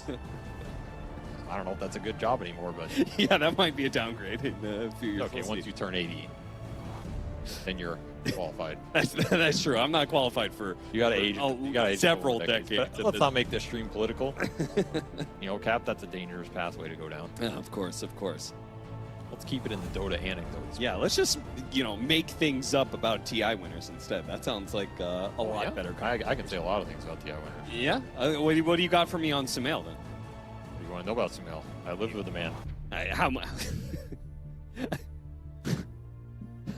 How long did you live with him? It was a good, 2.5 years in there. Yeah. And there's a couple other periods on and off. What did you ever have to say about his TI win? He said it was easy as shit. Is there a TI winner you've talked to that didn't say it was easy? Yeah, Fear, because he says he has to carry Sumail. Well, Fear's just lying. So of course, but there's only two types of TI winners. The TI winners who say it was easy, or the ones who were lying. Figure that mind puzzle out. I don't even know what that means. I mean, I guess the hardest TI, what? TI 3? That was probably the closest one, obviously. Like, obviously the closest one. I mean, the hardest TI... TI 8. Okay, the most difficult TI that was ever won was LGD's victory. What? Because they're still trying to get there? Because when eventually they win it, at TI 18, that will be the most hard-won TI victory. Fanboy will just burst down and cry. I mean, you got to feel for him, you know. I respect that. What is the most difficult TI that was ever won? I mean, it definitely wasn't Liquids, because Matumba just cheesed his way to that age, just let's be fair. Sure. That was I think TI 8, right? Like TI 8, that was pretty hard. Closest finals. That team was like also one of the most competitive fields. Yeah, that was an impressive victory. Yeah. It was a fluke, of course, but it was impressive. Right. I mean, every TI winner won through luck, according to you. So.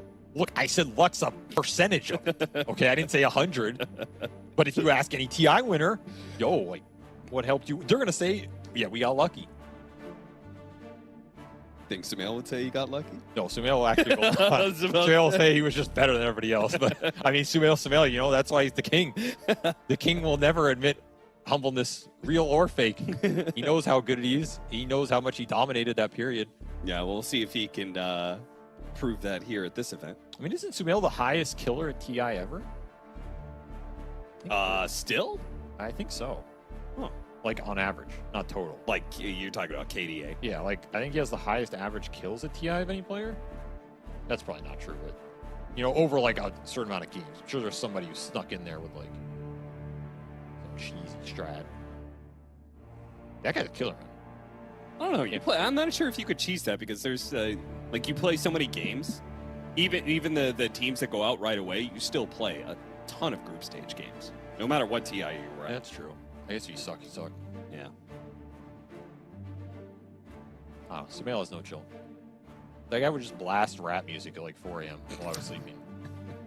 And I'd like wake up and look at him and he'd be like, yo, what's up, dog? It's like, what do you mean, what's up, dog? Like, what the fuck? What is going on here? We got like scrims in 5 hours. That's why that team never won a morning scrim, by the way. Half the team is blasting rap music at 4 a.m. Our tour's like out in the woods somewhere. I don't even know what was going on. What a mess. You know? Yeah. Yeah.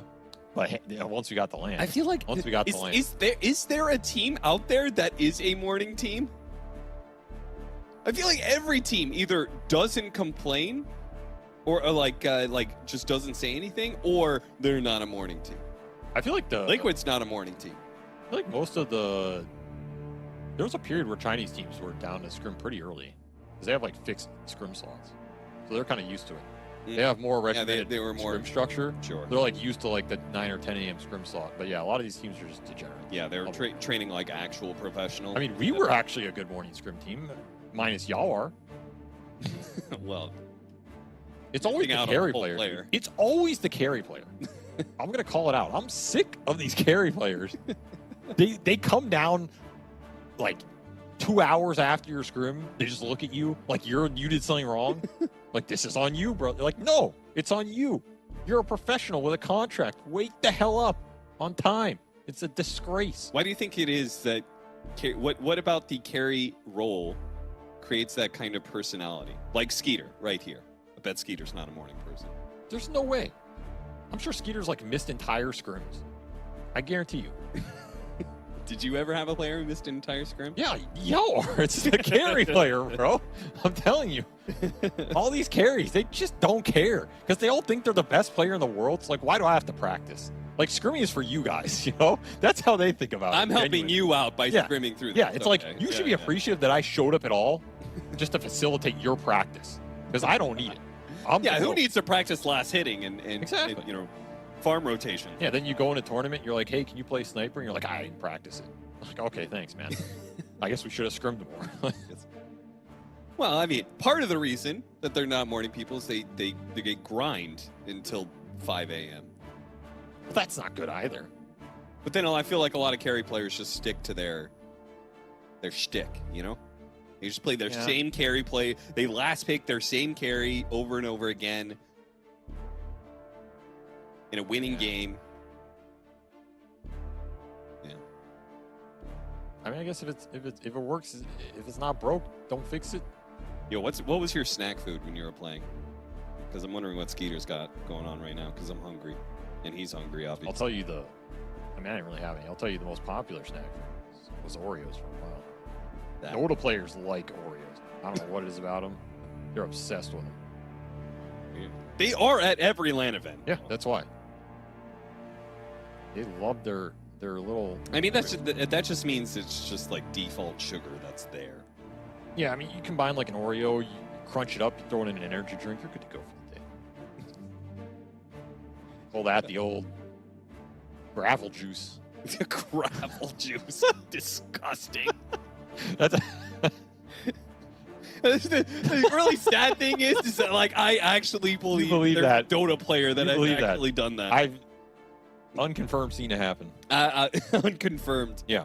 Yeah. First person, but you know, second person. Well, it's like pseudo confirmed. Pseudo confirmed. What is this? What is this bullshit you're coming up with all the time? What are you talking about? That's not bullshit. You know, Avery this morning was actually teaching Rezo on how to bullshit better. No, don't put that on me.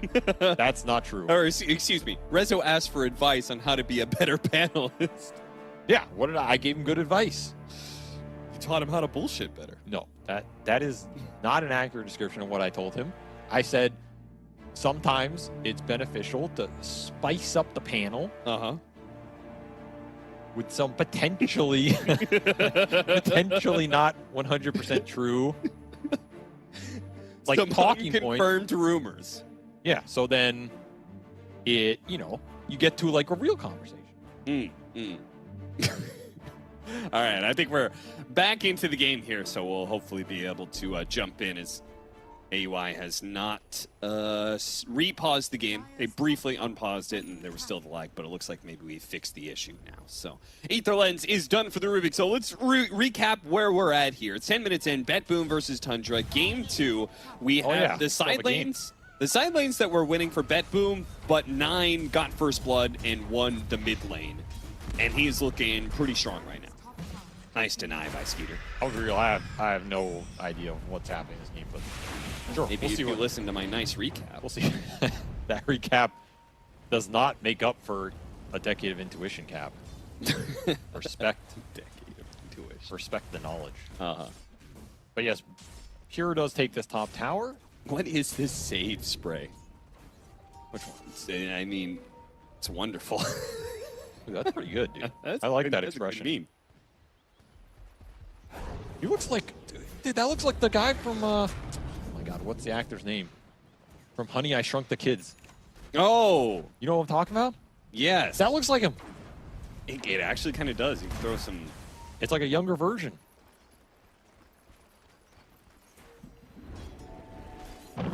Yeah, I could see that. I could see that. Yeah, because now it's going to bother me the entire time. Yeah. First name. Dire's middle tower is under attack. The Farm Fest continues. The Midas coming out for 33. Rick Moranis. Yeah, Moranis. I got some vibes of that, you know. All right, so what is 9 going to do? He has Firestorm up. He's looking at 4 staff here. It's like a less greedy option. I feel like you go bots on the mid Rubik, otherwise you just fall behind.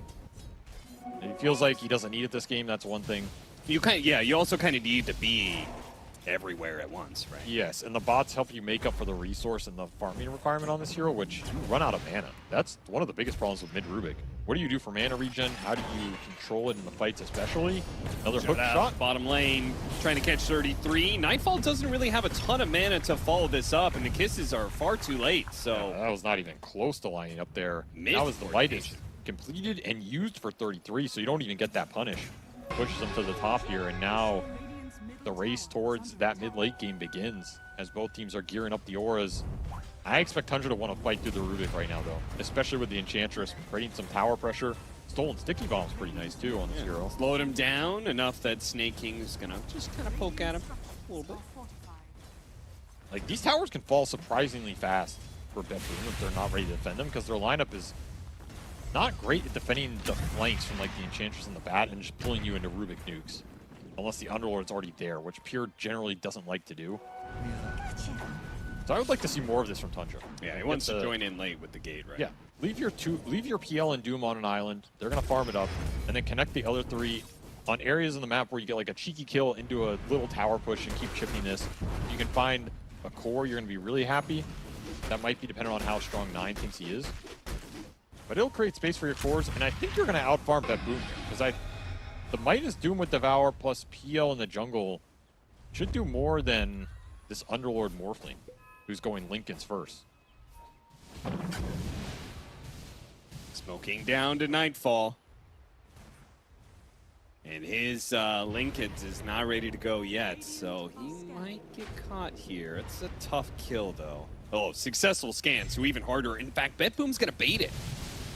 It's a nice bait, as long as Nightfall... Oh, look at him. He uses waveform. He's like, oh, no, I don't have my mobility ability anymore. Don't go on me. What am I going to do? Oh, they spotted 9. A perfect target to jump on, but do they have the damage? Blast-off's going to go off. Sticky bombs. Mine's being laid everywhere, and 9 can't stop it. What a find. Beautiful. I guess Toronto Tokyo is too good. He was right. Yeah, he can play with lag just fine if he makes successful scans and reads like that. Clockwork is a pretty hard hero to play on ping, but he was very confident. I don't think there's ping. I'm just saying if there were. That makes his claim even bolder. That he was willing to play Clockwork on ping? That is true. Guy's insane. How much ping is too much ping? feel like 200. That's a North American speaking right there. Yeah, it really is. That's probably... European would be like, more than 20 ping is just too much for me, man. I mean, if it's raining out and it's 35 ping, I don't think I can queue up today. Yeah, well, here in the Americas, in the rugged West, I haven't seen lower than 150 my entire life. Nightfall turning into the Bat Rider, trying to keep up with Snaking. Cliff walking. Walk for walk, sticky napalm slowing him down, but it's also slowing down Nightfall. Meanwhile, blast off, Rod of Atos, hook shot, a lot of abilities to kill 33. There's that clock snapfire connection that has worked really well for Betboom. Oh, they got the sticky bomb on Snaking, so punish on punish. +1. It's just a nice little opening that Betboom found on 33, getting greedy with the stack, and there's an ancient stack here too. Ooh, they're just gonna clean it up. Gate connection. Panning out here over the long term for Pure, though. Do they have the HP to survive? Yeah, the Rubik nukes and stolen level 4 Firestorm. They're willing to fight this too because they've Aghanim Scepter on Skeeter. Oh yeah, he's ready to go. Yeah, he's showing up to this should fight. Be a great fight for Tundra. Yeah, look at that Firestorm go. Turn around, back on Pure. Skeeter's gonna hop down the cliff here to chase after GPK and goes for a TP out. Those stuns. Fine. So Tundra, they defend their ancient stack at least a little bit. I think Betboom got some of that. But Pierre's gonna have to give up his life in return. The net worth continue to build. Is GPK, I mean, he's finding these moves, he's finding the little kills, but he is suffering in the net worth department just off of CS and how much Tundra's cores are extracting right now. As the Midas Devour and Phantomlancer Ags go to work. This is also a game where, you know, I was talking about the scale from the Tundra supports last time. I was about to say the ENG can help do a bit more this time around than the Pugna in terms of damage output, but Toronto Tokyo is going to put him in the dirt. Another solo pickoff for the clock. Really good pickup because that is him going from level 7 to level 8. Yeah, he's definitely happy about that one. We got double damage on 9, but Rubik does not use this the best. Core Staff is up for him, however, which will help with the cog, stuns, and the pits, which is pretty much all Betboom have. So 9 should be a lot more survivable in these fights as he pushes towards the Ags. And he did get the Morph Steal. Well, they see 9 coming. Save. He wants to go for a kill off of this ward on the high ground, and he is going to pick Snaking to go on. See if he gets out, though. Nightfall, going to show some reinforcements. Nice 4 staff away there from 9. They do manage to get the Doom through the Lincolns. So Morph is probably just going to start backing out here. Boy, that Firestorm is dangerous, man. Can't even tell which is which here. Oh, it is doing some hefty damage. Pure, once again, is going to fall to that, and Toronto Tokyo is probably going to get zapped down too. Try to go for the hook shot to get away, but 9 picks up the triple off of that. I can't believe they went for that kill and didn't try and go on 9. It was I feel like if you not fight. It's just not a good chase. I don't think you really want to fight right now too much with Betboom, especially without GPK. He's so much of your early damage and sustained damage through the fight. The Morph is not offering you anything with the Lincolns right now, especially into Pipe already done for 33 on top of the Ags Phantomlancer. Tundra's deceptively tanky. The Rubik also did get that Morph at some point. He has 2200 HP. These are not easy cores to bring down when you're Morph. I mean, what is he offering? A waveform and some right clicks? This Firestorm just shredded them on the return. Decent damage coming out from 9, showing that that spell is not one you want to give away here, but you can't really do much about it. Especially with the Aghanim Scepter of the Phantomlancer, their like long-range poke is insane. Yes, and that is the timing Tundra's going to try and hit here. When they have this PL with Diffusal Ags, the Rubik with Ags, who's going to start throwing out Scatterblast plus Firestorm, and then you just going in with the Doom with Auras, that's a pretty scary team fight for Betboom to just run into when their damage is going to be a little lacking here. Like, this Morphling is not going to offer them a lot in this game for a while. Tundra, if they can get some net worth lead out of this, a Roshan or two, they're in decent position to just run through this game. I think the fact that the Rubik is versed on Morphling also just helps them a lot here, because this Rubik is just going to be way tankier. So he can play up more aggressive, he can bait in the fights, he can force some stuns out that are limited, use the 4 staff even more. It's not some mid-hero that's going to die in like a single waveform. Bada Betos into blast off with the kisses. AUI is going to die here. I want to point out something AUI has done now. He used his enchant creep to hit mid tower, forced a deny out of them. He was also using his creep to pull the top wave. He pulled it into the Bat Rider earlier, actually doubled it up and then pulled it to the Bat Rider. So he's been doing the typical AUI 2000 big brain, little micro and abusing certain mechanics and stuff. They add up. There's a reason Snaking's net worth is maybe as high as it is right now, and Blink is finished for the Batrider. Yeah. AUI, a true support in all ways, as Betboom smoke again to the triangle. This is a hard one to latch. Yeah, completely blind like this, it's not going to work. And now Tundra, they want to turn. If Snaking can find an opening, his TP is very delayed. Ooh, GPK might be in range here. Firefly Blink, they could probably catch somebody. Glimmer Cape's going to be used. Sentry dropped, not quite spotting him. Flame Break, turn around, they actually save. He's going to be protected for now. They all got out of there. Yeah, me neither. Very lucky. They get a reaction out of Tundra, so that's worth some net worth on the map right now. Could be happy with that, considering how difficult that smoke was to connect. What do you think about 33's build? Pipe Midas Octarine. Same old, huh? It ain't broke, don't change it. He's even got a Philosopher's Stone for some extra GPM. Why not? And if you're good at producing gold, then you should just maximize it. I love the Philly Stone when you're like right-clicking creeps all the time. Anything for them, just a little bit more gold. I think it only ends up being slightly more efficient, to be honest. Yeah, I think so too. Like if it costs you a But slightly is still more. Yeah, that is true. I mean, it literally just comes down to, do you get like 2 less lane groups or something? Probably, so. Yeah, why not? You know, a little extra GBM goes a far way when you're trying to hit this Rubik mid-game. Ags closing in for 9, he's 1,000 off. That's going to be like the big team fight signal for Tundra, especially if they can get another item up on 33, either the Blink or another Aura. They really want to pick off into Roche right now. Betboom still searching for damage. They're still searching for the Morphling Ags. And maybe just another item on GPK as Gleipnir is finished. So he's got that. Something to combo up with the pit here. Yeah, something to work against the Phantom Lancer too. I'm still worried about the single target damage for Betboom right now. I think it's going to be a problem. These cores are very tanky. They're very hard to lock down. If utility comes out from Tundra in the next few minutes here as well, like if they get a couple more Force Staves, what are you looking at stuns-wise for Betboom? Your Cogs are gone, your Pit is gone, your Gleipnir isn't that effective. It's Techie's Blast Off, which Save has hit some sick ones, that's for sure. But it is putting a lot of weight on him to find the connection, and Roche is already dying here. It's dying fast, but I think Betboom can get there in time. This TP is so long, but finally they smoke up, start making their way to the pit. Scan is going to be successful, so Tundra will have the heads up to get out of the pit if they want. They're just going to commit, I think. They're just going to commit against this. Is dangerous, especially with the damage. So much vision available. They have the Rocket Flare. That's going to be dangerous with the Kisses now raining in. They're going to commit. There goes the hook shot. Toronto Tokyo pushes them away. The Agent's on the deck and he picks it up. Toronto Tokyo gets it away from the carry. Skeeter dies, and now Betboom can just run down Tundra heroes. Pure got doomed, but it just didn't matter. I don't even know if that's the guy you want to doom here.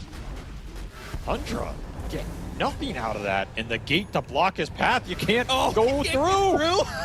I didn't know it worked that way. Man, what a monster. Toronto Tokyo combined with the, I mean, he got the vision. They threw the Kisses in. He hits the hook shot. He pushes away Skeeter, puts himself on top of the Roshan deck. Just sick plays by the captain here. And yeah, man, Toronto Tokyo, he is actually just too good. He's just too good. Can't stop him. The lag, the ping, the matchups, none of it matter. He will just outplay you in the clutch. Damn. Putting on a 5-position clinic in this series. The Lich in game 1 and now the Clockwork in game 2. Doing well in lane, making the plays, buying the right items, snatching the Aegis here. There's just no counterplay from Tundra too. Like they're all just kind of sitting back watching it happen, right? Yeah, and they had the scan, so I can't believe they stayed inside the pit. I think the timing is okay, but it's just weird because you're using the DD to take that Roshan and the DD runs out and then your PL dies. If PL dies, you lose all your damage in the team fight. This lineup is built around creating space for the Phantom Lancer to go to work with the Ags pokes and the Fusel Mana Burn. This is sometimes the downside of the mid Rubik. He's not like an Ember Spear or something that's going to carry the fight if your carry goes down. Sure. He's supplementary damage and a nuisance, but not that much in terms of scaling power. Yeah, that's the opposite for GPK, right? Like, he is big damage now, but he can also help you carry later. Absolutely. This is where that Snapfire net worth, for me, it counts a little bit more than the Rubik's here if this game continues to progress late. Ags is done for 9, however, and he hits that level 15. So he has the cooldown reduction and 2 spells that are both benefiting from it. This is like a pretty big mid-Rubik power spike. Especially if you can get the bots aligned for some extra move speed, then suddenly, you know, you're dishing out some pain. Yeah, if he steals like Firestorm and then some sort of stun, sounds pretty sick. I mean, what stun is that? There's no stuns in this game. What? Cookie? I guess you can steal Cookie, yeah. Blast off? Strength adaptive strike. Strength adaptive. You want to blast off in? I don't know if he wants to blast off in, dude. You said he's going to be tanky. I mean, he's tanky, but Has he also actually has no armor. Attribute shift this entire game? I didn't see it once. Yes, he had it. He did at some point. Oh, okay. Because his strength is very skewed up, and he has no armor. Oh yeah, he has 96 strength. So he did get it at some point. I mean, he wouldn't mind getting it again, honestly. I think you'd rather have the HP here than the... I mean, you don't want to go to 0 armor, but... Yeah, there is a sweet spot, and it's always game to game. But most of Betboom is spell damage here. Unless he's getting right-clicked by Morph, he'd rather have the strength, honestly. For sure, yeah. He wouldn't mind getting it again. Shield rune on top of it, pretty nice. Yeah. All right, little squirrel? Wow. Sassy the squirrel. Sasquatch the squirrel. What, is that a squirrel that's been given the chemical rage potion? There's a lot of chemicals going out in the world now. Never know. The forever chemicals from the previous Dota games have leached into the ground. I mean, who is thinking about the environment in the Dota world here? The groundwater is contaminated. Probably left over from that. What was that? What, that one, Nemesis? That one event with the... Look at the fumes. Colors. They're in the air. The fumes from... I don't even know what those are from. Creep deaths, I guess. Yeah, you got all the carbon dioxide coming out of the volcanic pits that are being created by these tormentors. The muddy mine. The mighty mines, excuse you. I like muddy. Lore master. They're probably muddy. Lore. Actually, Would you like some lore? It's a whole bunch of stuff. Would you like some lore right now? I think I told you the good lore earlier. I could go for some good lore. I mean, I can pretend like I like the Clinks, the Clinks factoid. You don't have to pretend. I think chat will enjoy it. That Clinks' grandfather died, and then Clinks used his bones to make his bow.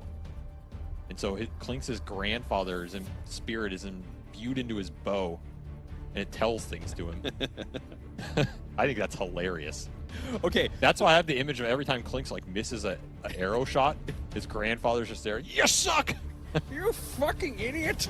You're goddamn terrible! And he just has to put up with that for his entire life because for some reason he decided to make a bow out of his dead grandfather's ribs. My question about Clinks' whole lore is that he used to be a cool guy, right? He used to be a hero. Well, yeah, he is a cool guy. But then sacrificed himself to save and then the world. So he kills this demon, he gets immortality halfway through dying, so now he's in this constant state of immortality but burning, and it drives him crazy. It inflamed him and burned him up, but then he gained his gift at the very end before he died. So in that craziness, he decided to dig up his grandfather. I mean, it's unknown at which time he actually dug up his grandfather. Yeah, also, if he dug up his grandfather before that happened, no, I think he was not a hero. I think his grandfather was long dead before those events took place at the Cataclysm event. I think it's just, because he already had the bow by then. He already had the bow by then. So he was a hero that dug up his grandfather's bones and made a bow out of it. That seems kind of messed. I don't know if heroes come in all forms. Sometimes you got to do some dirty work to get the job done. Okay. Or you're telling me every hero out there has just only been a saint his entire history? Oh, these Batmans and stuff have never done anything bad? I'm not sure if Batman dug up his parents ever. Maybe you should try. Maybe you would help him. He could make one of those batarangs out of his dead father's jaw. I don't know. Don't do that at home, kids. I don't condone that. Anyway, before Avery recommends something to the audience that you should not do, we are going to go to a break, and we'll come back when this game 2 is ready to go between Betboom and Tundra.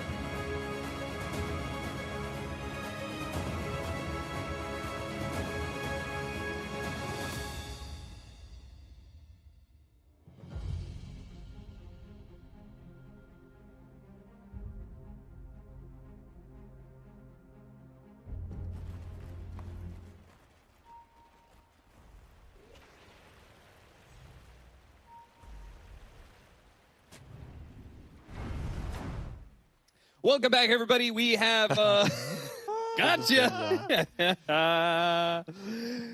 Gotcha. Well, Betboom and Tundra, we're hoping it was fixed. We thought it was, but unfortunately, we may have to spend a little bit more time here. Yes, that's sweet, boys. Never mind. There was some serious all chat going on between these teams, man. There really was. There was some. Can't scroll up far enough. That's a shame. I think 33 talked about remuting Toronto Tokyo. Tokyo asked 33 when his next next comedy set was going to be or something. He said, when's the Neta stand-up show? When's the Neta stand-up show? In Neta's defense, Toronto Tokyo did spam the lobby with like 80 of those stupid shaker emotes. And that does actually lag, so. Neta did kind of have a point. What, did he ask him to stop spamming? Yeah. But you know what that brief unpause did is it put us back on the air cap. Oh, boy. Oh, man, they messed that one up. Let me tell you, because I got hours of lore to go through with you. I saw you doing the research this morning. I got so much built-up lore. But you know what? I'm not going to talk about it anymore. Yeah, what are you going to talk about instead? I'm going to talk about another player ranking. Because people like those. Player ranking? That's right. Remember we had the most annoying player to play against? Oh, right. Where we discussed too on that chart. Yeah, that was surprising to me that you had him on first place. So what's our next player ranking? I don't know. I was asking you. Oh, you're the host of this podcast. Okay. So we said most annoying player to play against. Who is the most like toxic player, not within your own team, but like to other teams? What does that mean? That isn't just like, you know, all chatting during scrims. Why are you always asking toxic talking shit, around? Oh, every question you ask, if I give you an opportunity, it's not like, you know, who's the loveliest player? Who has a nice garden? It's like, who's the toxic?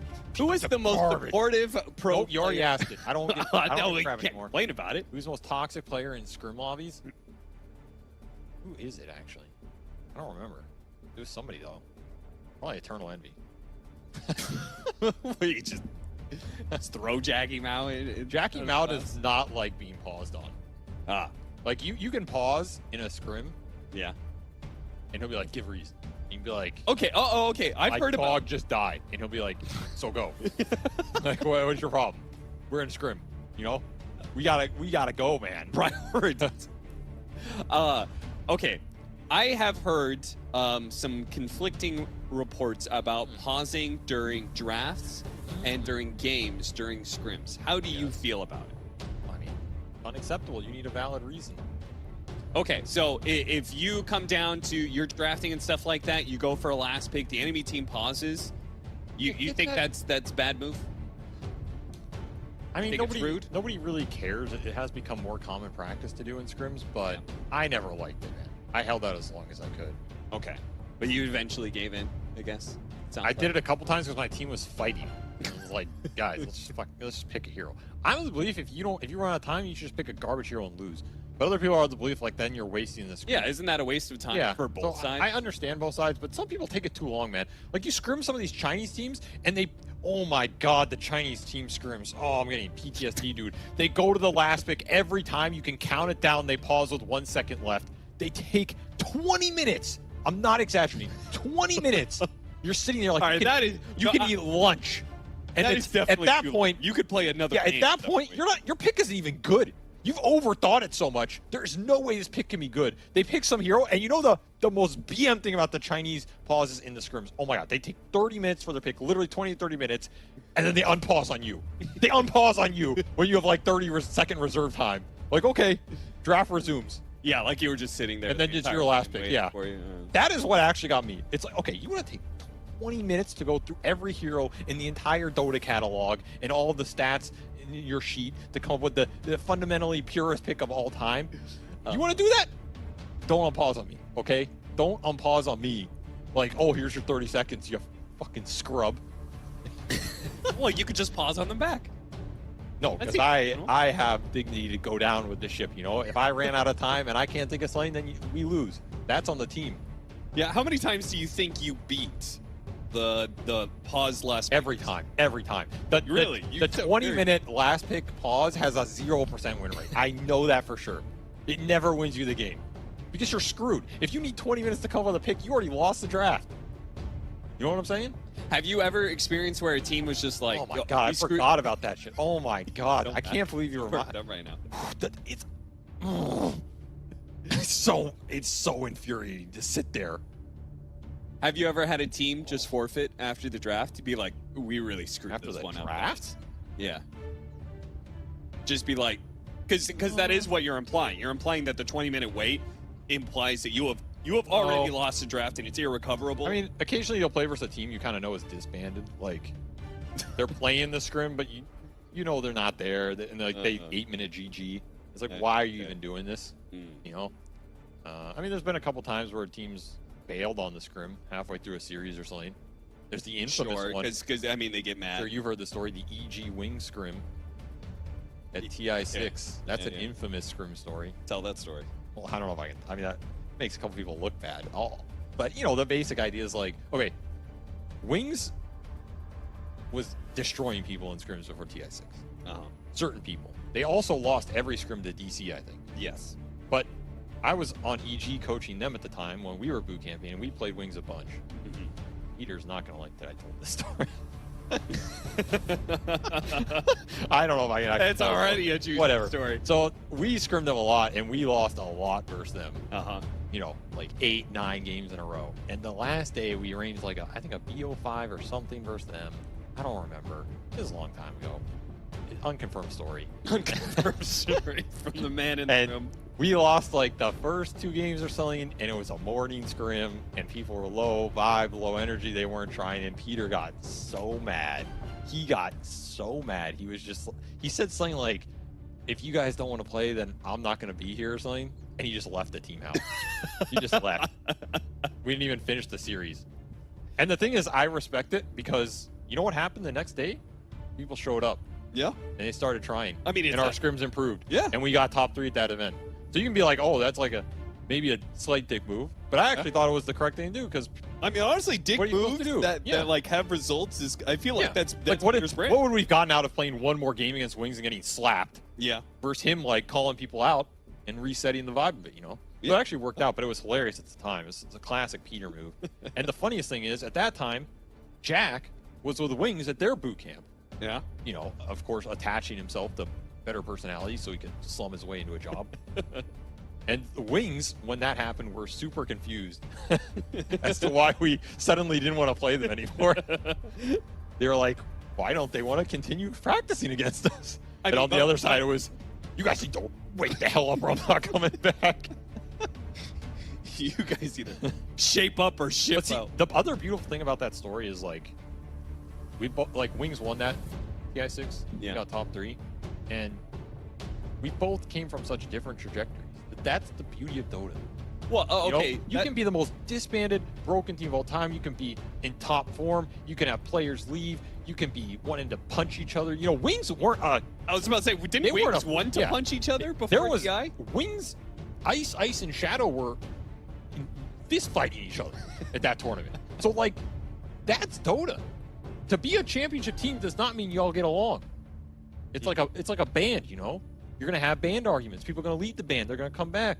You're going to have a manager who steals some money like Jack Chen, and you got to kick him to the curb. You know, to be clear, Avery and Jack have a great friendship. Unconfirmed. That An unconfirmed money friendship. From Avery. Yes. So, you know, a lot of stuff goes down, but at the end of the day, if you come together in the Coliseum in the heat of battle, that's what counts. And that's what makes a good team. You can put your differences aside, you can put your beef aside, and you can rise together to a championship over the good and the bad, and sometimes it takes a kick in the ass to get there. That's what I like about that trajectory, is like we were both kicking each other in the ass. We both got a decent ways. Obviously, they were a stronger team, but we all started from the same place. You know, I think that was a simple scrim. Yeah. Simple scrim lob. Simple scrim lob. And I think we stole all their strats, but you know. Well, apparently Wings stole all of DC strats or something. Either way, that reminds me of the Fear comment. You know, his the team he had with Moo, Business Associates. Yeah. Yeah. Apparently that one that name was formed off of like Moo and Fear talking at one point in time, and Moo kind of asking like Fear like, yeah, like what are we, friends? And like and Fear like kind of his joke, but also Fear. He's like, I wouldn't say friends, more like business associates. Oh, that's so toxic. Fear's hilarious, man. Yeah, you gotta get used to that. You gotta get through the layers, but once you get there, Fear's funny as hell. Never had a bad experience with a man, other than my entire life. Well, maybe that's a you thing. Probably, yeah. I hold myself responsible for sure. But anyway, I did promise some lore at the start of all of this, and they're gonna kick us off the air soon because I'm a liability. They're crazy with this kid. Avery's gonna get it sued. Warner Brothers are on the phone right now. They are Let's not say that word. Let's not say that word. I was told not to say that one. Why does Lone Druid carry a sickle? Lone Druid? He carries a sickle? Yeah, he has this little staff thing with the ring. He carries it around. I mean, okay. Why? Yeah, I just asked you why. Well, I thought you were providing the lore. I do know it. It's because in the Bear Clan, first off, he is the last surviving member of the Bear Clan. I knew that. He talks about that. Serpent Clan and Dragon Clan, whatever. Okay. The Bear Clan. He doesn't carry a sickle. He does. I'm looking at him right now. Look at at his back, bro. Oh, like it's strapped to his back? Yeah, it's like a cosmetic or something. Whatever. Okay. The point is, the bears in the Bear Clan do not use traditional currency because they're bears. They use sickles as the currency. So he carries that around. And do you know why Lone Druid has a basket on his back? No, obviously not. Oh, I'm glad you asked. Because in the Bear Clan, as part of the ritual, that when you have a child, a bear cub in the Bear Clan, okay, you have to carry it on your back for like 2 weeks, like 11 days or 12 days. No. And that's like your trial of strength. And at the end, if you've carried that cub on your back for 11 or 12 days, that's your like ritual into man bearhood. You pass. That's why he has like the little strap on it. So it's left over from that trial. Yeah, I think it's like a lore throwback, because people like the lore. So I think like when you play Lone Druid, he's got his little currency, he's got his little trial satchel on his back, and then they make some cosmetics for it, and it all comes together, and I appreciate that. I appreciate that, there's people out there that they make things for the game that aren't just about the game. That they're about the, what's behind the game. They're about the Bear Clan, because I feel like the Bear Clan is pretty undeveloped. I mean, if we're gonna rank the clans, okay, let's go through the clans, right? Like you have the Serpent Clan. I feel like the Serpent Clan is pretty well developed. There's a lot going on there, but the Bear Clan, we don't know much. Who's really in the Serpent Clan? Is that Viper? Is that a bunch of assassins? I actually don't know. I didn't read the Serpent Clan. It's not very well developed. Well, you're not. I didn't read the book though. I think it's well developed. I'm waiting for the movie to come out. I mean, okay. I've been told that. How much do you think this segment is over? Worth, by the way. How much is one sickle worth? You're saying he carries it on its back and it's currency. Probably like 3 roster points. All right, well, you can decide at home. How much is one bear sickle worth in the Bear Clan? We've got a break, and we can all discuss it. Come back with your answers. We'll be monitoring the Twitch chat. We'll see you soon.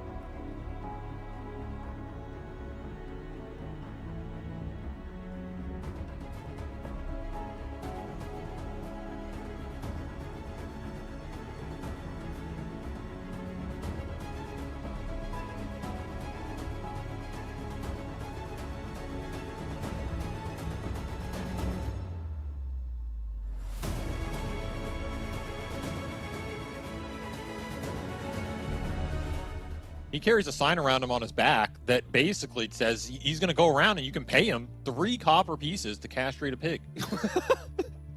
Oh, hey everybody. I mean, I was just going into, of course, the Shadow Shaman lore. Yeah, of course. Because we got stuck on the Serpent Clan and Cap wanted to know more. And yeah.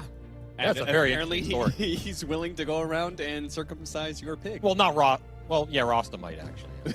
I mean, he's got a sign, willing to pay for it. Apparently, we are back in business, everybody, so we are ready to get to Game 2 of Tundra versus Betboom underway. Finally. We need to pay for this one, but Betboom are actually going to go through the portal, run straight into the Phantom Lancer. Uh-oh! Tundra come back into the game in a world of hurt. Skeeter had an hour to think about that one. He did, but apparently Betboom thought about it harder because they're not only going to be able to kill Skeeter, they're going to get 33 as well. Wow, that is a huge game changer.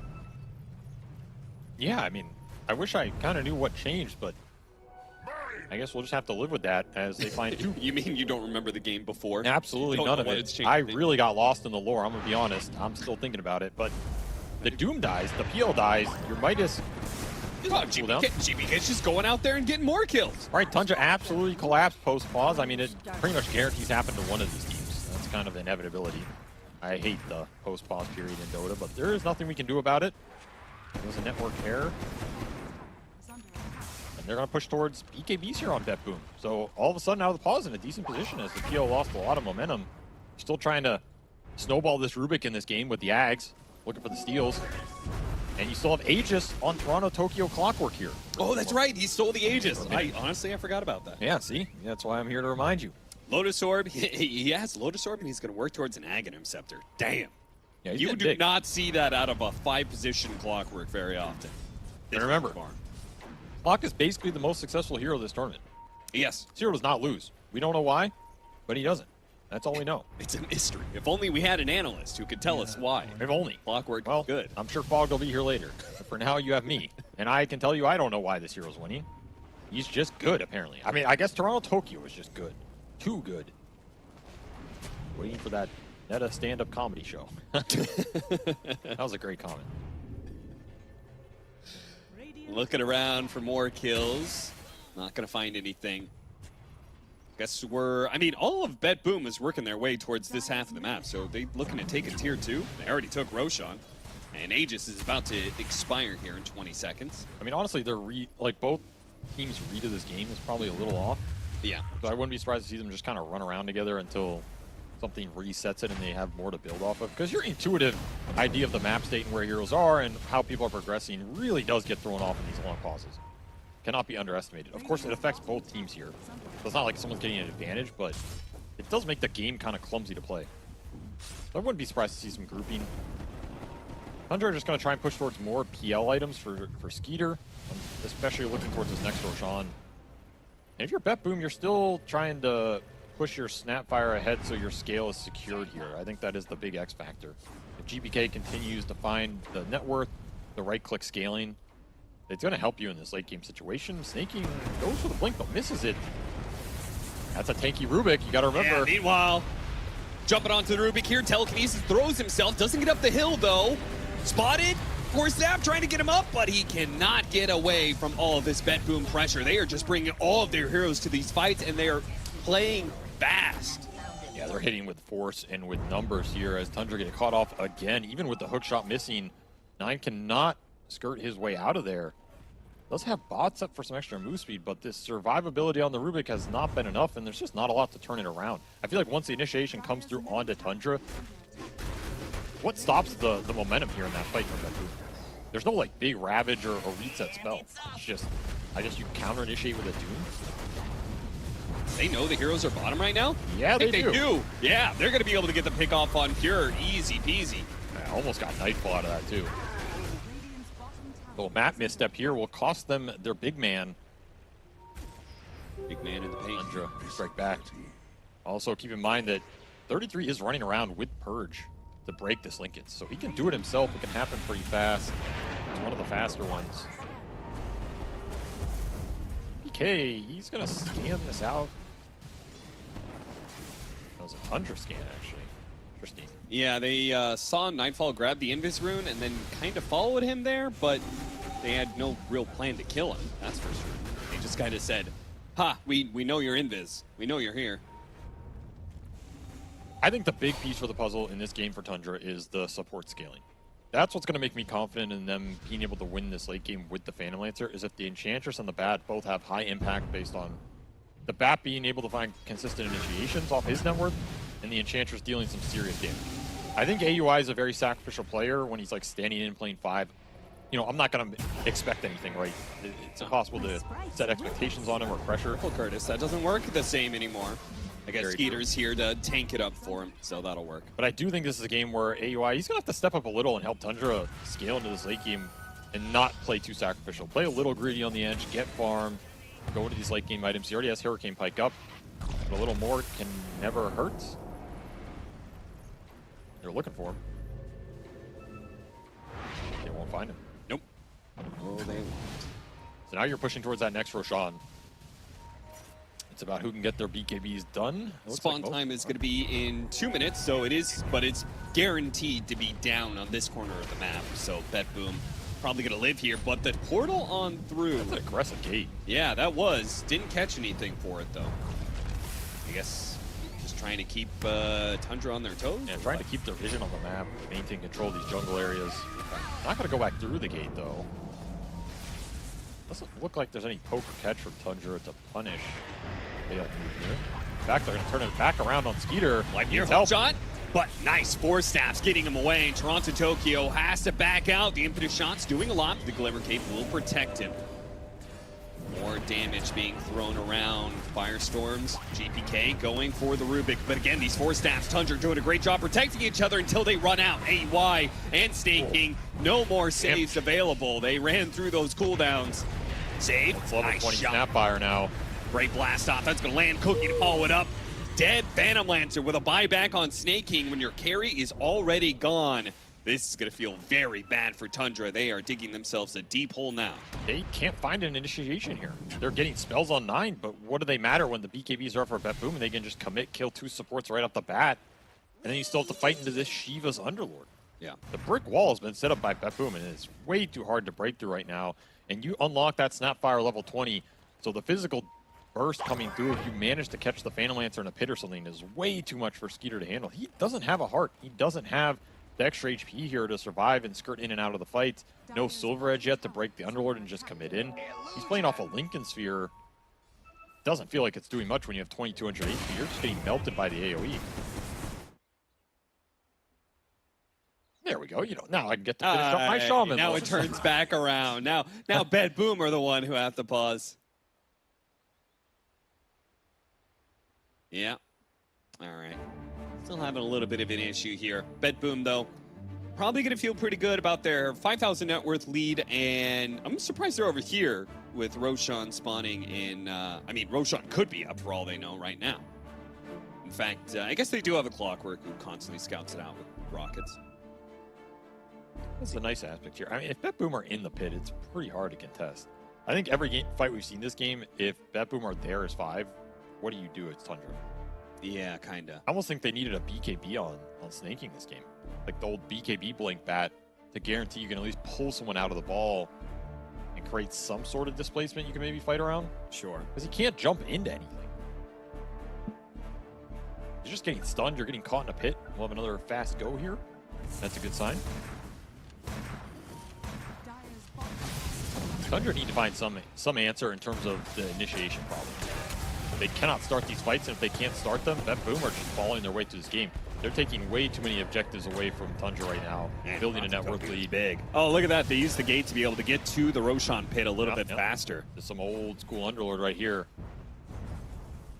What did, I actually missed it.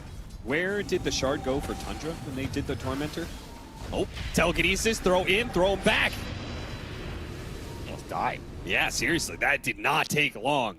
That Morphling pumps out some damage right now. Oh, okay. Thank you. Bat Rider shard. Yes, Bat Rider took the shard. Not the best here for Tundra. No, certainly not. For some of the others. They're going to smoke up. They also know that Morphling used ult there on the Rubik. So this is a window where you're not going to get the Phantom Lancer stats stolen. Maybe why they're trying to aggressively go for this play. Don't want to give up Roshan in this game. Does mean then the Enchantress first, but this is high ground hold for Betboom. High ground hold with the techies too, so mines are going to be pre-laid out. Gotta send illusions in here. And they'll get some ideas here. Pure immediately with the Lotus Orb. He is afraid of getting lassoed. This who's going to blink first. Your Morphling ult's coming back off cooldown. 10 seconds. This is an initiation problem coming into full force. You could not force the fight with that Morphling Ag's ult on cooldown. Now it's just straight back up, and it goes unpunished here as Tundra will continue to look. I was going to say, I feel like it's smoke time. If I've seen this story a number of times, the team that holds the high ground that eventually like smokes and tries to wrap around, but it's going to be hard with all of the illusion spam. I think Betboom are chilling. Like, I don't think they need to force this too much. I think they're going to wait. No, Toronto Tokyo brought out a smoke. I guess it is turning night, huh? They don't really want this Roach going to dire side. Oh yeah, that does make things. So yeah, that'll light a fire here for them to get something done in the next 45 seconds. They're not going to wrap around. They're going to go through the pit area. That's a curious move. Hey, this can backfire very hard if you get caught in a clumped position. Yeah. Especially against whatever spells. Oh, look at this. The jetpack. He goes through the heroes that he missed and ends up on top of Skeeter instead. Hurricane Pike forces him away. Save goes in with his blast off as well, but they don't get any kills out of this. The Doom is going to be thrown out onto the Underlord, while the Kisses does a healthy amount of damage to the supports, but they do have some heals. Somehow the only one to die there is Toronto Tokyo off the impetus. And they got the jetpack. Pike. I don't know if that hook shot was intentional, but it looked pretty cool. I don't think it was. I think you'd much rather have just taken the Doom there. And Roche is going to go to dire side, so Betboom have their own gate they can go through. Pretty nice. A do-it-yourself version. Yeah. Are they going to go through it, though? They're hesitating. Nightfall's staying. He wants to fight. But they're going to go without GPK? I mean, he does have bots. He can come back into play. They're going to break the Enchantress. Go for the pickoff. Jump forward with waveform, trying to get the kill. Tundra on the run. Some of them going to the Roshan pit. 33 just trying to get out alive. Yeah, they caught him half and half. Here. Oh, blink away. Got out with the purge on himself. Cool move. But Nightfall's still going to be able to catch up to him. Has the extra movement speed and will cut him down. Meanwhile, though, Tundra, they're not doing Roshan, and Betboom know it.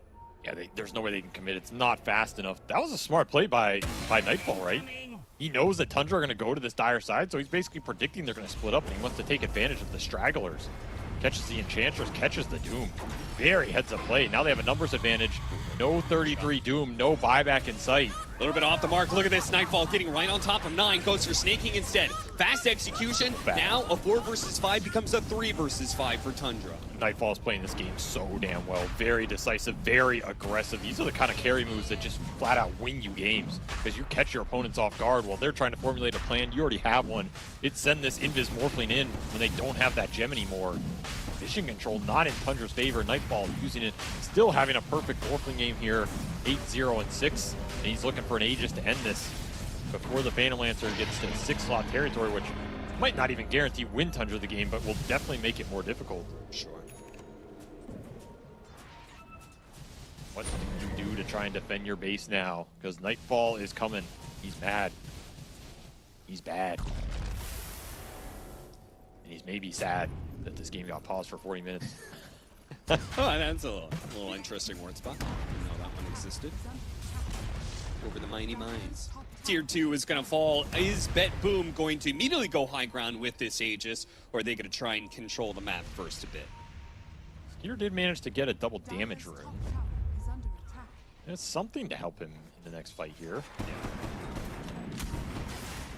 I also feel like control is in Betboom's hand. Would not be surprised to see him force the high ground with this Aegis. I don't know if you're going to get a much better window to do it in. You kind of have everything.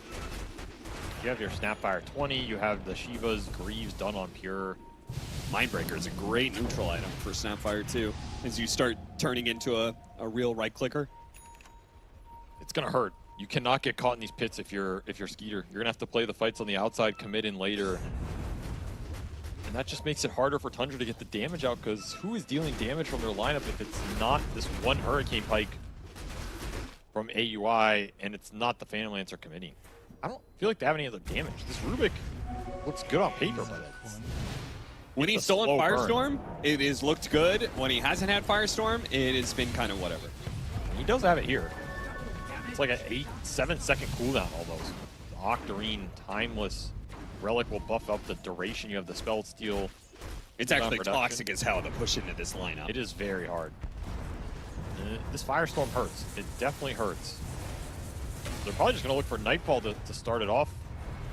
It's harder to do that when you're pushing into the base, though, with that Silver Edge as opposed to in the open area. Yeah, he's going to take the tier 3. This is so hard. Take a ton of damage. Yeah. I don't know. I don't think you can force this. Maybe you just hook shot in? Is that even a good fight, though, when there's so many Force Stabs on Tundra's side? They're just going to reset it. Yeah, I feel like part of the reason the Rubik hasn't been successful is he doesn't have that security that he has when he's inside of his base. They do try for the hook shot, missed though. And Nightfall does not want to wait for him onto that Enchantress. Gonna throw some kisses, maybe create some space to just try and take a Rax. Yeah, I'm not sure if it's gonna be enough space though. 33, lays into him a little bit. They go for the lasso, miss. Telekinesis, throw him back, but the Adaptive Strike does manage to find him. And Satanic healed Nightfall to full here. Yeah, he's back up and ready to go. Turns into the Doom, gets a cookie. Slays, goes down to 33, but has to back away. That's almost immediately. These Phantom Lancer illusions, they are adding up some hefty damage. GPK, in fact, had to consume the cheese. So they have the Aegis, no longer the cheese, and Nightfall isn't particularly healthy either. This is just a miserable high ground push from Betboom. Firestorm, Lasso, Flame Break, Fade Bolt, whatever spells Rubik has, the Phantom Lances being thrown at you all the time. He knows Skeeter's here? Missed out on the blast off, but they How can did break he the know? Let's get the Scythe. Great use by Save in the mine.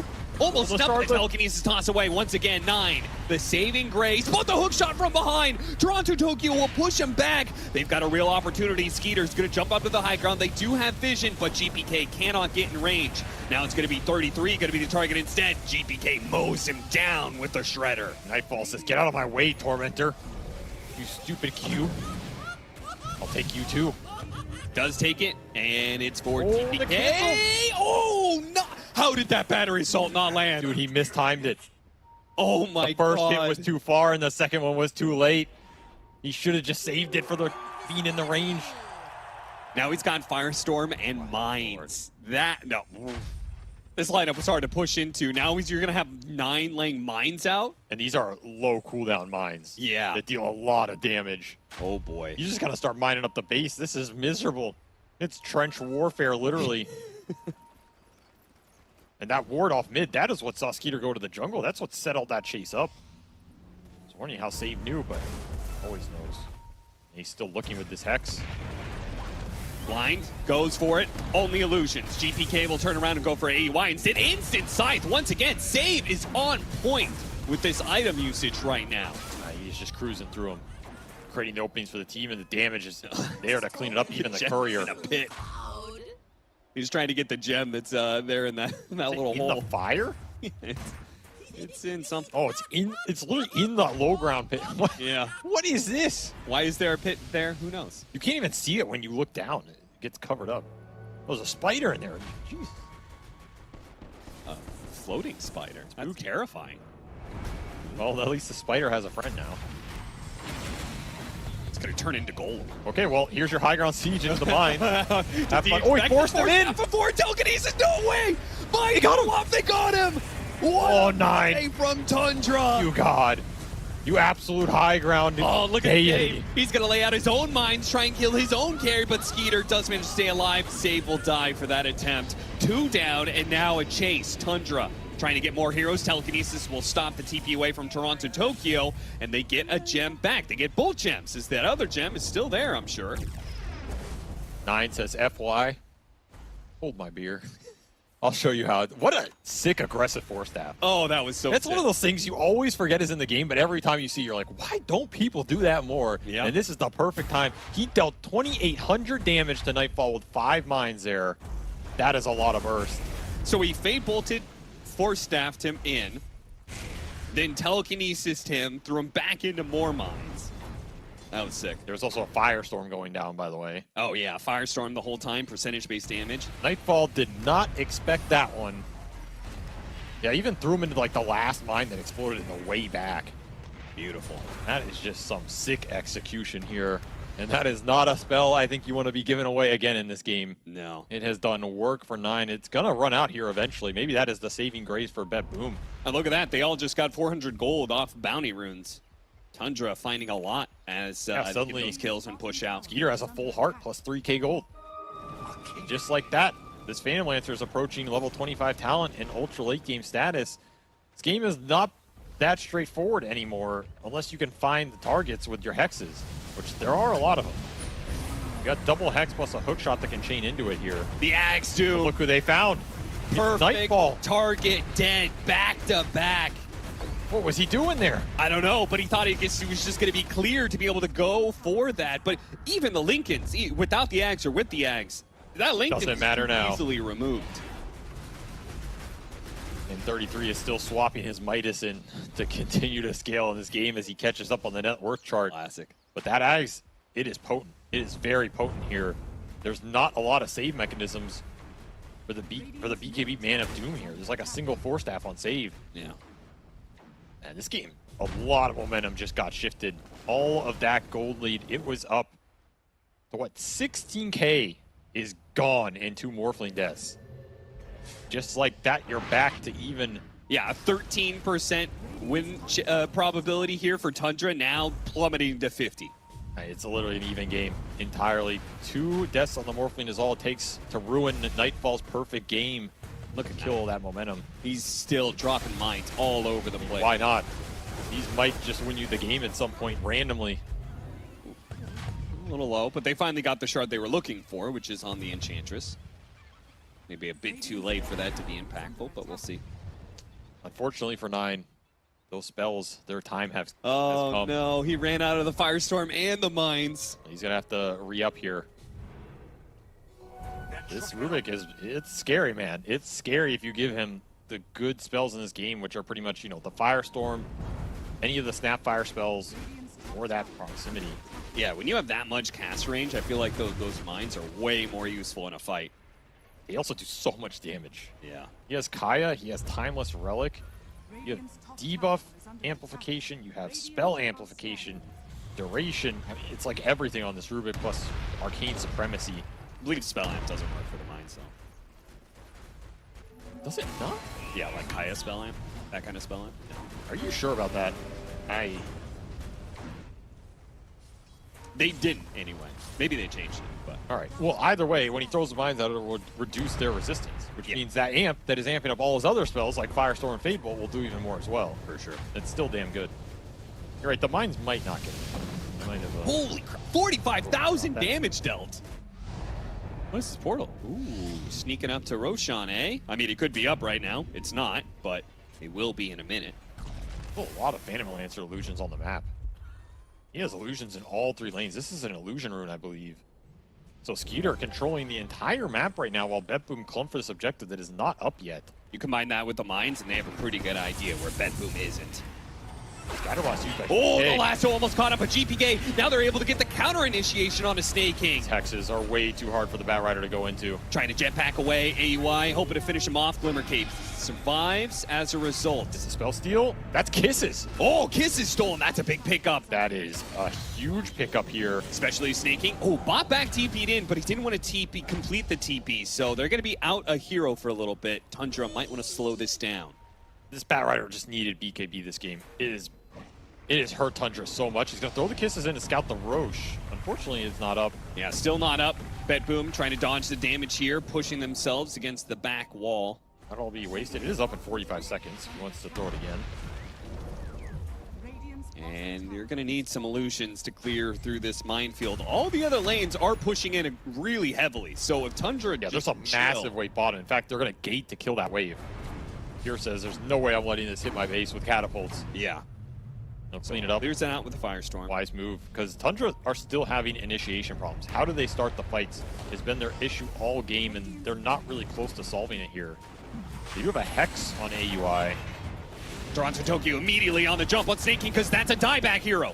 Snake King hit by the cookie and is gonna die. AOE the egg, but he's Hex. It stopped the Doom from being able to jump in, and a heavy amount of damage. Wait for him actually jumping into that one so he can finish off the Doom himself. Nightfall didn't give a damn about that Doom as long as he has the damage to bring him down. Save gonna miss out on that blast off, but it's clear that Betboom can just run down any heroes.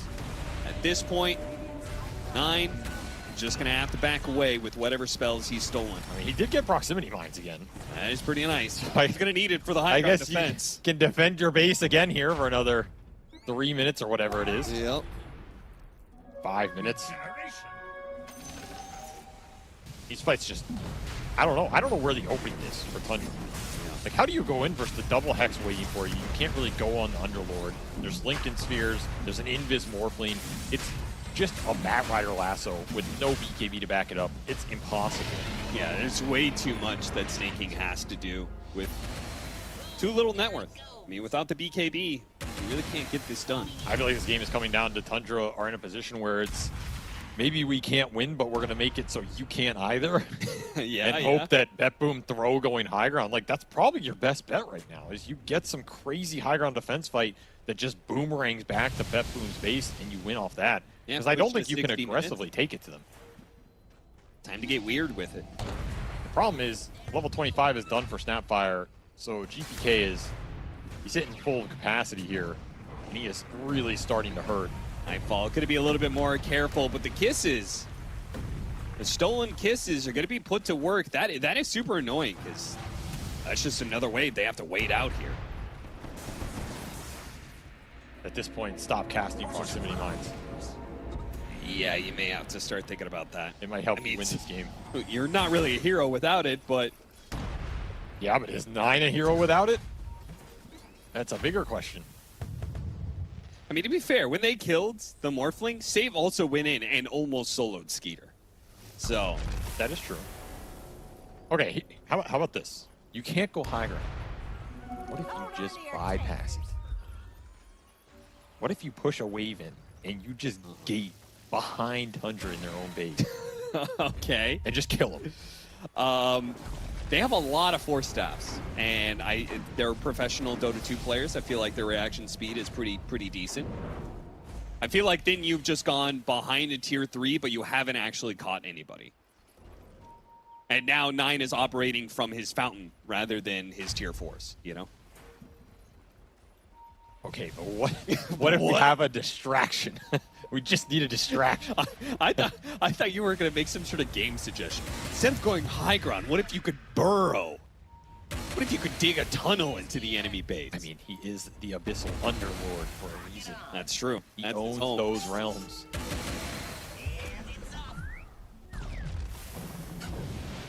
Well, the Clockwork Ags rocket spam, that's going to keep all the lanes pushed in. So Tundra kind of need to find a way to put some sort of pressure out there, exert some sort of force on the side lanes. All right, I'm just saying, let's not rule the gate idea out. Okay. Let's not rule it out, because this game is looking hard to end. So sometimes doing some crazy thing that nobody expects, that makes no sense, is your best option. Well, maybe you just catch them when they come outside their base, like these two supports. Force Staff, Aeon Disc for snaking, trying to get over the line. AUI is going to be left behind, though. Stolen Firestorm, though. More high ground defense. And he stole a little Shredder? Not too useful here. No, probably not. Only 154 damage. If only he had a damage down. He already has the mines down, so, like, it's already a problem. Yeah, no, you're right. You got to send some illusions in, or get somebody to he tried to Force Staff Pure in. Well, they're going to glyph the wave. Try and help the wave go in. Okay. Nightfall starts pushing at it. Telekinesis thrown back in once again. They flashbacks. Hook shot. Oh, Toronto Tokyo, that's not where you want to be. He's going to die almost instantly in the out. That's a good doom. On top of all these low health heroes. 3 heroes are already gone. They're going to start buying back on some of them. Toronto Tokyo, but I think the rest realize this is a bad fight. There is no saving it. There's maybe no saving Nightfall. He's going to need the help, GPK? though. He's got a double shredder. GPK double shredder goes to work. He absolutely shredded the Doom, and now he's looking for more. Tundra retreating back to their high ground, playing the distance game. Playing off these stolen spells. 9, though, it's going to be caught by that Shredder. Force Staff gets him away. GPK couldn't finish off these illusions. Laner. These illusions. Save him. So much damage. Oh, GPK. my. Oh, jeez. Yo, this Phantom Lancer is becoming an issue, man. Octarine, 4,300 HP. These illusions, he doesn't even need to be in the fight, and he is killing cores. 3 buybacks for Betboom, and they got AUI. I mean, they got the Doom. They didn't even get a Rax. Yeah, but they didn't get the Doom buyback. They're going back? Dude, this is crazy. This I mean, is I guess the type there's of no way. Dooms. This is how Tundra win the game. Like, you push a base without buys, and they somehow win these base defense fights, which have been going super well for them. But they don't have to be the ones initiating. Their lineup thrives. Snaky finds the opening. Oh, we got him on the lasso before into the mines. go off into the mines. He goes. Justice against the techies. Now they got the scythe onto the Morphling too as they tried to follow save in. He's dead for 2 minutes, and it's time for Betboom to quit this idea that they can go up the high ground anymore. It is a failed endeavor, my friends. Get out. Save me, says Toronto Tokyo, but Nightfall says, hey, for your own sins, I'm out of here. Nightfall. He should be able to wait for him and just farm his way backwards here. Refresher is going to be his next idea. That is 2 diebacks for Betboom. 90 seconds without the supports. 6 minutes for all those cooldowns. At the same time, they're a much different team, I think, when they're on their high ground and when they're not. Oh yeah, these aggressive goes from Tundra are way harder than the defensive-oriented fights. But they're getting to a point where the Phantom Lancer is... It's not so clear how to deal with him anymore. And he's doing a significant more amount of damage than he was 10 minutes ago with the talent, with the crits coming through. You got an Enchantress buyback out of that and nothing else. Or triple buy and some deaths. This momentum has changed a lot. 7k gold lead for Tundra, and the AoE Dooms have been spot on from 33. Who's still probably going to have buyback for the next fight if you can get a little more gold. Now they're the ones to use Kisses defensively to try and clear out a creep wave, but they did get over that backdoor protection line.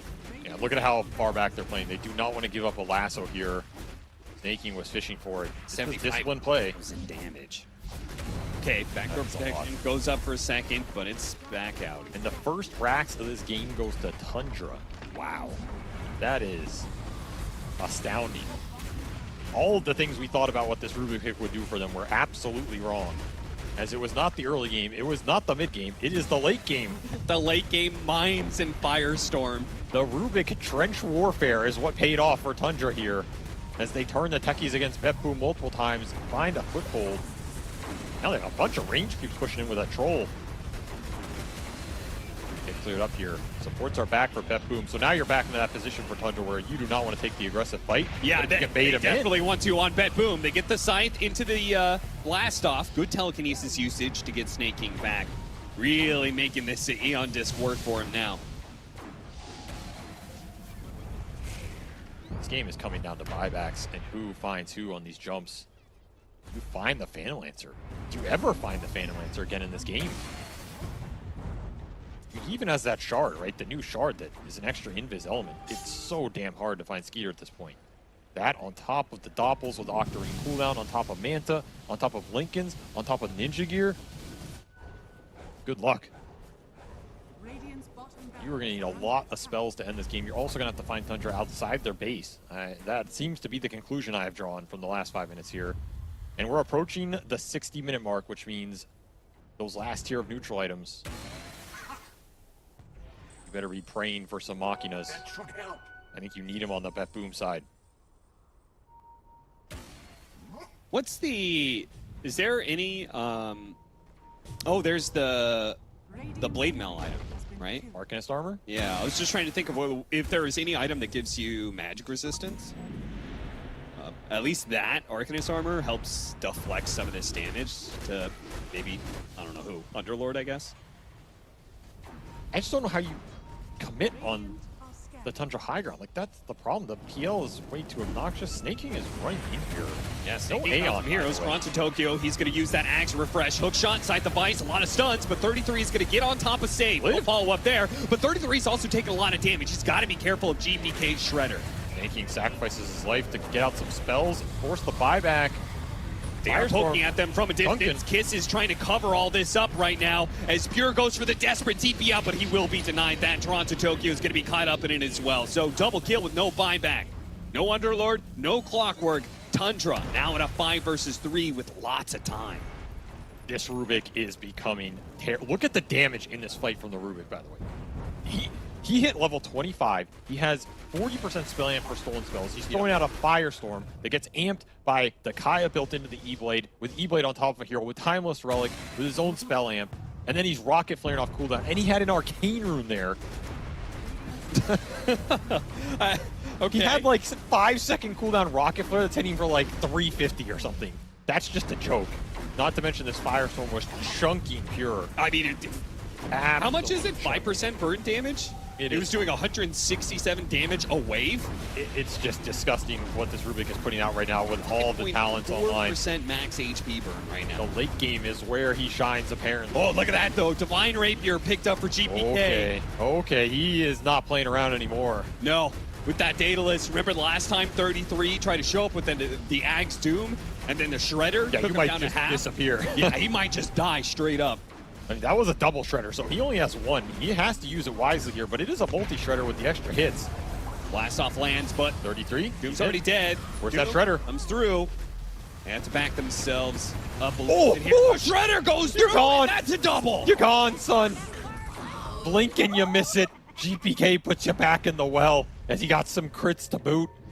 And he'll take the 2 for 1. Oh, look at that.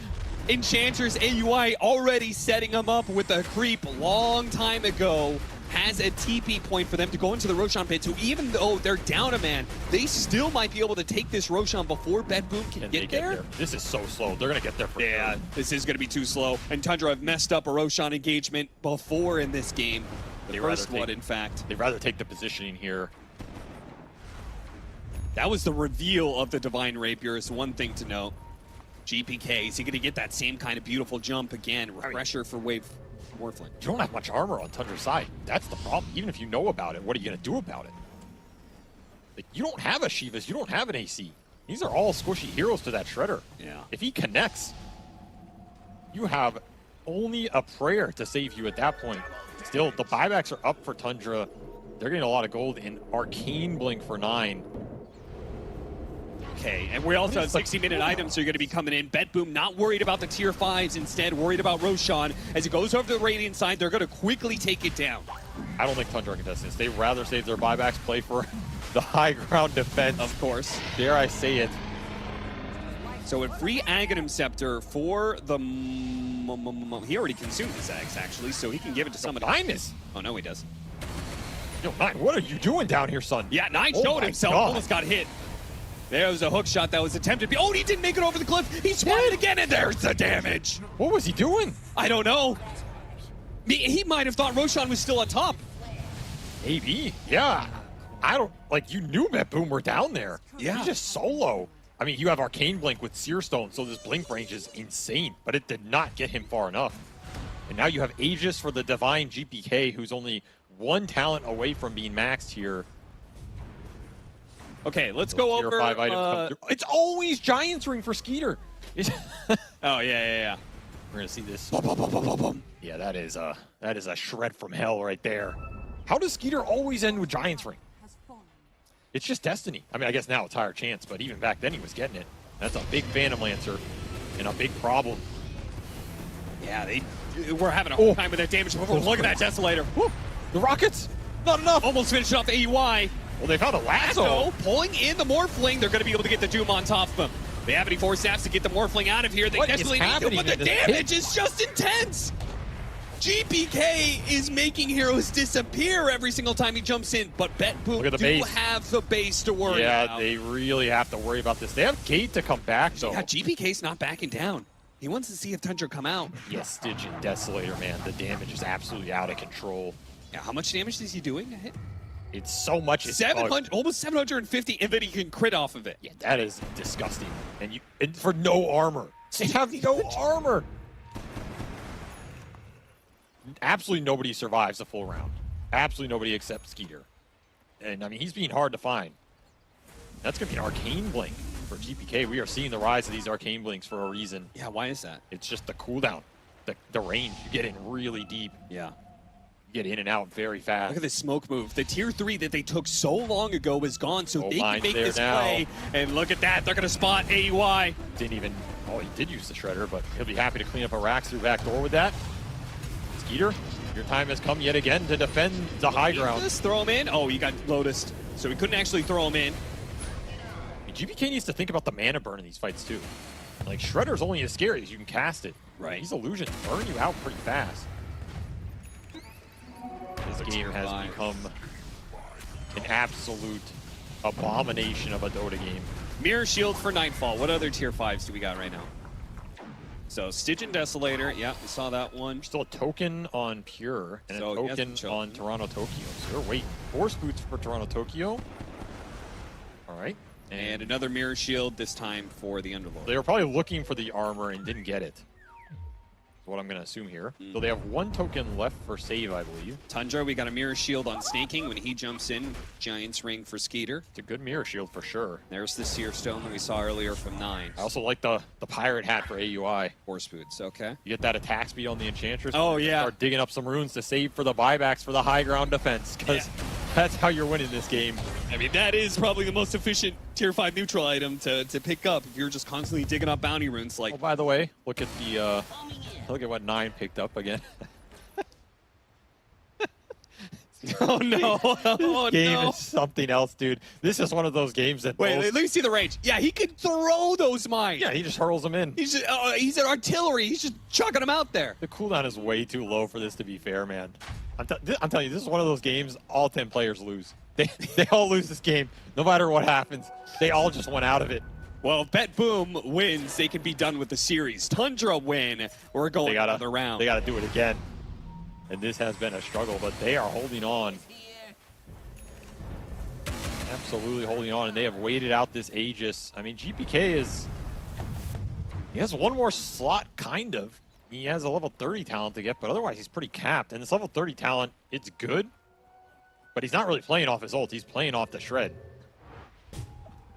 He's going into another Divine Rapier.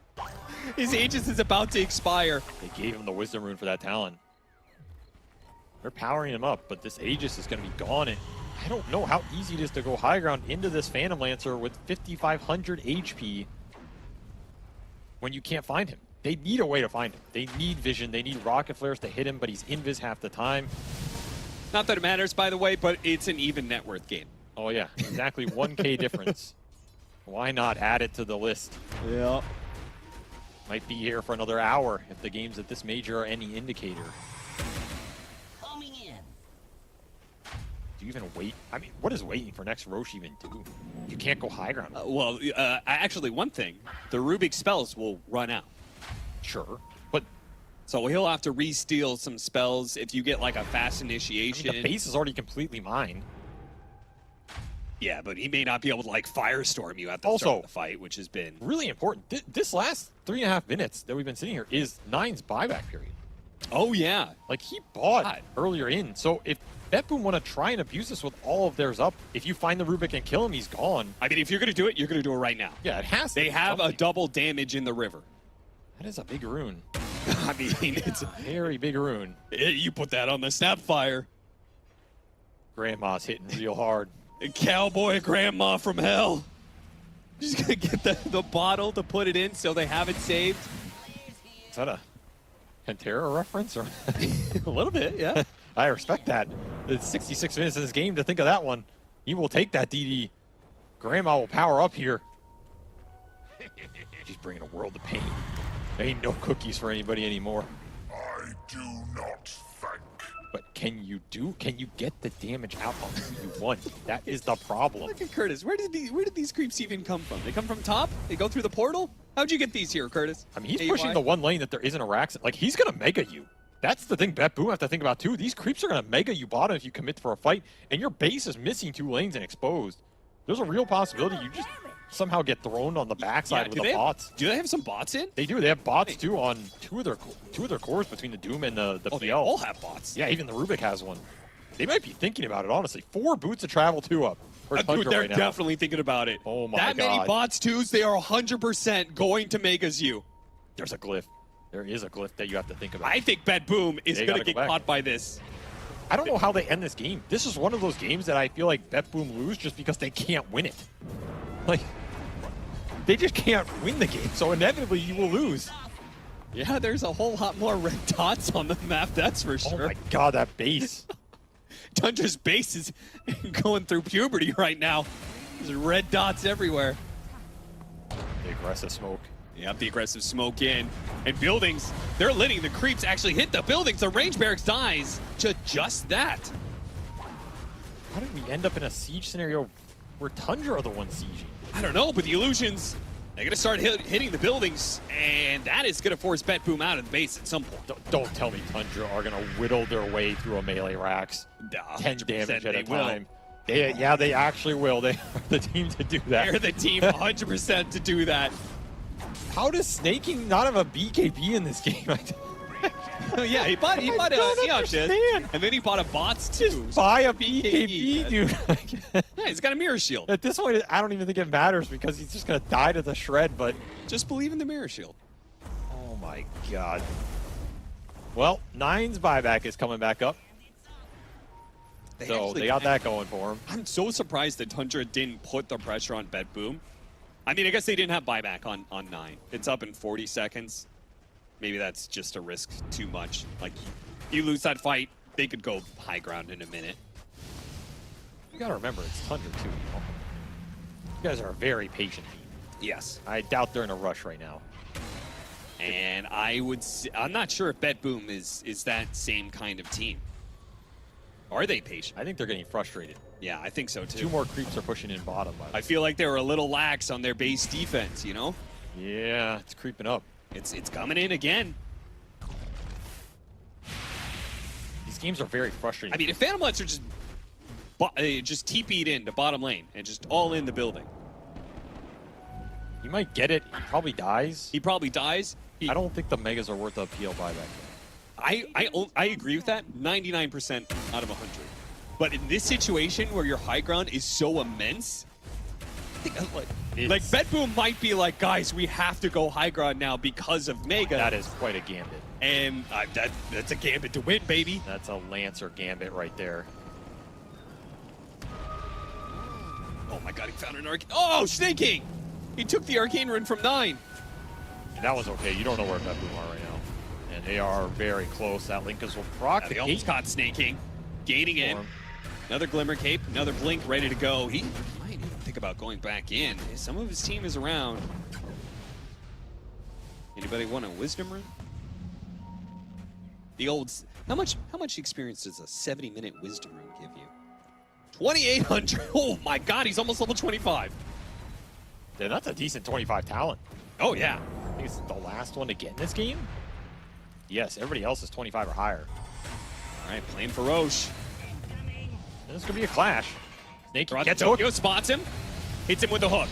Bounce it back with the cogs. The Undead's going to be able to protect him. Nullifier's a little bit late. They get the 4 staffs to get him out of there. And Nightfall, he committed 1 BKB. He does have Refresher here. They still want to take the fight. Again, Tundra are happy just poking spells out from Betboom, slowly wearing them down.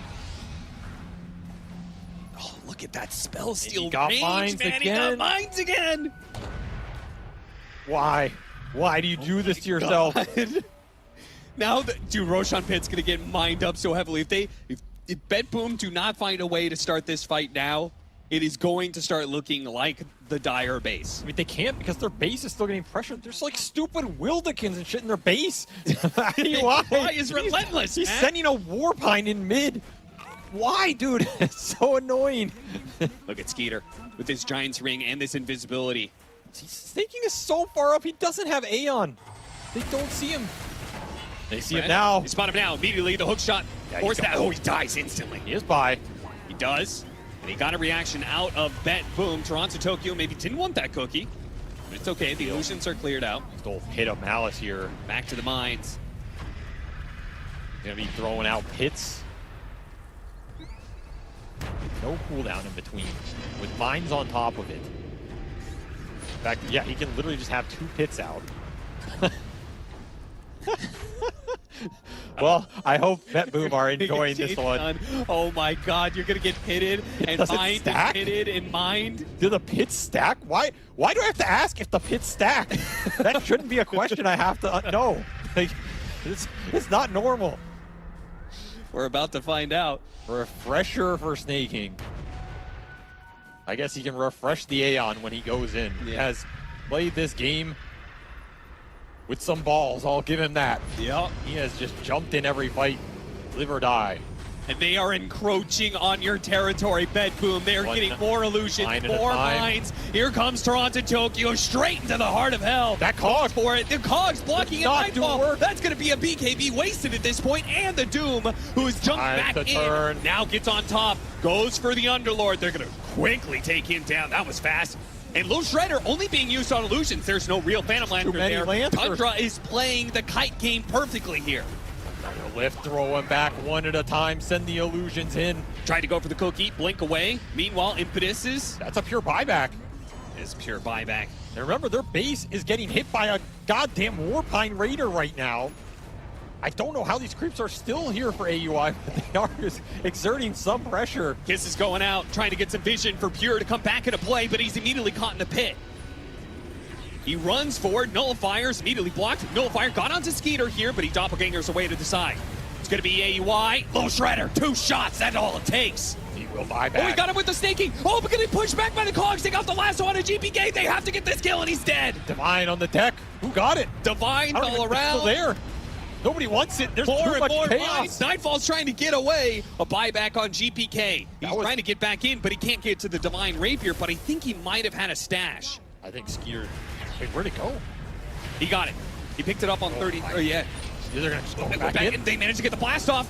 Buyback immediately onto 9. Nullifier and the Scythe. Oh, they can go for Skeeter. Oh, form. Can it catch him? A Glimmer Cape is getting him away. They don't have the detection. Now Skeeter is healing back up. They turn. Betboom a little bit lost, but they spot their target. That's going to be the Doom.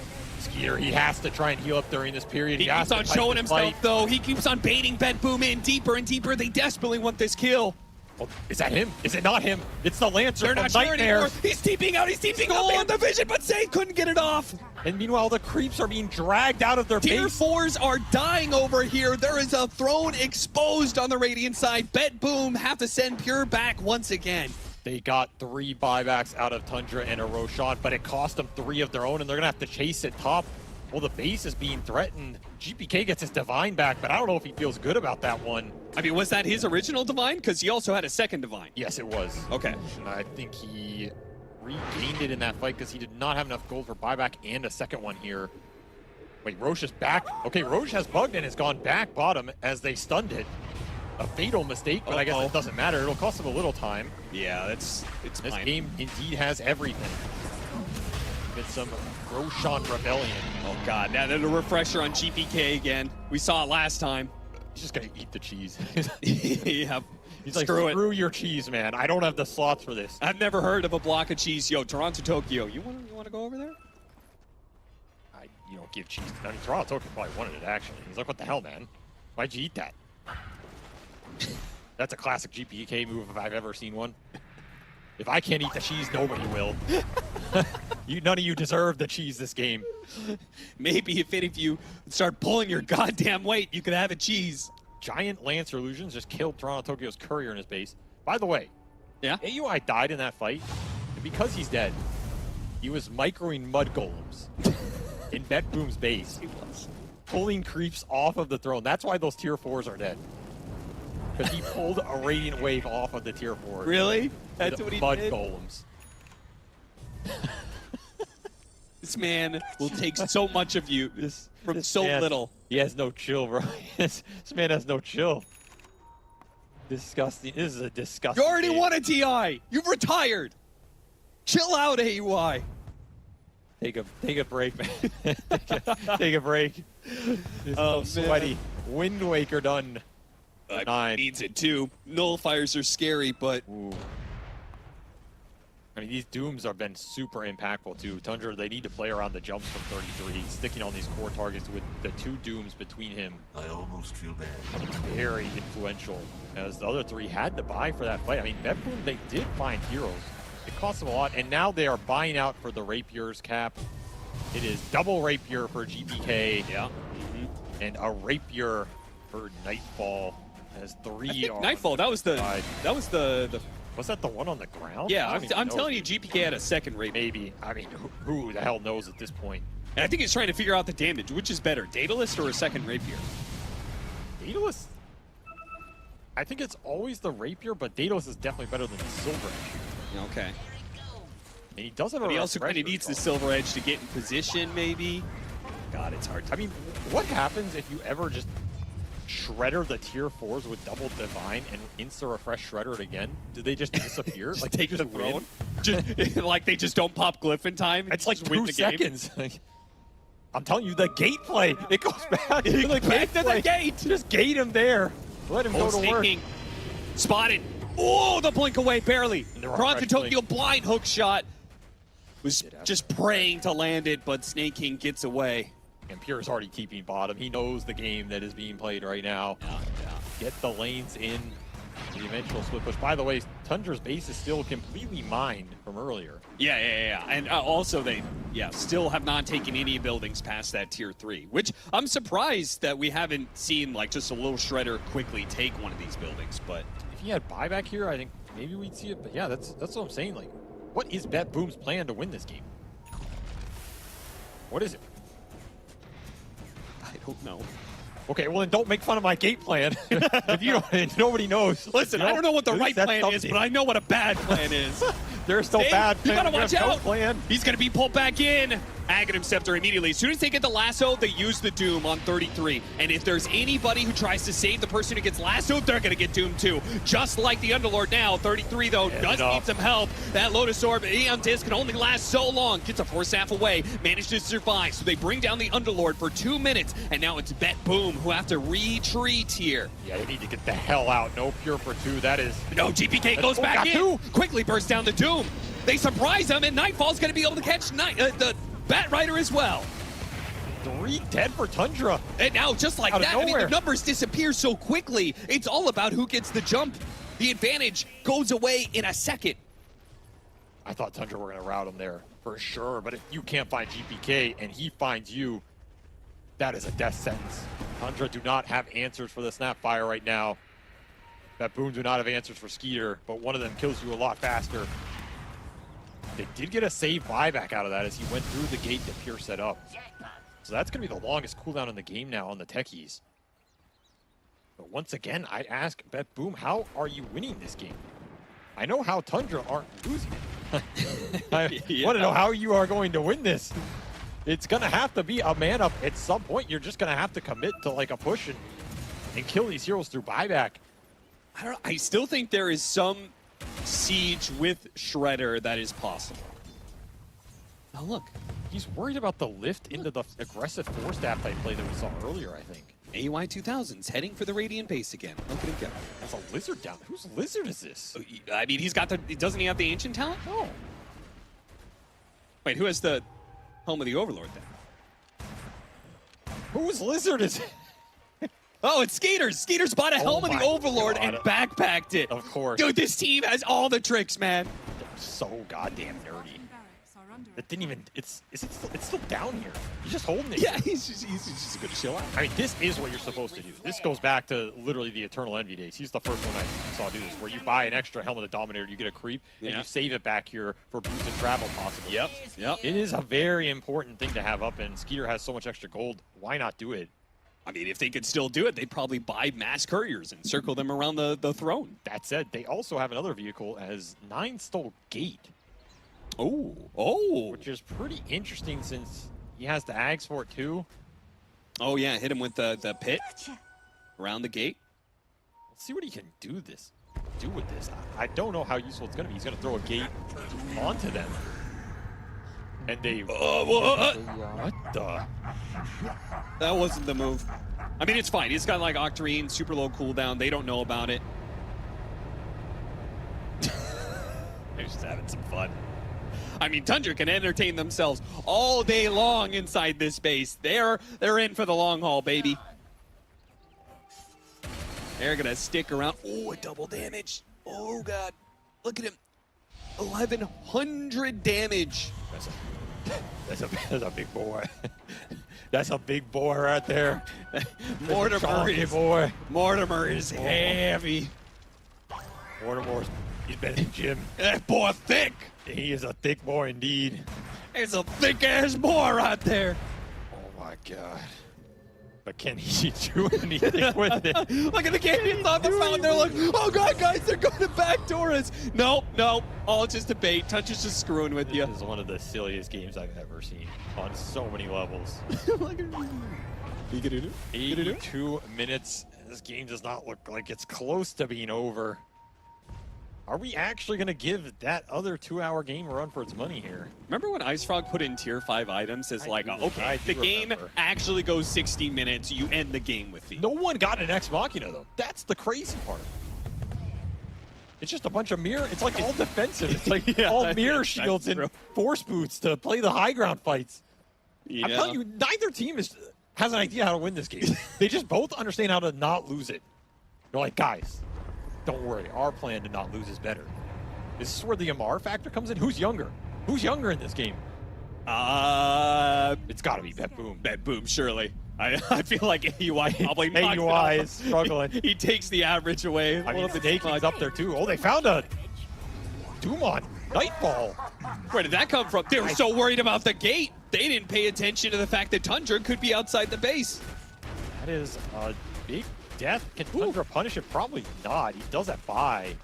Now, Roshan is not going to be up in time, so that was actually a time for Tundra to get an Aegis and maybe try and force Megas, but they will not, sadly. It is very poorly timed with this Morphling death timer. The way this map has shifted in this game is so bizarre. Like, I don't understand what's keeping Betboom in their base or what's letting them get to Tundras. It's so wacky. Then you have these random pickoffs that feel like now I feel like Betboom can't shove lanes out, but I didn't feel like that 3 minutes ago. Yeah. The game is just out of control. It is very illogical. Chaos reigns. Oh, he's got the Aghanim Scepter on the techies. The Illusions will rock that one. And they're just cutting in through the corner because of the Giants ring. They don't have to go around. They just cut the corner. And let Illusions do the work. Snaking went for a jump and got caught. Really great reaction there from Toronto Tokyo, but it doesn't result in anything. Just use of his Ags and BKB. Rax is going down. He's trying to protect it with his body.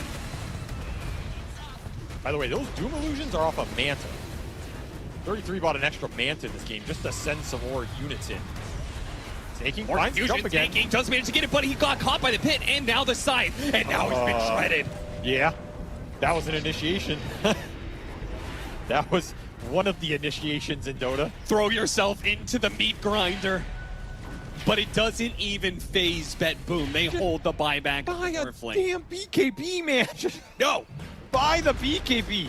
I'm telling you, if you go in BKB, you have a chance of Force-Staff dragging the dude out.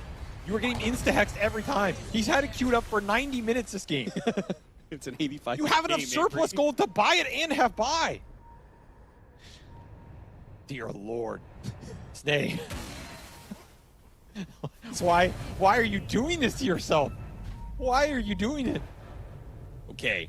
They pitted up to Roshan. He's up, they're doing it. And they know about it. Yeah, but Tundra, I feel like they know too. They definitely do, and they just want to be able to get Megas off this. The Megas might be more valuable than the Roche at this point. I think so too. What the hell is Roche doing for you in this game? You don't even have the slots. Look at, I mean, Skeeter, first time he's committing his actual hero, not for long. First sign of resistance, he backs away, and the Roshan dies too quickly. That's a shard to save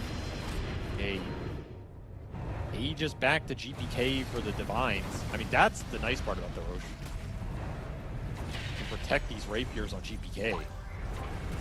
But honestly, the rest is... it's not doing much for you here. I mean, they're working on the building. Betboom, you gotta keep your attention on this. Tundra will not stop. Oh, we got the mines again. Oh, these are good. You can use them on the building.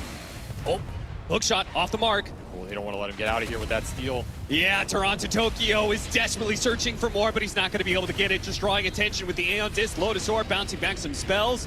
But I think maybe he has committed himself to death. BKB. He did, and he goes in, and he goes for the lasso, and he's pulling away the clockwork. Toronto Tokyo going to be abducted, and he gets doomed up as well. They're going to throw every spell they have just for a single pickoff because they know Betboom are not going to take advantage of the timer. Bless you, son.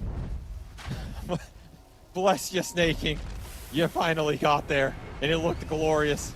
And now you're right. Illusions and Mines can start throwing up to the high ground. Yeah, you can throw these proximities on the racks here if 9 can get in close enough. You have decent range on them. He's gonna switch him out actually. Power Cox, that's... Firestorm is great. Minefield landed again. Not... This is some weird siege going on with this giant swing over the I mean, the mantra should be the building is lower than it was a minute ago. That is true. Technically, you are winning the game. It is up to Betboom. They have to do something to stop this. Here comes the mines. It just procced one. There's the other. They got the glyph. Oh, they glyphed off of it. That's bad. That's oh, that's really no valuable, especially GPK, who almost dies off the illusion, turns around, tries to fight him, stays alive, but it's a moment. Nine understands what's going on now. Yep. The chunking has begun. Toronto Tokyo, he's going to have to buy back. He can be back up for snaking. He could look for another jump, unless he gets jump. Oh, Fire Force down, trying to get snaking away, and Nightfall chasing after him. The waveform can't quite get him. Oh, GPK's in deep. That's going to be... How'd he get here? Can they get to him? He has no BKB for 2 seconds. Can he flick away in a second? Gets the cookie away. Meanwhile, 33 went back to the Mordfling. The Underlord, who pitted in, is going to be caught in that doom. Meanwhile, GPK, he got a couple. It's coming alive here. Betboom, they're going to try and find something. Their base is getting damaged, though. The drone. The drone is actually dying. They have to win this fight and have to get back quickly. Throwing at half HP. Meanwhile, the Mordfling is getting pummeled by AUI's impetuses. Fortunately, Pure is back into the base. Betboom can take a brief sigh of relief, but they've lost some serious hero damage here as Save is going to be next. You cannot chase too far. Divine Rapier on top of Skeeter now as well, as another gets purchased out here by Nightfall. But that is 7 minutes on the buyback cooldowns of Toronto Tokyo and Pure. They had to back up because their base is being threatened. Gems given over to Tundra as well. And all it cost them was a Snaking buyback, which I feel like I've said that 10 times this game at least. I don't know how many times Snaking has bought back this game, but I guess the 11th will be enough if they can get one more fight out of this. If they can remove Underlord from the game with no buy, I feel like that's enough to end it. Yeah. I mean, GPK is still a problem, but I don't know if he's a big enough problem to threaten the Phantom Lancer, which is just creating inevitability here.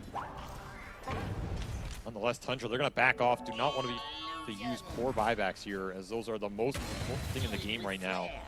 Yeah, might as well wait. Go back in like 3 minutes if you want. Right, this is potentially another window where if you're Betboom, you can try and force some dieback out here or another buy. Another double damage, another opportunity for GPK. Do you just go for it? 1,300 damage. It's so hard to make this call as we approach the 90-minute mark. He's doing 3,000 damage crits right now. And it's still not enough to go in, because you have one Shredder and then you're also probably gone. Honestly, I might be buying blade mails on the bat or the Ench at this point. Sure. Catch him by surprise in one fight, he's gonna kill himself. Now these grabs just got a whole lot more potent, and Aghanim Scepter completed and eaten by Snake King's Bat Rider. Guess you don't have to save for buyback anymore. No, you don't. This is a good game to have AUI, and I'll tell you that much. This guy's gonna tell you all the little things to make this game so damn annoying for Betboom. Oh my god! 51,000 gold off of Bounty Rune. Yeah, that's Pirate Hat. That's Pirate Hat right there. Pirate Hat. That's the Pirate Hat difference. That is why you won a Pirate Hat in the late game. It's a crap ton of gold. If you have one, the enemy team does not have one, the game stalls for 20, 30 minutes, it's going to give you so much. It just guarantees you buybacks. It guarantees you Ags eats.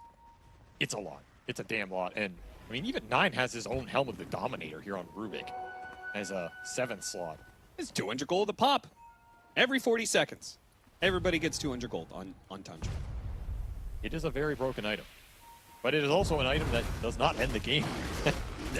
And I go back to how are you ending this game? Wisdom Rune will grant 3,600 experience. What if at 90 minutes you got to re-choose your tier 5 item? You got to re-roll. I don't know if either of these teams are too sad about their tier items, except... Okay, fine, you get a second slot. Ex Machinas or something? I mean, then everybody's just taking Ex Machina. Well... By the way, is anybody not 30? Yes, there are some heroes in this game that are not 30. It is Save, it is Toronto Tokyo, and it is 9 in AUI, and there are 3 Wisdom Runes waiting for Toronto Tokyo. You'll pick them all up for over 10,000 experience at once. I've never seen that one before. They were saving them just for him, and that'll be all 30 online for Betboom here. You know, that's the beauty of Dota. Every single game, you're going to see something different you haven't seen before. I mean, normally this is actually where Clock becomes insanely stupid because his talents all together are some of the most broken in the game. You're like spell immune and cogs with this battery assault going at insanely small intervals, doing crazy damage. But the problem is he's first such a toxic lineup. Pushing out, Skeeter's going to run in GPK. GPK on the low ground, they couldn't get the initiation. They jump in now, but it's a little bit too late. Skeeter's already gotten out. Another failed jump from Betboom, and they're going to get the last one to Toronto Tokyo. The Aeon Disc trying to protect him. Once again, they're going to use the Doom on him because they know it's a dieback. It's well worth it. They got the Nullifier plus the Scythe onto Skeeter. They have to chase. They got him. The blast, they got him. Holy crap, GPK ripped him to shreds. Pure. He just finds Skeeter like that. He's just too good, apparently. They still are going, though, even without Skeeter. Yeah, he has no not even flying back. They're going to be able to kill the Underlord. Jump forward from Nightfall, trying to find more. These heroes do not have buyback on Betboom, so Tundra, they can either pull the trigger on their buyback and try and end the game, or they could just hold the advantage. Oh, there's no reason to buy back the Phantom Lancer here. It is not a guaranteed win. They're going to get saved too. Save, can't get out of this. Yeah, he's dead. Too much catch. Well, he does have buyback up. He will instantly use it to put the cooldown on reset here. But yeah, 90 seconds, 2 heroes missing for Betboom, and that Underlord, which was their high ground defense. But can you siege it without the Phantom Lancer? You have no physical damage. The Illusions approach the base, and bye-bye. I can't believe he went Manta on Doom just to put random Doom Illusions in there, like, for the 5 chip damage in the vision. Also gets rid of some of these mines. I mean, they know how potent the mines are. Look at their base. That is true. The mine clear is pretty good. I will send a Dark Troll in. It's somebody else's troll. It's like the Overlord troll. they're getting the skeletons out for the extra rally damage. Snake King missed initiation. It's okay, they can fish for these. If Snake King doesn't get caught, thanks to BKB. The troll's like, bro, don't send me in there, dog. I don't want to go in there. All right, fine, I'll go check it out. Oh, he's getting some damage. He's getting some real damage. Nobody's killing it. No, the creeps are going to take it. Hello? I'm giving this up. Betboom, anybody home? Mega creeps finally achieved in 95 minutes. They did not want to get lassoed there while the 2 heroes were dead with no buy. Yeah, they knew it was going to be a bait of sorts.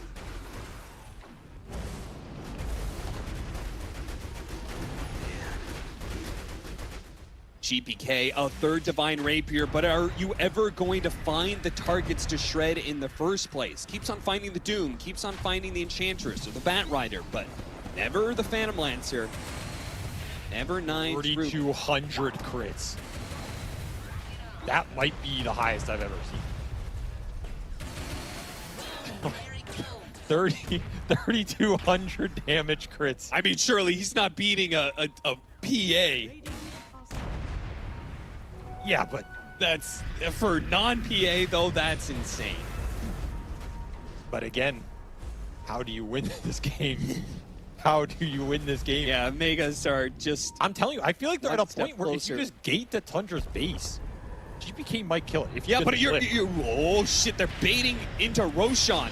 They're just going. They're going to be so grouped up. Enemy pit. Oh, this is going to be dangerous. The enemy pit now. 33's on top of them with the Doom, and they can't kill him quickly. They tried the Shredder, but the Aeon Disc Nullifier getting thrown out. They're chasing down some of these heroes. They got through the back line. They got through that damage initially, and now they can chase down Tundra. 33, quick refresh, blink away. He's some distance, playing on the high ground. Toronto Tokyo scouts him out. GPK lurking. He's lurking. He needs to choose his times to jump wisely. He did not find much there. Spot Skeeter. There's a real one there. They do the Lincolns. They got popped. Lincolns, Nullifier. They know which one's real. He's going to be damage. Oh, he got him. Enough. Yippee-ki-yay, motherfucker. GPK takes down the carry. Now kisses on to 33. Can't quite finish him up, but Snake King will die. And 33 did die. Pure comes in with a swipe. GPK kills him. And now, Tundra are the ones who have to buy back. Yeah, but look at the base. You still have to go back if you're Betboom. There's ENG creeps. There's catapults. Are you even going to get this Phantom Lancer buyback? Surely. I don't think you are. They still have the mines in the base. You can't push. It's doing nothing for you. Buy your own mantas. Buy your own Helm of the Overlords. You just got. I think you have to go here. You have to get something out of this. You've got 17,000 gold in the bank. Nothing to use it on. Absolutely nothing to use it on, but more Divine Rapiers. You have to get something out of this if you're Betboom. You have buybacks up. It's not even that you're all inning it. They just don't have a save. If GPK blinks in, or even just walks in, and he gets telekinesis thrown in, I mean, you better take at least the racks here. You better take a racks. All right, Toronto Tokyo, he'll brave the mines. You, sir, have been selected. Okay, they get a lane. There goes that Shredder going to work.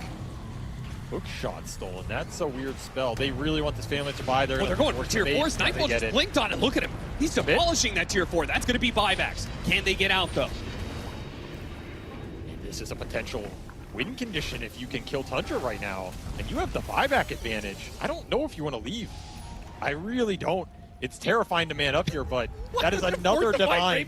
How many do you need? How many? How many is enough to end this game? Can he? I mean, he needs 6. He needs 3 for now and 3 for when he buys back. Yeah, he's just saving him for later. He can't even use this one. He needs the blink, he needs the crit, and he needs a BKB. A late BKB for Skeeter now. He has 2 in his stash right now. Cookie to be able to get him out. Stole Taser. That could really help against GPK's damage. Cowboy Grandma ain't nothing if she's disarmed. Kisses for what? Yeah, they're just trying to get some vision. For morale. Every second you waste at Tundra's base is a second that a wave is pushing into your throne, and you're going to have to go back. They're going to have to go back. They have to go back.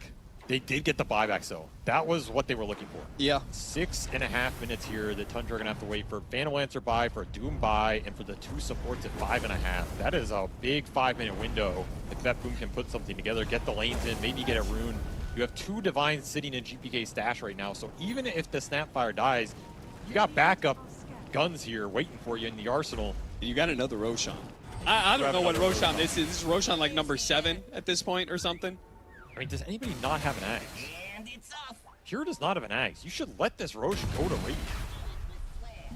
I think you should let this go to Radiant and get it for the axe. I don't think Refresher Shard is doing anything.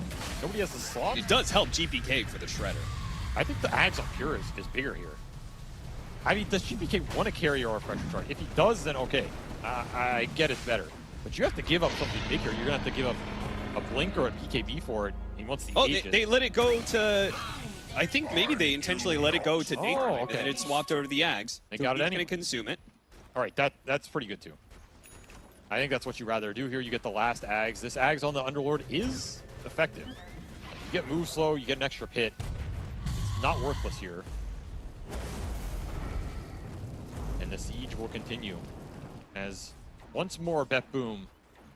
Do they want to push the advantage? Do they want to try and punish the buyback cooldowns as the clock turns over to 100 minutes here? Ooh, this game, it has gone on a while. It has gone on a while. Starting to get sore, starting to sweat, starting to feel the tension. What was the longest professional match you ever played in? Not this long. It was a long one though. Well, what was it like? Like when you really get like, do you actually start getting like uncomfortable sitting in your chair? You get tired. Tension. You actually start getting tired. You get fatigued. You've been in adrenaline mode for a while. It affects you. And then every time there's a fight, you have to re-amp into the high energy state, right? And then it's like another 10-minute lull that kills you. And it's brutal. It's absolutely brutal. I do not envy their position. I do not envy AUI's position. Who's like, sure, guys, I'll stand in. What's the worst that can happen? And it's been thrown into the furnace game from hell. Well, you know, it's only fitting that he is on the rough side of a techies game. 2K net worth lead, 101 minutes, 56-34, and Betboom are looking for a way to close out this game. They've gotten the buybacks out of Tundra. But how do they breach the base? It is the same question that has been haunting them for an hour. You have to go during these buyback cooldowns. You do not have a choice if you are Betboom. You need to kill That the force hero. initiation is going to put Toronto Tokyo on a hook shot. Immediately, a Doom nullifier, and he's dead. So there goes that. Wait for it, just ahead of the lasso. Spooky moment there for Nightfall. And they stole mines again. I'm telling you, if Betboom do not get something out of this time when Tundra are vulnerable, I don't know when you are. Well, they're not getting it now. Bottom lane's pushing in. Like, they have to go what back. Is the play? What is the play? I don't see anything else. Somebody's gonna break. It's gonna Somebody's take gonna slip. Pure raw courage to win this game. At some point, you are going to have to man up. Yeah.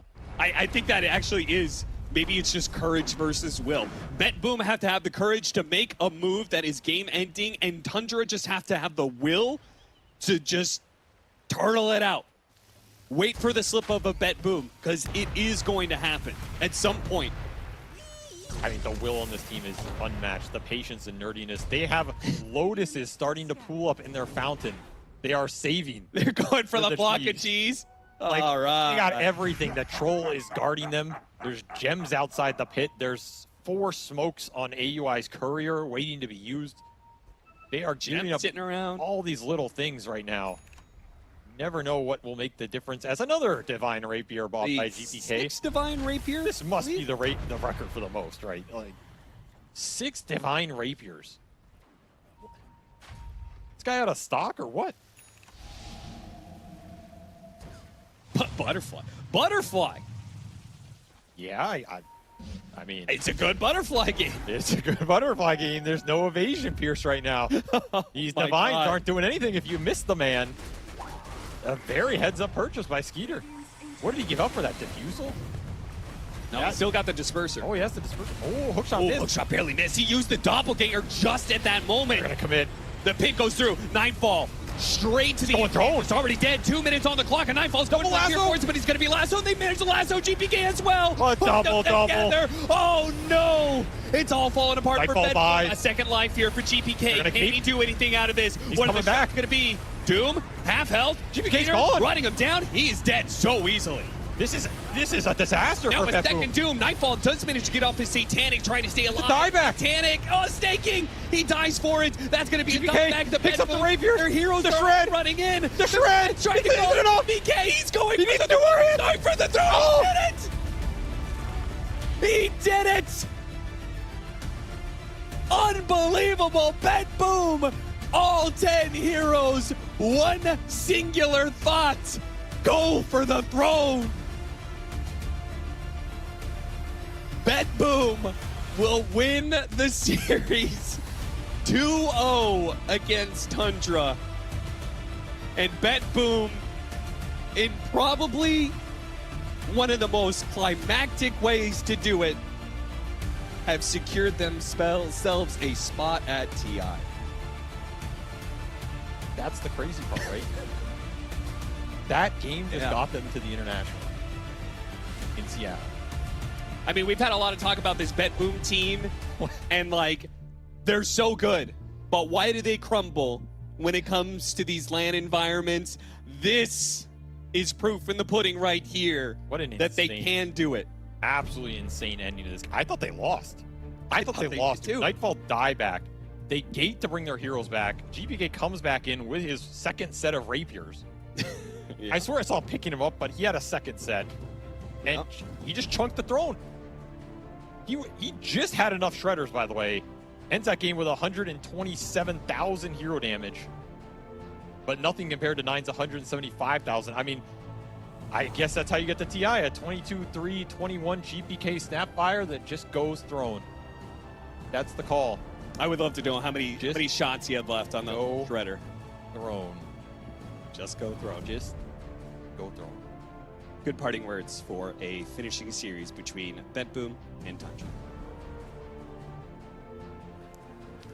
What a spectacular way to punch your ticket to TI. Holy cow, that was crazy. Betboom, of course, coming out victorious, and we knew it all along. Of course, my panel did not doubt them for a second, because of course Rubik would, fall off a cliff at some point after the laning stage.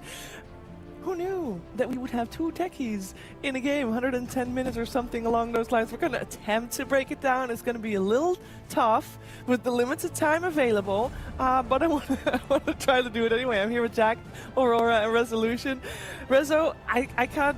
Okay, first question. Should Save have not casted mines? I mean, we were debating this. Should he unbind his key on the mines to not ever place them again? But I think the second option that was available for him to just go for the Lincoln Sphere, which he might not, be thinking about. But oh man, this game was absolutely crazy. At first Tundra had a big lead because 9 was doing a lot of the stuff with the Rubik. But after that clutch ages ago, if you remember, it was like hours ago, but that clutch still from Clockwork, where he got the ages, they kind of turned the game back there, and they had such a big lead on going forward. But I mean, guys, maybe more to say. I'm still trying to. I mean, I remember the point where they took the top lane in Tier 3 red Betboom. I just think that was the moment where you can portal behind the throne and before I got back into the game. And then, once again, it looked like every single time it looked like one team was on the cusp of winning, the other team would just make some crazy, insane play to pull it back. And I mean, I don't think you'll ever see. This is one of the things I love about Dota. You can so often say that I don't think I'll ever see a game like that ever again. Yeah, I mean, for the majority of this game, we were just seeing how Betrider was thinking. He tried to make the initiation happen, but it never happened for the majority of this game. But this is the moment, where Tundra turned the game around completely with the mines and 9. He spellcasted perfectly there as well. He broke the Lincolns. He forced off Morphine, and then he lifted him, back. So 5 minutes popped in his face right away. And then GPK turned it around again with that moment right there with the double kill and Rapier on deck, Aurora. There were 6 on GPK at some point. I feel like they are the only team that won the game despite having mega creeps though. Right, because most of the teams maybe, they lead the game, but then they can't really stop the game from ending because they have to keep defending mega creeps and odds are all against them. Or maybe there was this game that Blacklist Ferrari, rather, I don't know, I don't know what this major is about, but it's definitely not the usual Dota we know. Yeah, it's 100-minute games all around. One thing's for sure though, on Betboom here, especially in the final moments, I mean, that is some ballsy call going for that, guys. We're going for Throne, because of course before that, every time they went back, but no, buying back, going for Throne, that is playing to win, Jack. That is boding very well for the squad. Yeah, when they were down about 40k or so, that's what Reza was talking about. I need to be playing. I actually wonder if there was a point when their team comms, this is the one question I would ask. Did at some point was GPK wait till I have a backup set of rapiers and then let's do this? That's what I'm curious about. Nobody makes that call. Just wait until I have 6. Just wait 6? Yeah. 30 more minutes and then we go, guys. Nobody does it, Jay. It felt like after the pause they got really impatient or something, so just let's go, and then that just extended the game another.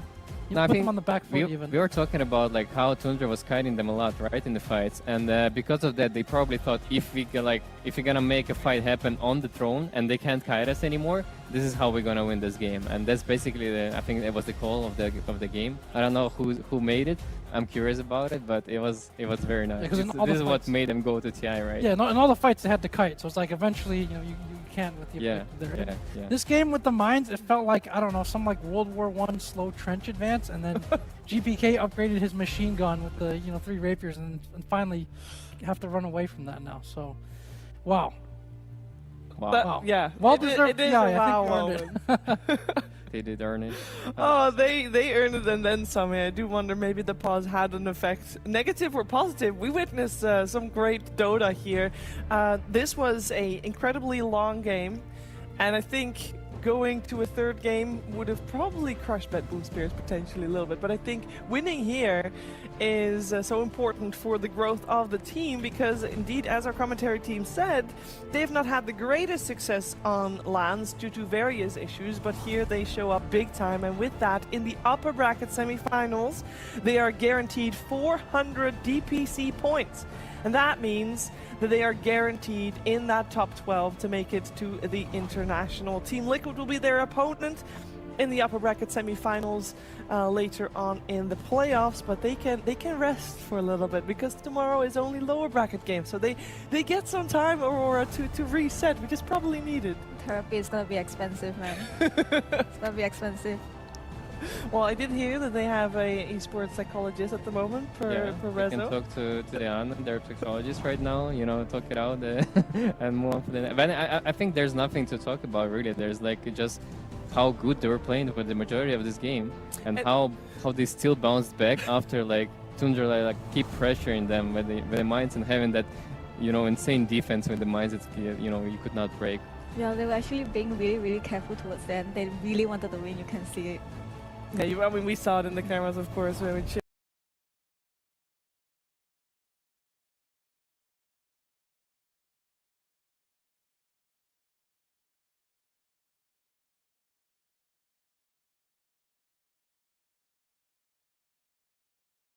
you can't really plan games like that. Will you go back and say, well, that 5th item, it really should have been a Manta to take care of all those mines? Like, do you even discuss item choice, like stuff like that, item choice? I think Tundra was probably saying that about snaking, right? All of us in the room were just like, maybe the please get a before minute 60. Yeah. I mean, it's hard to play in the games like this because they're so long, but it's even harder to watch this game because you imagine sitting there and watching like 100-minute game, like thinking, what should I do better here for every minute, you know? But I love the pirate head pickup on the AUI. He made like 50,000 gold out of the bounty run. It's like, what is that number? Well, he knew, you know, AY's mind, he knew it was going to go on for another hour or so after that, not an hour, but a long time to get a lot of pirate hats diggings. But we all need a little bit of a breather after a game like that. The players, of course, as well. We're going to have more Dota on the horizon, though. In the upper bracket, we continue with another series that could spell TI tickets for a team. Beastcoast is that team that really wants to win this to guarantee their TI attendance. Gaimin Gladiators is their opponent that is already locked for TI, but that is the series we're heading into next, so stay tuned for more Dota 2 here at the Bali Major.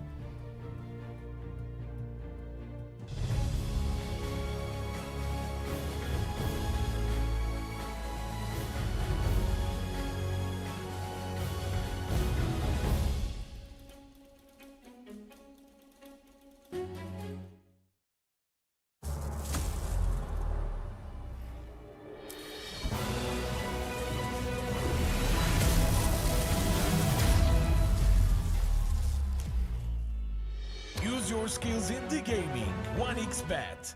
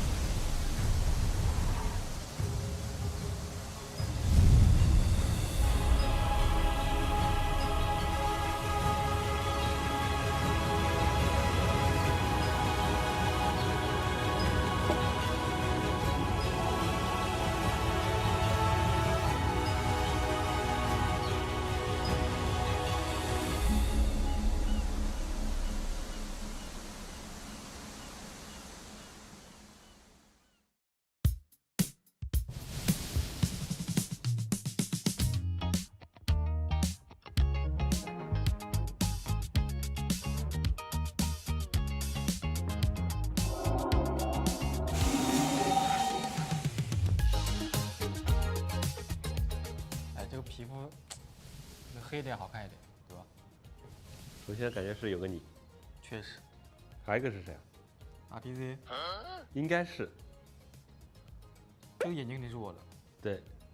嘴巴也有点像我的。感觉是你和 RTZ 吧 ？RTZ 我不确定。RTZ 也不像。就我们俩加起来，应该没这么难看。嗯。对吧？嗯。那只有我们两个了。取个名字，你取吧。曲林森，曲瑶呗，取好了呀，曲林森，曲瑶，他的外号，就曲瑶，他的外号，期待我们在巴黎Major的表现。哎呀，加油！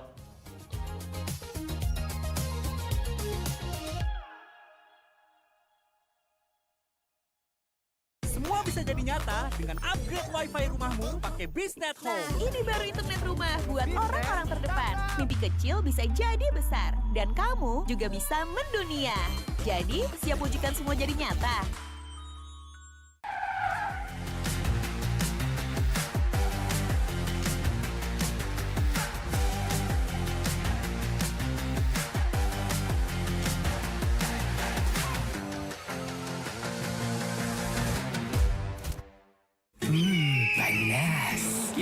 event nih. Hai, ya kelar.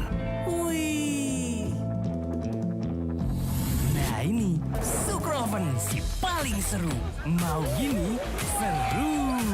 Mau gitu, seru woy.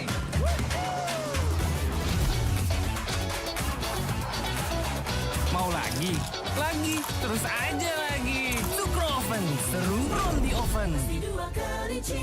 The world is your stage. Take the first step to change. Lead with vision and innovation. Perfect your strategy and make your goals reality. Así que vaya. Get in the game. Make it count.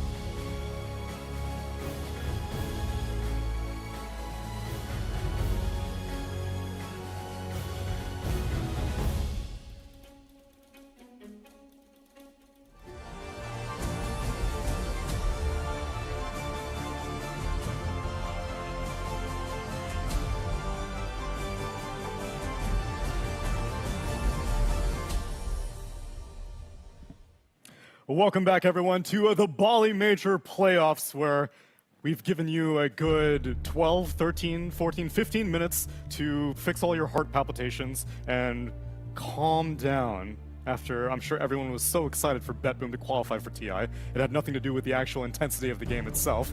And we also got a chance to calm down. Me, it says Tsunami, and obviously my panel as well, BSJ, Fear, and Winter, who are all here to guide you through our next series. We're going to get into more playoff games. Gentlemen, Beastcoast versus Gaimin Gladiators. Where are we at right now? Or have you recovered from the previous series, Brian? No, I was still thinking about Tundra versus Betboom. I didn't have anything prepared. You were furious at Save for casting so many mines. I told him he should freaking. I was more furious at 9 for not buying a Meteor Hammer. I had Dark Seer Stone and Ether Lens. Could have been sniping those racks from 2,000 range. Sure, that made the difference. Exactly. It could have. You never know. Butterfly effect. And the other butterfly effect is actually in this series because previously, when these two teams faced off on LAN, it was actually at the Stockholm Major, where a different Gaimin Gladiators with Boom actually eliminated Beastcoast. Since then, they've played in Dream League and so on, and I think Dream League Season 20, they split. Dream League Season 19, Gaimin got the advantage. But now, we're into another LAN situation, Winter. Beastcoast versus Gaimin. Is it just straight up Gaimin favored because Gaimin just wins everything? Oh, I'm actually pretty positive about Beastcoast. I think their recent roster change actually reinvigorated the team a lot. The whole team feels a lot better compared to before. I think with K1 they were more like farm heavy, and right now I feel like the whole team with even the SF carry looks very interesting, and can't wait to see some SF today. Yeah, as you mentioned, they don't have K1 anymore, and they've actually got Parker. And to show us all of these things, let's take a look at these teams in person.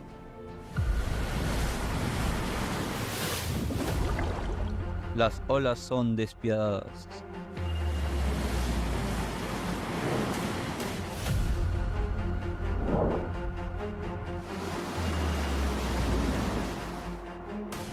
Victoria o derrota, nos adaptamos al momento.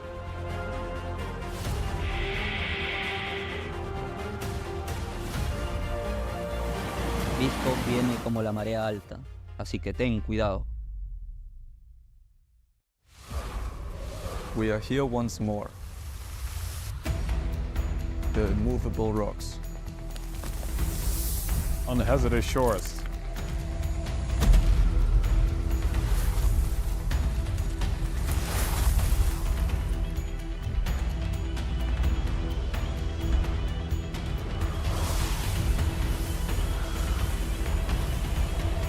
Crash against us. The Gaimin Gladiators and be broken.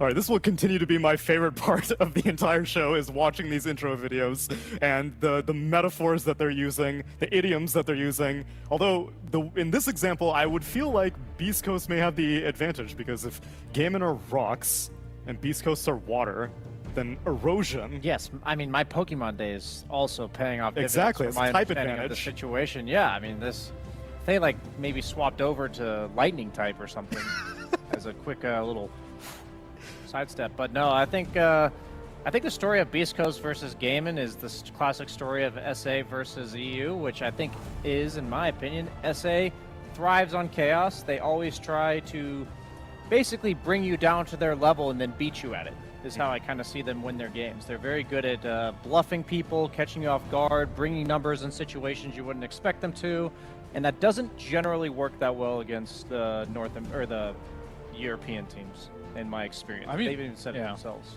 I find when you play versus Beastcoast, their chaos is like, it has diminishing returns. The more you play them, the less you surprised you get by the plays they make on, especially Schofield. And Gaimin Gladiators, they have a North American veteran who's played a lot against them in Quinn, so he knows all their tricks, and I think that gives Beastcoast a little bit less flair in this matchup.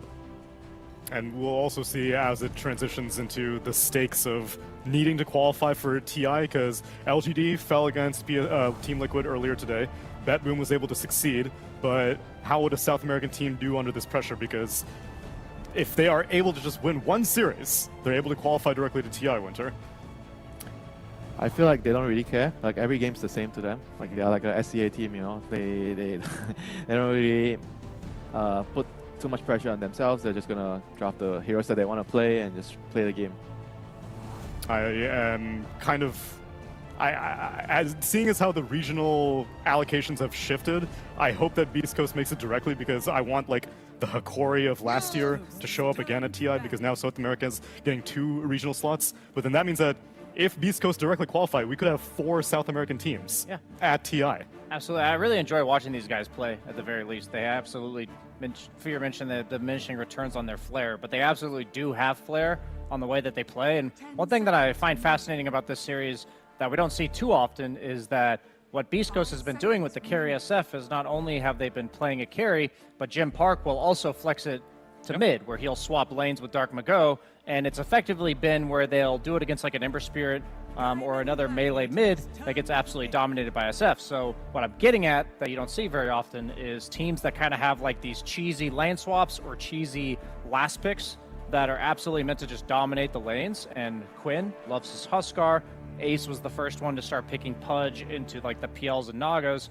So I'm definitely keeping an eye out for like what I think the team with second pick might have an advantage slightly in the draft this series, which would be Beastcoast. Yeah, and I definitely think they need to do things like that, because one of Beastcoast's biggest strengths, and this is kind of why they always place in the middle of the pack at most tournaments, is that they don't do super well against teams that are super methodical, hit their timings, and know how to end a game. They like to play, especially for the scrappy fights, maybe into the late game, a lot of chaos. And you're playing versus Gaimin Gladiators, I think that's a pretty bad matchup for that type of play style.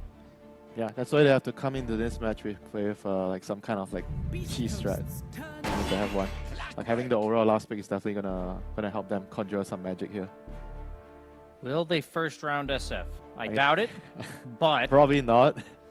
They're probably not getting it. Yeah, they probably normally did that versus Timber, right? I haven't seen them do it. Yeah, they did that as a direct counter to Sumail's Timber, I believe it was. Yeah. Multiple Timbers, I think. But yeah, Sumail's Timber, and then of course they switched it to offlane Timber, then Jim Park just followed the Timber wherever he went. Yeah, but I'm glad they opened a draft with Clockwork. Clockwork has been having a very, very high win rate in the tournament so far. Quite a number of teams have been using the hero.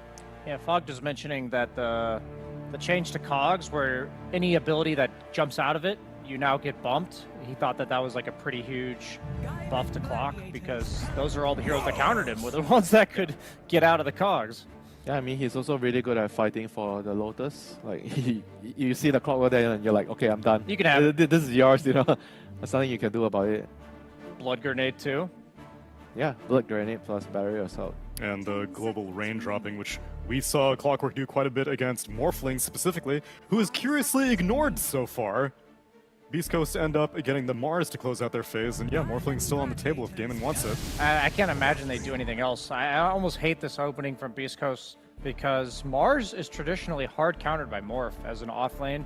It's almost certainly a sacred Mars. I mean, they... I don't think so. Dark Mago, he loves playing this. I was going to say, I know he plays it, but he plays it a lot. They flex it. Has he played it this tournament? Because the 2 times I saw them play it, this tournament, I'm not sure, but... He has not. It's Sacred's played it 5 times for Beastcoast, and Dark Mago has not a single time yet. Because I had only seen Sacred on it this tournament thus far. The reason why that matchup's so bad is that Mars relies on poking you down with his spells to eventually put you at like half, so his spear plus rebuke will eventually kill you, and then he wins the lane off that kill threat. And also he tends to boot people out of lane once he gets 6, because they're fearful of the arena. But difficult to burst Morph, he can also waveform out of your arena. So maybe this will be the first time that we see, for this tournament, Dark Mago on the Mars. I'd like to see it, particularly because everything you just mentioned is true. Morph doesn't really care about getting harassed in lane, right? So normally you beat Morph by just out CSing in lane. A lot of summon units come to mind, like the Lycan off lane could be good. Some people like to use Enigma. These type of heroes are okay, but it'll be very difficult if they decide to put the Mars in the off lane here. And I feel like you don't pick Mars this early if you're not willing to flex it. But they knew the Morph was coming, right? Surely. There's no way that they...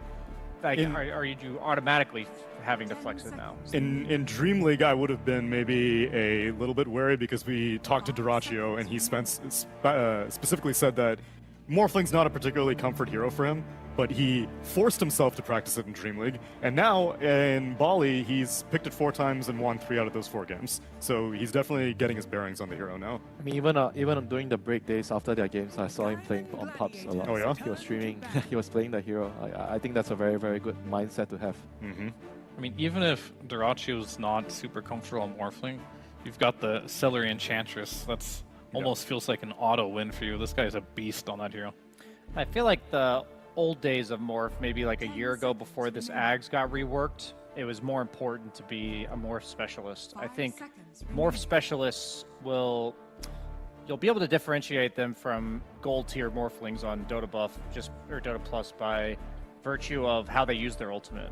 Like they would basically be able to turn into any spellcasting hero, like Puck or Spirit supports, and they would just know how to use those spells. But now it's pretty straightforward. You're just constantly looking for the carry, and you're trying to steal their spells. And the beauty of that, in my limited experience playing Morphling recently, is I've played all those heroes. The carry has played all of those heroes, so they know how all those spells work.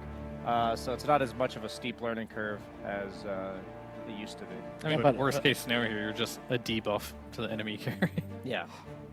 Yeah, but I still feel like some Morphlings are still better than the others, like the speed of which they can cast their spells and the manner of them casting the spells you can still differentiate like a really good Morphling and an average Morphling. Yeah. Well, I'm just saying the difference is not as noticeable. Like you can still see it, but like it's in the past you had to be that good to win with Morphling, and I don't think you have to be a specialist to take games with Morphling, even if you still will. Yeah, that's true. I determine it based off of how much HP or how much strength or agility you're sitting on. The true experts will be know there exactly at, like, what the threshold 90% agi, and like yeah, exactly know like how much burst damage can I get away with this game depending on the enemy lineup. Like Jackie, for example, did not know that threshold when he waveformed into 4 mines. But how do you account for 4 mines? But the calculator. The magic resistance reduction on mines stack, right? Yes, they do. So there would be some compounding interest that he'd have to calculate. That's what I'm there. saying. Got to break out the calculator. Yep. I mean, that used to be one running joke on the teams I played. It's just bring your calculator. If you miscalculate something, whip it out. You gotta whip it out. Yeah, but if you don't know the math, then good news for him, there won't be attackies this game. Yeah, alternatively, though, now he needs to attribute shift before he gets global silenced, though, because Beastcoast pick up the silencer. He has Manta. Wait, how do we know there won't be a techies? He's still in the pool. I mean, not for Beastcoast, because they have 2 supports, but Gaimin might pick it up. And the Quimber is coming out. I've never heard that one. I feel like I should have, though. I think I just made it up. Maybe I We've did. said Quimber Saw, but definitely not Quimber Spirit. Quimber Spirit. They all work. That's pretty good. 5 seconds remaining. So that's an extra one to the Queen of Pain. Queen of Pain, yeah. I could also see like a Mirana coming out potentially for Gaimin. Just decent against 2 supports. Yeah. Works with the Ember. And then at that point, as a carry, I'm definitely looking illusions here. Almost certainly PL or Terrorblade. Or Naga actually. PL or Naga. I would go with PL against these two, against the lineup that Gaimin's going with right now. Yeah, we've seen a lot of PL and Naga so far, and they've looked quite good. Haven't seen a lot of Terrorblade though. That hero's been falling out of favor. Yeah, his win rate was really bad. I looked at like 5th day of group stage, and it was 26% or something. Yikes. Yeah, currently it's 22 picks, 31% win rate on Terrorblade. Hey, it's gone up a little bit. It has gone up a little bit. Is that because of the map, where when you are taking team fights, it's very hard to find a position to stand and right-click, whereas if you're PL and Naga, you can abuse the high ground, low grounds more? I think it has to do with the way they fight, yeah, basically. Like, Terrorblade doesn't really fight like an illusion hero, so if you manage to lock in on him, he just dies. Like with PL and Naga, they have reset mechanics, and the way, as you mentioned, the terrain, the map, it's just so easy to like find the guy eventually. Like eventually you'll get that jump on them, and then Terrorblade's much easier to jump than the other 2. I don't really understand this Storm pick very well. Like, if they wanted to, they could have just Pugna Stormed first phase. And what, Mirana may have been Sky instead, and Gaimin would have still picked the same heroes. They're playing Storm without a battery. The battery is technically Silencer, since he can prevent you from having to buy BKB. I'm not saying it's like... Yeah. It's not like even remotely the same, but you can... I mean, this is just Beastcoast, right? Their draws always don't really make sense. Yeah, and a lot of people do like the Ember versus Storm, too. I don't know.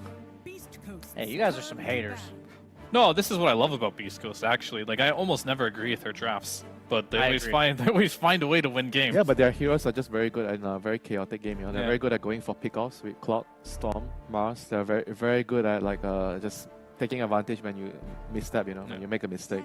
If there is a team that makes me look stupid on panel, it's always Beastcoast. Someone's like, this draft is terrible. There's no way they can win this game, and they'll find a way to win with some crazy plays and make me look dumb. Yeah, my prediction rate on Beastcoast and EG is atrocious. Oh, they banned the Pudge, so they're definitely trying to set up for the PL. Yeah, but everything's going to be Naga PL ban. Yeah, Naga PL. Yeah, I feel like the Pudge is a mistake here because they should they won't pick it unless you pick PL, but you have the last pick, so I'm kind of confused by that Pudge. I think they might be worried about like Gaimin just preemptively picking the Pudge regardless because they have to pick a Illusion hero. Then last. you go Ursa, man. Just give them the Ursa if they pick Pudge. I feel like that it's actually a pretty sick Ursa game as well. Oh, against Morphling as well? Ursa is really good against Morphin. Yeah, it is. Some of the better heroes, but the problem with Ursa is he seems to suffer in the lane. Yeah, but his lane is horrible. If you play versus Pudge, that shouldn't be an issue. Also, just vaguely putting this out there, Broodmother is currently ignored if they want an ace hero. Yeah, like I would have much rather a hero like Brood be banned because you're like Brood's much better into a last pick, you know, counter. I think Lycan's better than Brood this game. Why is that? Because you're playing versus Mars, Storm, Silencer. The Brood generally doesn't. I mean, too many things that can catch you. Yeah, they got the Clockwork. Yeah, I agree. Well, Lycan's better against their heroes. What about Visage? Is that crazy? Probably not. No, it's not crazy. Same thing. The lane is maybe weaker for Visage because you're laning with Mirana. Okay. Yeah, I agree that like a Summons hero would be really nice for the draft, or like an Aura Buyer. I mean, Clock, Mars, and Silencer don't like playing versus these Lycan type heroes. I would say Mars does like playing versus Brood, but Mars doesn't like playing versus like Visage or Lycan. Okay, so they do go for the Brood. Wouldn't it anyway? Yeah. And now I feel like you kind of shot yourself in the foot on Beastcoast because. Okay. Did they though? Never mind. They have them right where they want them. Parker is a Meepo player, apparently. You guys have pub experience with him. This is something that's known? I mean, you could ask me, but the last time I played with Just say yes. The last time he played the Meepo, I was not impressed. I'm impressed with the idea. They have Aura last pick, they've already planned for it, and they know they are not going to be able to play a normal game against Gaimin. I dig the Meepo pick. I mean, in theory, it is an illusion hero, right? It's like... Not when you stack them together. Okay, technically I'm with you. Yeah, it's like the same idea, is that they did lack AoE on Gaimin, and it's, in theory, good against Ember because you can root him consistently if you get the Blink Dagger early, and they have the global follow-up. So I'm imagining that if this lane goes decently for Meepo, that the mid game would look really good for Beastcoast. The issue is I think if they even have like one slip up in the top lane, that this game's going to get out of control. How does really Meepo deal with Silken Bola, Miss Chance? That's a fantastic question. He has Poof to CS. He also can go back to base once he gets level 4. That's about all I know. Okay. About He has a Silencer in his lane against Mirana. I think the lane is definitely going to be a problem for him. But if he gets to the mid game, the Meepo is going to shine. Maybe. No teamfight answer on the side of Gaimin. That's what I thought. But Gaimin are lane winners. Ignore the teamfight situation if you just dominate all the lanes. Let's see if that becomes a reality in game number 1 with ODPixel and Fogged. Thank you very much, Tsunami. Yeah, looking forward to this one. We're getting some funky picks here to end things up. A Brood from one side, a Meepo from the other, and yeah, Parker on the Meepo. I believe something that we've seen a few times before. I think just a quick look in terms of pro games. He's played 4 of them, 50% win rate. So we're going to find out today which way that sort of seesaw is going to end up going. Is this going to be a winning hero for Beastcoast, or is it going to fall flat on his face? Meepo on paper, is it good here, Fogged? It does look like it has some merits versus some of these heroes. Of course, you have some control, of course, for the slippery guys, unsure about the Brood. I mean, they knew it was coming. It seemed like they snap-picked it. The one thing is, though, you're picking it into Ace. A Brood, Meepo specialist. That's true. So if he's ready to pick that quick against you, you know, that maybe he's not scared at all. Yeah. They feel that they can deal with this. But either way, it's going to be exciting to see. Very much so coming out from Parker. As I say, he's sort of been one of the standout players of Philip Beastcoast recently. You know, a lot of people look towards him coming in and joining the squad, and he's been impressing, right? This guy, he knows how to carry. He absolutely does, and there's something about them lately with their aggression, and this is 2 support heroes that they've looked really hot on. Honestly, their Silencer and Clockwork, they were the ones actually for me. It was actually them and it was Cuckoo in particular that was just spamming the clockwork, and it looked good. And as we're seeing in this tournament now, it's like 80% win rate or 79% win rate across 23 games. I'm looking forward to this one. Of course, we have to just say it could be a bit of a difficult one versus Gaming with full comfort across the board. When I look at this draft, I actually struggle to find a more Gaming Gladiators draft. Yes, Duracho's playing as Morphling, which at times he can say is not as comfortable, but we've got a Celery Enchantress. Yes. Literally absolute top of the top. Oh. Quinn Ember, Tofu on his Mirana, and an Ace, of course, on one of these annoying heroes in the offlane. So let's see how they can actually deal with it here. And if Beastcoast, with their style, as we've seen them do, is it going to be able to defeat something like Gaming Gladiators? It's going to be hype. It's going to be hype to see. I mean, we've had some crazy games already today, of course, and mainly in that last one that we just had. I'm sure you were all watching. I think we're going to have more to come here. I hope so. We're getting to enjoy some Beastcoast Amiipo up against Gaming Gladiators. I don't think we'll get a 100-minute. You never know. Craziness with techies, bombs, and Rubik's. This got a pretty good track record, right? We had, what, 130 minutes back in the group stage. We had 100 or so minutes earlier today. We've been able to bang out quite a few long games. At this game, however, I feel, it could go late. It could go late. If either of these teams were to snowball, who would you sort of put it on? Is it sort of around this Meepo that Beastcoast have, sort of this 30-minute timing? If Beastcoast, they're in a good position, they're going to be charging down lanes, and maybe Gaming Gladiators lineup isn't going to be that good at holding back against kind of an aggressive group up and push of Beastcoast. We'll have to see. I mean, I'm going to have to see and learn, of course, from this Meepo on what he's going to be able to do versus this, because there is a bit of like annoyances for that Meepo in the early game. Yeah, I'll be interested to see how he builds it up. Same. I think recently sort of on this patch, obviously Dragonlance still very much the standard favorable item, but we're seeing some Meepos go for like the Rod of Atos first. He did actually have it queued up as his first big item before he switched to Dragonlance, so it's a possibility. To see how he wants to play it, because both items right now feel fantastic. I mean, Rod of Atos can do a lot, and of course the stats, they're still fantastic. Yeah, and he's playing versus Morphin Ember, right? So if he does want to go down the route of having an extra catch item, like, by all means, go for it if you do see a build for it. So, let's see.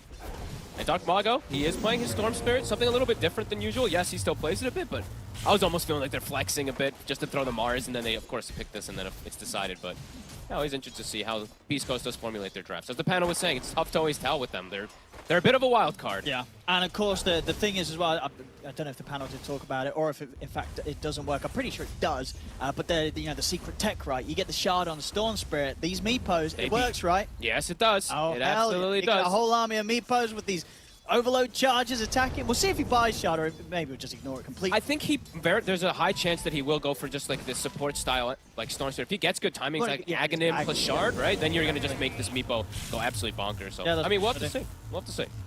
Definitely looking forward to see if we do get that to come together. Yeah, no, absolutely. You get the Ags on Storm. You're also going to be setting up for the net state, multiple heroes. You can do a lot. And that sort of control is going to be huge, as you mentioned, against not just the cores, also some of these slippery heroes like Tofu. You've seen Tofu on his Mirana, he very much can turn into an additional core. My concern, just for the Storm Spirit in particular, is he's going to have a pretty good lane, right? That Storm vs. Ember matchup, we've seen it so much. It's just, for once, well, not for once, but he doesn't have a mana battery, right? He doesn't have something to pump him up. He does at least have heroes to start the fights for him. Lots of them, lots of bodies, and he has a global in particular. I think Brian was the one who's saying that. But yeah, he does not have anyone to just really pump him up and be that, that gas station that we see so much. No, I mean that's how he kind of deserves that extra bit of respect. He's not one of these kind of new wave Storm players like, oh, I'm only going to play Storm if somebody can give me free mana. No, Dark Marco doesn't care. He says he'll go in and he'll do it on himself. He doesn't need any of this sort of backup, just providing him mana. He don't need no cheats. Pushing the limits here in mid lane. He got like the mini cheat. He's got the global, which is a pretty damn good one. It ain't no Pugna.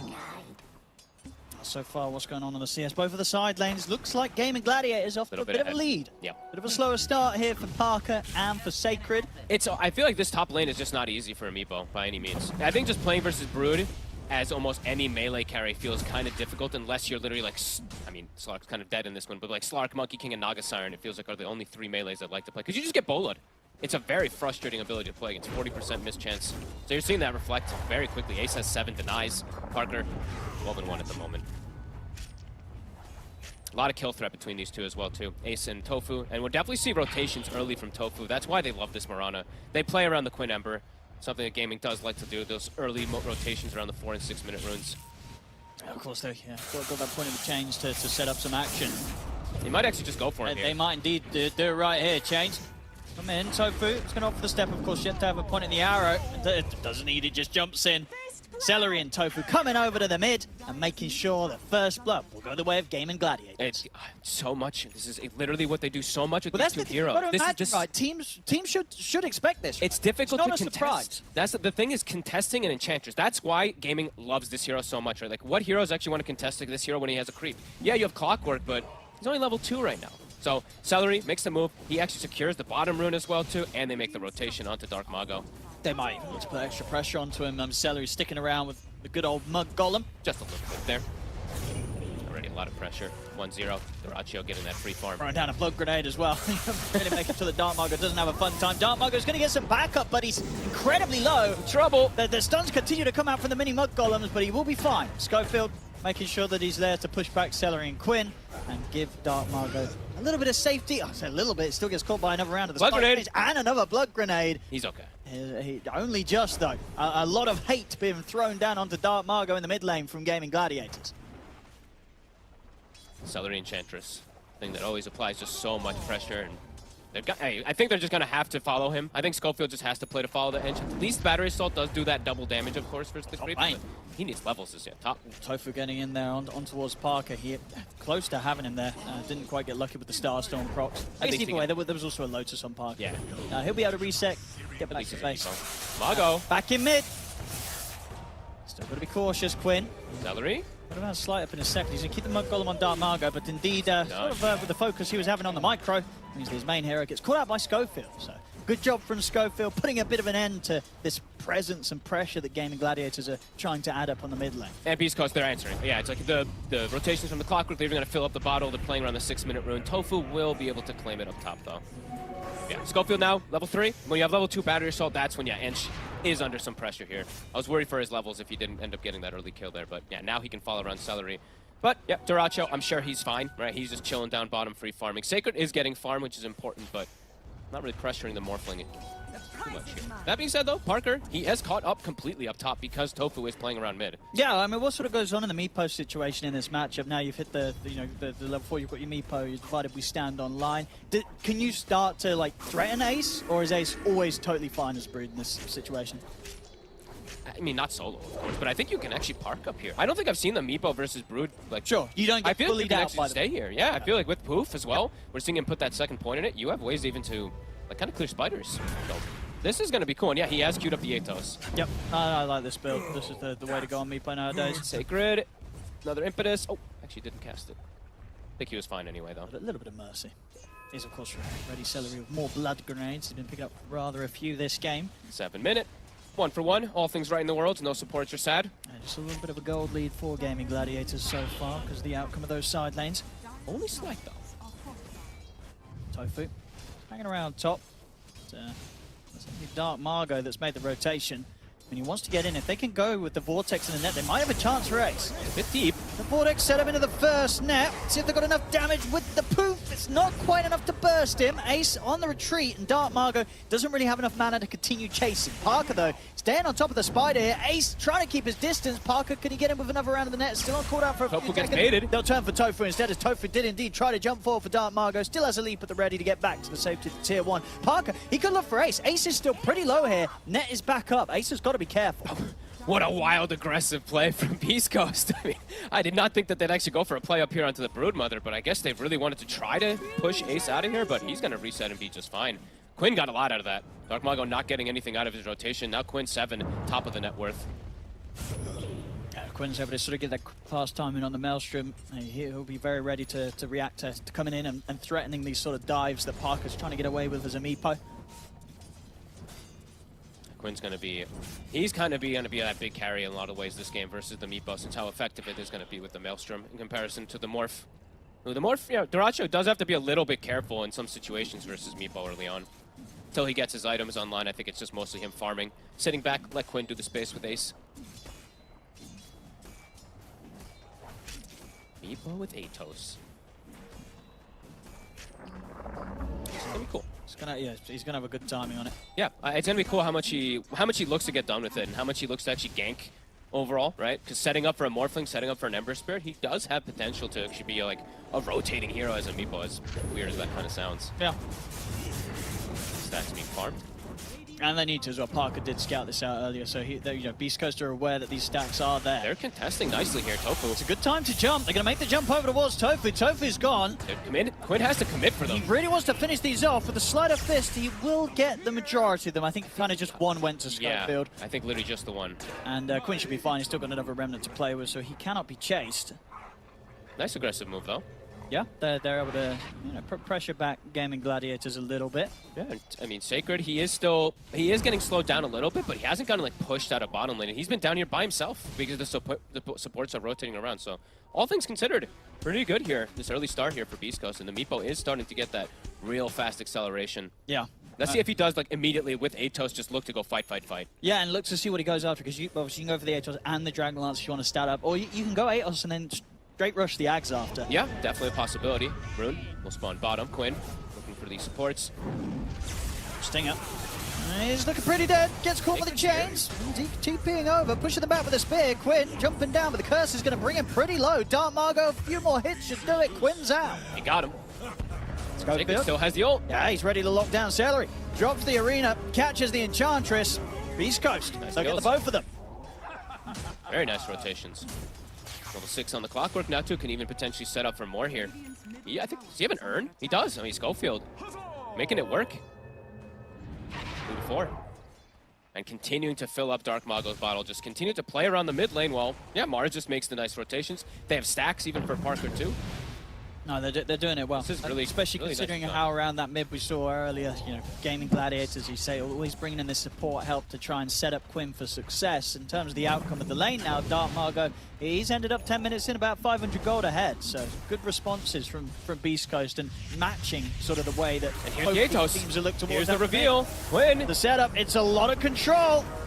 The silence. It's enough. Quinn's out again. Nice. Beastcoast once again round the mid lane. Parker getting involved with that Atos reveal.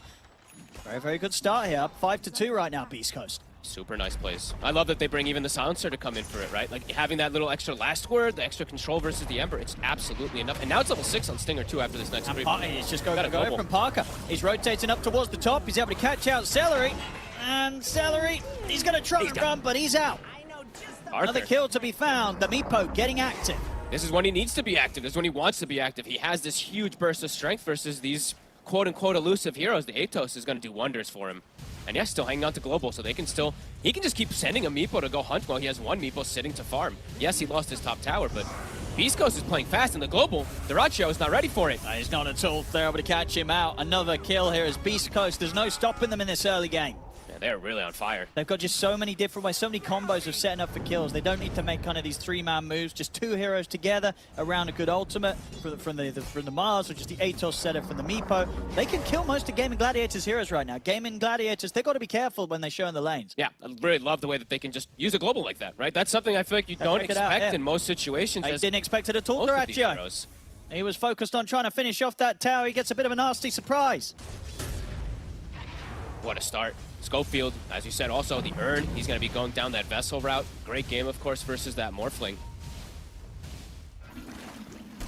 This is kind of the dream here for Beastcoast. If they can keep up looking for these kills, keep hunting every time they have one of these cooldowns, either a hook shot or a global, keep sending in a Meepo, they absolutely have kill threat every time. And as you said, he's got 2 points. He's got the two components now of that Aghanim already super early on. So just go straight for the Ags after the Atos. It's going to be really, really good timing from Parker. Let's see how the interaction of what they're saying, the Silk and Bola versus the Mega Meepo, that does sound a little bit frustrating for him, but it's going to be really nice versus the split damage.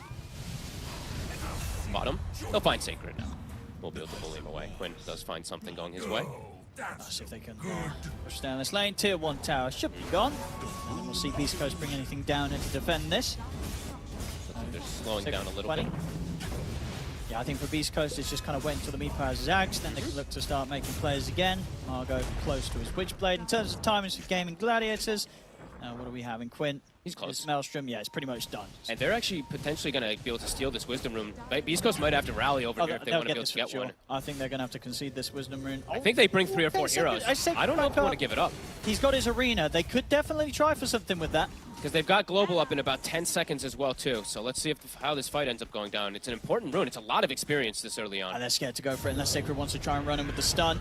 See if he can time it.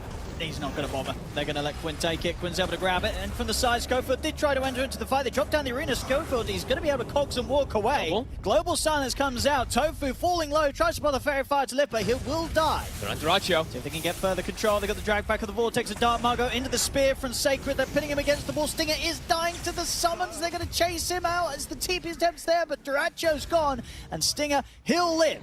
Celery not quite able to finish him off there with the Centaur. A good trade, honestly. Yeah, you lose your Wisdom Rune, but you got the Morphling. Very well worth it. Sure, and what Parker gets involved, he's going to get level 12 soon. He's doing great on the XP, and he's doing great on the gold. Just 1,000 gold away from having the full Aghanim's. Yeah, it sucks to not get a little bit of XP bonus to your Silencer and your Clock Loop, but these heroes, I would say, are two really nice heroes that don't really rely on getting that much XP. Yeah. And I guess, yeah, just a good call from Beastcoast to not try and force it too early. You know, they didn't step up to try and stop the Wisdom Rune from being picked up. They were like, hey, you could take that. We're going to strategically choose to take the fight a few seconds later when we know the backup, it's going to be there. They didn't even end up losing the Silencer at the end there, right? I think the Centaur couldn't finish him off. Schofield is going to try with the catch onto Quinn. They've got the opening route into the jump forward for Sacred. With They've got him. They've got him again. Quinn goes down.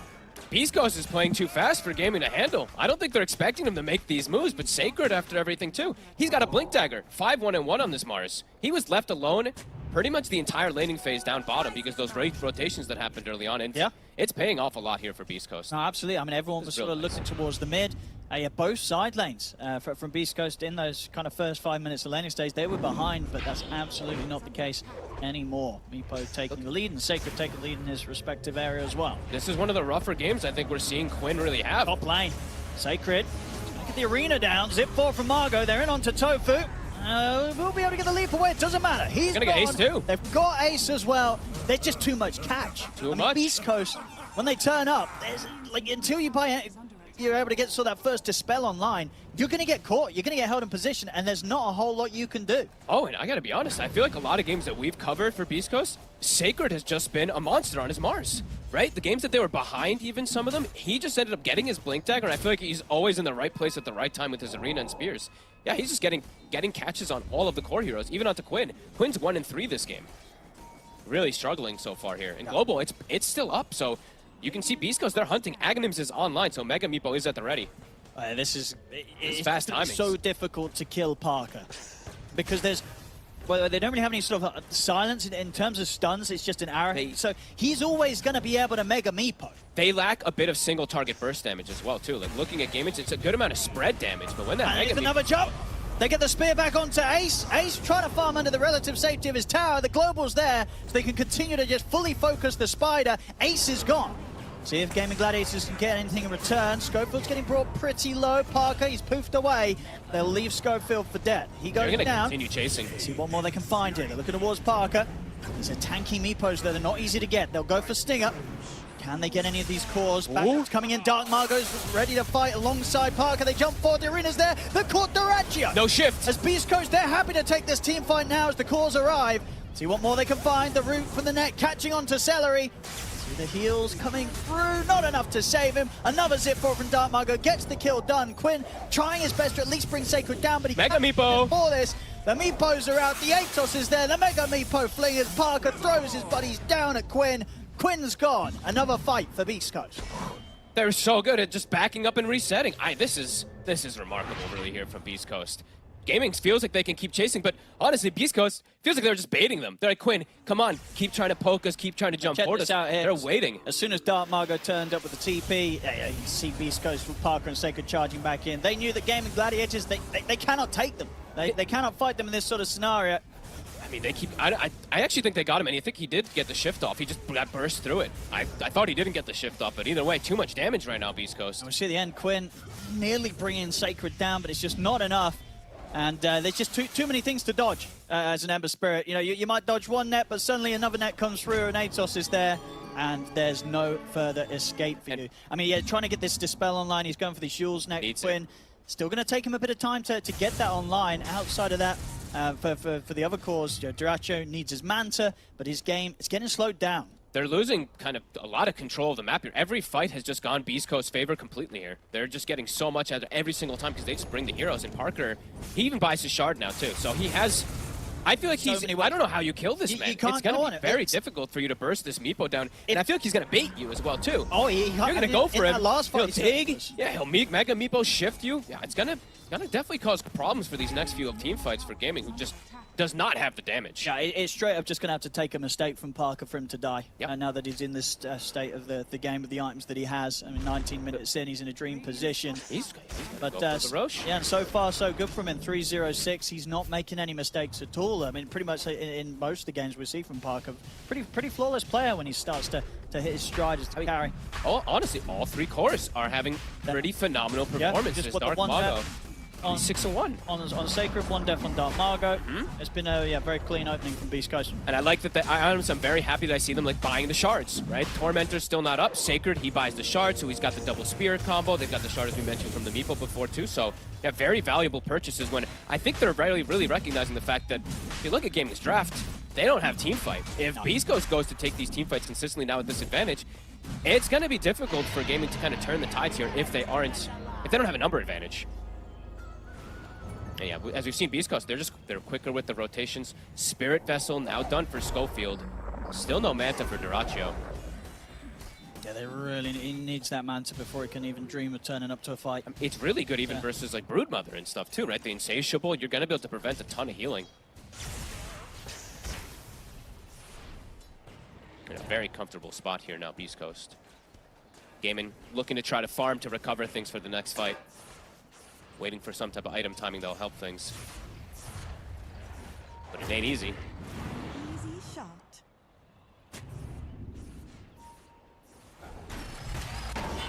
They get the hook shot. They're in. Schofield. The opening. Tofu's still able to leap away. Don't want to. First, happy with that. They can just focus on taking the tier 1, which they will do very, very quickly. I mean, they have 4 minutes where they can just be relentlessly aggressive with Parker having an Aegis. He soon has his Blink Dagger. Also, items just flurrying in for the side of Beastcoast, and they know their strength. They're looking for more. They want to get these catches. Duraccio has to be careful. He did just pop his Manta as well too, but he will be okay. I think the name of the game for Gaimin really is just like split, try to catch heroes that are away from the rest of Beastcoast in particular.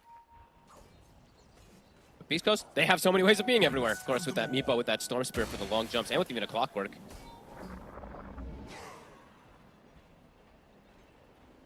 Gaimin feel like they want to try for a fight here. All right, they've got a pipe, they've got the Crimson timing, so a lot of damage mitigation versus that Meepo. It's just a question of whether they're going to actually have damage. Yeah, does Gaimin have the damage? Yeah. Getting a kill is not easy for their heroes.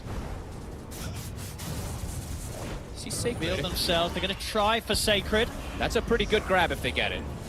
Global comes out. Won't be enough to save Sacred. He's gone. See Dark Margo considering to go back in on this. Parker's coming in from the side. What's that? See what they can catch. They get the opening onto Quinn. They're just going to fully focus the Amber Spirit. Quinn's up with the Yules. The net is going to be a little too early, so Quinn's still able to jump away. Nice juke. They find that's kind of like the dream target, but now Quinn! Parker was able to close the gap. He had the Blink Dagger up, and he closes in onto Quinn. He'll still get him. Now the rest of Gaimin Gladiators have got to be cautious. They have to back away now. Man, this Meepo. He's got it out for Quinn. 5 deaths now onto Quinn. Yes, they find Sacred, but now they've got to kind of just walk away. This Meepo is too much of a beast. I mean, Parker might find more. He's stepping up. He's got 2 minutes of Aegis, Blink, and the Atos. Is he just going to dive? He is. Dive. There's the opening Atos into the net. He gets the other Meepos in time easily. Keeps Tofu completely rooted. Damn, Parker. I mean, he could dive tier 2s with the state that he's in. He could even dive tier 3s, especially when he has an Aegis. Nowhere is safe when this Meepo has his eyes set on you. No, they just, like you said, they don't really have like chain stun. They don't have physical burst to go for him either, because he's gonna get dig. He's gonna get the Mega Meepo. Yeah, you can't hold back the Meepo. No, it is a problem right now. Gaimin, I mean, they're still trying to find their answers, right? They're trying to like split up, get that farm for themselves. But Quinn now, look at his farm. He's getting caught up by Celery. So the Tormentor. It's going to be theirs. And they just steal this one away as well. Who's going to get the shard? Got some good ones. Already got a few purchased, right? So it's going to be going the way of Stinger. I mean, sure. steal more int from Quinn. How's he doing on the end? Only 8 so far. He's stolen, I think, crazy. 4 or 6, I think, from Quinn. I mean, those two can hurt. Mid. Attempt for a catch. And Gaming, it's dodge, dodge, dodge. Even though they have a Crimson Pipe that they maybe felt like they could have fought around, still seems too difficult as Parker, just no fear. Still a minute on Aegis. Yeah. He's just hunting. Who's he gonna get? Looks like it's Celery. He's gonna find Celery. Holding open, dodge. He's missing the secondary and the third net. He'll have one up again soon. Looks like Celery does indeed still look to be out of options. Hello. A Spirit Vessel to boot. Schofield snags the kill. Easy kill for the clock. Damn. I mean, Beastcoast today on fire. 19-7. Continue this aggression. Gaming. She said it just feels like they're trying to farm and recover, and they're just getting hunted. went for quite a big zip there. Won't get anything with that one. Creep wave pushing on the mid. Look for the tier 2. Parker's going to be able to bring around the bottom one. You know, also at the same time, still have Meepo's present in the mid. He's got the main one here. He's ready to jump in. 10 seconds on the Aegis though. He wants to blood. Try and use it. He goes in straight away up to the high ground. Arena's there. They'll be able to catch both Tofu and Ace. Tofu's gone. Vortex to drag back Ace. He's surrounded by Meepos. They're coming in with the TPs. They're coming in with fire from Tofu, but that's Ace gone. Now Jiracho's going to get turned towards there. He'll start to back away with the Aegis expiring on Parker. Doesn't want to push his luck too much. Arrow. That's on Sacred. Sacred. He needs help. He's going to get it. He's going to get forced out to the side. Parker's going to look to jump back in. Celery's surrounded. As the nets are there, Celery's going to get taken out. Margot was able to clean up Tofu. That's a dieback for the Marauder. They do not have the damage at all to kill these cores. They got a full 5-second arrow onto Sacred, and he's just perfectly fine. Parker's full HP. Yeah, they just can't deal with this Meepo. This Meepo pick was perfect, and Parker's played it perfect. He's played it so this well. This is something that you've clearly got to be scared of if you're going up against Beastcoast. Especially maybe you see some of these other heroes come out. You see like the Silencer come out. That could be a big sort of tell that you know the team's going to be considering Meepo, because having the global silence, it's effectively a BKB for all of the Meepos, right? If they can't cast spells on your Meepos, you're feeling great. This game, honestly, even if they are casting spells on the Meepo, Parker feels great. There's no sort of big AoE stun or anything that Parker cares about. He doesn't care about anything. He just stands his ground. He just eats them alive, and his itemization, honestly, it's glorious this game. I love it. The Atos, he goes for the Ags, the Blink, and now he's going to have a Hex. And as we mentioned, versus the Ember versus the March, how do they hide? How does Gaming actually split up the map to try to come back in this one here? This Meepo's 26 minutes in here, fully stacked here, pretty much, or close to. Sure, he's still got a slot to fill, but the amount that he's already picked up is pretty phenomenal. He'll turn back, take themselves their own Tormentor. Bloodstone done for Dark Margo. This is it's going to look like a tough one for Gaming Gladiators to turn around. They just lack the damage. And look at that, the Tormentor, Dark Margo Shard, right? Yeah, that is devastating. Even more damage now for this Meepo to rip through everybody. It's like time. It almost feels like right for Gaming. They're probably thinking we need time for Jiracho to be able to hit items, but there is no time. I mean, I think with moves like that, you can tell that Gladiators are starting to feel it themselves. Like, what do they do? What do you do in this sort of game right now if you're Gladiators? I mean, Quinn is 3-6 this game. Truly getting it absolutely punished, and they did make rotations, right? They did play around him. Beastcoast just making the better moves and just hunting him. This Meepo. And it's just, especially nowadays with the build being as it is on Meepo, where you get this Atos. I mean, already it used to be kind of like a bad game for Ember to try and play, right, if this Meepo gets picked against you. Now it's just even tougher. You know, if Meepo's in the game, has a good start, on any sort of spirit, on any sort of mid-spirit, you're probably going to have a tough game. It's not going to be easy. This Meepo's just going to destroy you. Yeah, and like you said, this is now something a lot of other teams are going to have to worry about. Yeah, because there's a lot of spirit picks nowadays. In terms of the mid-heroes, there's a lot of elusive heroes, right, that are pretty hot right now. This Meepo Atos, it's a pretty hard counter. If the Meepo doesn't get destroyed in lane, he's going to be a problem. Yeah, it's better than it used to be, right? Like, even in the past, we saw well, not so much, obviously, but the Meepo versus Spirits and Meepo versus like Queen of Pains, any of those kind of heroes. Now you have even more catch. It looks amazing. And look at this. Wisdom Runes. He's going to actually be able to steal one and take the other. Dark Margo. Big kill for Margo. The Bloodstone pickup. He probably feels like, yep, they don't have damage. If I get Bloodstone off, I'm just going to be able to tank through everything anyway. I mean, at the end of this game, who's even going to have done the highest damage on Gaming Gladiators? Honestly, it might be Dark Margo. He is. I mean, no, not Gladiators. I'm saying, on Gladiators. Who's actually doing damage? It's probably Quinn, just because of It's still Quinn. It's probably still going to be. It's not going to be something like Celery or Tofu sneaking up there, because no, it would still not at this point. But I can tell you, the number's not going to look great. No. It will look great for Beastcoast, though. Oh, yeah. We've nearly got the swift blink on Parker. I mean, look at where Daracho's... I feel like he's just been trapped inside the base. He feels like he can't go inside. I mean, what does he do? He can't. Honestly, What- there's a what Hex. can he do? Hex on a Meepo with a Storm and a Clockwork with a Global coming in. Anywhere he shows. This is super impressive stuff, really. Wondering what the answer... Because the thing is, too, is like, let's go back. It's not just the Meepo. Yes, it's a big factor that Parker's been able to do so much, but we've seen Parker do this kind of stuff on a lot of heroes throughout this tournament, too.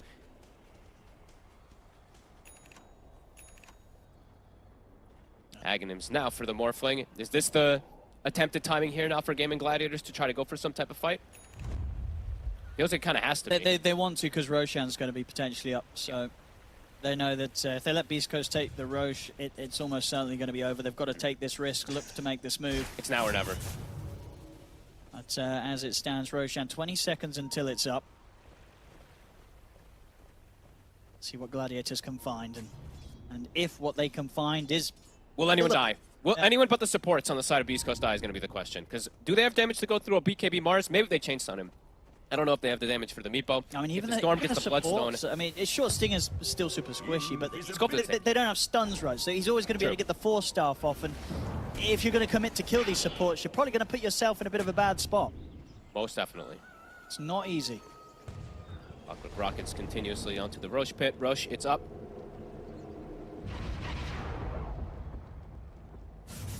Not really like Gaimin Gladiators can force it themselves either, right? They don't do it quick. Fast. Not with how underfarmed they are in Beastcoast. They're ready for this fight. They want to just jump them. This could be a scary one for Gladiators. I mean, they know exactly where Gladiators is right now. They can go straight in. Oh, yeah. We could just see a blind hook shot or something to start this fight. Parker's just going to jump in. And there we go. In on the back lines. They get the jump. Arena's there. It's going to catch the three of them. Spirit Cross is going to be enough to trap Ace. Dark Mar goes in with the Vortex. They lock down the Spider. Celery's gone. Ace is down as well. The Global comes out. Daracho surrounded and managed to get the man drop, but the Nets are there waiting for him. Poof forth from Parker. Daracho's out. Further control over the way of Quinn. As 3 are dead, 4 are dead. It's a buyback having to come out from Celery. It's going to be a dieback. They may just call it as this game fogged. They're not turning this around. No chance. Oh, did you see the damage from the overload with the Meepos? Oh my god. The detonation of heroes. Either just a disintegrated. Everyone's full HP on. Okay, they got Sacred. Just kidding. But Dark Mago has a regen. Back to full. Roche.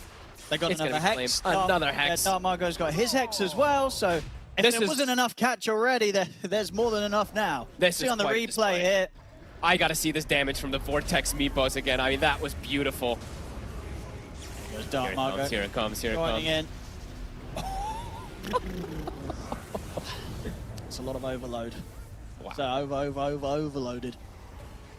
A little too much for anyone to deal with right now. Gaming has definitely been overloaded this game. Now there's the Aegis picked up on Dark Margo. 26k lead. Gladiators, they'll stick around to give it one more shot. But I can only imagine they've only got one more fight in them unless something crazy happens. Beastcoast make mistakes, but so far this game, they don't look like they're in the mood to make mistakes today. This is some smooth stuff. Beastcoast. Smooth sailing from laning phase onward, right? No, from the no first catch Ace. 8 minutes and onwards. And Ace. He's looking to be in a whole world of pain here. Trapped in the arena. Can he find any way out of this? He's trying to lifesteal his way up. But there's too many Meepos to deal with. He gets caught by the Vortex. They'll move over to Quinn. Deleted. Both cores immediately removed from the game. Dark Margo, he's ready to dive in for more. Bullying Gaimin Gladiators back towards the fountain.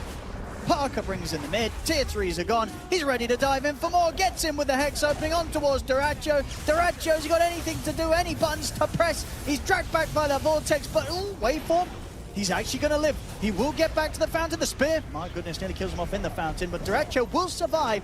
Quinn did have to buy back for this one. For an attempt to hold, but the Rax is dropping anyway. Down.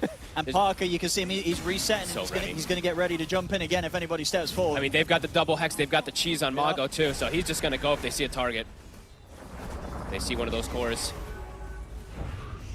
It's just going from lane to lane here, doing the damage. Level 24 Meepo, level 22 Storm. Look at the Atos onto Quinn. First net, just holding him back for now. Dark Mar goes in, he's got the mana to play with. They get the spear pushed back onto Quinn, locked down. Jump forward, Global's there. Quinn, he's out. No buyback available for him, down for 75. They can just continue to pad up their KDAs here, Beastcoast, as they look towards forcing the GG out of Gaimin Gladiators. Hex onto Daracho, he goes down, and there it is. GG's called.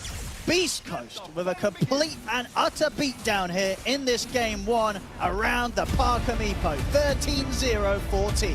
Wow. Really, what a performance from... I want to give a lot of credit to the three cores. Of course, the support cast make their rotations and help out the mid lane to make sure that Mago ends up having this good game. But honestly, the three cores for me were absolutely remarkable. Parker loved his item builds, his rotations. He was shutting heroes down. Sacred was everywhere. As soon as he got Blink, it was like, okay, we're just going to win absolutely every single fight, every single catch. And it was catch after catch after catch. I mean, the way that they sort of played around and used the Meepo, it feels like they've been doing it every game, but it comes out like this. As I said, I think beforehand, you'd only have 4 other pro games on it, Parker. It's 50%. I think that percent's going to start shooting up if it gets left in the pool. And in games like this where they're able to realize, hey, a final pick Meepo is going to be pretty devastating here. And just completely destroyed Gaimin Gladiators. Obviously, Gaimin Gladiators on the other side, they got the Brood Mother last. AC's just not able to do enough with the Brood in this sort of game. But at the same time, I don't know what he could have. Maybe the draft was already at that point too much in a position where Meepo would just crush it, that the last pick didn't really matter. It really seemed like Beastcoast had all the answers here. Yeah, they did. Wow, what a game one. Beastcoast turning up in this first game of the best of 3 very impressively and completely destroying Gaimin Gladiators. And taking us completely by surprise as well, because I believe it was Fear. What did you say? Something about like Beastcoast's drafts never make sense, and somehow they always end up making you look dumb. What a classic example this game number 1 was. Every time, like, every single time. What can you do? But the Meepo did look good on paper, I will say. Just we haven't seen much success from Meepos, but I think this Atos build was ingenious. Like, most times the Dragonlance, they're farming, maybe Blink into Hex, but he was online the moment he got Atos, went mid, killed Quinn. I think that was like the defining factor of this game. That and the top lane, they started to pressure the Brood and got an early kill as well. They really gave Jim Parker a really good game, and he paid that space back in spades. I guess like neither of us have really been able to hit the pub grind recently very much, Brian, but it seems like this Atos build has come out of nowhere in like the past 2 weeks or so. Yeah, you pulled it up on the Dota 2 Pro Tracker, and it's just this exact same build across the board. It's the Atos into Ags, and then there's like a little bit of variance between like Scotty, Blink Sheep as like the follow-up to that. But Meepo, we were talking about it during the game. We're like, out of all the illusion heroes, quote unquote, this hero's definitely the best versus Morphling, because like it's just not the same matchup, because most of the illusion heroes, they don't out-tempo the Morphling. But in this case, you know, Duraccio, it felt like he could just never be online. By the time he had Ags, the game's already over. We assume that the Ags doesn't reduce the attack speed of all the Meepos. They even got that early shard from doing 2 Tormentors for the Storm, which worked on all the Meepos. Yeah, this game, they ran away with it. Yeah, my assumption would be, so it does some stat steal. It does 25% stat steal. Yeah, it was and then on stat. top of that, 70 agi or 70 attack speed to the steal main Meepo. To the main Meepo. So yeah, the other ones seem to be just fine, which kind of explains the first phase as well. Winter, we saw this Clockwork Mars, and we were like, that's a bit peculiar. They're letting Morphling go through, but they came in with a very, very strong idea to counter it, and they executed it perfectly. Yeah, I mean, I don't know if they actually entirely plan the whole thing. Like maybe it's partly planned, because whenever you pick Meepo, you would always want a global silence behind that. But it was the old Meepo, so I'm not sure if it's necessary with the new Meepo. And Gaimin Gladiators also have a draft that's very lane focused, and they don't really have much AoE to actually deal with the Meepos. So I feel like Gaimin is going to look back at this game and just make sure that in the next game they have to just keep that in mind. Either they have to ban it, or they just need to have a draft that's more all-rounded. And now all the teams need to be worried about it, assuming that Beastcoast, well, no matter what, they will have one more series, but Parker does not have that many professional games, as you heard from OD and Fog, and in general, in this tournament, it has not been very popular. Now, I believe they were wondering who would have the highest damage on Gaimin Gladiators at the end of the game, and it is still Quinn. Was there any, I think they were debating, but like Tofu being second is kind of wild. Yeah, well, I feel like nobody else really did any damage. Ace's build doesn't do damage. Duraccio, yeah, he got in there, but he's 0-5. Spent a lot of time strength morphing.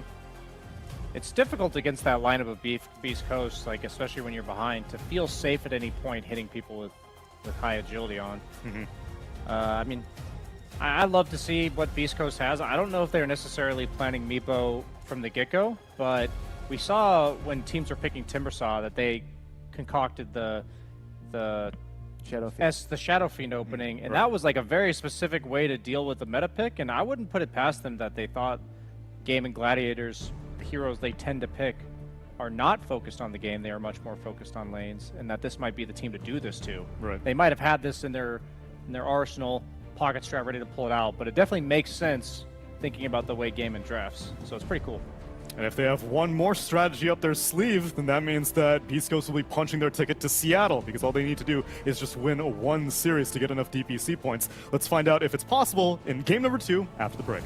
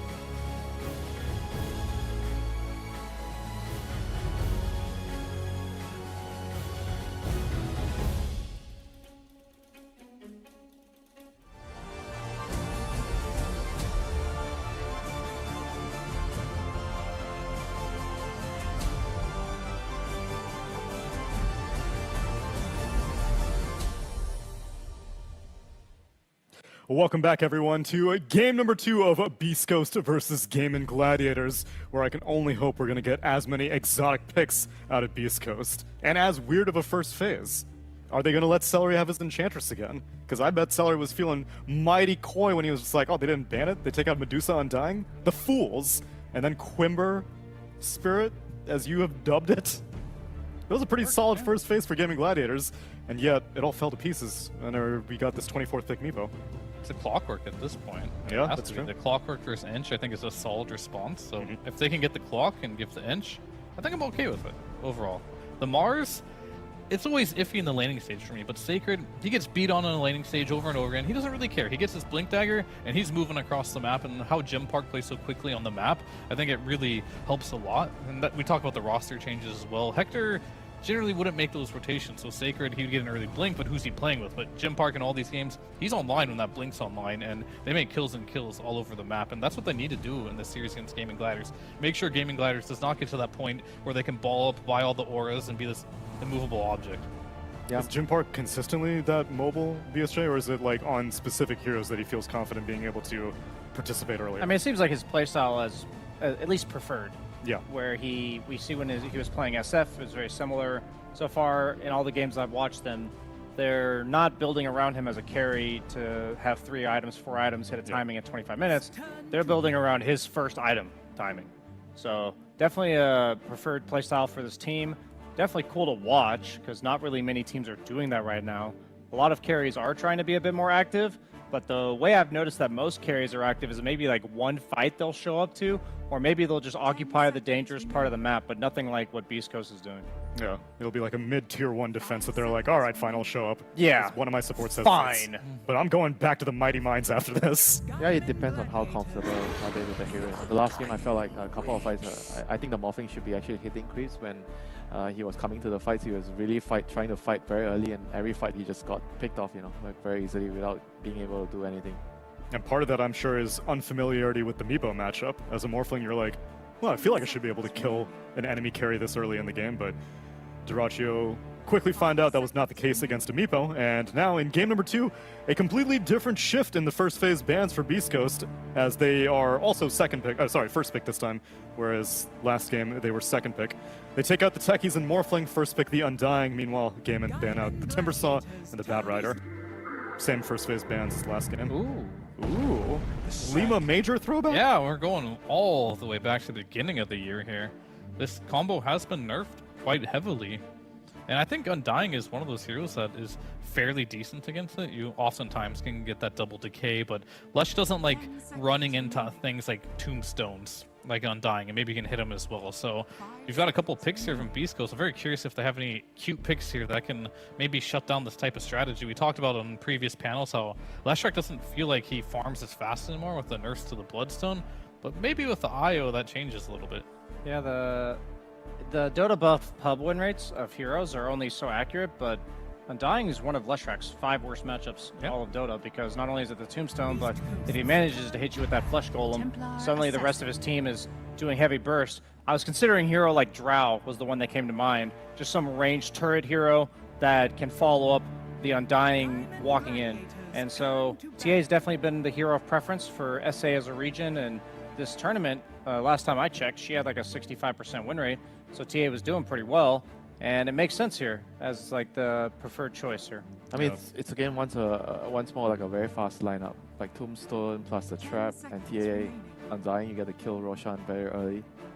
Like I can foresee the game becoming like a similar game like last game where they just play around the map really quickly, just kill after kill after kill. So then, Fear, this being Gym Park, ideally being mobile, do you go Blink first on a TA or you go Deso first? I mean, probably Dragonlance, Deso. Oh, okay, yeah. I don't think you go Blink first on this type of hero. I mean, even though he is... I mean, T's one of those timing-based heroes where you get those items so quickly. Doesn't really matter. I think when you're at Dragonlance, Deso, you're ready to fight. And from there, you can kind of decide if you want to Blink. But what I do like about this TA for Beastcoast is Gym Park will play it 100%. And it is a good matchup for Celestrak as far as potential laning goes. He could go mid with this. This could be a comfort pick of his and put Dark Mago in the safe lane. They've done this several times before. definitely an option here if they don't have something better for that mid lane. I wouldn't mind the consideration of the earlier blink just because you're against IO, so it depends on like what the setup is for Gaimin because they have the global presence of the IO, but how are they going to initiate onto you if they're going to gank you? That's oftentimes the only way to deal with TA is to surprise her off, catch her off guard, and if it's before the blink, then the IO even just relocating behind you, you'll pretty much die to everything. So I think that's a stronger consideration than usual, and so if that's something that's going through their mind, maybe they pick a hero that naturally rushes Solar Crest, some like enabling support that allows him to skip or prolong his damage item.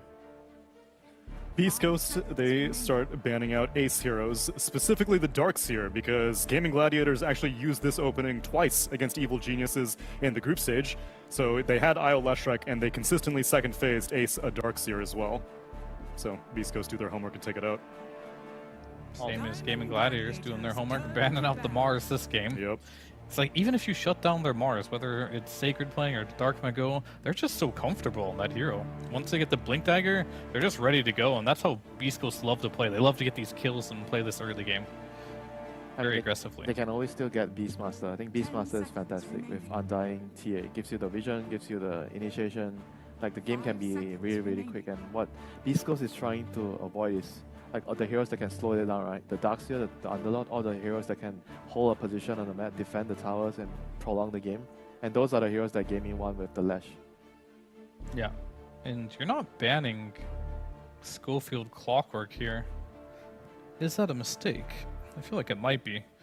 I feel like if I'm playing TA and my clock can initiate and cogs this Leshrac every fight, I'm pretty happy because you're going to bring the damage afterwards. My only concern at that point is that all of TA's bad matchups in the carry role are illusion heroes. So if you pick Undying TA plus Clock, then either your offlaner has to preemptively counter these heroes or have something in mind. But is there anything that Schofield can pick that's good versus illusions? He played some Shadow Demon. There's like heroes that aren't hard countered by illusions. Like Clockwork kind of just gets owned by them. I mean, there's not many heroes on the support role that can really deal with the illusions. I mean, Earthshaker's one, but you don't see that hero.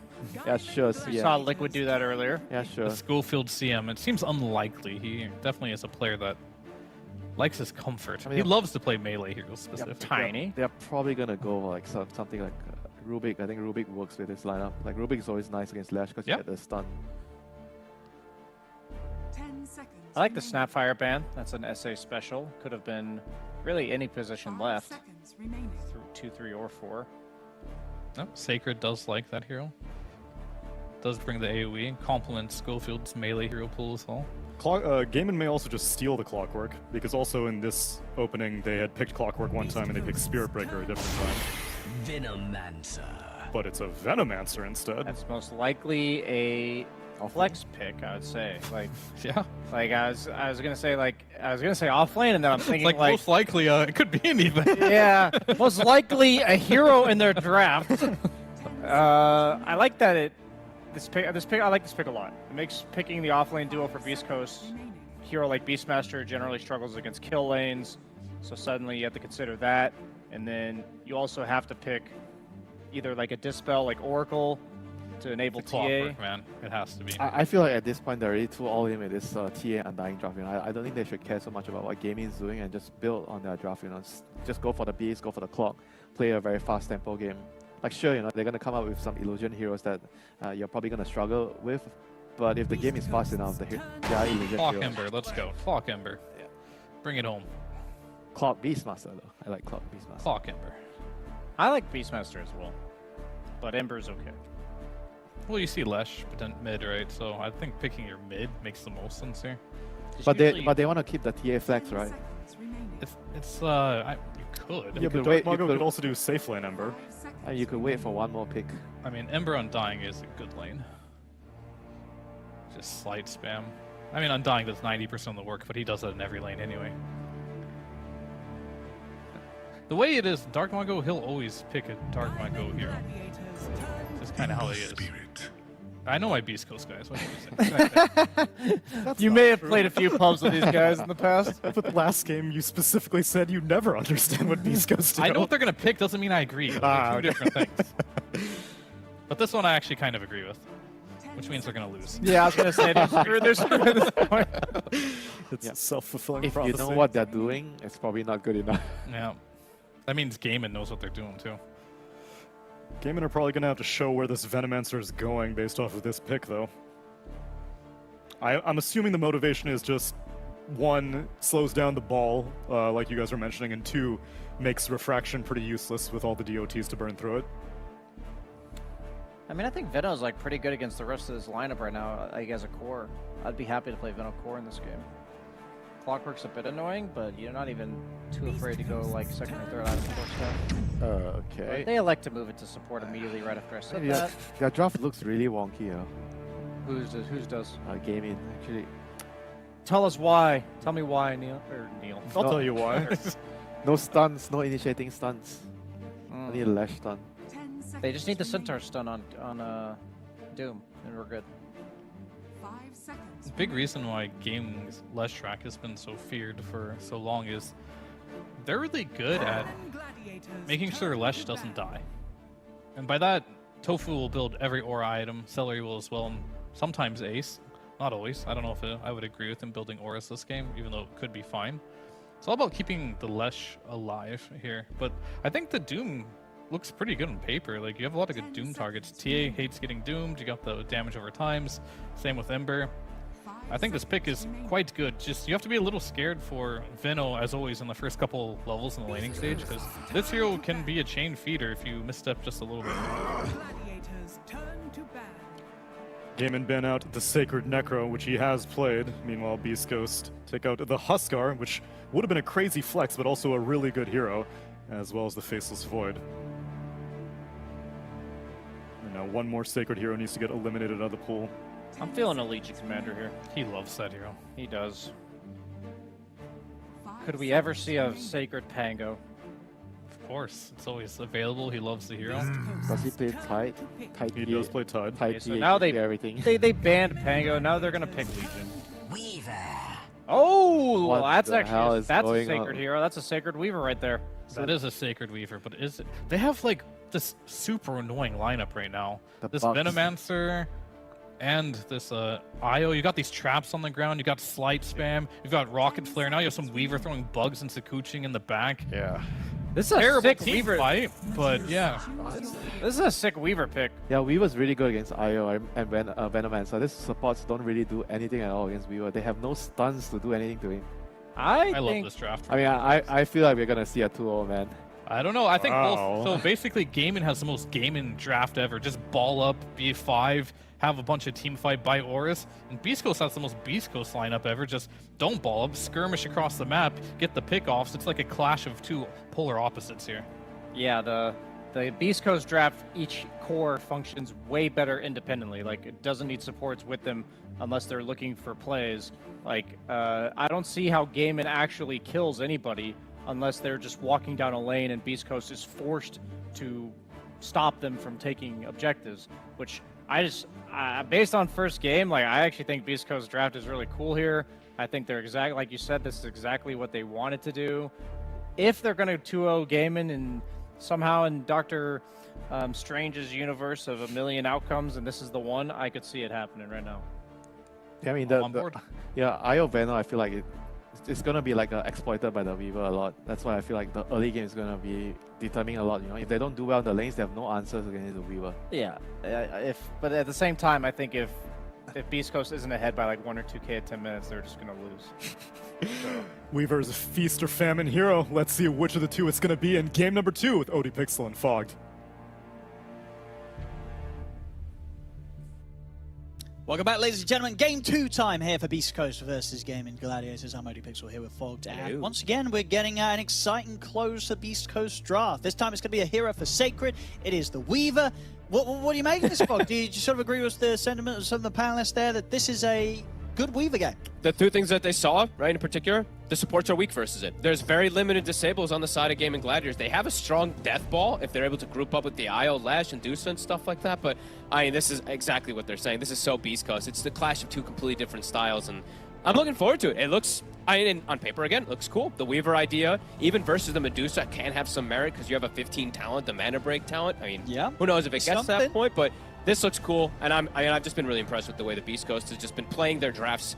They're so confident in their style, and hey, when a team is confident and they're playing like that, like they played last game, you got to be says a scared. lot. You got to be afraid. Yeah, going into game 2 after game 1 like that. A little bit of a Dirachito. Yeah, like a cute little name for Diracho there, given Parker. Like good old, I love It's that. a friendly, not a condescending name, you know. He Calling did him cute because he was not very scary last game. We'll see if Dirachito could be a little more scary at this time round. Be careful. What is Medusa? I don't know how much you want. Okay, they're going to go for Scope. There's going to be a lot of decay stacks building up here. Stinger's going to be incredibly strong. Okay. Let's see how many stacks he gets. He's at 28. Oh, he's a big boy. Yeah, they're not killing the Undying. He's half HP, but he's actually 600 HP, so it's kind of like full HP. Yeah, if they, I don't think they can fight into this now, Gaimin Gladiators. It's a bit awkward. Goldfield, he's going to commit cogs for it. Cool, Quinn. I mean, now they're taking a lot of damage, though, Beastcoast. I mean, they're going all in on Quinn. They want to try and bring down Quinn first. They're not going to be able to do so. Quinn will get first blood, taking out Stinger. Does still die, but looks like Gaimin Gladiators may even get more. Chasing down Schofield will get the cogs off, but they'll still be able to take him down with range attacks from Tofu and Celery. So first blood, and in total, 2 kills for Gaimin Gladiators. Just the 1 for Beastcoast. Almost gets like another attack onto Quinn. Almost actually brings him down first. But Quinn, he gets a first blood, but Mago does get a kill in return during all of it there. So don't know if he's going to be that unhappy because of that. So what do you make of the overall lineup? So as we said, the panel seemed to like what Beastcoast has got going, but you got to be honest, Gaimin Gladiators once again they've got some of their favorite heroes here, and some of their favorite hero combos, the Lesh IO. And it's the Lesh IO and the IO Dusa too. It's a lot of healing you can pump up, even the healing lotuses. I think lanes are going to be a lot. Lanes are going to be in particular something I'm going to be staring at a lot here to see if the answer of Beastcoast does work. Because I haven't seen this in so long, people do this versus an IO. But it was common when Weaver was popular. Like the answer to the IO. Weaver is very annoying to play versus if you are playing that hero. So yeah, I'm looking forward to see what they're going to be able to do. And if their draft is going to work together this time, because looking at it overall too, last time they had like an amazing team fight draft, right? This time around, the only real team fight is going to be reliant around the Undying Tombstone. While Gaming, they do have a bit of a better one when they do group up this time around in comparison to what they had last time around. Yeah, I feel overall I'm a bit more confident with Gaimin Gladiators draft this game too compared to what they had game 1 in a situation where they're up against a Meepo. This time around, Gaimin Gladiators, they've definitely got more working out for them. Diracho on his Medusa, if they're able to farm it up and get this Medusa to a strong point. I think it could be difficult for Beastcoast to deal with a farm Diracho this game. Yeah, I think if the game slows down too much, that's where it's going to be just very, very problematic for Beastcoast. I think they have to play, they don't have a Meepo to speed the things up, but this game I think they have to play in a kind of similar style of just aggression. Don't really let them sit back and farm, because there's a Medusa and a Doom. So if Gaming gets to sit back and farm, their lineup is going to become absolutely... Yes. Yeah. Absolutely terrifying. Yeah.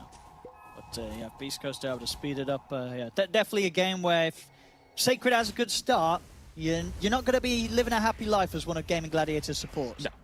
I mean, definitely not. If Sacred has a good game, even if Mago does too, because he can cause a lot of issues. But Mago, he should have a bit of a problem here in this lane, of course, versus Quinn's Lash. Is not the easiest matchup whatsoever for an Ember Spirit. It's, in fact, quite a hard one. Yeah, he started it hot here. Quinn 14 for 3 against the 7 for 0. Quinn should be set up for success this time round, and in a way which will probably need to require not as much backup from supports in the mid lane coming in as early as they had to last game. This time, Quinn, he can do it on his own. And this, yeah, I think Tofu playing around here bottom, they have a much better, like, just overall everything versus Parker's hero, as you were mentioning, right? The Meepo just looked really, really good if he was able to get off to a good start. This TA, even if he gets off to a good start, there's answers. They have Veno, they have Leshrac, they have Doom, heroes that can run him down and break that refraction and kill him early.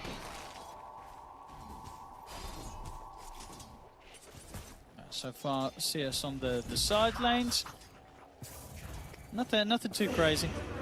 too crazy, keeping it pretty close. I mean, it's both cores on the top lane, Duracho and Sacred, kind of slowing down one another. Yeah, Ace having an excellent time bottom, though. He's kind of like the big winner. Him and Quinn in particular. Ace has a ring of health already, and Parker's he's actually having to buy extra regen down here versus this Venomancer. And it doesn't really get easier. Even though he's got Clockwork, one of like the best kind of support heroes to protect him, this is a very kill-hungry lane on the side of Gaimin Gladiators. Gale is very strong once you get like the second pointed if he wants to do that. Yeah. Schofield, yeah, should be able to do his best at kind of holding them back, at diving the tower, at least at this point.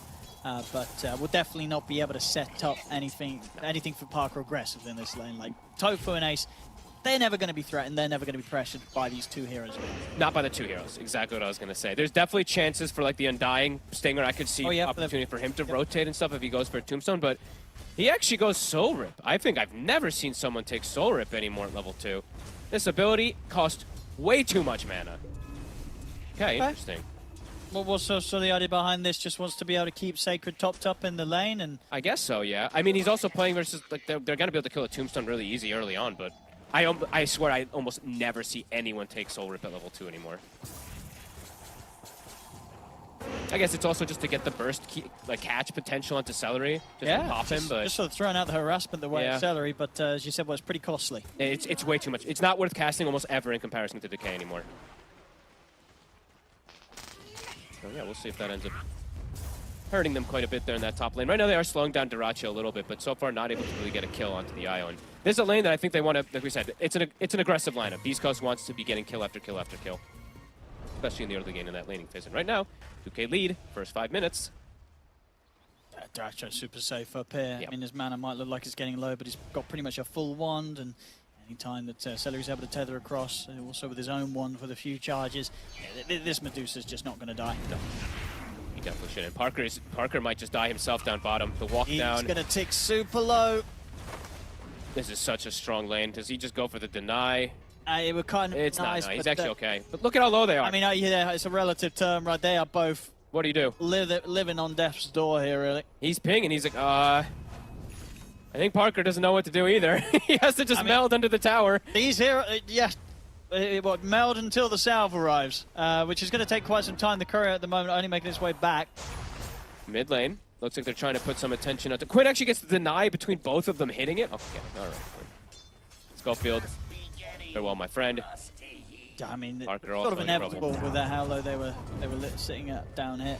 Quinn, looks like they're trying to put attention onto him, but Celery's here. He's got wand charges. Mago. He could be in trouble. He's going to be able to get his remnant off. And actually in a good angle there. Gets away from Tofu, so we'll still manage to TP out of that safely. Not bad in that situation, being able to survive when you got the two supports coming in to help Quinn out. Wasn't enough to set up onto Dark Margo. He lives. I'm watching Parker struggle. He is really, really starting to fall so far behind. Salve does get delivered, all right, but it feels like they might have to start doing like tri-lane Stinger. Tries to go for these plays around Quinn in the mid lane, but I feel like they have problems in the bottom lane that they need to start fixing ASAP. Otherwise, Parker, I feel like he's just going to lose his tower super early to Ace and Tofu. They're going for him again. Is anybody going to be able to help Parker? He's got Refraction. They've got TPs coming. They're bringing the Weaver. Okay. Sacred. He's able to line up the bugs on towards Ace. They might actually be able to turn and get these 2 kills here. Deep with the Factory Assault, Schofield runs down Ace. Sacred, he'll finish off the 2 of them. Okay. Very impactful rotation there from the offlane Weaver. Gets the double kill. Cool. And pretty much, is that the money for the full Spirit Vessel? No, he has the Vitality booster, but not the recipe. Okay. But it's going to be early. It's going to be a quick one. Versus that ILS, yeah. Very nice TP from Sacred. A needed TP, it does feel like, because lanes are a problem. And Pano was talking about how Beastcoast's draft kind of does need to get off to a good start versus this really farm-heavy draft. And Gaming, they're in a very, very comfortable, happy position. Yeah, looks like a lot of this early game from... Nice steal. Schofield's able to actually take the Wisdom Rune away. Right, so is he going to dive this? He's got a TP up now. Oh! Ace has got him. That was close. More TP for you. But yeah, Wisdom Rune's claimed. He'll take that. Yeah, at least they got that. Schofield, yeah, he'll give him the tip. Nice little pathing there from Ace to walk through the cogs perfectly. The money, though, very much in the favor of Gaimin Gladiators. 3K lead, 7 minutes in. A much stronger start than what we saw from Gaimin Gladiators last game round. And they actually have answers, it feels like, this time around. Meepo, if the Meepo got ahead last time, we saw what he was able to do. They have answers for this. He stepped up in the middle, get his tombstone laid down, but he's dead. For money. looking to be a bit of a difficult opening here for Stinger. 3 deaths, hasn't really been able to do too much on the Undying. I think they kind of just have to, I mean, maybe just get stacks going, or you just have to form like a tri-lane to make sure, but I think that lane's already, the damage is kind of already done at this point at the first 8 minutes. Parker, I feel like he just, actually, yeah, he just maybe just has to jungle, and they're going to have to do some kind of weird movements here, just with Sacred kind of breaking away from top to be that pressure to make things better for Mago and make Parker have space or something like that. It's definitely quite awkward at this point. I mean, all this recovery now, it's really on Sacred. He has to do a lot. He has to pop off. And if he can get a couple kills here, if he can get this Vessel very early on, that can pose some decent kill threat even onto these tankier heroes like the Lesh, Io, or even that Doom in particular. Bottom. Tofu still just continuing to put on the harass. I mean, Sacred's got to swing round down towards the bottom lane, maybe see if they can go on to Tofu and Ace if they get baited down into the lane, but he's got vision upon him. They know he's coming in. I think this is how he has to play, he's though. Just got to run up, he's got to run up and down the map. Yeah. Because right now he's the strongest hero on Beastcoast, and he has to do something to alleviate the pressure that's been put onto the rest of Beastcoast's lineup by the fact that Gaimin Gladiators have done as well as they have done in these early lanes. I want to see them also just get the stacks going. Sure, you have to watch out a little bit of Gaming potentially walking in and stealing them, but I feel like now it's like, if Stinger's not going to just play super active with the Weaver, look for constant kills in this early game, get the stacks for the recovery outlet for Parker, because I'm looking and I don't think they have any stacks right now for this Templar Assassin, who is having a very rough time right now. At the least, didn't die in lane. Didn't die, didn't somehow. Die. To be honest with you. So that's something to be said there for Parker. But, definitely. Indeed, it's a long, long road to recovery here in a game that, you know, if the road's long, Gaimin Gladiators, they're going to find a lot more gold along the way. Oh, yeah. And they scale very, very hard on the side of Gaming. And yeah, just so many answers really for a TA. See how they try to reestablish things. Mago, he's, I mean, all things considered, not doing so bad, but still, it's 1,700 ahead of, behind his counterpart. Bottom lane. They're going to get the chance to go on to Tofu. They're bringing in further TPs. The relocate there from Celery to bring Quinn into the action, but Beastcoast, they turn up in their numbers. They bring 5. Arrives here. They're going to look to try and get the catch on to Celery. They've got the chain. Celery, he's gone. Beastcoast. There you go. Able to hold there against Gaimin Gladiators' attempt to get Quinn involved with that quick relocate down towards the bottom. Beastcoast, they were much, much more responsive than Gaimin Gladiators signed up or expected for. Vessel's online. Let's see if that allows him to go for these extra kill threats onto the cores in particular. Quinn he actually has an illusion rune, so he's pretty safe. Daracho is going to just be laughing the way to the bank, though, as he's just going to have a absolutely free time, unless they somehow want to try putting attention toward him, but I don't find that being very easy with the way that Gaming's going to try to just make space for him. They're going to be playing around Quinn. They're going to be the ones pressuring. And Quinn, that is pretty much the Bloodstone done now already at this point in. Ace also with his Midas, so that farm just going to accelerate. Chaos has to be the name of the game for Beastcoast here. Yeah, and it's going to be difficult for Sacred in particular to keep up in farm with the way that he's had to, you know, he's felt that he's needed to kind of be running across the map. He's not having a lot of chance and time to hit creeps himself, so... Gaming's just farming. They're stacking and farming and stacking and farming, so Quinn, yet you're seeing the effect of it. He's 2k ahead of Dark Mago, who... Dark Mago's trying to run around and hunt, but you're having to hunt these heroes that are just farming stacks. So it just feels difficult for Beastcoast to try to get much of anything on the map here. Beastcoast, they're going to find themselves at kind of a hefty gold deficit. Yeah. If it continues as is. Get the stacks going, though. I think that's still... I still just want to see like a triple stack Ancient on both of them, just so this TA can try to get enabled and catch back up here. Doom, gonna come out. Just on a clockwork, and they actually have traps set up. No, I don't think Ace is getting away with this one. At least he's not getting a kill. Nope. Sacred's come now, too. The Vessel is here. A bit of an awkward go there for Gaimin Gladiators. It gets a response out of Beastcoast, but they won't kill anyone, and now Ace... He's in trouble. He's been left on his own. Tombstone's going to get laid down. Ace, he's gone. A bit of a... I mean, what do you think the plan was there with the Doom? They felt that they could kind of get the follow-up relocate in a bit quicker, get some further lockdown? I guess they didn't see the traps slow. The traps, like how many of them there actually were. There was like 3 traps under the tower that did just get some continuous slow onto them. But that's a Doom wasted. Beastcoast, there's an opportunity they could take here. Yeah. He does have a shield rune and he does have Bloodstone, so Gaming is kind of gathered around him, but that's a good hit. As Parker gets space to farm some stacks. Bit of a slip up there for the team that's ahead.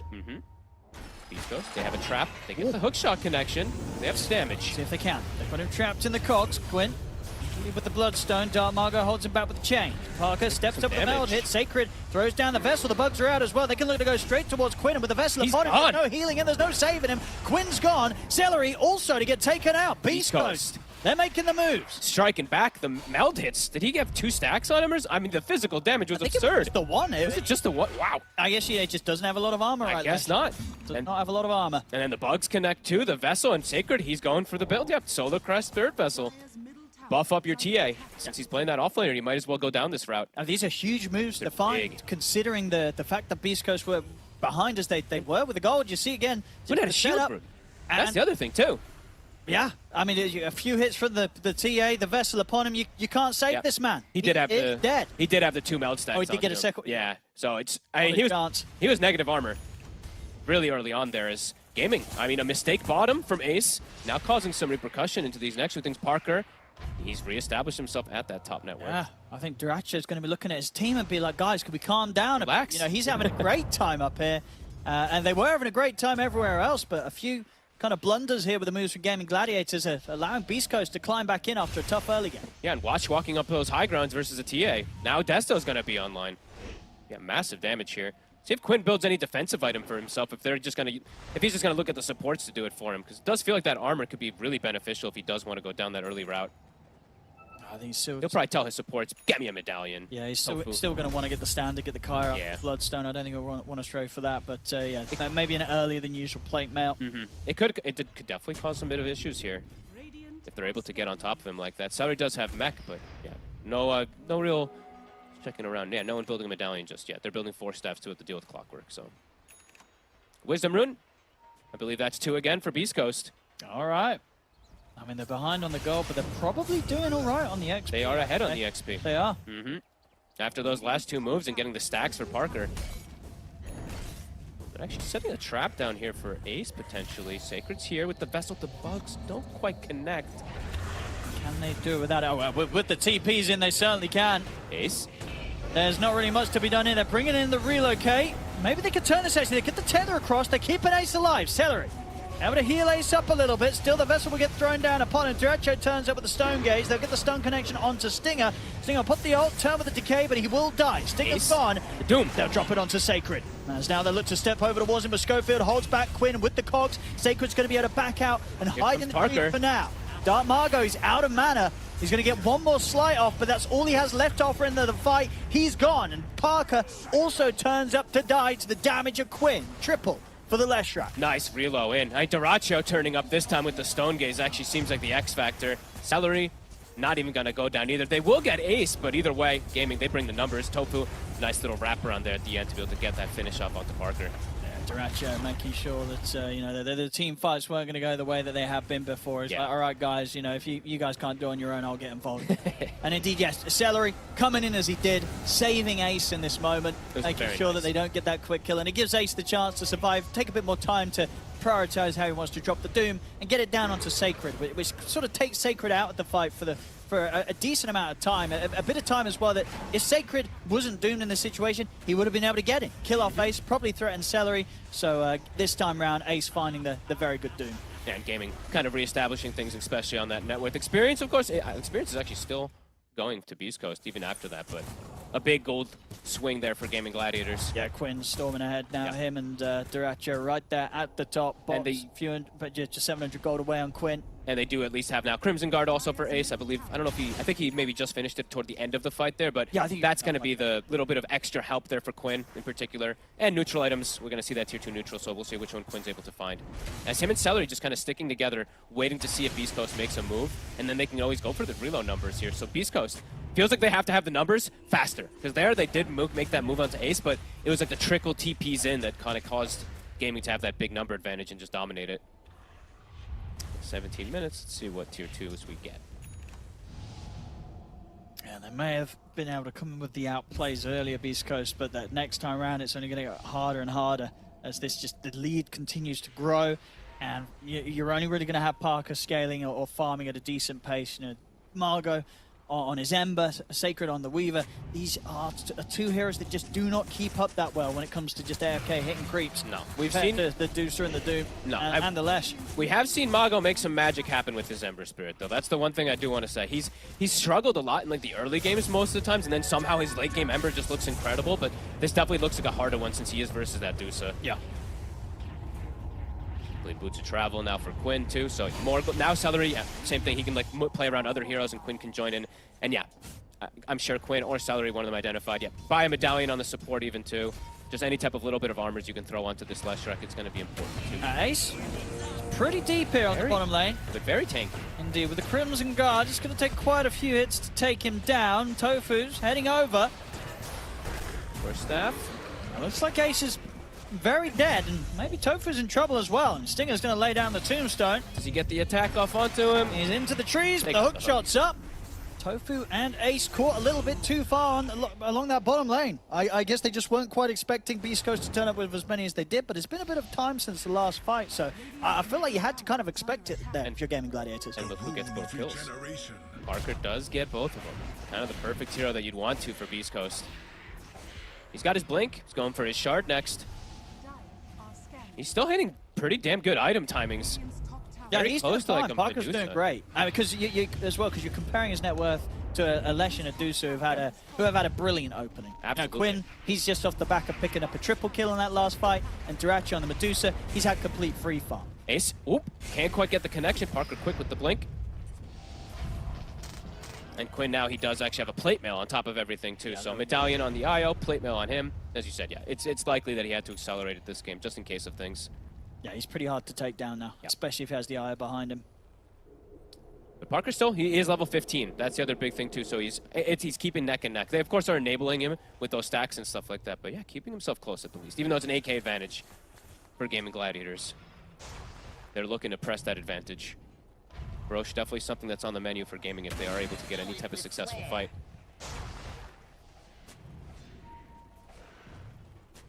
Parker does commit for the shard. Okay, cool. The Ratio, big item timing for him here. Manta and Scotty now versus this range core. He's just walking in. I mean, they all are. They're going to be able to get the jump over towards Parker. Parker's able to put them out. The Doom will still get laid down to him, but he gets forced up the high ground. He's still in trouble. They're going to dive in for him beyond the towers here as they take out Parker. They're diving the base for more. Stinger to go. Sacred also has to run in with the Shikuchi. As Gaming Gladiators, they're just into the base of Beastcoast. They've killed off the three of them. Look at Duracio. He's in the base. He's right in there. I mean, there's just nothing that's going to threaten him. Sacred's caught out by the stun. He's going to be going down as well. They just walk in, kill off the four of them, and walk out with no damage done to Gaming Gladiators themselves. They can get back to the tier 2 push. I mean, that move there, that sends quite a message. Oh, yeah. Sheer aggression there from Duracio and the crew. As soon as they get on Parker, you see the fight's like, oh my god, it's a disaster as he needs to try to disengage. I mean, they're just completely flexing how far ahead they are in farm to be at this sort of stage of the game. Yeah, they know how strong they are. They know that Beastcoast cannot deal with them if they just go in like this. And again, yeah, Ace, once again, finding that fantastic Doom down onto Parker, rendering the TA completely useless. Yeah, this time around the group up, you can see how strong it really is around this IO. Very comfortable draft here from Gaming as I mean, the ball has been rolling now for some time as Schofield perhaps getting caught out again here. Quinn. Oh, they're not slowing down again, the Gladiators. They're going to keep this one going. Schofield, though, will be able to hook shot over towards Celery. Celery's out. Quinn's going to run. He's got a haste rune. They catch him. Dark Mago's trying to. Ace is ending soon. Still has some remnants to go with. That was the last one. Rocket. They get him. They see him. That's a big kill. Oh, that is indeed. Who's going to be able to get the money out of this one? They probably want to try and give it to Parker. Parker. They're force him in. Parker, he's not going to get it, though. Dark Mago will. He's not going to be fussed about that. No. Dark Mago's going to be happy that Prim is giving the full Stanjin Kaya. Oh, and that's on Roche. They actually are, they're going to kill it very quick, too. There's no way that Gaming gets over here, so. All right, so yeah, Beastcoast. Back.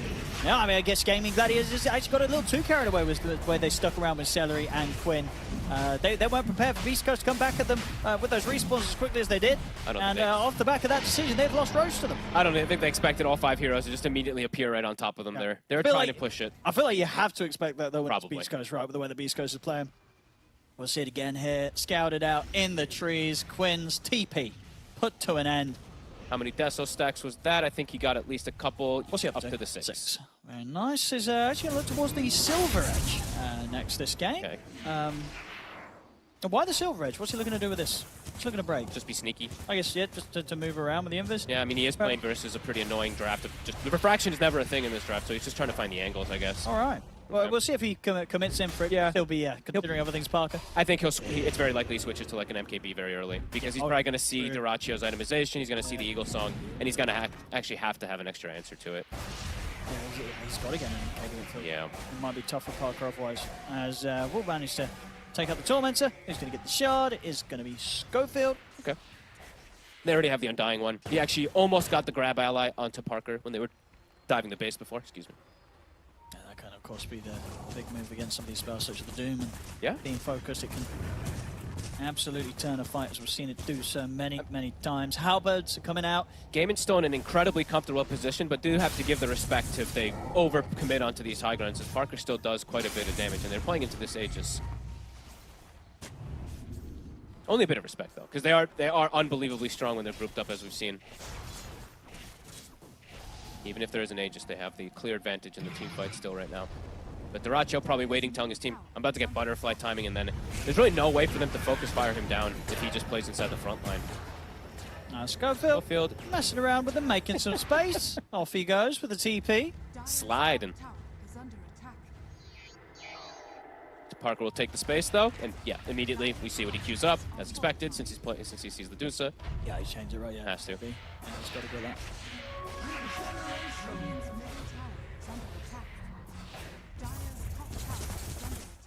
Duracio will indeed have that butterfly done. Just a few hundred gold away. And let's see what the approach for them to try to deal with, because it's not. The thing is, it's not just Duracio. He's farming, but Lesh, Quinn, as Gaimin does with this type of draft, he always ends up being that really big secondary carry. So let's see how much they itemize and what they want to itemize first. Mostly, I guess they're kind of like multi-itemizing. So Halberd is going to be going for the Weaver, and Clockwork is going. He's already got the pipe, so multiple different answers, I guess. Trying to answer the Lash, and then he's going to go Halberd on the Clockwork as well too to deal with that Dusa. So still trying to itemize to be able to deal with this very strong Gaming Gladiators draft that just continues to scale.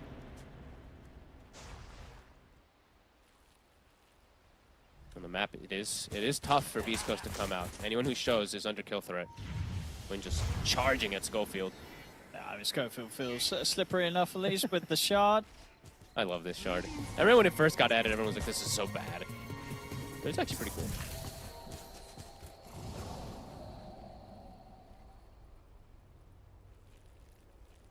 Does he have the full Solar Crest now onto Celery as well?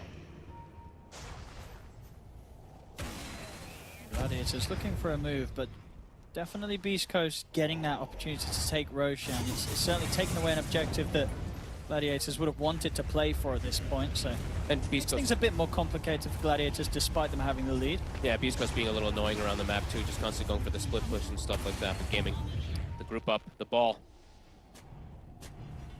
They want to walk on high ground. Schofield will try to deter them for a moment. But the catapult that's going to be hitting, and Duracio is going to get buffed up here from Celery. Tower's dropping, and there's no glyph. It's going to be hard to push him off. Schofield, he goes in with a hook shot, but nothing much more to be done after that. This tier 3. And it's going down. Beastcoast. Okay, going to be able to push Duracio away from the barracks. I mean, he's continuing this push.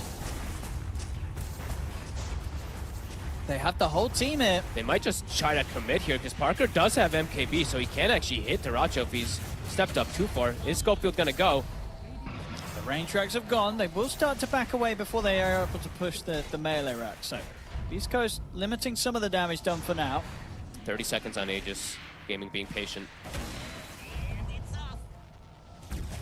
Big heal up onto Duracio there. Did you see that? Drops his, I think he dropped his Eye of Scotty and stuff, and then just got like mangoed and arcane booted and stuff, so back up to full health, full mana. I think maybe even a Healing Lotus was passed over to him, I didn't actually see. Sacred stepping outside of the base, but unlikely that the rest of Beastcoast will want to follow. They need to play in the start base. a fight out here. No, they need to wait till they go up here. And yeah, that is going to be the Aegis reclaimed. Gaming just patiently pushing around Duracio.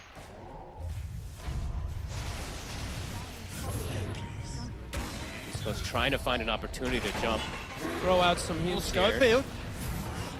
Go in with a hook shot. Bit awkward. Get back out with the jetpack. Ace is actually going to jump forward. Lockdown onto Schofield. He'll be safe for now. Oop. He jumps out a little early. Poison splashes to everybody. So I'm going to tick down pretty low. He's getting chased by the illusions, the Medusa. We'll keep his distance so Schofield survives. Duracho to continue the push. Gets caught by the silence. Oh, They've got Dark Margo. on a Dark Margo. Whoopsie. He tried to step in on the back lines, but the Doom gets dropped down upon the Ember Spirit. Dark Margo's gone. Parker. Duracho steps in with the Stone Gaze. Won't be met by the Glyph. There'll be a buyback from Dark Margo. He wants to go. They've used Stone Gaze and they've used Doom. They want to try and punish this Beast Dark Coast, Margo? but it's not going to be easy. Stun catches onto him. He will be forced back to safety. Stinger steps up and immediately gets taken out by Duracho.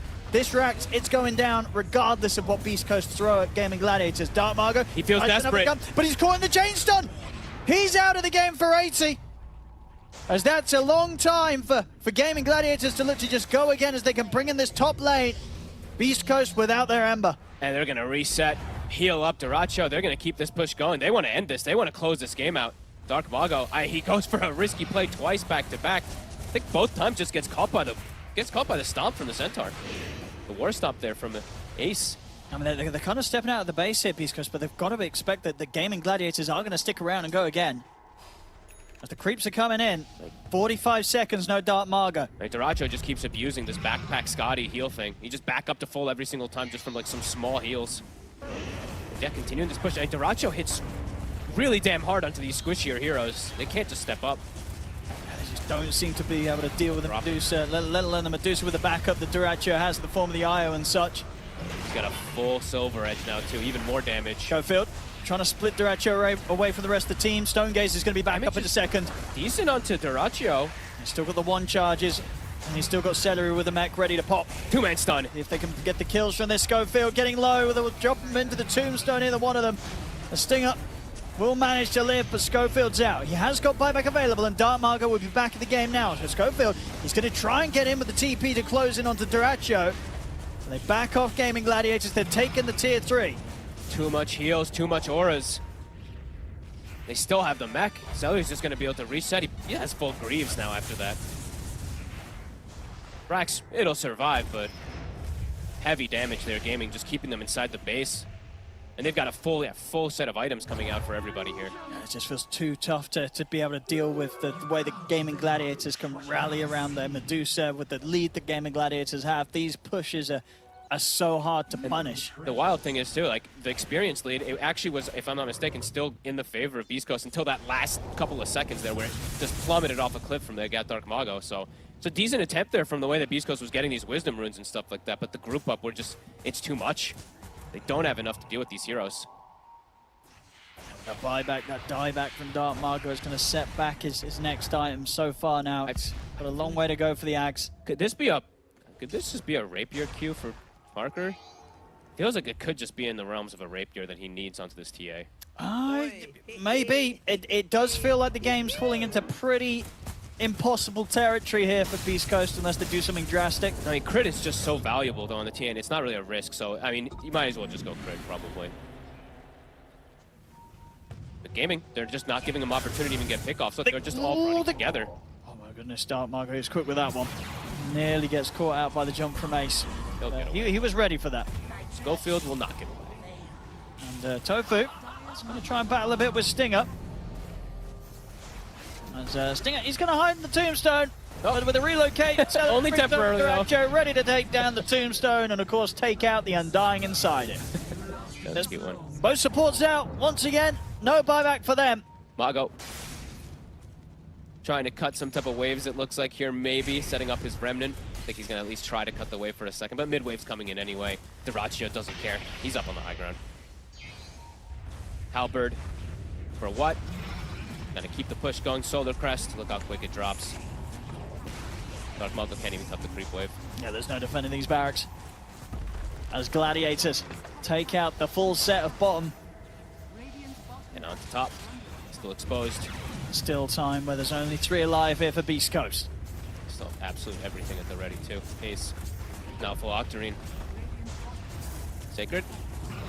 Uh-oh. Oh, careful. He gets caught by the stun. He's gone. He can't even time lapse off. I don't think he saw the Ags Medusa. That little bit of mini stun there. Yes, it caught him by surprise. Absolutely. The last hurrah, Beast Coast. That's the silver edge picked up for Parker. I mean, you got to just go all in here. But the Rax, it's already dropped too fast. one last fight. The Megas are out. 32 minutes in Sacred. We'll get the time lapse shot this time. Beastcoast trying to spam back Gaimin Gladiators, but Duracho, he's barely going to be taking any damage at all. He steps up with the Stone Gaze. They're having to back away here, Beastcoast. As into the Tombstone again they go, trying to hide, trying to survive. Schofield goes in, drops down the cogs, but he'll immediately die. Once again, no buyback for him. Sacred just gets back to the fountain in time. Will still fall incredibly low here down to the poison damage of Tofu. Dark Margo's trying to dance around them, jumps up around and caught by the stun. He's gone again. No buyback for him. As this game too, it looks undoubtedly to be going the way of Gaimin Gladiators. I mean, Parker? Maybe he could get one or two more kills here. The mana's low. They get the supports, but can they get the cores? I mean, Ace is going to jump back in. Can't get the two. He's going to, yeah, they've got the follow-up stun onto Sacred. It's now just down to the final two of them. And in fact, Celery's buying back to end it. And they know this one's over. GG is called as Gaimin Gladiators will take this game 2 and push this series to a game 3. This one quickly became a very tough one. They had some cool kind of recovery kills, especially when Quinn walked up high ground versus Parker, right? Early on, what, 15-something minutes ago or 16 minutes ago. But overall, they had to cause way more chaos. They had to just be getting kill after kill after kill, it felt like, in this one. And it quickly didn't happen. Yeah. Weaver, you could feel that they were trying to do that too, right? They're like sending the Weaver bottom, running around, sending the Undying all over the place, but trying to save the early game, but yeah, he could not. And yeah, Duracho, we already saw signs of it from the beginning that he was going to have a good game. He certainly did. 9-0-10. They weren't able to touch him at all. He had the complete free area at the top side of the map. And whereas the first few fights for the team, for Gaimin Gladiators, despite the strong laning phase, kind of got caught out. You know, Beastcoast were able to strike back. As soon as Duracho turns up, every single fight, every single involvement that the Medusa was in, it was just game over for Beastcoast. They couldn't deal with Duracho this game. No, it felt like a game that they were kind of trying something like the panel was talking about. They wanted to try this Weaver, go for something where they can slow down and kill this IO, kill this Veno. It never really happened. I don't think they really killed Celery at all inside lane and stuff like that. So it was an attempt here from Beastcoast to try to just like snowball things up a lane crazily versus this very comfortable gaming draft. But this time around, it didn't work. Quinn on his last, she also had a phenomenal game with the backup of Celery. And yeah, their group up just a bit too strong this time for Beastcoast. It certainly seemed to be that way. This one pretty solidly going the way of Gaimin Gladiators, but all, of course, for very exciting stuff as we will now be getting that game 3 coming around the corner as this series now stands 1-1 between Gaimin Gladiators and Beastcoast. 2 experiments out of Beastcoast. The first one with the Meepo, pretty successful. Second one with the Weaver, not so much. It's almost like the bottom fell out from under them, Fear. It's like they had a plan and it just all fell out. Yeah, their lineup was really meant to just win the laning stage, play these scrappy fights, but when you get behind in the lanes like that, sure, they had a couple of good skirmishes here and there, but they just didn't have an answer for Medusa this game at all. And their biggest problem is I agreed with their draft. So whenever that happens, the fools, you just can't win. It's more likely that we predict their picks. Yeah. The more likely it is that Gaimin also understood their picks, which means they're screwed. I feel like that's true for every team, though. That's not just a Beastcoast specific thing. But like, their picks kind of like this team we talked about. They thrive on chaos. They thrive on the opponent not knowing what's going on. Right. And that also implies we don't know what's going on. What was going on with this Weaver pick then, Winter? It looked amazing against their heroes, but it just can't get the job done. Like, he didn't snowball hard enough against Medusa from the lanes, but who are you kidding, man? You don't beat Medusa in the lane. Yeah, but can't you just go around assassinating all the supports, making them useless, then the team fight is your oyster? Yeah, that was what I thought would happen, but it didn't happen. They kind of had a trouble with all their lanes. Yes, that is true. Even the Templar Assassin was struggling immensely, which kind of justified this early Venomancer pick. She was basically at critical HP for like 80% of the laning phase. Hey, that's what Medusa does for you. You know, like you can have a draft that looks like looks weird, no stuns, but eventually, as long as she can farm, she can hit creeps, she's gonna carry the game. She just sucks the fun out of the game. She really does. More than techies? Yeah. More than Morphling? So. Yeah, the thing about techies is like, the way he beats you, you can't see it because it's a mine on the ground, but it's the same as Medusa, but you know she's there, hitting jungle creeps. You don't know where, but, you know, if you did the math, you'd be like, okay, she started here, she farms 12 camps a minute, probably somewhere in this vicinity, around the 42nd mark on the minute. That's about all you know about Medusa, and then eventually she shows up with 3 items. Yeah, she showed up at around 19 minutes with a Skadi Remanta. That's when you know the TA is fucked in the game.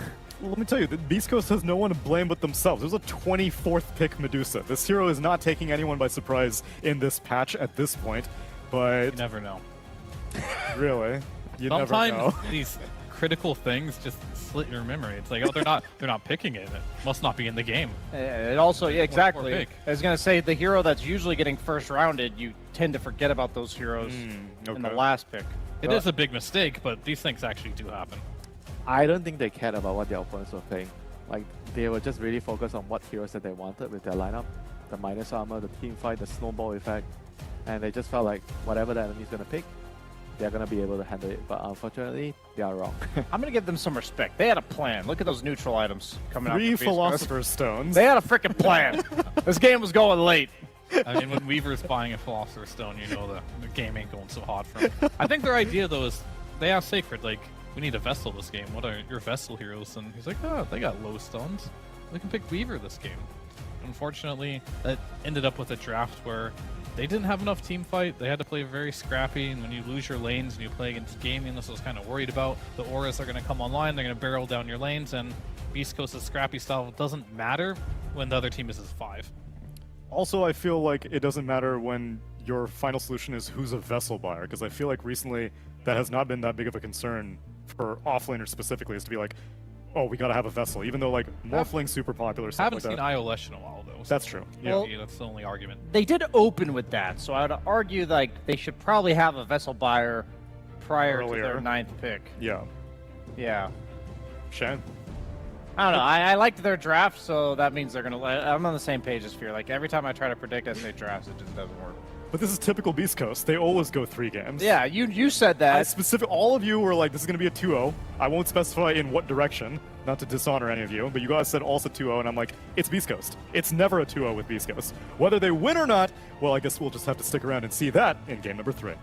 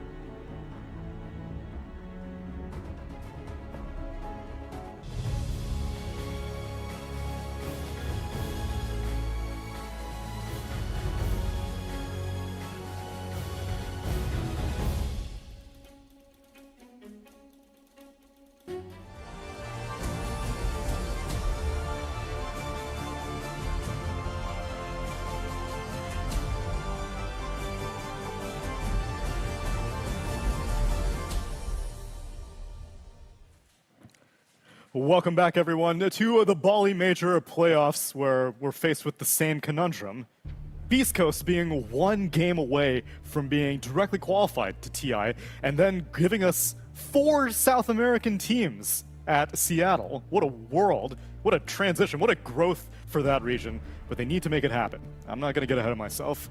The only thing I am curious about is I want Dark Mago to get a weird hero this time, because Game 1, Jim Park got his Meepo. Game 2, Sacred got his Weaver. Now it's Mago's turn. Okay, it's going to be a water park, baby. We're going to boat it Kunkka? up. Okay. Giving him the Kunkka. Fear hates Kunkka. Exactly. That's not a weird hero for him. It's a weird hero in general. He's but already played at this tournament. He has, but it's off meta.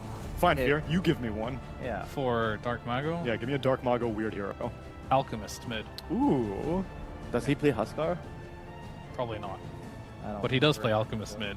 He does. And it's weird. Why is Alchemist not viable right now? I just don't see him that often. He's nerfed his gold so much. But it's innate. I But thought like- it being innate is so great. I didn't mean to do that. Can't take you seriously. Sorry. Because kinda derailed the entire so my main conversation. reason was that I thought that whenever Morphling was popping off, Agi heroes are off the table because of the Ag Scepter. So I was like, okay, what strength carries could be viable? I thought Alchemist could be one of them, but clearly not. They also nerfed his stun, and then so his laning stage is a bit worse. I know they nerfed his movement speed by 10 over the course of 2 patches. I think all this stuff combined, there's like a lot of lanes that he previously would have won. Okay. And now he doesn't. And that's generally like what makes a carry first roundable, is whether or not they can get off the ground running from the laning stage. And right now Morphling's the new Alchemist in the sense that he just wins every laning pretty much. Yeah, I know, Fear, your theory specifically was that you are noticing that carries who are popular right now are ones that just don't have to spend that much money on regen. They just Yeah. sit there and they don't care if you're right-clicking them. I feel like with Ring of Health no longer being part of Battle Fury, it's very difficult to pick these Battle Fury heroes, and Medusa, Morph, they don't really care about regen. We're seeing a resurgence of like Naga in the right game. Faceless Void. Having to buy your own regen is very difficult because the meta isn't right now of having supports that can keep you topped off. You know, we've nerfed Salved a million times. It's very difficult to lane right now. As the offlaners, they're still annoying. They still spam you out of lane really hard, and if you're bringing Salves non-stop, you're just not going to get any farm, and it's going to be hard to play the game. Yeah, and those heroes really abuse the Lotus a lot in the laning phase. Yeah. Morphling, Medusa, like those are probably the 2 best carries at picking up the Lotus and just using it well. It's very, very hard to play the other carries, you know, if you can't abuse the Lotus.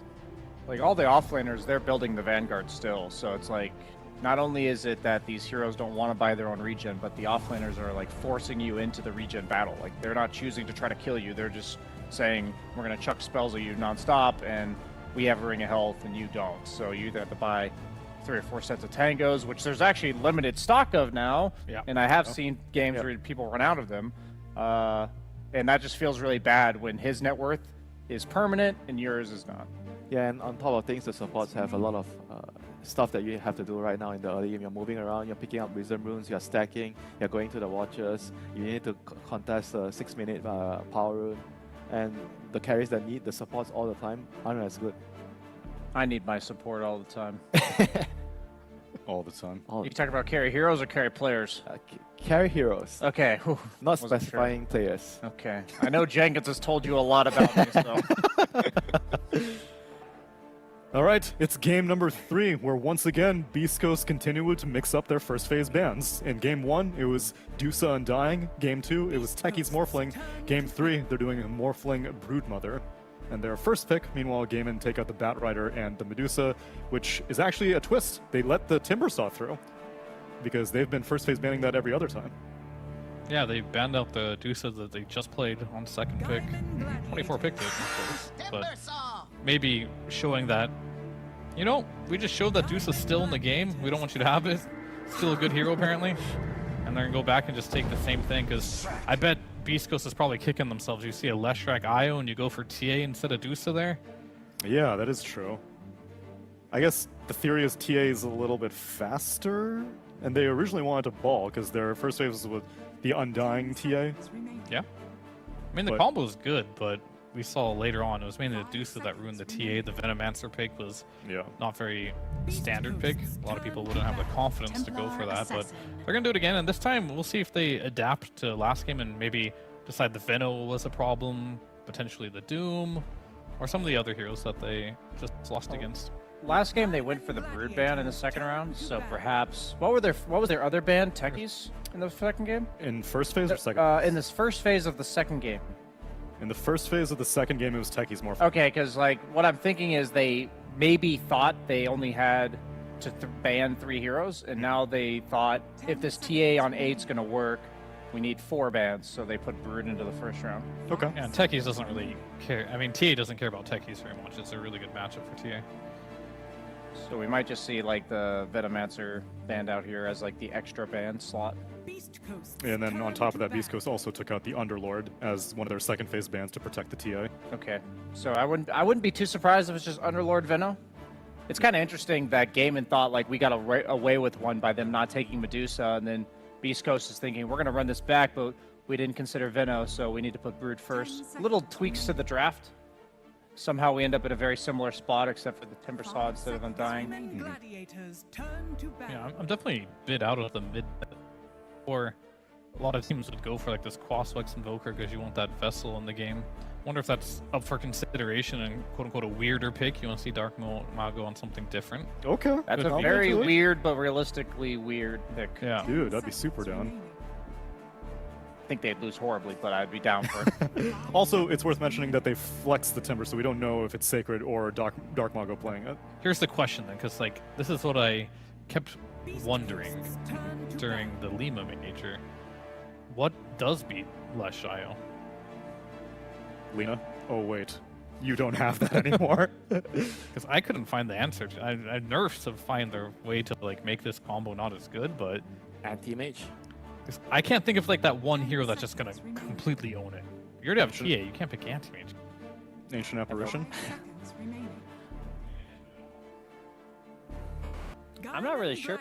Yeah, it's tough. I feel like if this combo just starts snowballing, there's really no answer. So they do elect to ban the Venomancer as opposed to the Underlord. I think the Enchantress was a matter of the amount of pressure that Gaimin likes to put on mid with Lesh, and Enchantress is by far the best support for collapsing on the mid lane like that. That hero does, you don't think about it too much but when you're a Timber, but he is one of the few supports that actually can chew through Timber throughout the game. Yeah, especially in the hands of Celery. Yeah. Those are just some respect bans coming out from Gaimin. See Clockwork Mars, Undying. I mean, both teams are respect banning each other here quite a lot in this game number 3. I mean, there's still a chance to replace the Enchantress if they want to go on that route. I feel versus Timber, you don't care nearly as much playing versus a Chen compared to an Edge. Yeah, because the Impetai. Yeah, that's true.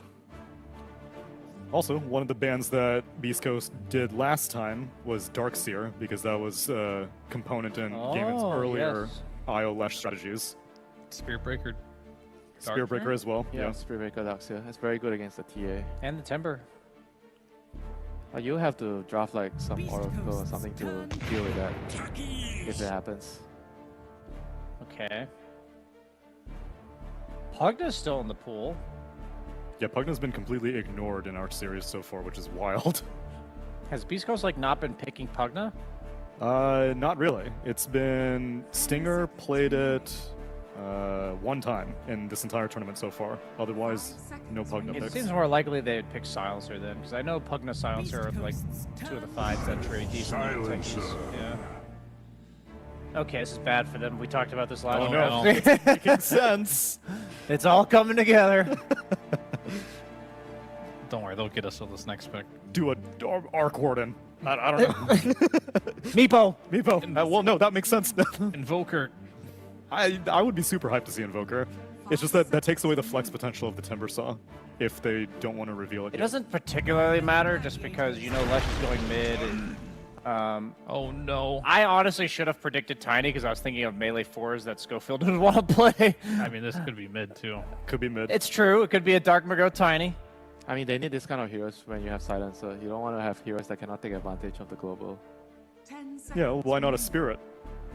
Because they just lost with the Spirit. You can't do it again. Yeah, you have to at least give it a You realistic shot. you ask for a fun hero, a new hero, you know. If it goes mid, then I will be very happy. If it's Schofield, I'll be. Wow, so fun. Tiny mid, guys. It's been a while. That's a good one. All right, I've had a year to recover from Tiny every single game. I've had 10 years to recover from Tiny playing 4 or mid. Okay, so we saw this coming because you mentioned Beastcoast banned that out second game. Gaimin does run it with the IO Lesh, and it's very good against TA because of the Ion Shell damage over time. I remember talking to Sumail about this, actually, this matchup. This was like a year ago, and he said that if TA wants to win this matchup, you have to, like, meld strike the Darkseer, like, 4 times in the first 2 creep waves, basically. So it's like a year ago, TA? Yeah. So the whole idea that he was saying was he would go, like, really early boots.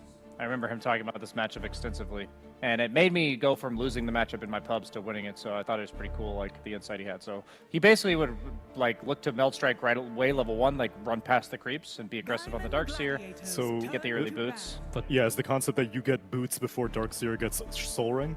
Now most Darkseers go for Vanguard. Yeah, but... That's true, yeah. Yeah, why not just try to kill him at level 1, like with 2 supports?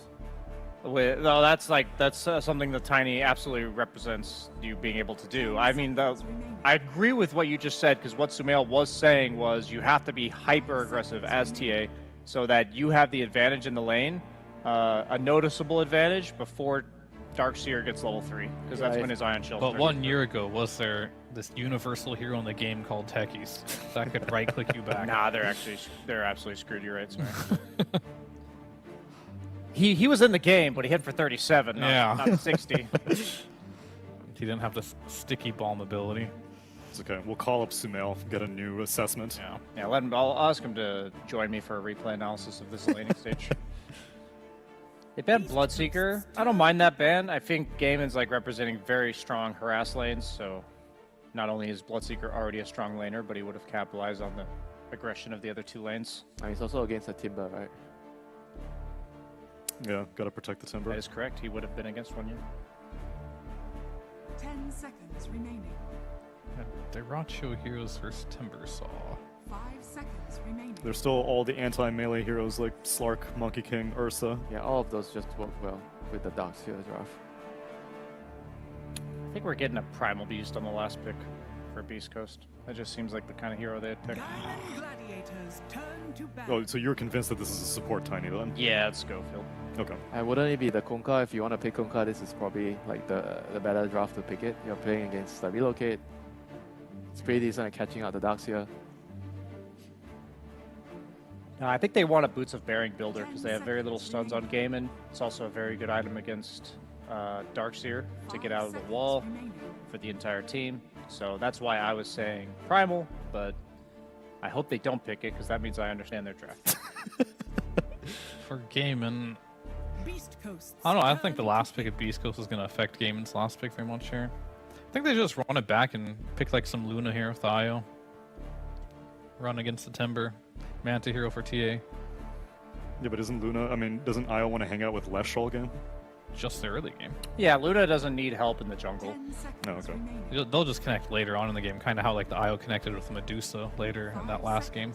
True. It's all about the IO Lesh to make space in the early game here. They could do Ursa as well. Well, you got the Primal. They lost. Uh-oh. I called 2 of their picks. They're fucking no. Sorry, guys. Why did you like the Primal? I said the Boots of Bearing. I just first thing I thought of is like you guys mentioned the Spirit Vessel in the last draft, and that just made me think like what item would I really want? I see no stuns. I see wall. Boots of Bearing. Okay. The logic is sound. Condolences to Beastcoast. Condolences to Beastcoast. Just as much thought was put into this as the Weaver. It made so much sense on paper. For Gaimin, are they going to do something normal here? Faceless Void. Faceless Void? Yep. I think that's quite good. Faceless Void. I guess we mentioned the Ursa, Slark, and potentially the Luna. That might be the spicier one, but I do kind of like it this game. A little susceptible to the... Oh no! Oh, I forgot. He like... loves this hero. He does love this hero. But he's playing for Timbersaw. Maybe it's fine. It's probably... this hero is for the Lash, I think. It's to buff up the Lash. He's against a double strength off lane, to be fair. Yeah. It's not the best against TA, but they have... They should swap their lanes, already. right, though?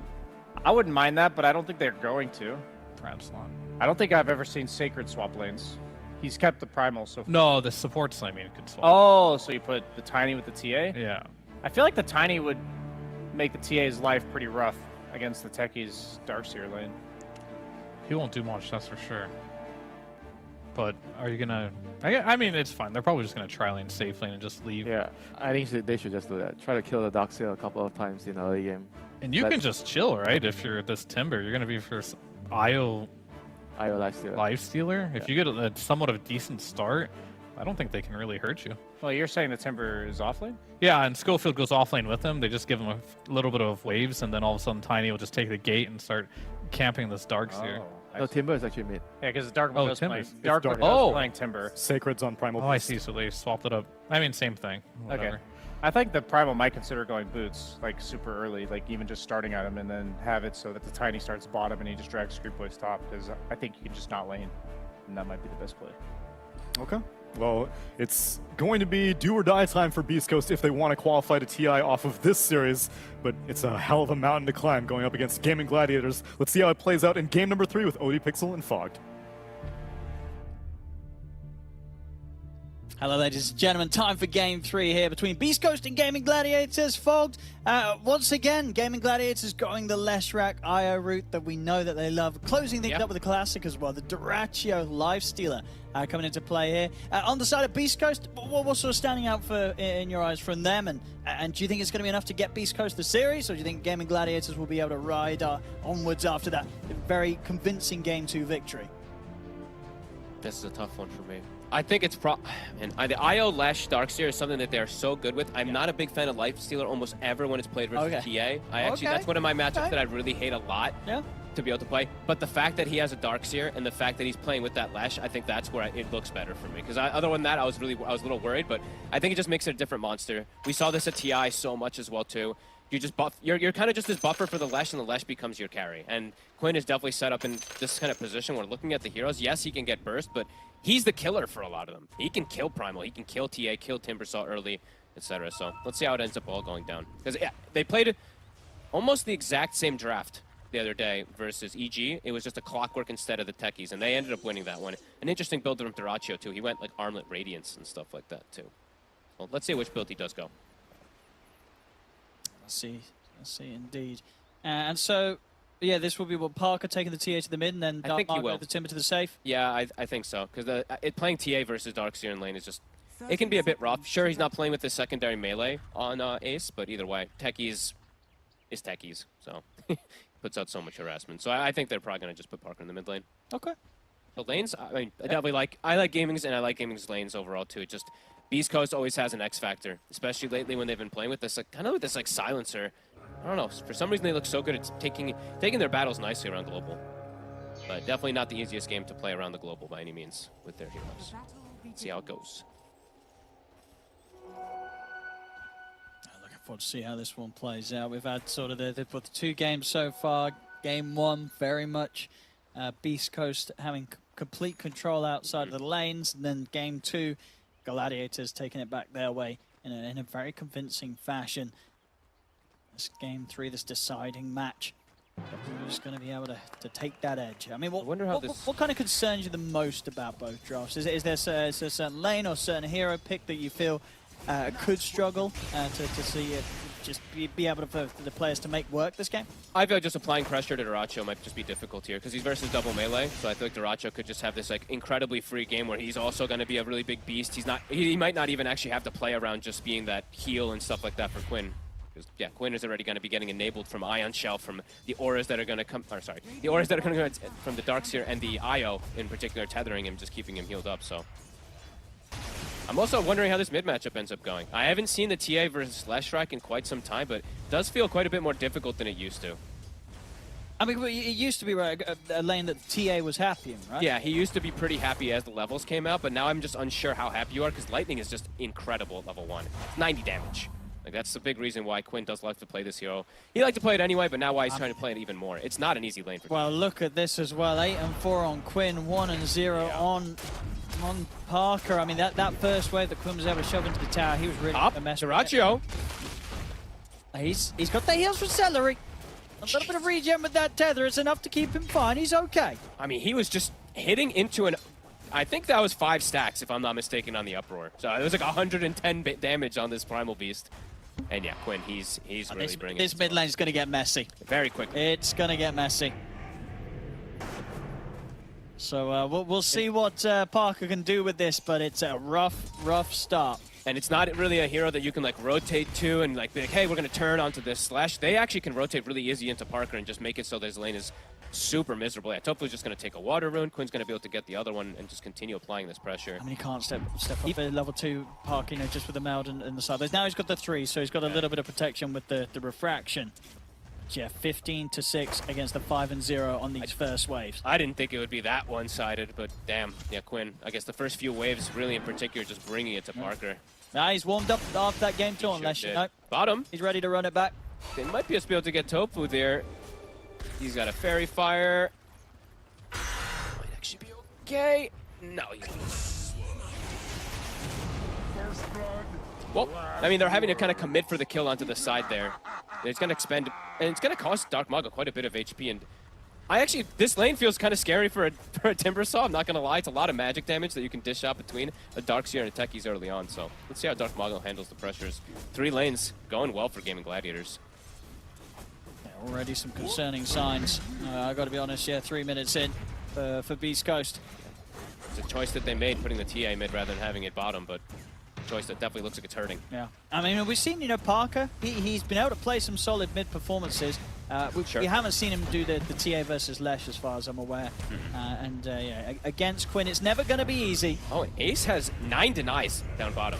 I mean, yes, they had a lot of attention bringing it to Tofu, but my god, that's quite a bit here already at this early start. They have 19 denies just on the court. They're crushing all 3 lanes right now, Gaimin Gladiators. They have 22 denies across the board right now. It's gonna be a difficult one. It really does feel like it. For Beastcoast, it really is already. You can see it here on the numbers. Yes, but even though they have the TA versus that Lifestealer kind of thing, which is a good match, if the TA doesn't have a game, then the matchup actually can absolutely be into that Lifestealer's favor. We can just stand on top of him as the power rune. Scofa's going to try and stop Quinn from being able to refuel, but he cannot do so. Celery keeps him at bay. Parker at least gets a refill, but yeah, he's even potentially going to get set up onto him. Tofu kind of wants to try some aggression. Schofield, he'll be around. And with the refraction up was enough to block enough damage that Gaimin Gladiators can't chase further onto him for. But my god, 27-9, 13-2. Yep. I'm just gonna keep looking at the amount of denies really, because this really does cause a big of a spiral effect, just how much you're dominating lanes. I mean, like 20-something, 26 denies or something like that now. Pretty brutal. Gonna set up Ace for a super early Vanguard, and I've seen what they do with this Darkseer so many times of how he just takes over the bottom side of the map completely too, and this is a lane where he's just absolutely free farming. Yeah, a good game for a Darkseer to be very punishing against 3 heroes, including a ranged hero, the TA, that normally wants to be on the front lines, trying to get the hits in. So big potential for vacuums, for walls to come out from Ace in the team fights. Yeah, great potential for that, and just the heals that he's going to be able to go for, depending on which itemization he wants for the eye on the Lesh. So looks like, I mean, Schofield, he's trying to continue kind of breaking the lanes a little bit, making rotations to mid to swing this a bit here for Parker, but every time it's spotted. And this is an easy rotation for Celery. He's like, I have a Lifestealer versus a Primal Beast top. The support can really move anywhere they want. Yeah, Drachev's doing perfectly fine. Sure is. He's got over that hurdle of getting the money for the helm. He can be left on his own. That's going to be one of the earliest armlets I think we've seen in quite some time also. Pretty close to having it done, only 500 away.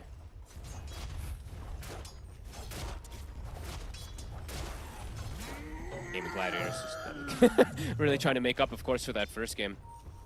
It's really all about this lane dominance this time around, and that's... They're going to just continue, like, pretty much playing around Quinn here. We're going to see the stacks coming around, same thing that Celery did earlier. We said, since he has a Lifestealer, in that matchup, he's just going to stack it up, play around those power runes, and yeah, they just continue to just set up Quinn for success here. Get that snowball going. How many stacks does he have? He already has, like, 2 triple stacks.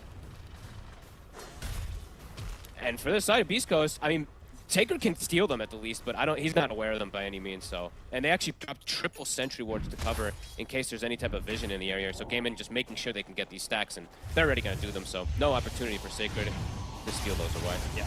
Quinn just going to farm them and accelerate that Bloodstone timing. Massive amount of stacks.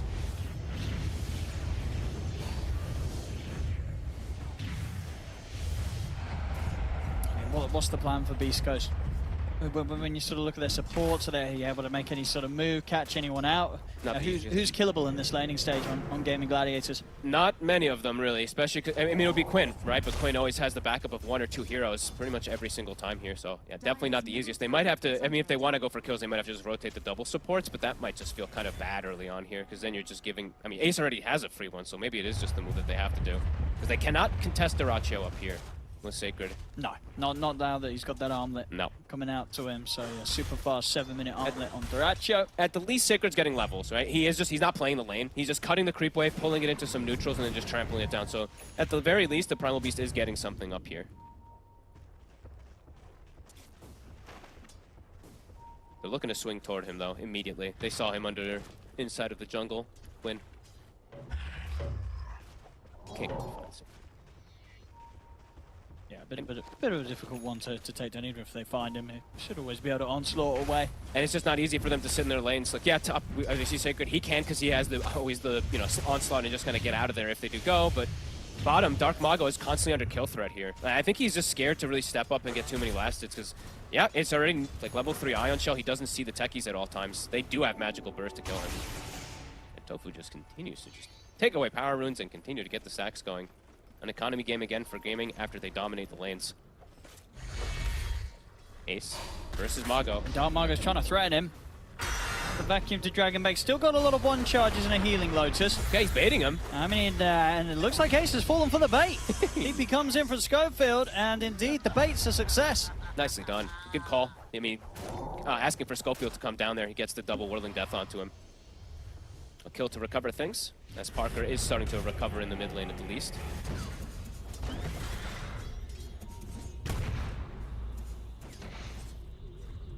Dire's middle tower is under attack. Quinn won't be able to chase down Parker.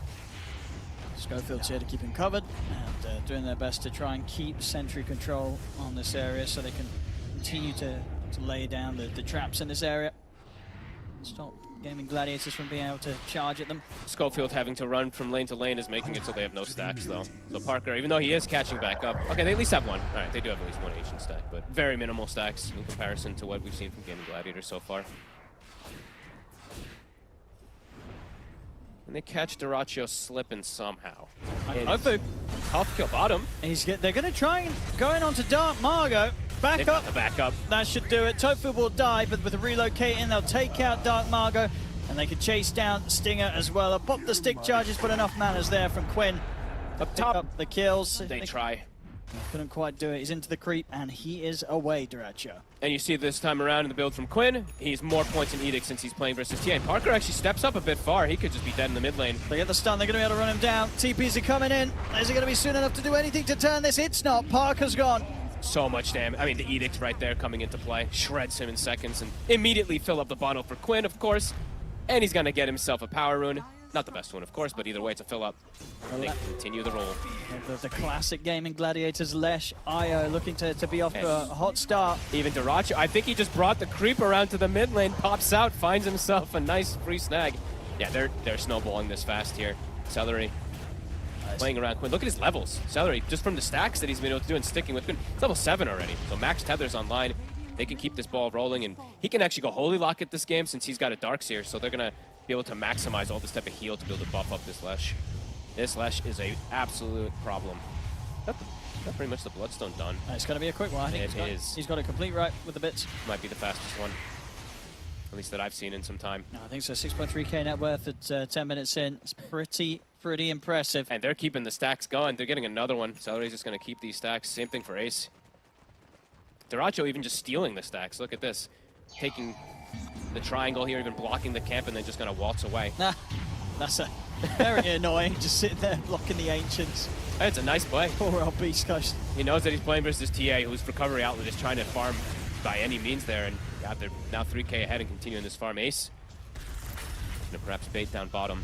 Yeah, so we can see they're very, very close to the fastest timing. Just only 16 seconds slower than the patch fast. I was gonna say very much up there. Very much up there from Quinn this game. Beastcoast, they're trying to make some moves to fix things with the lanes, but they always are going to have to bring numbers. They have to watch out. Either you make the move to the eye on the Lesh and try to like outnumber them, or you have to outnumber it on the side because the relocate's always going to come in. Parker getting some tower damage here. Got 4 heroes in the area. Global is at the ready.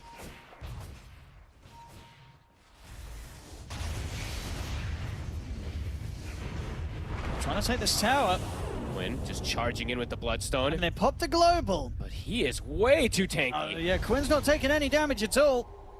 And now the global comes to an end. I mean, Quinn and Tofu and Celery, they're thinking about chasing them. They'll get the Lightning Storm connection. Tofu, he's not quite able to close the gap with the blast off. We'll be able to throw a mine down the way of Stinger. Pulverize comes out onto Tofu. He'll get punished for that. Bloodstone's cooldown. Can they get Quinn? As they're going to try their best to burst through, and they've pretty much got the whole team here trying to take down this Lesh. They're bringing Quinn low. They got him. Get it. As Quinn oversteps the mark and gets punished by Beastcoast. They heavily overstepped. I mean, a super aggressive move just to kind of go for a silencer there. And they might be able to get another kill here on the reload. See if he's going to be able to tether across Celery. It's there. The right clicks is enough to hit. Nice. He's able to save as well with the Infest. Celery will live. Beastcoast strike back. And it's kind of Gaimin giving up the kills to them there. They just a super aggressive attempt there onto the silencer. Yeah, I mean, they went straight in. I'm sure Quinn will tell you that he got baited by Tofu. I mean, Tofu, he was Someone got jumping in. baited. And then at this point, Quinn tried to turn to try and help out Tofu, but at that point, the call to get out was too late from Quinn. He's surrounded by Beastcoast and Celery. He can't save him. Tries his best coming in with a relocate, but it wasn't quite soon enough. Exactly what Beastcoast kind of needed to trickle back into this one here. Does cost them I mean, they actually used the global before that and everything, but they baited Gaming, so yeah, the global kind of did its job. In a way, I guess. Holy Locket now finished up for Celery, and they will continue to group up here. Mech is done for Ace. Of course, during all that fight in the mid lane, Ace was just farming, so...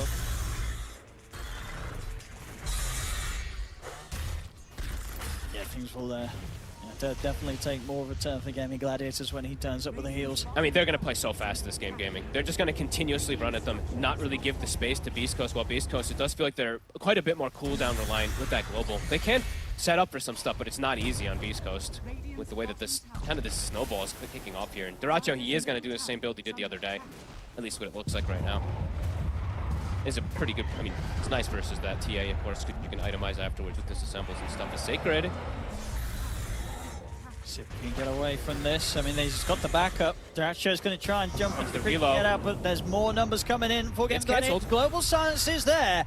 Sacred will go for the TP up, but then he realizes he's got the numbers. He's got the backup. They can try and take this fight. Look towards Ace. Ace gets the wall down. Sacred able to charge away with the onslaught. Here comes Quinn. Healing Duracho up. They're in on top of the Timber Sword with Quinn coming in from the side. Dart Margot's gone. Stun's going to be off the mark onto Schofield, so Schofield's able to toss back Quinn and will manage to TP out there to safety. Gaimin once more. They're diving. They're diving beyond the tier 1 tower. They're on top of Parker. Parker's just to be watched by Sacred and Stinger, as those two can do nothing to keep Gaimin Gladiators off the TA. And it's a Wisdom Rune. Oh no, Beastcoast. It's around this timing. Duracho, he'll be able to just snag that one up. They get both. Big gold momentum, and now the experience heavily shifting towards Gaimin.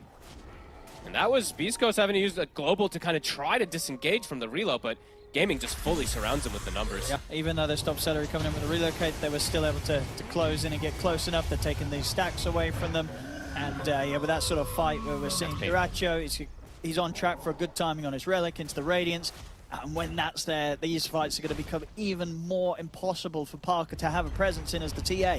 It's good versus, I mean, it's nice in a way kind of versus the three of them. It's sure you're not making any misses, but like the damage that it's just going to be providing versus these tanky guys is cool. And yeah, the disassemble factors for like later on is definitely really strong. Tofu already setting up down bottom onto Schofield. Prepping the taser. Doesn't quite go for the jump. Yeah, Schofield already fine, so. It's on its way. Might just get walked down here. Does it have a TP? All depending on if Tove was able to keep up with him. So, looks like the damage of Duracho is a bit too much to just try for a TP out here from Schofield. He's going to try, but I think the damage should be enough. It is. They've gone easily enough between the two of them. They take Schofield down. Beastcoast is trying to split up and get any type of space for Parker, but even this Deso is coming out way later than last game. I mean, the amount of pressure that Gaimin, they're just dictating everything. Everyone who shows, I mean, Sacred again down mid. Just going to get away with the onslaught. All right, let's see what they can get with this Blink Dagger. I mean, they've got to make something big connect Some here. sort of toss back into like a full combo from like the TA and the Timber Sword. Bait them maybe, right? Like toss back into some global kind of plays when they kind of overextend and something and try to punish Gaimin at this point, but not easy. Gaimin all clustered, 20 Holy Locket. on Celery at the ready. Sacred. Okay. They're trying to start something here. They've got going for beef and Celery. everything, though. They've got the pulverize. They're bringing Celery low, but they can't quite kill him. Nope. Celery's able to get out. Tofu's in with the blast off.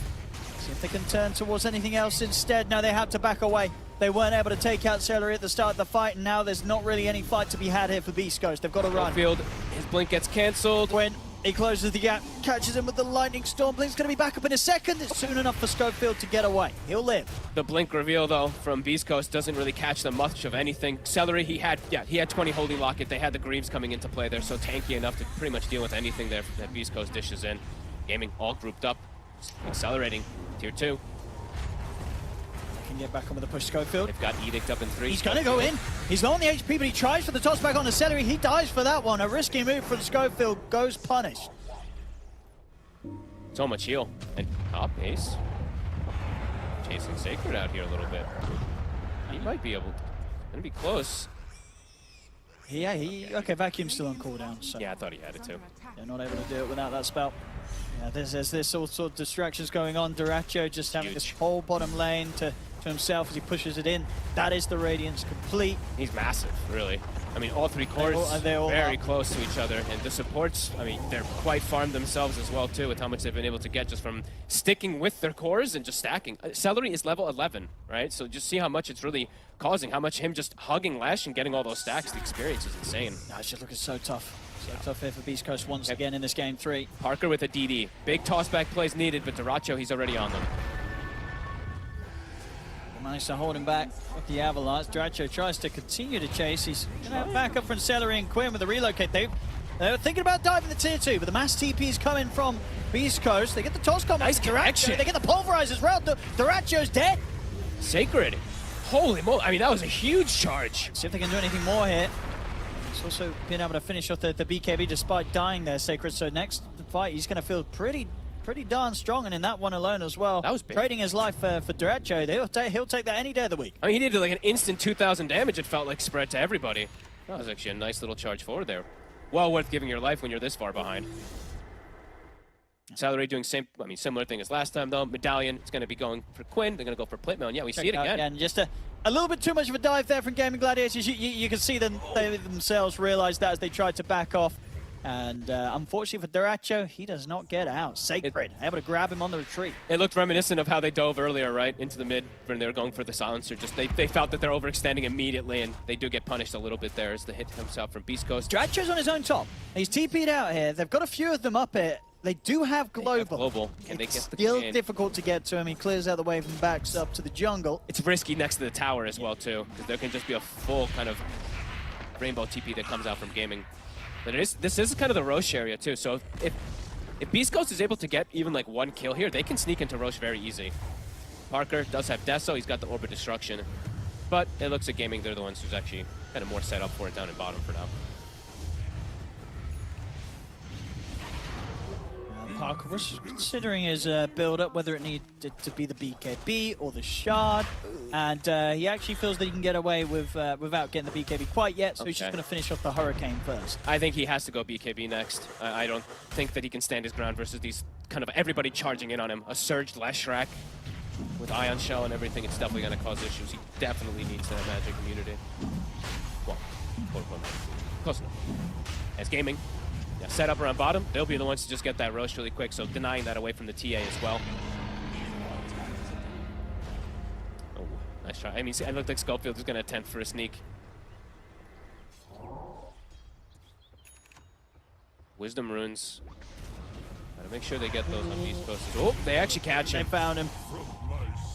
He's trying for the TP out, but caught in the final few seconds there of that Observer Ward that they have Gaming Gladiators.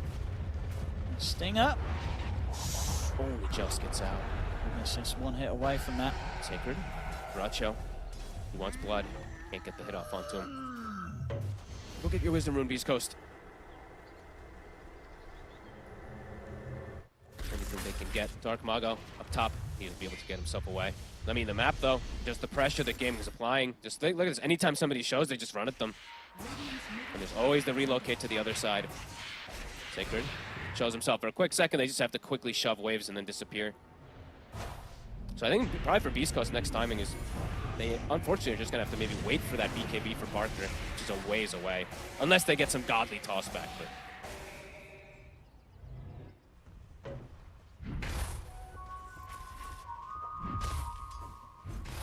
let's see, what's the next move? I mean, can they go for any sort of smoke move, or do they have to wait? I don't think so. I think it's a risk. Take the risk. You need the BKB on Parker for him to actually be able to clear through multiple different heroes. Maybe you can kill like 1 or 2 or something, but you're going to lose your whole team for it without a BKB.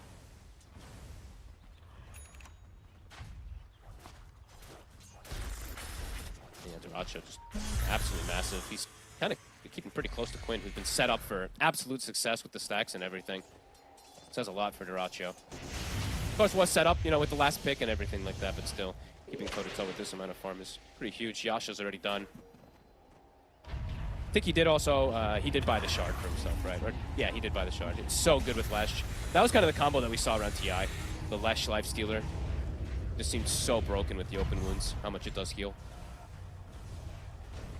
Killing Quinn's going to be a real big problem. They're going to try. They try the toss back. Oh, they bring him down pretty low, but not enough. And Sacred, he'll charge in, looking to get on top of Celery. Global as well. They'll take Celery out. Okay. And they look for anything more here. It's eyes on Schofield, all for these tossbacks. They'll settle for that one. It did cost them quite a bit. They did have to pop the BKB from Sacred and everything. Duracho now on the charge. Yeah, he's ready to just go forward and start forcing Beastcoast back. All right, not bad though. These tossbacks, something that Gaming does have to be a little bit careful of. Quinn actually almost ends up dropping too. I think the Gossamer cape like that, even the dodge or anything saved him. These little bits of things. Radiance Infest. Yeah, ready to go back in, finish off the tier 2 tower. And yeah, as we said, that was a lot from Beastcoast to expend that. That was BKB from Primal Global and kind of catching Gaming off guard there. But a kill's a kill at this point for them. They'll take anything they can get.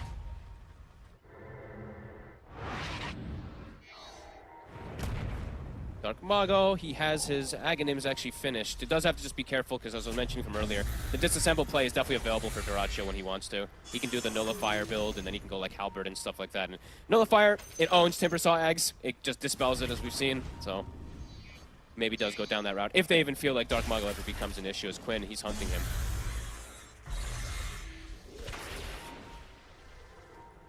They're cutting off Dark Mago. I don't know if he's got any way out of this one.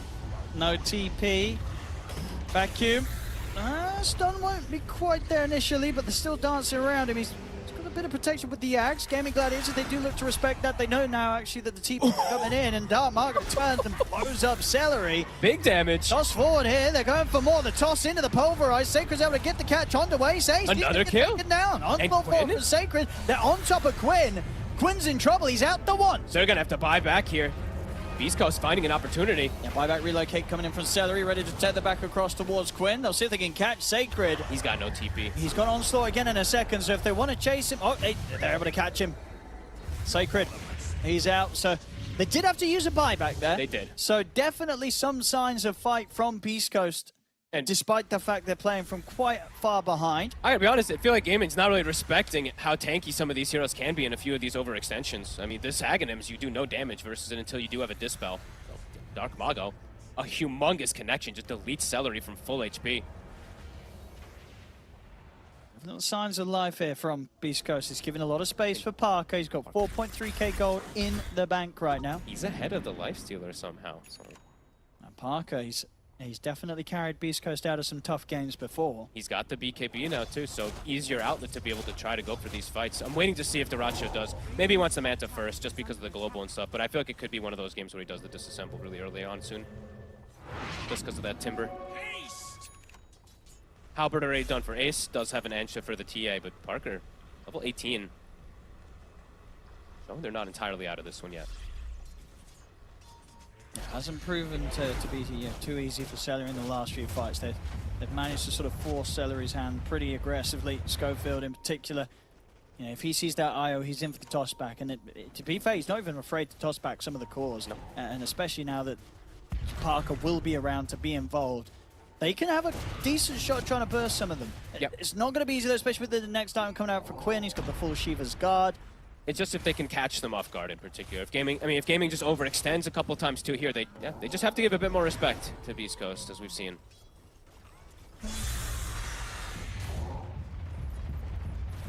the itemization. Yeah, Schofield now with his 4-step too, so Philosopher's Stone, so getting that farm going, finding the avenues to be able to get that initiation and get out over and over again. And Sacred, he soon does have an Aghanim, so pretty decent item overall here this game. Any little bits of damage, the break can be decent for his Lifestealer in some type of ways too. Yeah, Gladiators has definitely slowed things down a little bit. Yeah, there's those last few moves that Beastcoast have managed to punch back pretty convincingly against. Still in a pretty okay spot, of course, here, but definitely seeing the potential for Mr. Parker. Trying to find all the safe spots as well, getting good trap coverage around, so always knows if somebody's going to be coming looking for him. I just keep bringing up the levels over and over again in the game too, because it was Gaimin who was grabbing like most of the wisdom runes, but when you do get some type of these kills, like level 19 now on Parker. Yes, this there is some other heroes of course suffering, but all things considered, pretty damn good so far. Yeah, there's that next Aghanim's timing. All right, I mean, yeah, Gaimin is still farming a little bit more across. They are, but in comparison to Game 2, for this time round, there's absolutely the setup for Parker to play his part, whereas in last game, even though he had good farm, he couldn't really do a whole lot against the cause. This game, there's definite potential for the TA.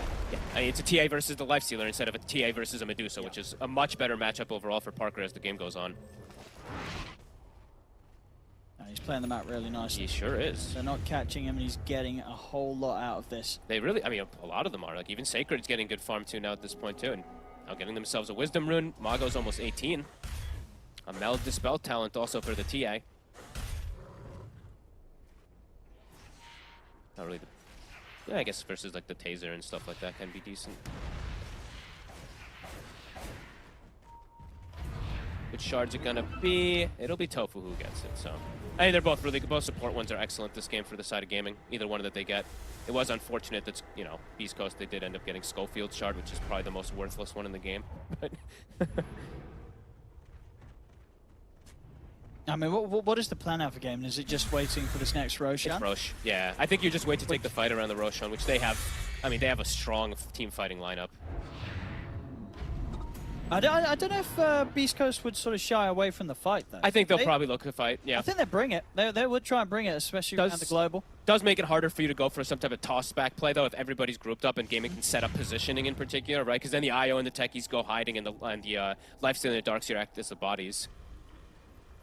But I do think that they'll look for that fight, and Parker might actually have the timing of his MKB for it as well, too, to deal with some of that evasion. Super close, especially if they can like try for a tier 1 tower of sorts, but it looks like Gaming Gladiators will make sure that will not be easy. They're hovering around this bottom tower. Parker has to just be careful how he shows himself. He has BKB, so he should be pretty safe, but the smoke's coming out. Gaming, they know this Rosh is going to be spawning, and they're setting up for it. It's moving in about 5 seconds. Parker's in a bit of an awkward spot. Yeah, this could be scary. I mean, Schofield might just show himself and die instantly. He sees them, but he gets caught. Yeah, he's going down, and with him getting caught, East Coast probably won't try and do anything about this Roshan. They'll have to let this go. They don't have the full lineup. They don't have the initiator. They know that they're in Roche. They can't do anything about it. Yeah, I mean, they maybe would have contested with him, but it would have been a difficult contest, of course. Yeah. Something that they might have felt like they needed to do is, yeah, Aegis now, Cheese as well. That could allow Gaimin to really press the envelope here. Getting that extra bit of healing and survivability from Quinn, so you can just run through. He's also hit level 18. And they're just gonna, okay, they'll give the Aegis though to Duraccio. I actually kind of like that, because there's definitely the chance where it's like if he's gonna do his Duraccio thing, right? So give him an Aegis so he can play as aggressive as possible. Yeah, I mean, he's gonna be the one on the front line in the towers. I'm cool and, with that. Celery doesn't want to have the responsibility of trying to bail out both. No. He wants to be able to just focus his efforts and attention onto Quinn. Celery now has a pretty big pickup that he was missing in these last few wins also. Sure, he has Medallion Holy Lock to protect, but now he's got a Glimmer. That adds quite a bit of layers of protection versus... and everything is... Beastcoast, they want to catch him off guard anyway. They're like, okay, you have Aegis Cheese, but you guys are going to be comfortable. They're going to look for the go themselves. The MKB's done on Parker. Okay, let's see what they can catch. Do they just run into mines, though, and reveal their smoke? At least 1 or 2 mines pop, so Gaming go low.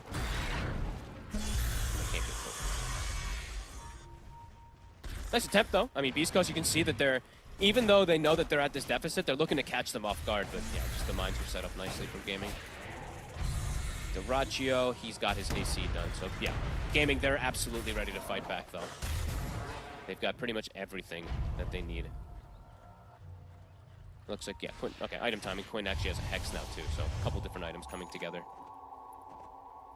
Yeah, there was smoke ready on Celery if they want to try and group up and go for some sort of catch. Right now their lanes are in a good spot, so it does feel like they can. Yeah, bottom's pushing in, mid's pushing in, and top's also, so it does feel like they're going to go for a play here now. Yeah, here comes the smoke. Yeah, they've got the jam also too. They've got pretty much, yeah, like you said, absolutely everything. Quinn also, of course, now finding a regen, so that could be really nice if he's able to reset in the fight.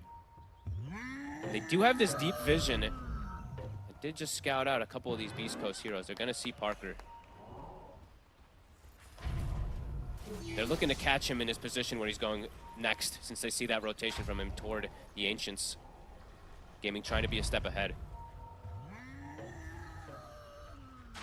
Quinn will reveal it, but he's around as he clears out the creep wave. We'll see if Beastcoast had eyes on that. Got the Hex. Got going to find Sacred. Sacred, he's going to get shoved to the side there. Parker with a nice Hurricane Pipe play there, breaking Sacred away from potential follow-up stuns. But he has to use his BKB.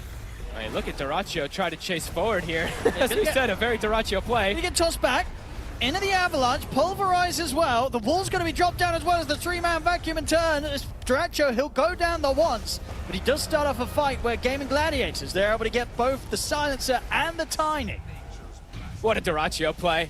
I mean, he's like, I just want to start the fight. I mean, that's why they give that man the H. Sure do. He's the fight starter. He goes in, he gets caught, it works out. And it's tough for Parker. He had to use that BKB completely defensively. So for him fighting in this, it's pretty impossible. If he steps up, gets hexed, he could just instantly die.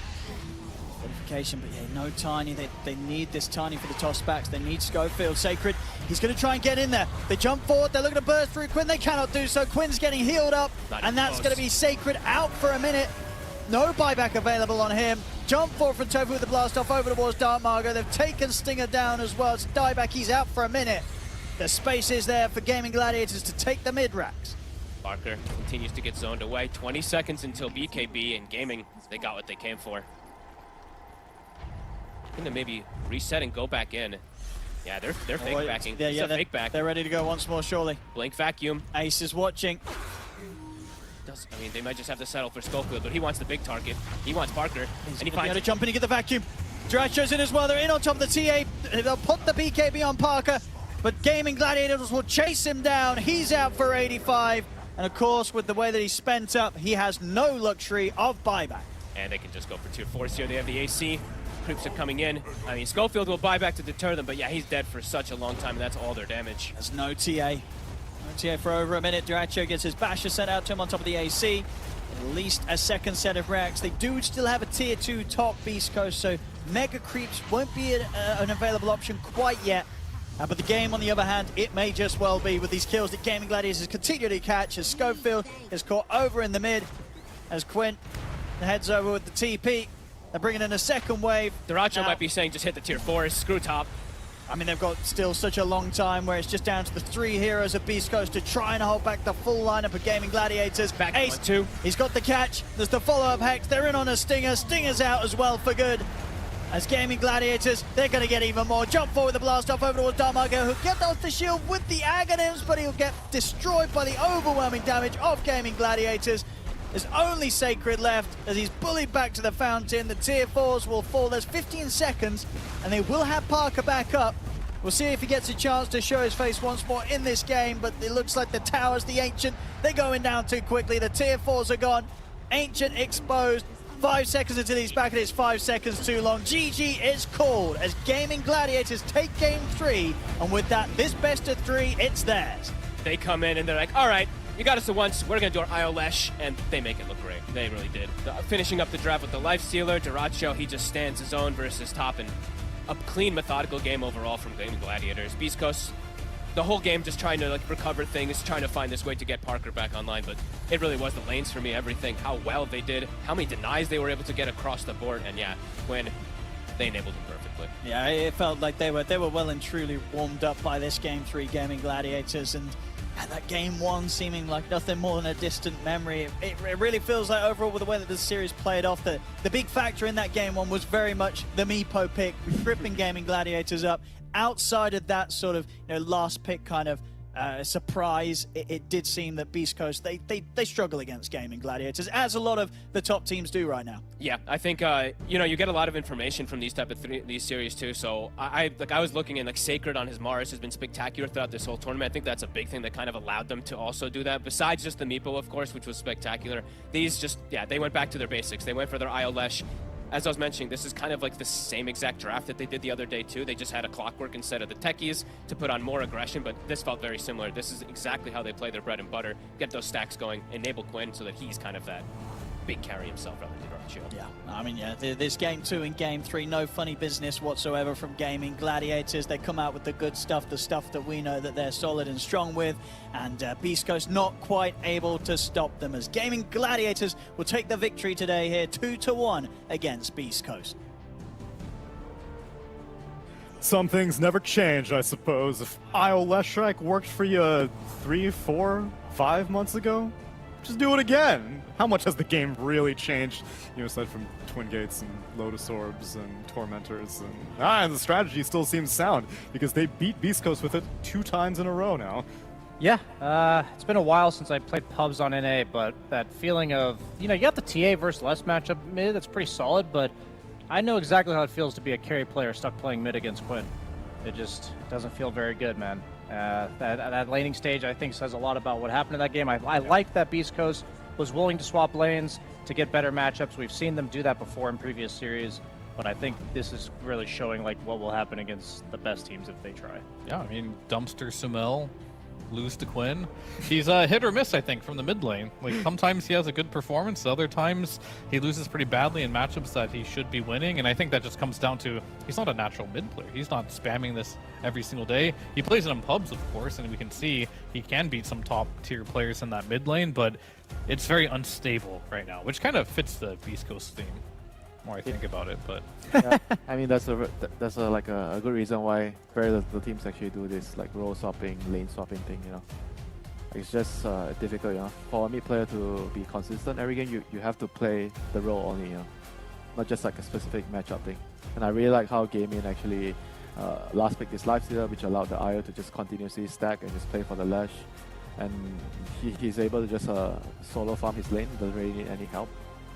And the Lash just got really, really big. But there were a couple of moments where they actually could have maybe had a chance in the game when they killed Quinn. Like, he kind of overestimated his health and his HP with the IO behind him, and he died from the toss back. Yeah, but apart from that, I felt like Gaimin were in control the whole game. He must have been stacking a ton on IO because we saw that he was level 6 at 9 minutes and they had 0 kills. So I didn't fully understand how that happened, but I could imagine stacks with the 30% XP you get from your core taking them. That's the only feasible way I could think of that would happen. And it was really crucial because that relocate bottom, just to counterplay Beastcoast, one of their moves to get back into the game. That's just the kind of stuff that like Gaimin Gladiators does so well, where they get this slight advantage on you, and they are generally, their lineups are really good at counterplaying you and making sure that the map closes on you really fast and your options for any plays dwindle quickly. Yeah. I mean, it goes back to the IO Lesh from Gaimin. Like, how do you counter this? Game number 1, they lost. They tried something new in game number 2. Looked, I mean, I would say this game would have looked uglier if Dyrachio wasn't on Lifestealer. Yeah. This year, hopefully his ego's not getting too inflated. Like, my Lifestealer was so good this game. I feel like his impact was way worse on this hero than like a Dusa or something more meta hero. Quinn popped off even harder this game than game number 1 as well. So the IO Leshrac, you gotta have an answer if you're playing versus Gaimin Gladiators, and many teams couldn't find that answer, and you might have to take it to the first phase bans.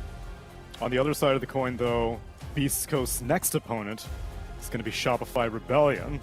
Now, this is two teams that have a lot of history against each other, and will the take hero Mucho Arturito go back once again in Beastcoast's favor? Because of respect bans to be on the lookout for, sure, IO Leshrac on Gaimin you need to be wary of, but Parker whipped out the Meepo, and Abed's a Meepo player. Yeah, they've got strats, the Meepo, the SF, Beastcoast. Yeah. I love SA teams in general just because they always have their own identity. Whether or not it works, you know, they ride or die together, but they have identity, and that makes it fun to watch.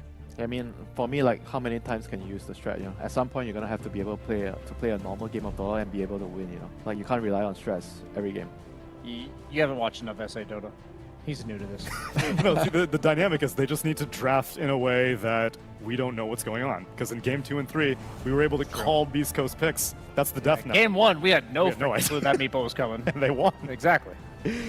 Well, the sun is going down here in Bali, but things are still getting hot because we still got Quest versus Aster coming up. So hot that I'm in a short sleeve shirt. From who? It's from H&M. It's from their summer collection, and be sure to check it out if you want to be looking as, well, I don't really. This fly is. You look pretty. You look pretty good. I was gonna be. I'll do it for you. Also, he looks pretty fly right now. Hey! You know why? It's because of H&M. Meanwhile, we've got one more series here on the first day of playoffs. It's going to be Quest versus Aster after the break.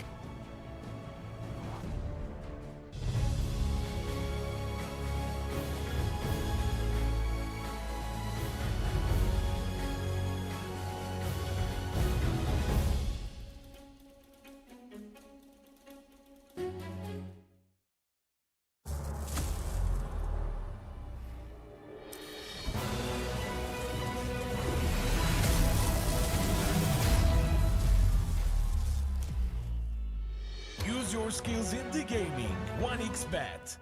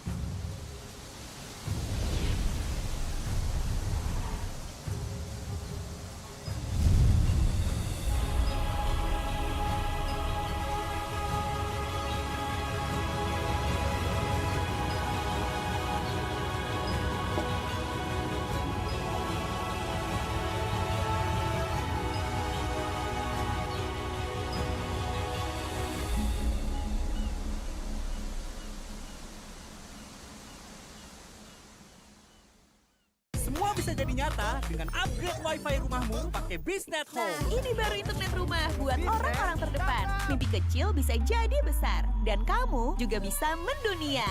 Jadi, siap wujudkan semua jadi nyata?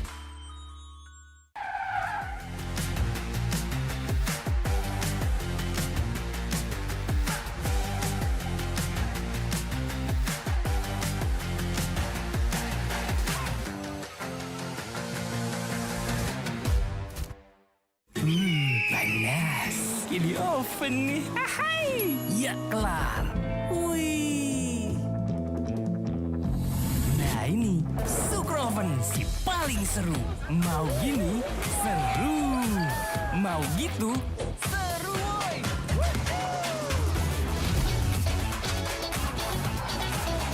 Mau lagi? Lagi. Terus aja lagi. Sukroven seru roll di oven. The world is your stage. Take the first step to change. Lead with vision and innovation. Perfect your strategy and make your goals reality. Así que vaya. Get in the game. Make it count.